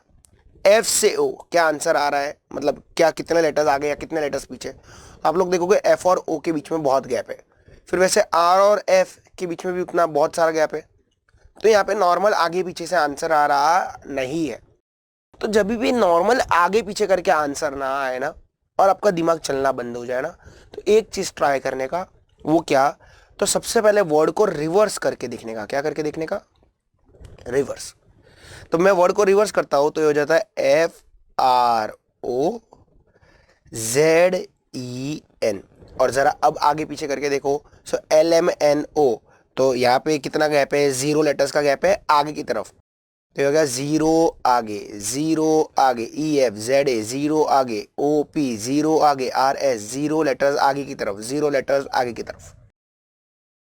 तो यहाँ पे पैटर्न क्या बना, उसने सबसे पहले वर्ड को क्या किया, रिवर्स किया और फिर 0 आगे किया। तो ये सेम चीज इधर कर दो, सबसे पहले वर्ड को क्या करो, रिवर्स करो। तो MOLTEN, मॉल्टन रिवर्स हो गया। अब 0 आगे जो ऊपर किया था सब जगह पे था, NOEFTULMOP MN, तो आपका आंसर आ जाएगा OFUMPN, ऑप्शन सी। इजी। तो अब याद रखना ये चीज को आप लोग कि भाई अगर नॉर्मली आगे पीछे करके नहीं आ रहा है तो सर ने सिखाया कि रिवर्स करके आगे पीछे करके देखो।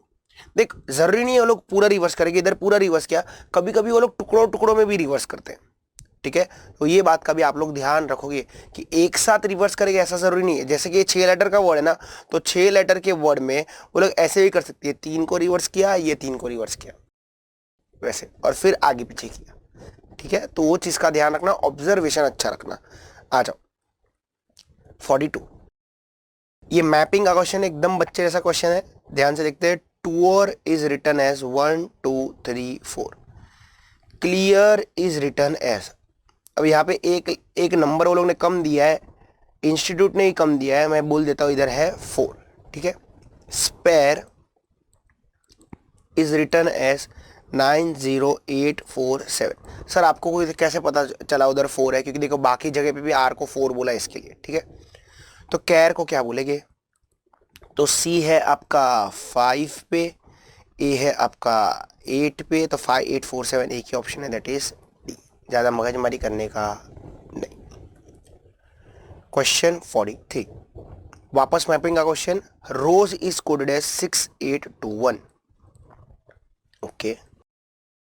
Chair is coded as 73456, preach is coded as 961473, तो search will be coded as क्या, तो एस को क्या बोला है 2, ई को क्या बोला है 1, ए को क्या बोला है 4, आर को क्या बोला है 6, सी को क्या बोला है 7, एच को क्या बोला है 3, तो 214673, तो 214673 that is nothing but option B.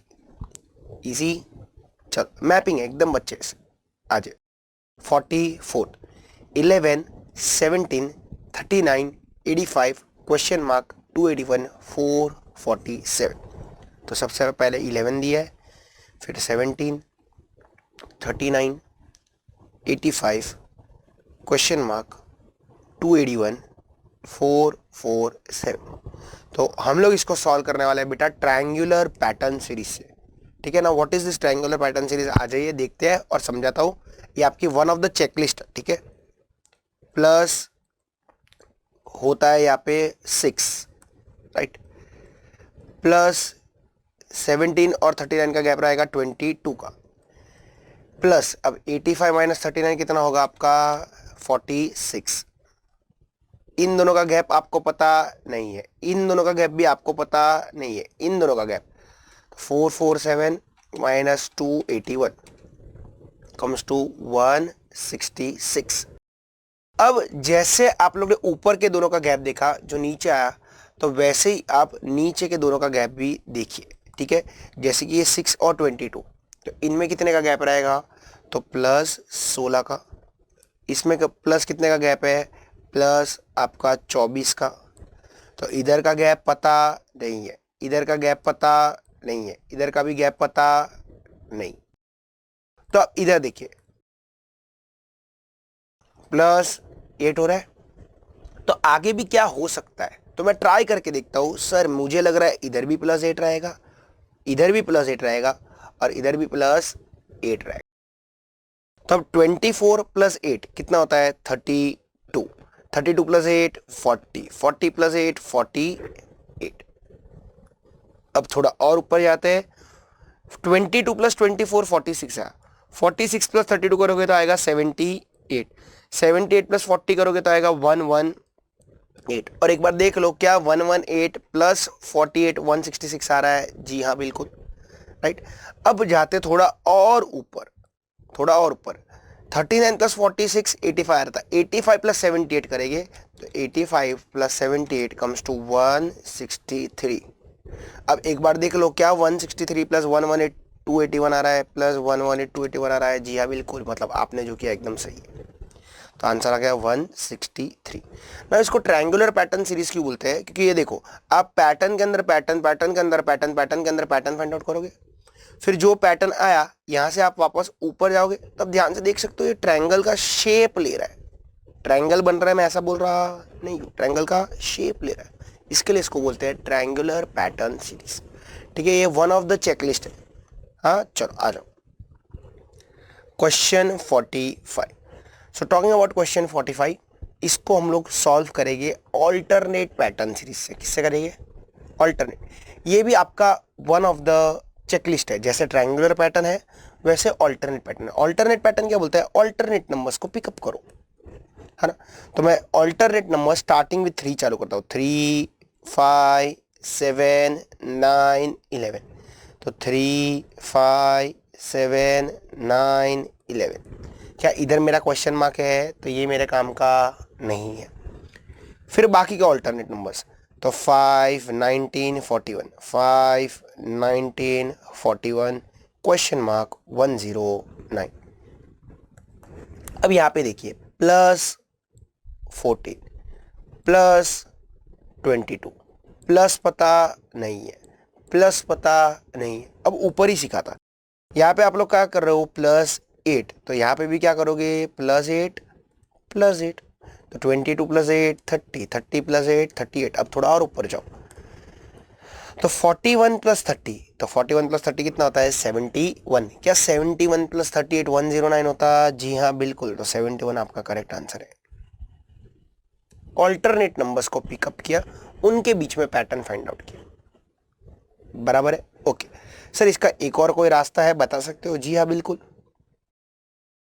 तो अब ध्यान से सुनना, मैं दो दो नंबर्स की पेयर बनाता हूं, 3 5 5 19 7 41 9 क्वेश्चन मार्क 11 109। तो 3 और 5 की जोड़ी बनाई, 5 और 19 की जोड़ी बनाई, 7 और 41 की जोड़ी बनाई, 9 और क्वेश्चन मार्क की जोड़ी बनाई, 11 और 109 की बनाई। अब 3 को मुझे 5 बनाना है, 3 को मुझे क्या बनाना है? 5। तो ये देखो 3 2 जा 6 माइनस 1, 5 को मुझे 19 बनाना है, 5 4 जा 20 माइनस 1, 7 को 41, 7 6 जा 42 माइनस 1, 11 को 109, तो 11 इंटू 10 110 माइनस 1। तो देखो इंटू 2 इंटू 4 इंटू 6 इंटू 10, तो क्वेश्चन मार्क क्या रहेगा? तो 9 इंटू 8 72 माइनस 1 71। देख लो, आंसर मीन्स द सेम। तरीका बदल गया, आंसर से पैटर्न बनना चाहिए इन शॉर्ट, कैसे भी करके कुछ भी करके, तो आपका आंसर। चलो question 46, find the odd man out. Actually बेटा ये ऑड मैन आउट का क्वेश्चन नहीं है, ये रॉन्ग टर्म का क्वेश्चन है। ठीक है, तो यहाँ पे मैंने आप लोग को सिखाया अगर असेंडिंग या डिसेंडिंग ऑर्डर में जा रहा है और पैटर्न बन रहा है तो रॉन्ग टर्म का क्वेश्चन है। तो यहाँ पे असेंडिंग ऑर्डर में जा रहा है और यहाँ पे पैटर्न भी बन रहा है। 34 105 424 2 1 2 3 1 2 7 5 6।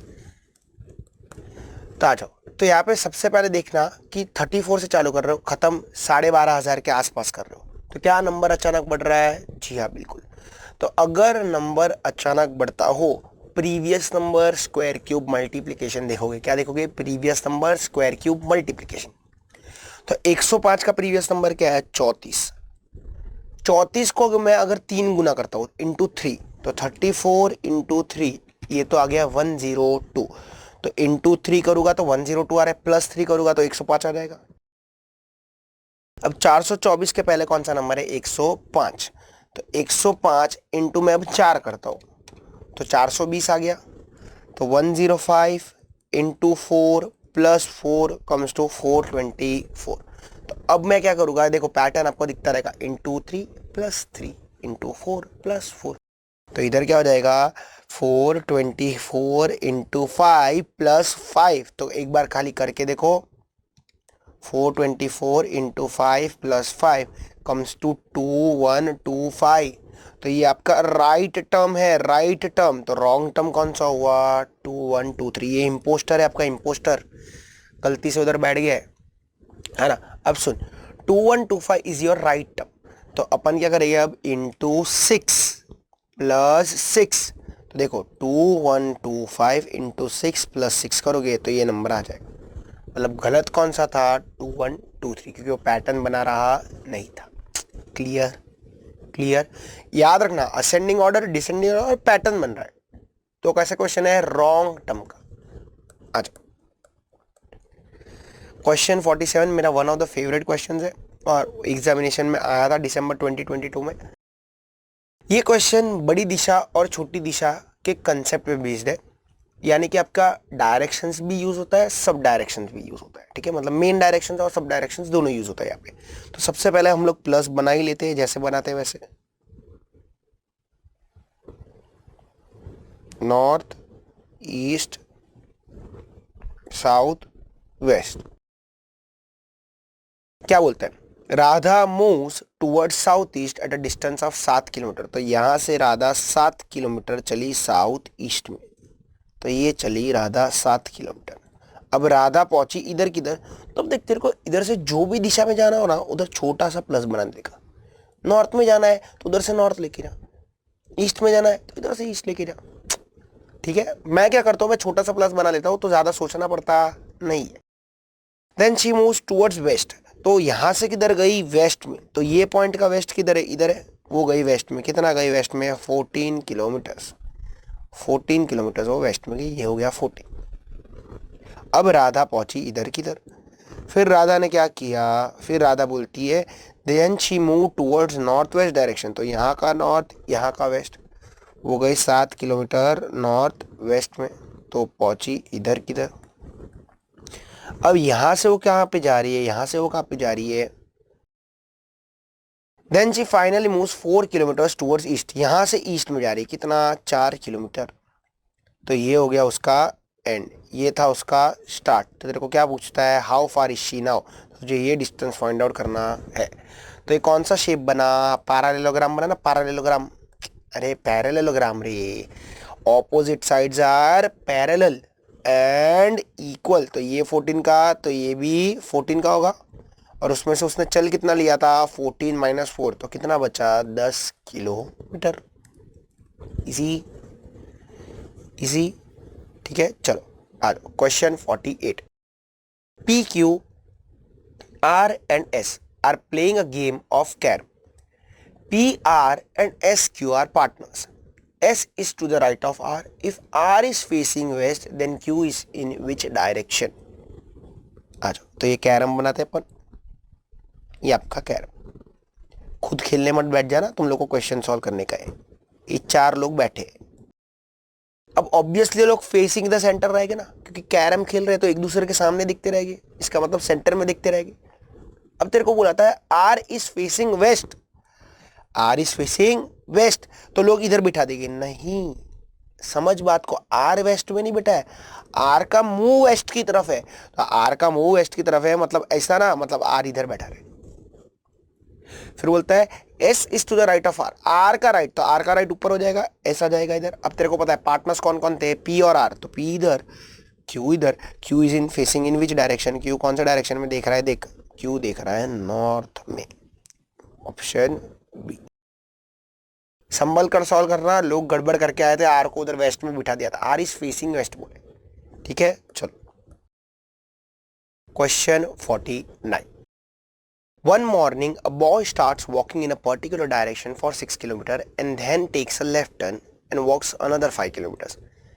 Thereafter, he again turns left for 5 kilometers and walks another 5 kilometers. And lastly, he takes a right turn of 5 kilometers. Now he sees his shadow in front of him. What direction did he started initially? अब ये question में बहुत सारी चीज़ें mix है, मैं धीरे धीरे टुकड़ों टुकड़ों में एक एक चीज़ समझाता हूँ। सबसे पहले बोलता है एक लड़का सुबह सुबह चलना चालू किया, और जब ये सब वो करता है ना, लेफ्ट राइट लेता है ना, तो उसको लास्ट में अपना शेडो अपने सामने दिखता है। ठीक है, तो पहले तो तुम लोग यही बात को समझो, सुबह सुबह मैं सन को दिखता हूं, ये देख, ये हूं मैं, देख सेम टू सेम दिख रहा हूं ना मैं, एकदम मस्त। और मैं सुबह सुबह सन को दिख रहा हूं, तो सन किधर रहेगा, ईस्ट में, बराबर है। अब सन अब रेज मेरे पे फेंकेगा, तो मेरी शैडो मेरे आगे बनेगी कि मेरे पीछे बनेगी, पीछे बनेगी, तो शैडो बनेगी किधर, वेस्ट में। क्या मेरे को मेरी शैडो दिख रही है, क्या मेरी शैडो मेरे फ्रंट में बन रही है, नहीं। तो याद रखने का, अगर तू सन को फेसिंग है तो तुझे तेरा शैडो दिखेगा नहीं, पर अगर तू सन के ऑपोजिट खड़ा है, सपोज मैं अब सन को पीठ दिखा देता, मैं सन को बोलता मैं तेरे से नाराज हूं, अब मैं तेरी तरफ देखूंगा नहीं, अब रेस उधर से ही आ रही, अभी भी ईस्ट में से, भाई सन तो थोड़ी, सन मेरा मुंह दिखने के लिए थोड़ी वेस्ट में आ जाएगा, क्या बात करता है यार। तो सन अभी भी ईस्ट में, रेस फेंकेगा, तो उसकी शैडो, उसकी जो शैडो है अब उसके सामने बनेगी ना। तो इन शॉर्ट कहना है the boy is facing waste. समझ रहा है कि नहीं समझ रहा है। तो एक सुबह उसने चलना चालू किया, लेफ्ट लिया और फिर वापस राइट लिया, और ये सब करने के बाद उसको अपना शैडो सामने दिख रहा है, मतलब वो लास्ट में कहां पे दिख रहा था, वेस्ट में दिख रहा था। क्लियर, इतना क्लियर हुआ, ओके। अब बात करते हैं एक ट्रिक के बारे में, ध्यान से सुनते इधर। तो देख, मैं वापस क्वेश्चन को समराइज करके लिख देता हूं। स्टार्टिंग पॉइंट पता नहीं क्या है, लड़का लेफ्ट लेता है 5 किलोमीटर, लेफ्ट लेता है 5 किलोमीटर, और राइट लेता है 5 किलोमीटर, और एंड करता है ऐसी डायरेक्शन में कि उसको अपना शैडो अपने सामने दिखता है, शैडो सामने। तो एंड किधर करता है, अभी बोला था वेस्ट में। मतलब सपोज ये इवनिंग का क्वेश्चन रहता और बोलता shadow in front of him, तो उसका फेसिंग किधर रहता, ईस्ट में, जिधर सन है उसके ऑपोजिट, जिधर सन है उसके ऑपोजिट, अगर तेरे को तेरा शैडो देखना है तो।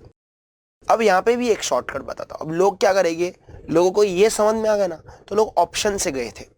मतलब सबसे पहले साउथ सॉल्व करेंगे, साउथ का लेफ्ट का राइट, क्या लड़का वेस्ट फेसिंग है, नहीं तो फिर नॉर्थ ट्राई करेंगे, नहीं तो फिर वेस्ट, ये सब करने का नहीं।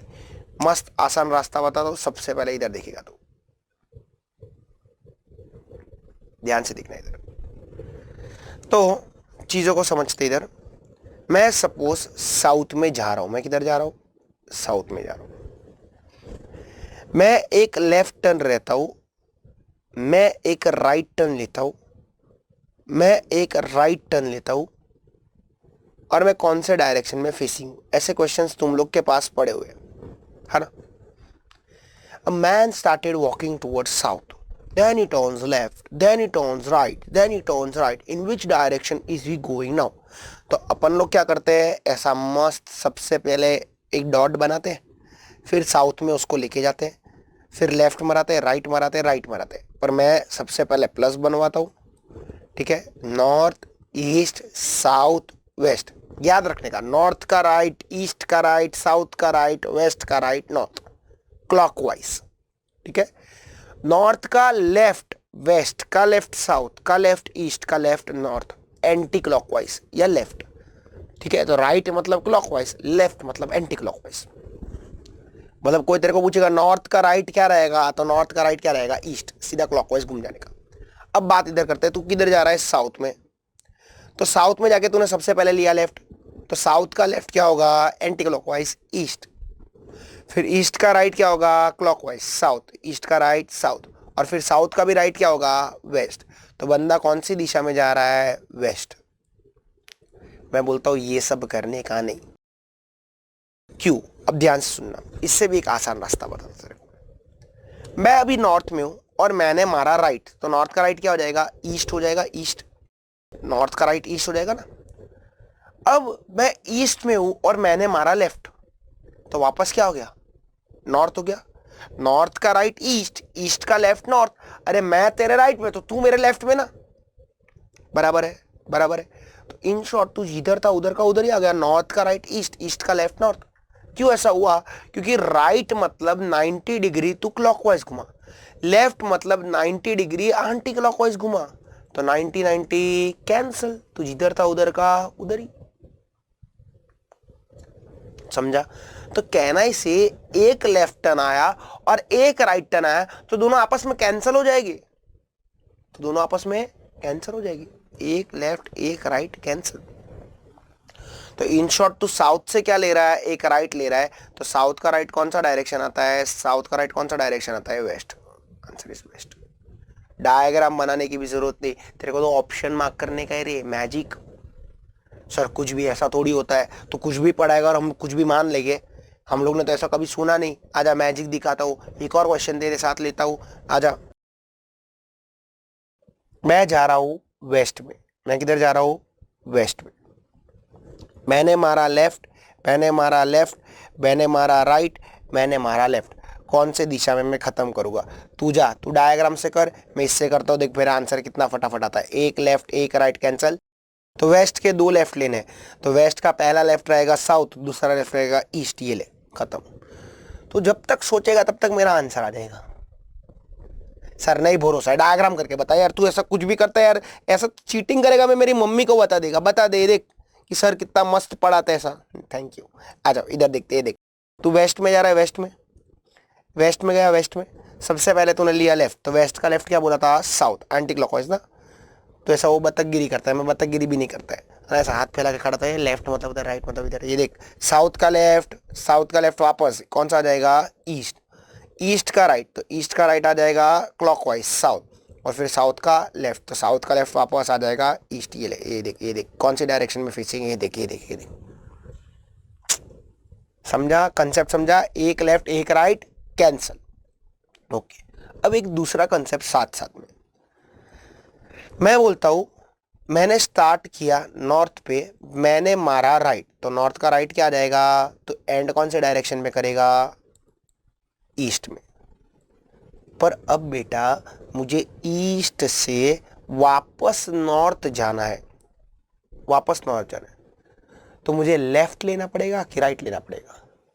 तो मुझे लेना पड़ेगा लेफ्ट, क्योंकि ईस्ट का लेफ्ट नॉर्थ होता ना।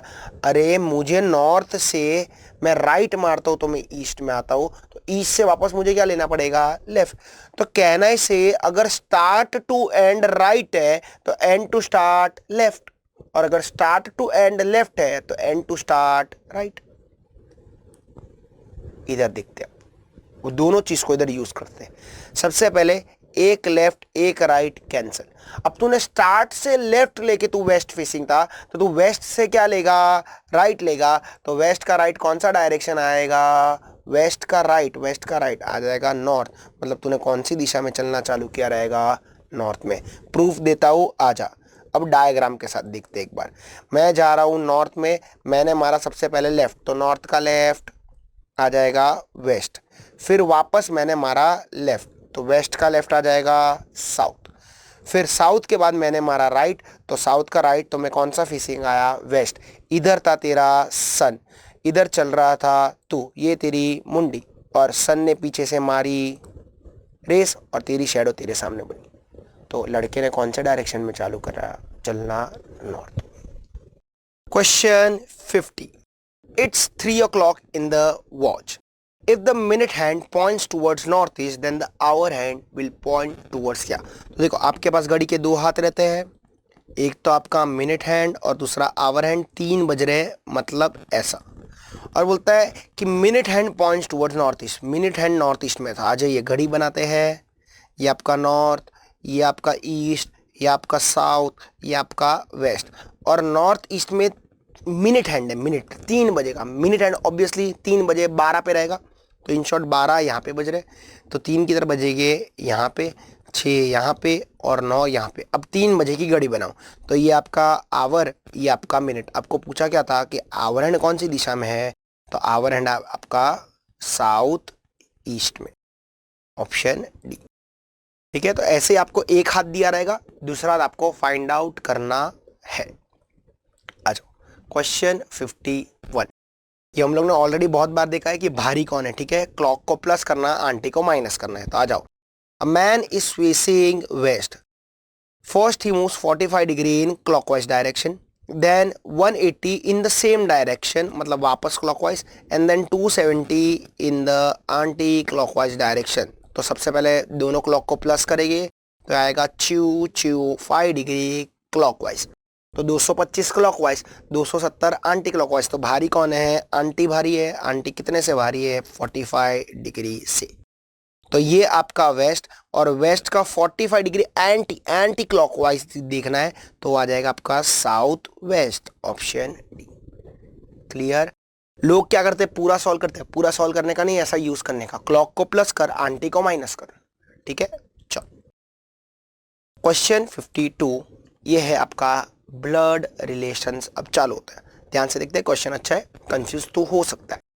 सुरेश सिस्टर, तो सुरेश की कौन है? बहन है। सुरेश सिस्टर, वो कौन है?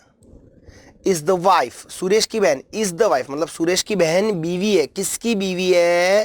राम की। तो ये बन गया राम। राम कौन है? रानी का भाई है, तो Ram is Rani's brother. Okay, तो ये हो गए रानी उसकी बहन। आगे क्या बोलता है? थोड़ा बराबर लिख लेता हूं, रानी उसकी बहन हो गई। अब आगे क्या बोलता है? पढ़। राम्स फादर इज मधुर, राम के पप्पा का नाम क्या है? मधुर। शीतल इज राम्स ग्रैंड मदर, शीतल कौन है? राम की ग्रैंड मदर है। तो देख, यहाँ पे ग्रैंड मदर दादी भी हो सकती है, नानी भी हो सकती है, क्योंकि पर यहाँ पे अपने को पप्पा दिया है करंटली, तो मैं समझता हूं कि इसकी वो दादी की बात कर रहा है। कौन है वो? शीतल। आगे क्या बोलता है? Reema is Sheetal's daughter in law, Reema कौन है? शीतल की daughter in law. Daughter in law मतलब बहू, बहू मतलब मेरे बेटे की वाइफ। ऐसा कौन बोल रही है? शीतल। तो शीतल का बेटा वो मधुर, और मधुर की बीवी का नाम क्या है? रीमा। आगे क्या बोलता है? रोहित इज रानीज ब्रदर्स सन, रोहित कौन है? रानी का भाई, रानी का भाई राम ना, तो उसका बेटा कौन है? रोहित। अब देख, अभी भी तुझे राम की बीवी का नाम दिया नहीं है, ठीक है, जान दे। अब आगे क्या पूछता है? Who is Rohit to Suresh, Rohit to Suresh, Suresh के हिसाब से रोहित उसका कौन लगता है? याद रखने का, पीछे वाले के पॉइंट ऑफ से आगे वाले को देखने का। तो सुरेश के पॉइंट ऑफ से रोहित उसका कौन लगता है? तो सुरेश इसको अपनी बहन मानता था, ये उसकी बहन, और बहन का ये कौन है? बेटा। तो बहन के बेटे को क्या बोलता है? भांजा, इंग्लिश क्या बोलता है? नेफ्यू।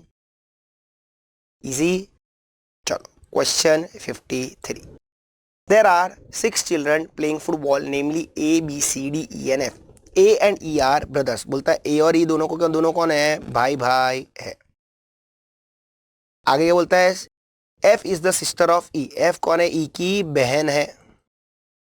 ओके, नेक्स्ट बोलता है C is the only son of A's uncle, C कौन है? ओनली सन, अकेला बेटा। किसका अकेला बेटा है? A के अंकल का। तो A का अंकल यानी A का चाचा, मैं यहाँ पे ले रहा हूँ करंटली, वो मामा भी हो सकता है, पप्पा का भाई, मैं चाचा कंसिडर कर रहा हूं, क्यों आगे पता चलेगा। पप्पा का भाई का लड़का कौन है? सी, ठीक है। ये मैंने इधर ब्रो लिखा है, ब्रो, मैं इधर लिखता तो भाई, ठीक है। तो ये हो गया सी उसके, किसका? ए के अंकल का बेटा। अब आगे क्या बोलता है? B and D are daughters of the brother of C's father, तो बी और डी कौन है? बेटी है। किसकी बेटी है? ऑफ द ब्रदर, भाई की बेटी है। किसके भाई की बेटी है? सी के पप्पा की। तो ये देख, सी का पप्पा, उसका भाई ए का पप्पा हो गया ना, और उसकी बेटियां कौन है? बी एंड डी, तो बी डी इधर साथ में आ जाएगी, इनकी बहन है। खत्म तेरा डायग्राम, तेरा डायग्राम बन गया। मतलब एक पप्पा को 5 लोग है, ए ई एफ बी डी, और एक पप्पा को खाली एक ही है, सी, ठीक है। How is D related to A, A के हिसाब से डी उसकी कौन लगती है? कौन लगती है? तो मेरी बहन, सिस्टर। इजी। चलो question 54, in a joint family there are father, mother, 3 married son and 1 unmarried daughter. Out of the sons, 2 have 2 daughters each and one has a son only, how many female members are there in the family? ठीक है, तो तुझे यहाँ पे females पूछी है, तो देख सबसे पहले माँ थी माँ, तो मदर कितनी है, करंटली मदर एक है। 3 मैरिड सन्स, मतलब तेरे पास बहू भी रहेगी, बहू, तो बहू कितनी रहेगी, 3, क्योंकि 3 की शादी हुई है। एंड 1 अनमैरिड डॉटर, एक बेटी भी है। कैसी बेटी है, अनमैरिड, तो एक, वो भी तो गिनी जाएगी ना फैमिली में। हाँ, out of the sons 2 have 2 daughters, तो 3 लड़के शादीशुदा थे, उसमें से 2 को 2 लड़कियां थी, तो यानी कि ये ग्रैंड बेटी हो गई ना, ग्रैंड बेटी, ग्रैंड डॉटर्स, तो ग्रैंड बेटी कितनी रहेगी, 2 इंटू 2 कितनी हो जाएगी, 4। And 1 has a son only, और जो तीसरा बेटा था उसको खाली एक ही बेटा था, तो जान दे उसको कोई उधर फीमेल रहेगी नहीं। How many females are there, तो 4 3 7 और 2 9। इजी। चलो 55। When रानी saw विनीत, रानी ने किसको दिखा, विनीत को, she recollected that he is the brother, तो he is the brother मतलब वो क्या बोल रही है, विनीत भाई है। तो सपोज ये है रानी, मैं बना देता हूँ यहाँ पे रानी को, और मैं किधर तो भी बना देता हूँ विनीत को। रानी विनीत को देख के क्या बोलती है, ये कौन है, ही इज द, विनीत है तो ये लड़का रहेगा, तो ये डिब्बा रहेगा, ठीक है। हाँ, तो विनीत कौन है, ही इज द ब्रदर, मतलब इसका कोई तो भाई या कोई तो बहन है। अब ये ब्रदर है तो किसका ब्रदर है, ऑफ माई ग्रैंड फादर सन, बोलता है ये भाई है, किसका भाई है, मेरे ग्रैंड फादर के बेटे का। अब देख, मेरा मतलब मैं कौन, रानी, तो मेरा ग्रैंड फादर, मैं सबसे पहले बना देता हूं, का बेटा है, तो मेरे ग्रैंड फादर का बेटा मेरा पप्पा लगेगा ना। और विनीत कौन है, विनीत उसका भी भाई है, विनीत उसका भी भाई है। अब देख, नहीं तेरे को नहीं समझ में आता, वापस देख, रानी उसको विनीत को देख के बोली, ए तू कौन है, तू भाई है, तू किसका भाई है, मेरे ग्रैंडफादर के बेटे का। ग्रैंडफादर का बेटा यानी कि तेरा पप्पा, तेरे पप्पा का वो भाई है, यानी कि तेरा चाचा है। पर तेरे को पूछता क्या है वो देख, how is Rani related to Vineet, Vineet के हिसाब से रानी कौन लगती है, अगर तू मेरा चाचा तो मैं तेरी भतीजी। आंसर आएगा डी, नीस। क्लियर। अरे रानी का पप्पा विनीत का भाई था ना, तो मेरे भाई की बेटी भतीजी हुई ना। समझा कि नहीं समझा। चलो क्वेश्चन 56 क्या बोलता है, Ananya is the mother of Satya and Shyam is the son of Bhima, Shiva is the brother of Ananya, if Satya is the sister of Shyam, how is Bhima related to Shiva. ठीक है, तो अपने को फर्स्ट लाइन में भी सत्या थी, लास्ट लाइन में भी सत्या है, तो पहले उधर से ही थोड़ा कनेक्टिंग करते हैं। Ananya is the mother of Satya, Ananya कौन है, माँ है। अनन्या तो किसकी माँ है, सत्या की। और तेरे को बोला है सत्या इज द सिस्टर, मतलब सत्या लड़की है, सत्या इज द सिस्टर, किसकी सिस्टर है, श्याम की। ओके, फिर आगे तेरे से वो क्या बोलता है, और भी है, Shyam is the son of Bhima, और श्याम कौन है, बेटा है, किसका बेटा है, भीमा का। थोड़ा दिमाग लगाया, ये देख, अनन्या की बेटी सत्या, सत्या का भाई श्याम, तो श्याम की भी माँ अनन्या हो गई, पर श्याम तो भीमा का बेटा था, मतलब कहने से भीमा और अनन्या की शादी हुई रहेगी, हस्बैंड वाइफ। ओके, एक और लाइन है, Shiva is the brother of Ananya, Ananya का भाई कौन है, शिवा। अब आगे क्या बोलता है, how is Bhima related to Shiva, Shiva के हिसाब से भीमा उसका क्या लगता है, तो सबसे पहले ये मेरी लगती है बहन, और बहन का वो लगता है पति, तो बहन का पति यानी कि जी झा जी, brother in law. Clear. Question 57, Suman is the daughter in law of Rakesh, तो राकेश की डॉटर इन लॉ मतलब राकेश की बहू, तो राकेश की बहू मतलब क्या बोलेगा, राकेश का कोई तो बेटा रहेगा, उसकी वाइफ का नाम क्या रहेगा, सुमन। आगे क्या बोलता है, and sister in law of Rajesh, और सुमन कौन है, सिस्टर है कि सिस्टर इन लॉ है, सुमन कौन है, सिस्टर है कि सिस्टर इन लॉ है, सिस्टर इन लॉ है। किसकी सिस्टर इन लॉ है, तो वो बोलता है राजेश की, मतलब उसको कोई इन लॉ बुला रहा है, मतलब उसकी शादी किसी से हुई है और उसका भाई राकेश रहेगा ना।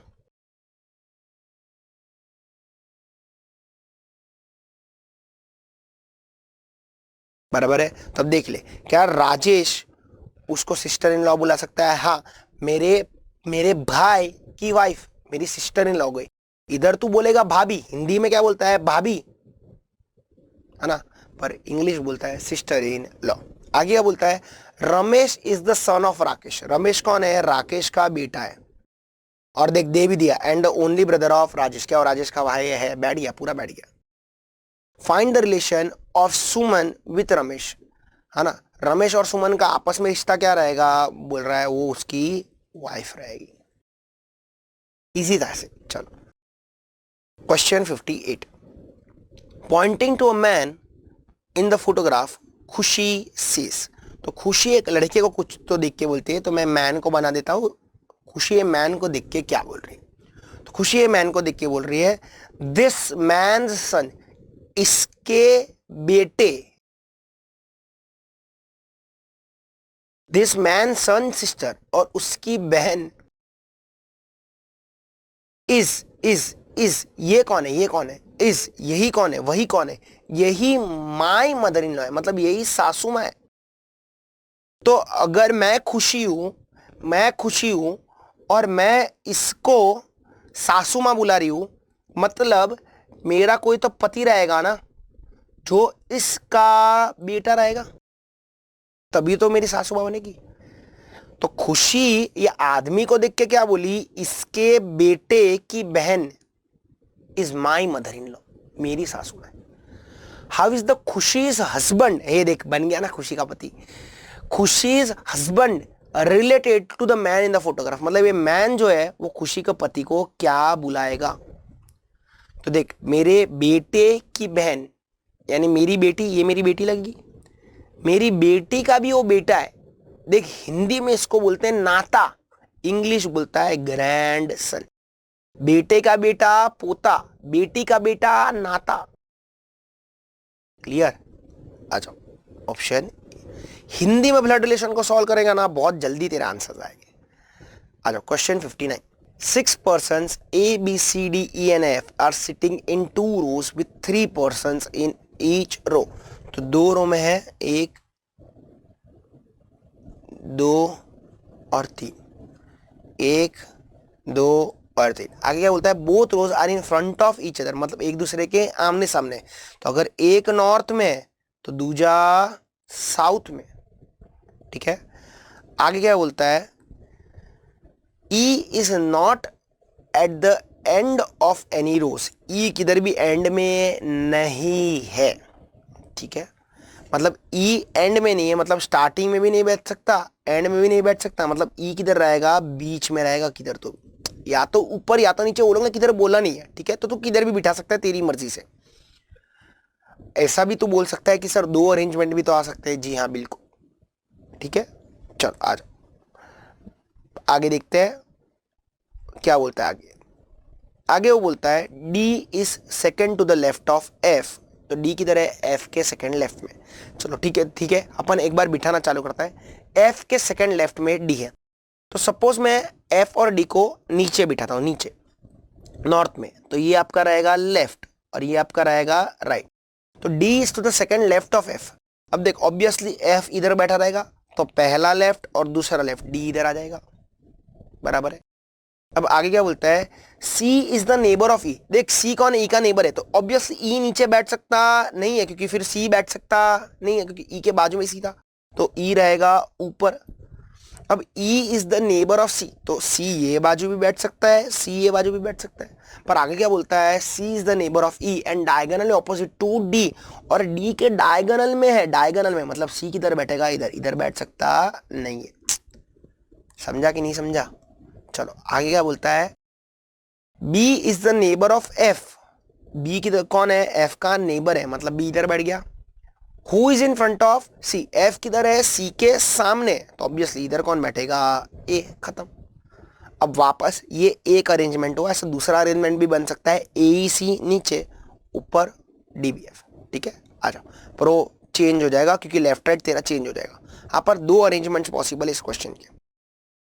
Who is sitting diagonally opposite to F, F के डायगोनली ऑपोजिट कौन बैठा है, एफ के डायगोनली ऑपोजिट बैठा है ए, ऑप्शन सी। समझा? देख उसने किधर भी बोला नहीं था कि वो नॉर्थ में कौन बैठा है साउथ में कौन बैठा है, तू तेरे हिसाब से बिठा, ठीक है। पर इसके दो अरेंजमेंट बनेंगे, ये अपन ने नीचे डीबीएफ को बिठाया, वैसे वो लोग साउथ में भी बैठ सकते हैं, पर उधर वापस मैं बोल रहा हूँ वो लेफ्ट राइट चेंज हो जाएगा, तो ध्यान से बनाना। चलो question 60, P Q R S T R sitting in a line facing west.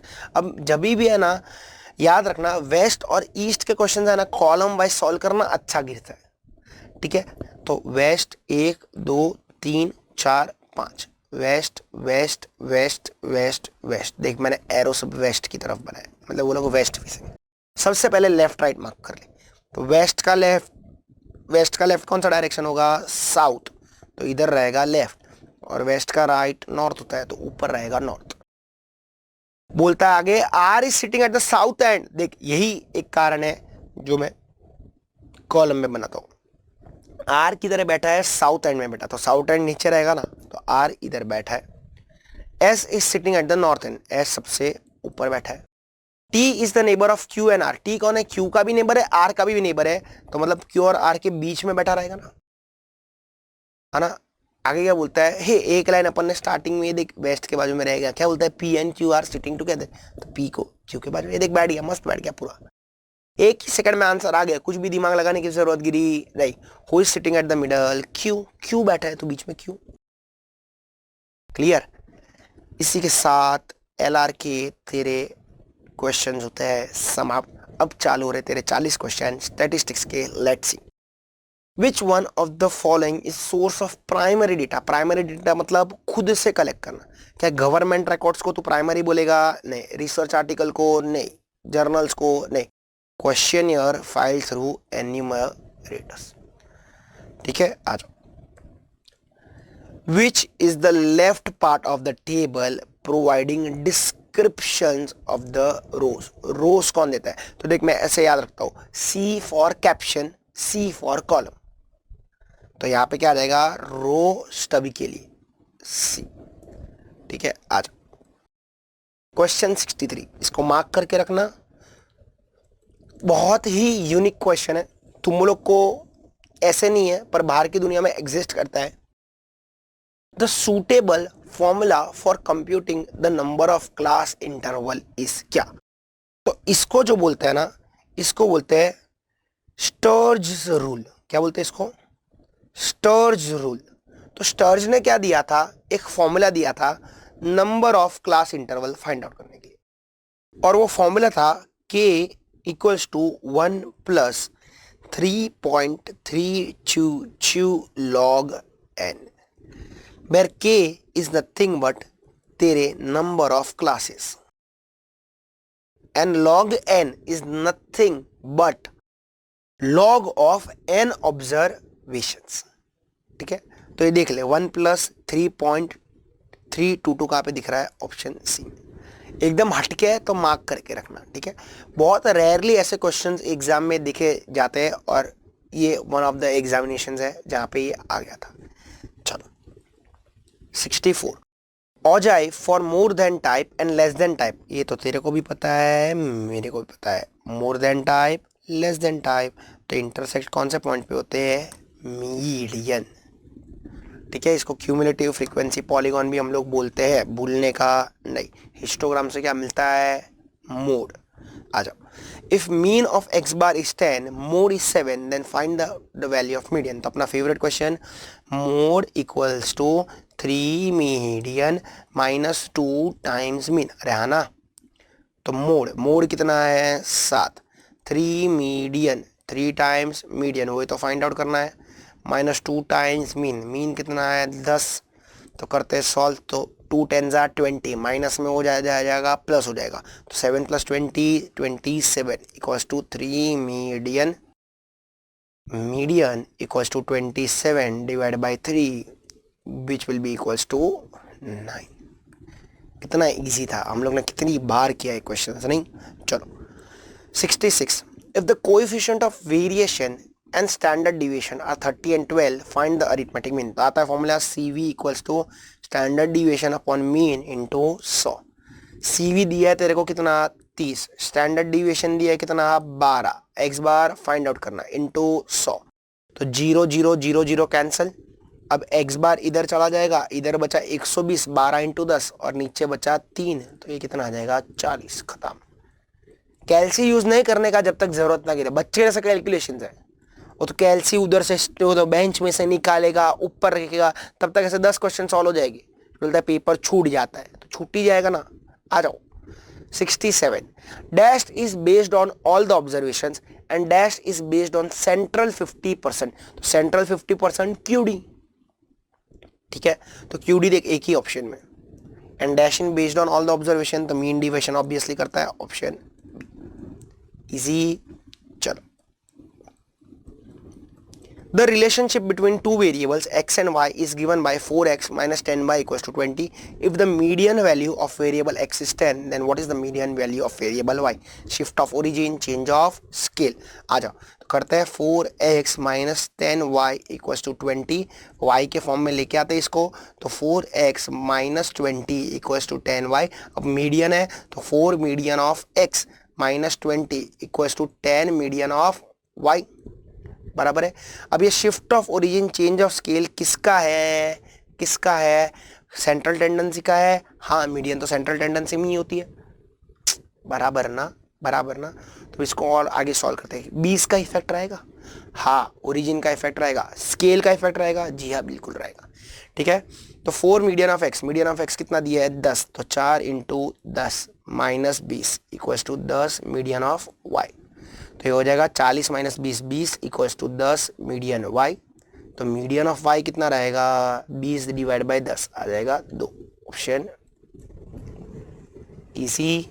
चलो देखते हैं question 69. Which one of the following is not a major of dispersion. Standard deviation है, मीन डिविएशन है, रेंज है, QD भी है, पर QD दिया नहीं है. कौन सा दिया है कॉन्करेंट डिविएशन. ऐसा कोई मेजर ऑफ डिस्पर्जन नहीं. चलो. Mean deviation is minimum when the deviations are taken from. कहाँ से mean deviation minimum कब रहता है, जब तू deviations लेता है मीडियन से. कहाँ से लेता है, मीडियन से. आ जाओ. 71 the median of the observation is. तो मीडियन रॉ डेटा है तो सबसे पहले असेंडिंग ऑर्डर में डालेंगे. ओके, आ जाओ असेंडिंग असेंडिंग खेलते हैं. तो 42 72 35 92 67 85 72 81 51 56. तो सबसे पहले ऑब्वियसली 30 का दिख रहा है, 35 कटेगा. फिर 42 एक अकेला है, फिर 51 है, 56 है, फिर 60 में 67 है, फिर 70 में 72 72 दो बार है देखो,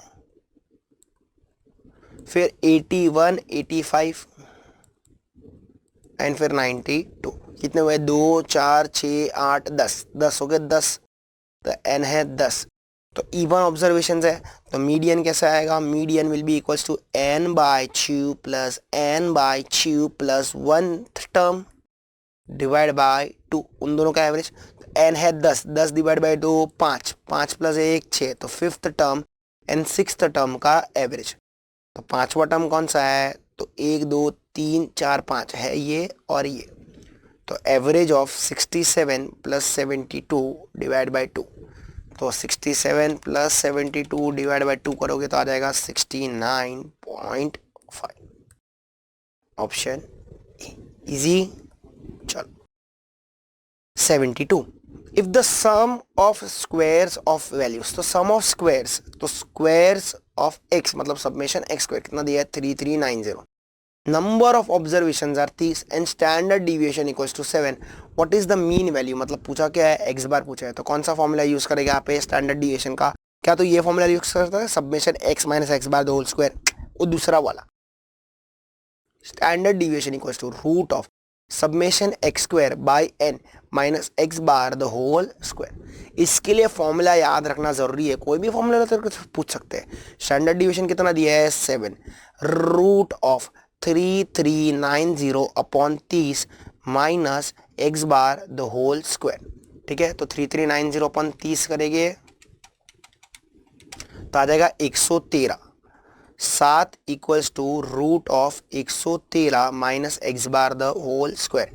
squaring on both the sides, तो 7 का स्क्वायर हो जाएगा 49 equals to 113 minus x bar the whole square. 113 minus 49 करेंगे आएगा 64 equals to x bar the whole square taking square roots on both the sides. X bar equals to 8। Option C. Apply the formula, supply the answer. आ जाओ। 73। The mean of 50 observations is 36। 50 observation का mean कितना है? 36। If 2 observations 30 and 42 are to be excluded. अब देख, पहले 50 observation थे, अब 2 ऑब्जर्वेशन हट गए तो बचे 48। The mean of the remaining observation will be. तो आ जाओ, तो सबसे पहले अपन क्या करते हैं, सबमेशन एक्स फाइंड आउट कर लेते हैं, ओल्ड वाला, फिर 2 ऑब्जर्वेशन को उसमें से काट देते हैं तो न्यू सबमेशन एक्स मिल जाएगा, फिर अपन सॉल्व करते हैं।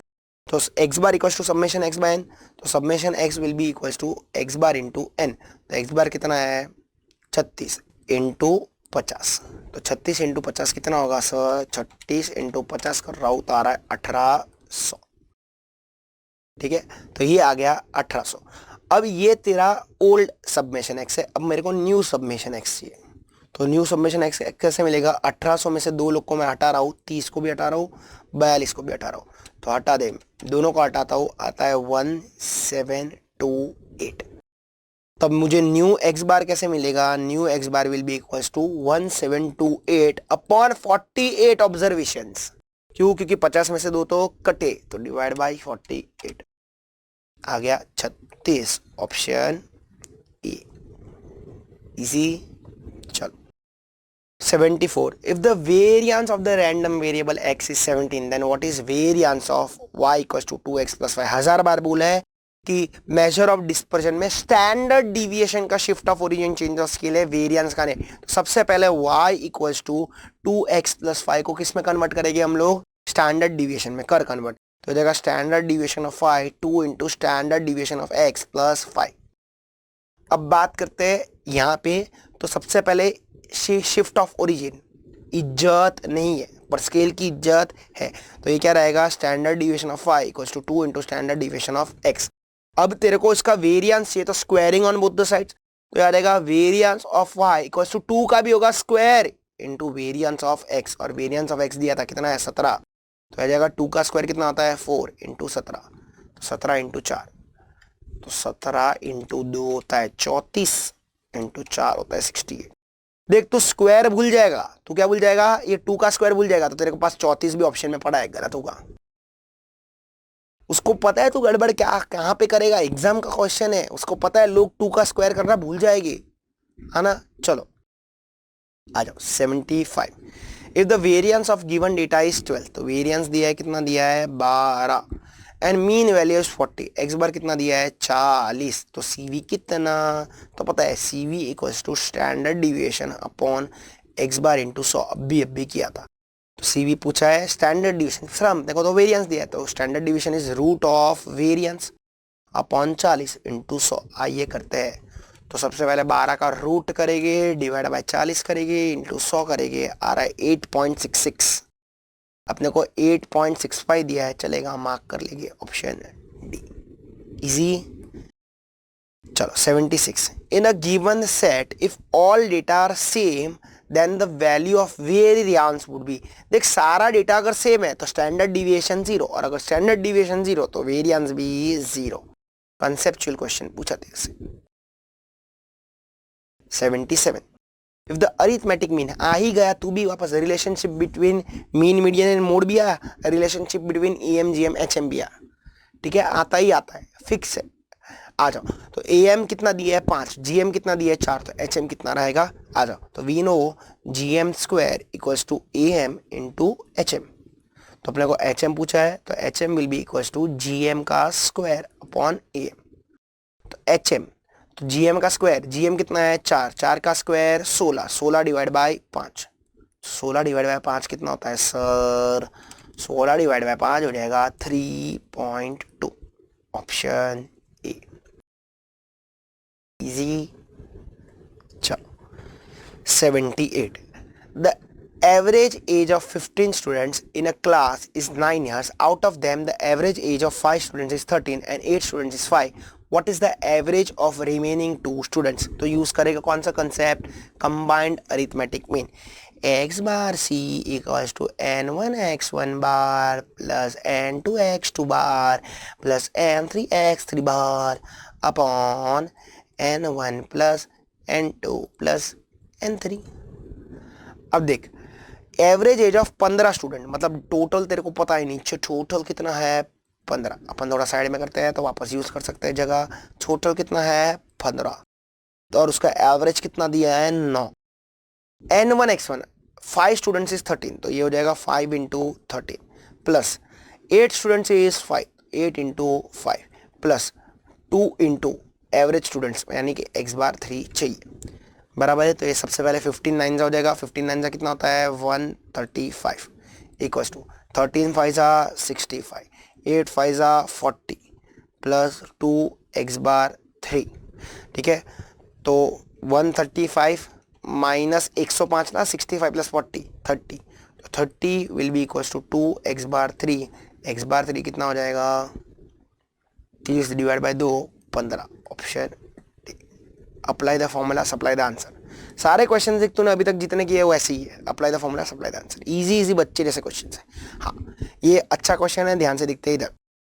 ये जो क्वेश्चन है ना वो इंडिपेंडेंट इवेंट्स के तेरे कंसेप्ट पे बेस्ड है. ठीक है, ये important points related to independent events में बोलता हूँ. तो देख क्या बोलता है. Suppose A and B are 2 independent events with probabilities A is not equal to 0 and B is not equal to 0. Let A dash and B dash be their complements. Okay, तो हम लोग को पता ही है. Which one of the following will be false. कौन सा false होगा. तो देख, अगर इवेंट्स इंडिपेंडेंट है ना तो उसका जो इंटरसेक्शन है वो भी कैसा हो जाएगा इंडिपेंडेंट है ना. तो P of A intersection B will be P of A into P of B. ये बराबर है, ये ट्रू है. फिर P of A given by B will be equal to P of A obviously, क्योंकि देख यहाँ पे ये इंडिपेंडेंट है, कोई किसी पे डिपेंडेंट नहीं है. तो ये भी सही बात है. और यहाँ पे ये लोग साथ में ऐसा भी बोलते हैं P of B by A equals to P of B. ठीक है, हाँ, याद रखना. फिर अगर इवेंट इंडिपेंडेंट ना तो उन लोग के डैश भी कैसे होते हैं इंडिपेंडेंट. मतलब A dash intersection B dash will be nothing but P of A dash into B dash. तो ये भी सही है. तो गलत कौन सा है सी. गलत कौन सा है सी. क्योंकि देख यहाँ पे क्या बोलता है, अगर P of A union B अगर इंडिपेंडेंट इवेंट्स है तो P of A plus P of B minus P of A intersection B होगा. And P of A intersection B क्या बन जाता है फिर P of A into P of B, क्योंकि इवेंट्स इंडिपेंडेंट है ना. तो ये सी ऑप्शन तेरा गलत है. आ जाओ question 80. The theorem of compound probability states that for any two event A and B, probability of A intersection B is probability of A into probability of B by A. यही पहला ही सही है बेटा, यही तेरा आंसर है. और इसमें आगे वो लोग कंटिन्यू भी करते हैं. Provided P of A is greater then 0. ये याद रखना, ये कंपाउंड प्रोबेबिलिटी का ये रूल है पूरा. ठीक है, आ जाओ question 81. A machine is made up of 2 parts A and B. The manufacturing process of each part is such that the probability of defective part in A. तो probability of defective है ना, तो मैं उसको defective को ऐसे लिखता हूँ defective A कितना दिया है 0.08 and that of B, और defective B का कितना दिया है 0.05. आगे क्या बोलता है, what is the probability that the assembled part will not have any defect. तो P ऑफ नो डिफेक्ट चाहिए, नो डिफेक्ट. तब देख डिफेक्टिव A 0.08 तो उसका डैश भी क्या रहेगा, ध्यान से दिखते हैं, नो डिफेक्टिव रहेगा उसका dash. A is not defective तो ये क्या हो जाएगा 1 माइनस 0.08 यानी क्या आ जाएगा 0.92. यानी कि मैं इन शॉर्ट A डैश की बात कर रहा हूँ. ठीक है, वैसे ही यहाँ पे P of no defect B dash हो जाएगा. तो ये 1 माइनस 0.05 तो ये हो जाएगा 0.95. अब यहाँ पे तेरे को नो डिफेक्ट चाहिए, नो डिफेक्ट चाहिए यानी कि तेरे को प्रोबेबिलिटी किसकी चाहिए A dash intersection B dash, और ये इंडिपेंडेंट इवेंट रहेंगे, तो in short probability of A dash into probability of B dash, यानी इन शॉर्ट 0.92 इंटू 0.95, तो कर लो कैलसी में, 0.92 into 0.95 comes to 0.874, option ready, easy. चलो, तो 1 माइनस डिफेक्ट भी कर सकता था, तो ऐसा भी लोग ऐसे भी करते हैं, 1 minus defective which will equal to no defective. आ जाओ, probability of A 1/3, probability of B 3/4, probability of A union B 11/12, then what is the probability of B by, तो probability of B by A क्या बोलता है, probability of A intersection B, और नीचे कौन है इधर ए, तो इधर भी कौन आ जाएगा ए, ठीक है। अब ए इंटरसेक्शन बी तेरे पास नहीं है, तो ए यूनियन बी का फॉर्मूला यूज करेंगे, A union B equals to probability of A plus probability of B minus probability of A intersection B, और उसको अपन स्वैप कर लेते हैं कि अपने को ए यूनियन बी दिया हुआ है, ठीक है। तो probability of A union B की जगह पे मैं लिखता हूँ ए इंटरसेक्शन बी, मैं स्वैप करके रख देता हूँ directly, probability of A plus probability of B minus probability of A intersection की जगह पे आ जाएगा ए यूनियन बी, मैंने क्योंकि मैंने स्वैप कर दिया। ए कितना बोलता है 1/3, ये बोलता है 3/4, ये है 11/12।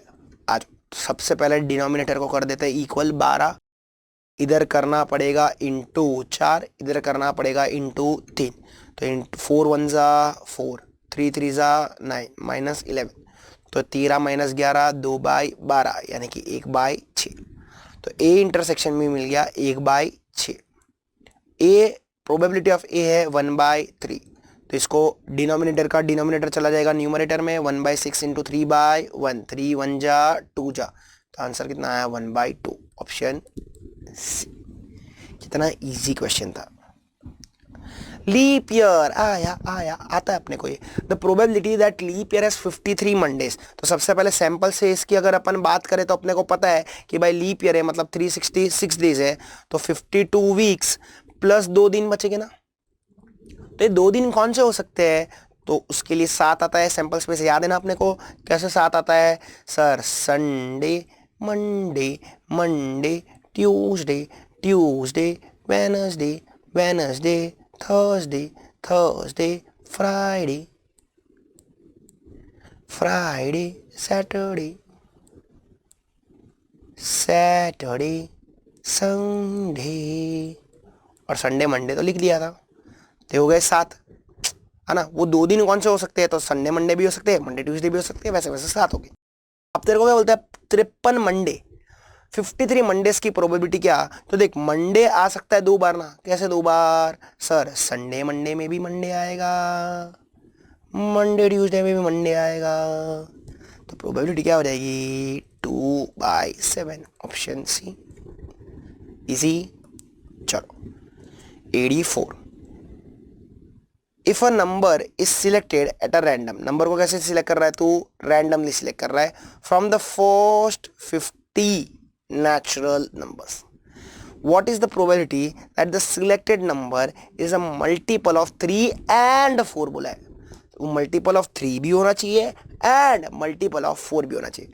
तो बात इधर करते हैं सबसे पहले ऐसे नंबर की जो मल्टीपल ऑफ 3 भी रहेगा एंड 4 भी रहेगा, इन शॉर्ट कहने से वो मल्टीपल ऑफ कैसा हो जाएगा 12, क्योंकि देख 12 ही एक ऐसा नंबर है एक से जो डायरेक्टली आता है, जो 3 से भी डिविजिबल है एंड 4 से भी डिविजिबल है। तो 50 में से कितने नंबर रहेंगे, तो 12 का मल्टीपल, तो 50 में से कितने नंबर रहेंगे जो 12 से डिवाइड होते रहेंगे, तो 12 24 फिर 36 और 48, क्लियर।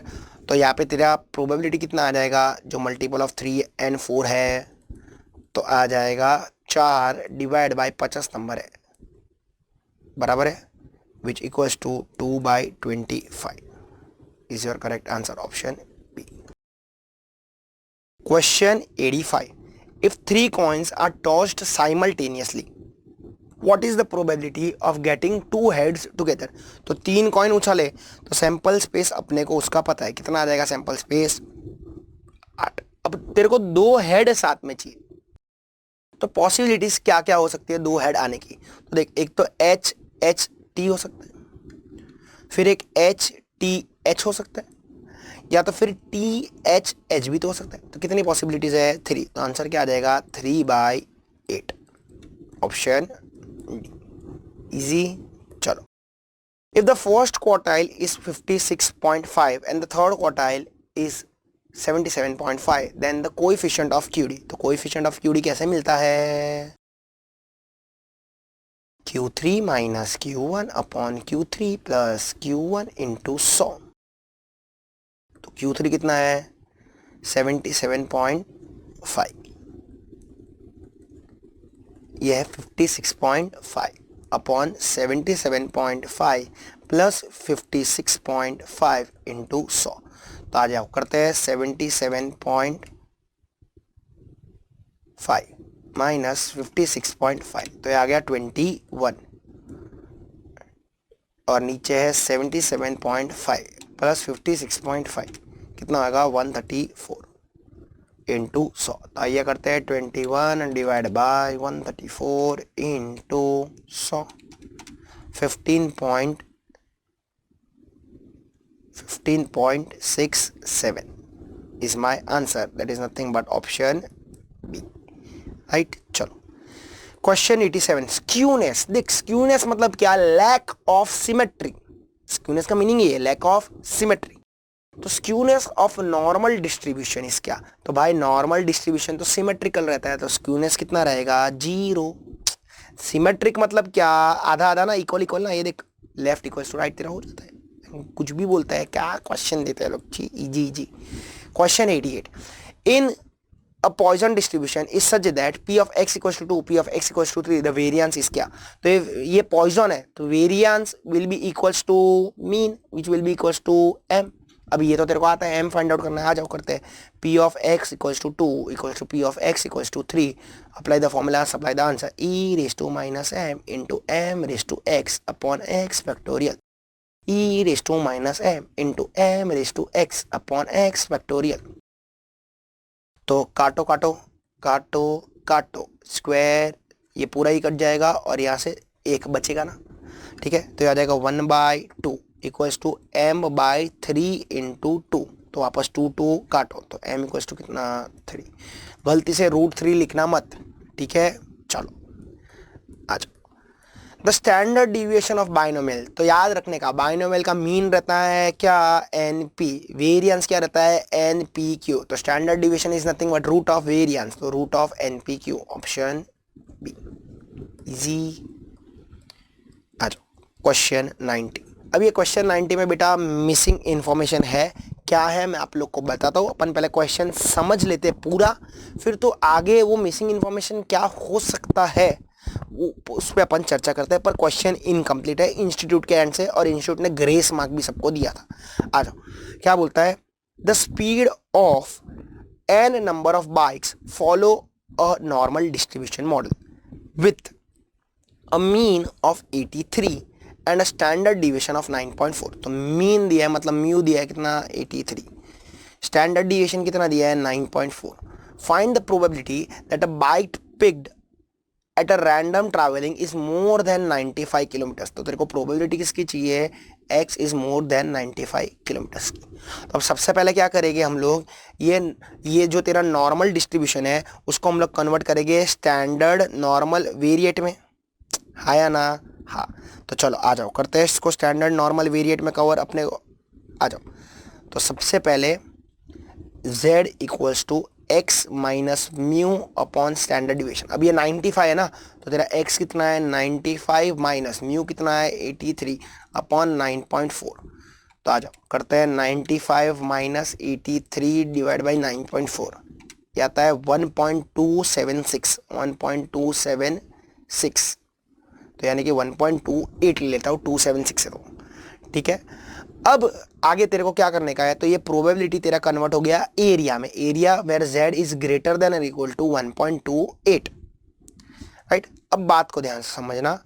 तू क्या करता है? तू ऐसा मस्त कर्व बनाता है, ये तेरा सेंटर पॉइंट, यहाँ पे z क्या रहेगा? 0, और म्यू कितना है तेरा? म्यू यानी कि तेरा x, म्यू यहाँ पे रहेगा 83, ठीक है। अब ये हो गया नेगेटिव इन्फिनिटी, ये हो गया पॉजिटिव इन्फिनिटी। अब तेरे को z 1.28 दिया है, तो z 1.28 दिया है तो ऑब्वियसली वो ये पॉजिटिव साइड पे लाई करेगा। तो ये सपोज तेरा z है 1.28, वहाँ पे x कितना है तेरा 95। अब तुझे ग्रेटर देन बोला है, मतलब तुझे लाल वाली प्रोबेबिलिटीज पूछी है ना कि ये कितनी रहेगी। अब देख, पर तेरे को डेटा आगे दिया ही नहीं है एरिया का, कौन सा कि z0 से z 1.28 दे देता ना, area lying between z0 and z 1.28, तेरे को कुछ दिया नहीं है, तो आगे कैलकुलेट कर सकता नहीं है।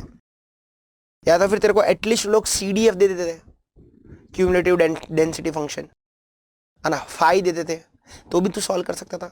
फाई ऑफ 1.28 सीखा है, वो भी नहीं दिया, तो इसके लिए तू अटक जाता है। पर अगर वो मिल जाता तो तू आगे सॉल्व कर पाता, ठीक है। पर ये कंसेप्ट था तेरे पूरे क्वेश्चन का। आ जाओ 91।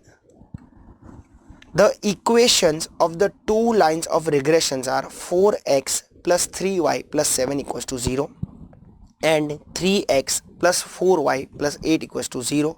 Find the correlation coefficient between x and y. तो आ जाओ, क्या आता है सॉल्व करने को, क्या करने का, अजम्पशन लेने का। एक को लेते हैं x ऑन y, दूसरे को लेते हैं y ऑन x और खेलते हैं इक्वेशंस के साथ। 3x plus 4y plus 8 equals to 0। तो मैं सबसे पहले इसको लेता हूँ x ऑन y और इसको लेता हूँ y ऑन x। ये अजम्पशन है। अजम्पशन राइट कैसे रहेगा, अगर r का वैल्यू +1 -1 के बीच में है, वरना अपना ये अजम्पशन रॉन्ग रहेगा और अपन वापस सॉल्व करेंगे, है ना। चल आ जाओ, तो x ऑन y है तो इसको मैं x के फॉर्म में लेके आता हूँ। 4x equals to -3y -7, x will be equals to -3/4y -7/4। तो इससे तेरे को क्या मिल गया, bxy विच इक्वल्स टू -3/4। अब इधर बात करते हैं y के फॉर्म में लेके आता है। 4y equals to -3x -8, y equals to -3/4x -8/4। तो इधर तेरा byx कितना आ गया, -3/4। ये सेम आया, मैजिक मैजिक।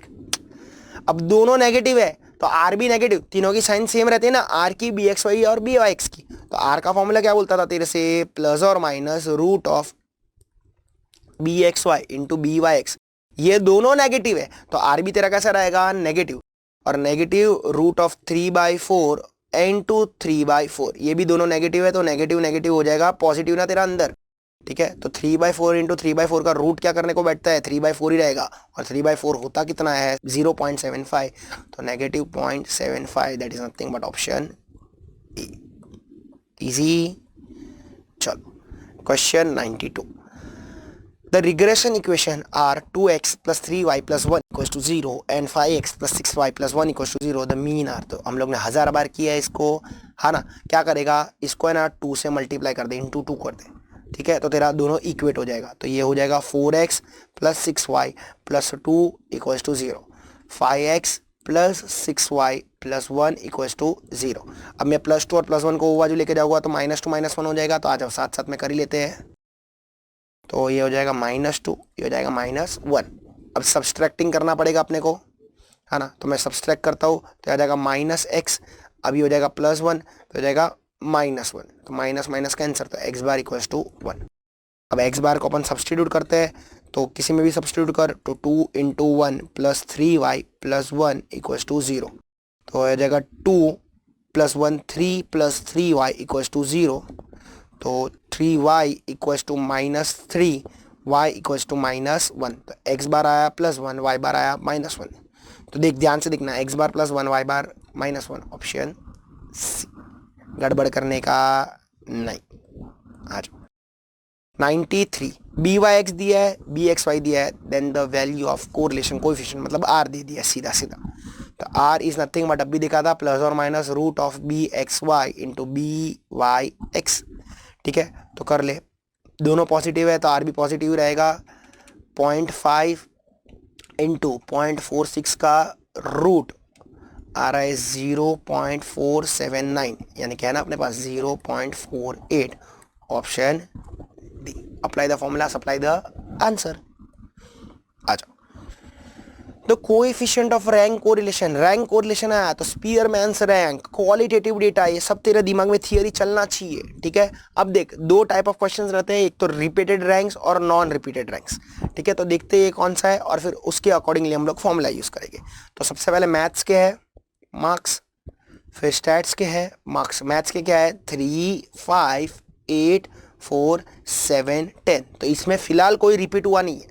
बाजू में भी देख 6, 4, 9, 8, 1, 2, इसमें भी रिपीट हुआ नहीं है, मतलब ये नॉन रिपीटेड है। तो r will be equal to 1 minus 6 submission D square upon N into N square minus 1।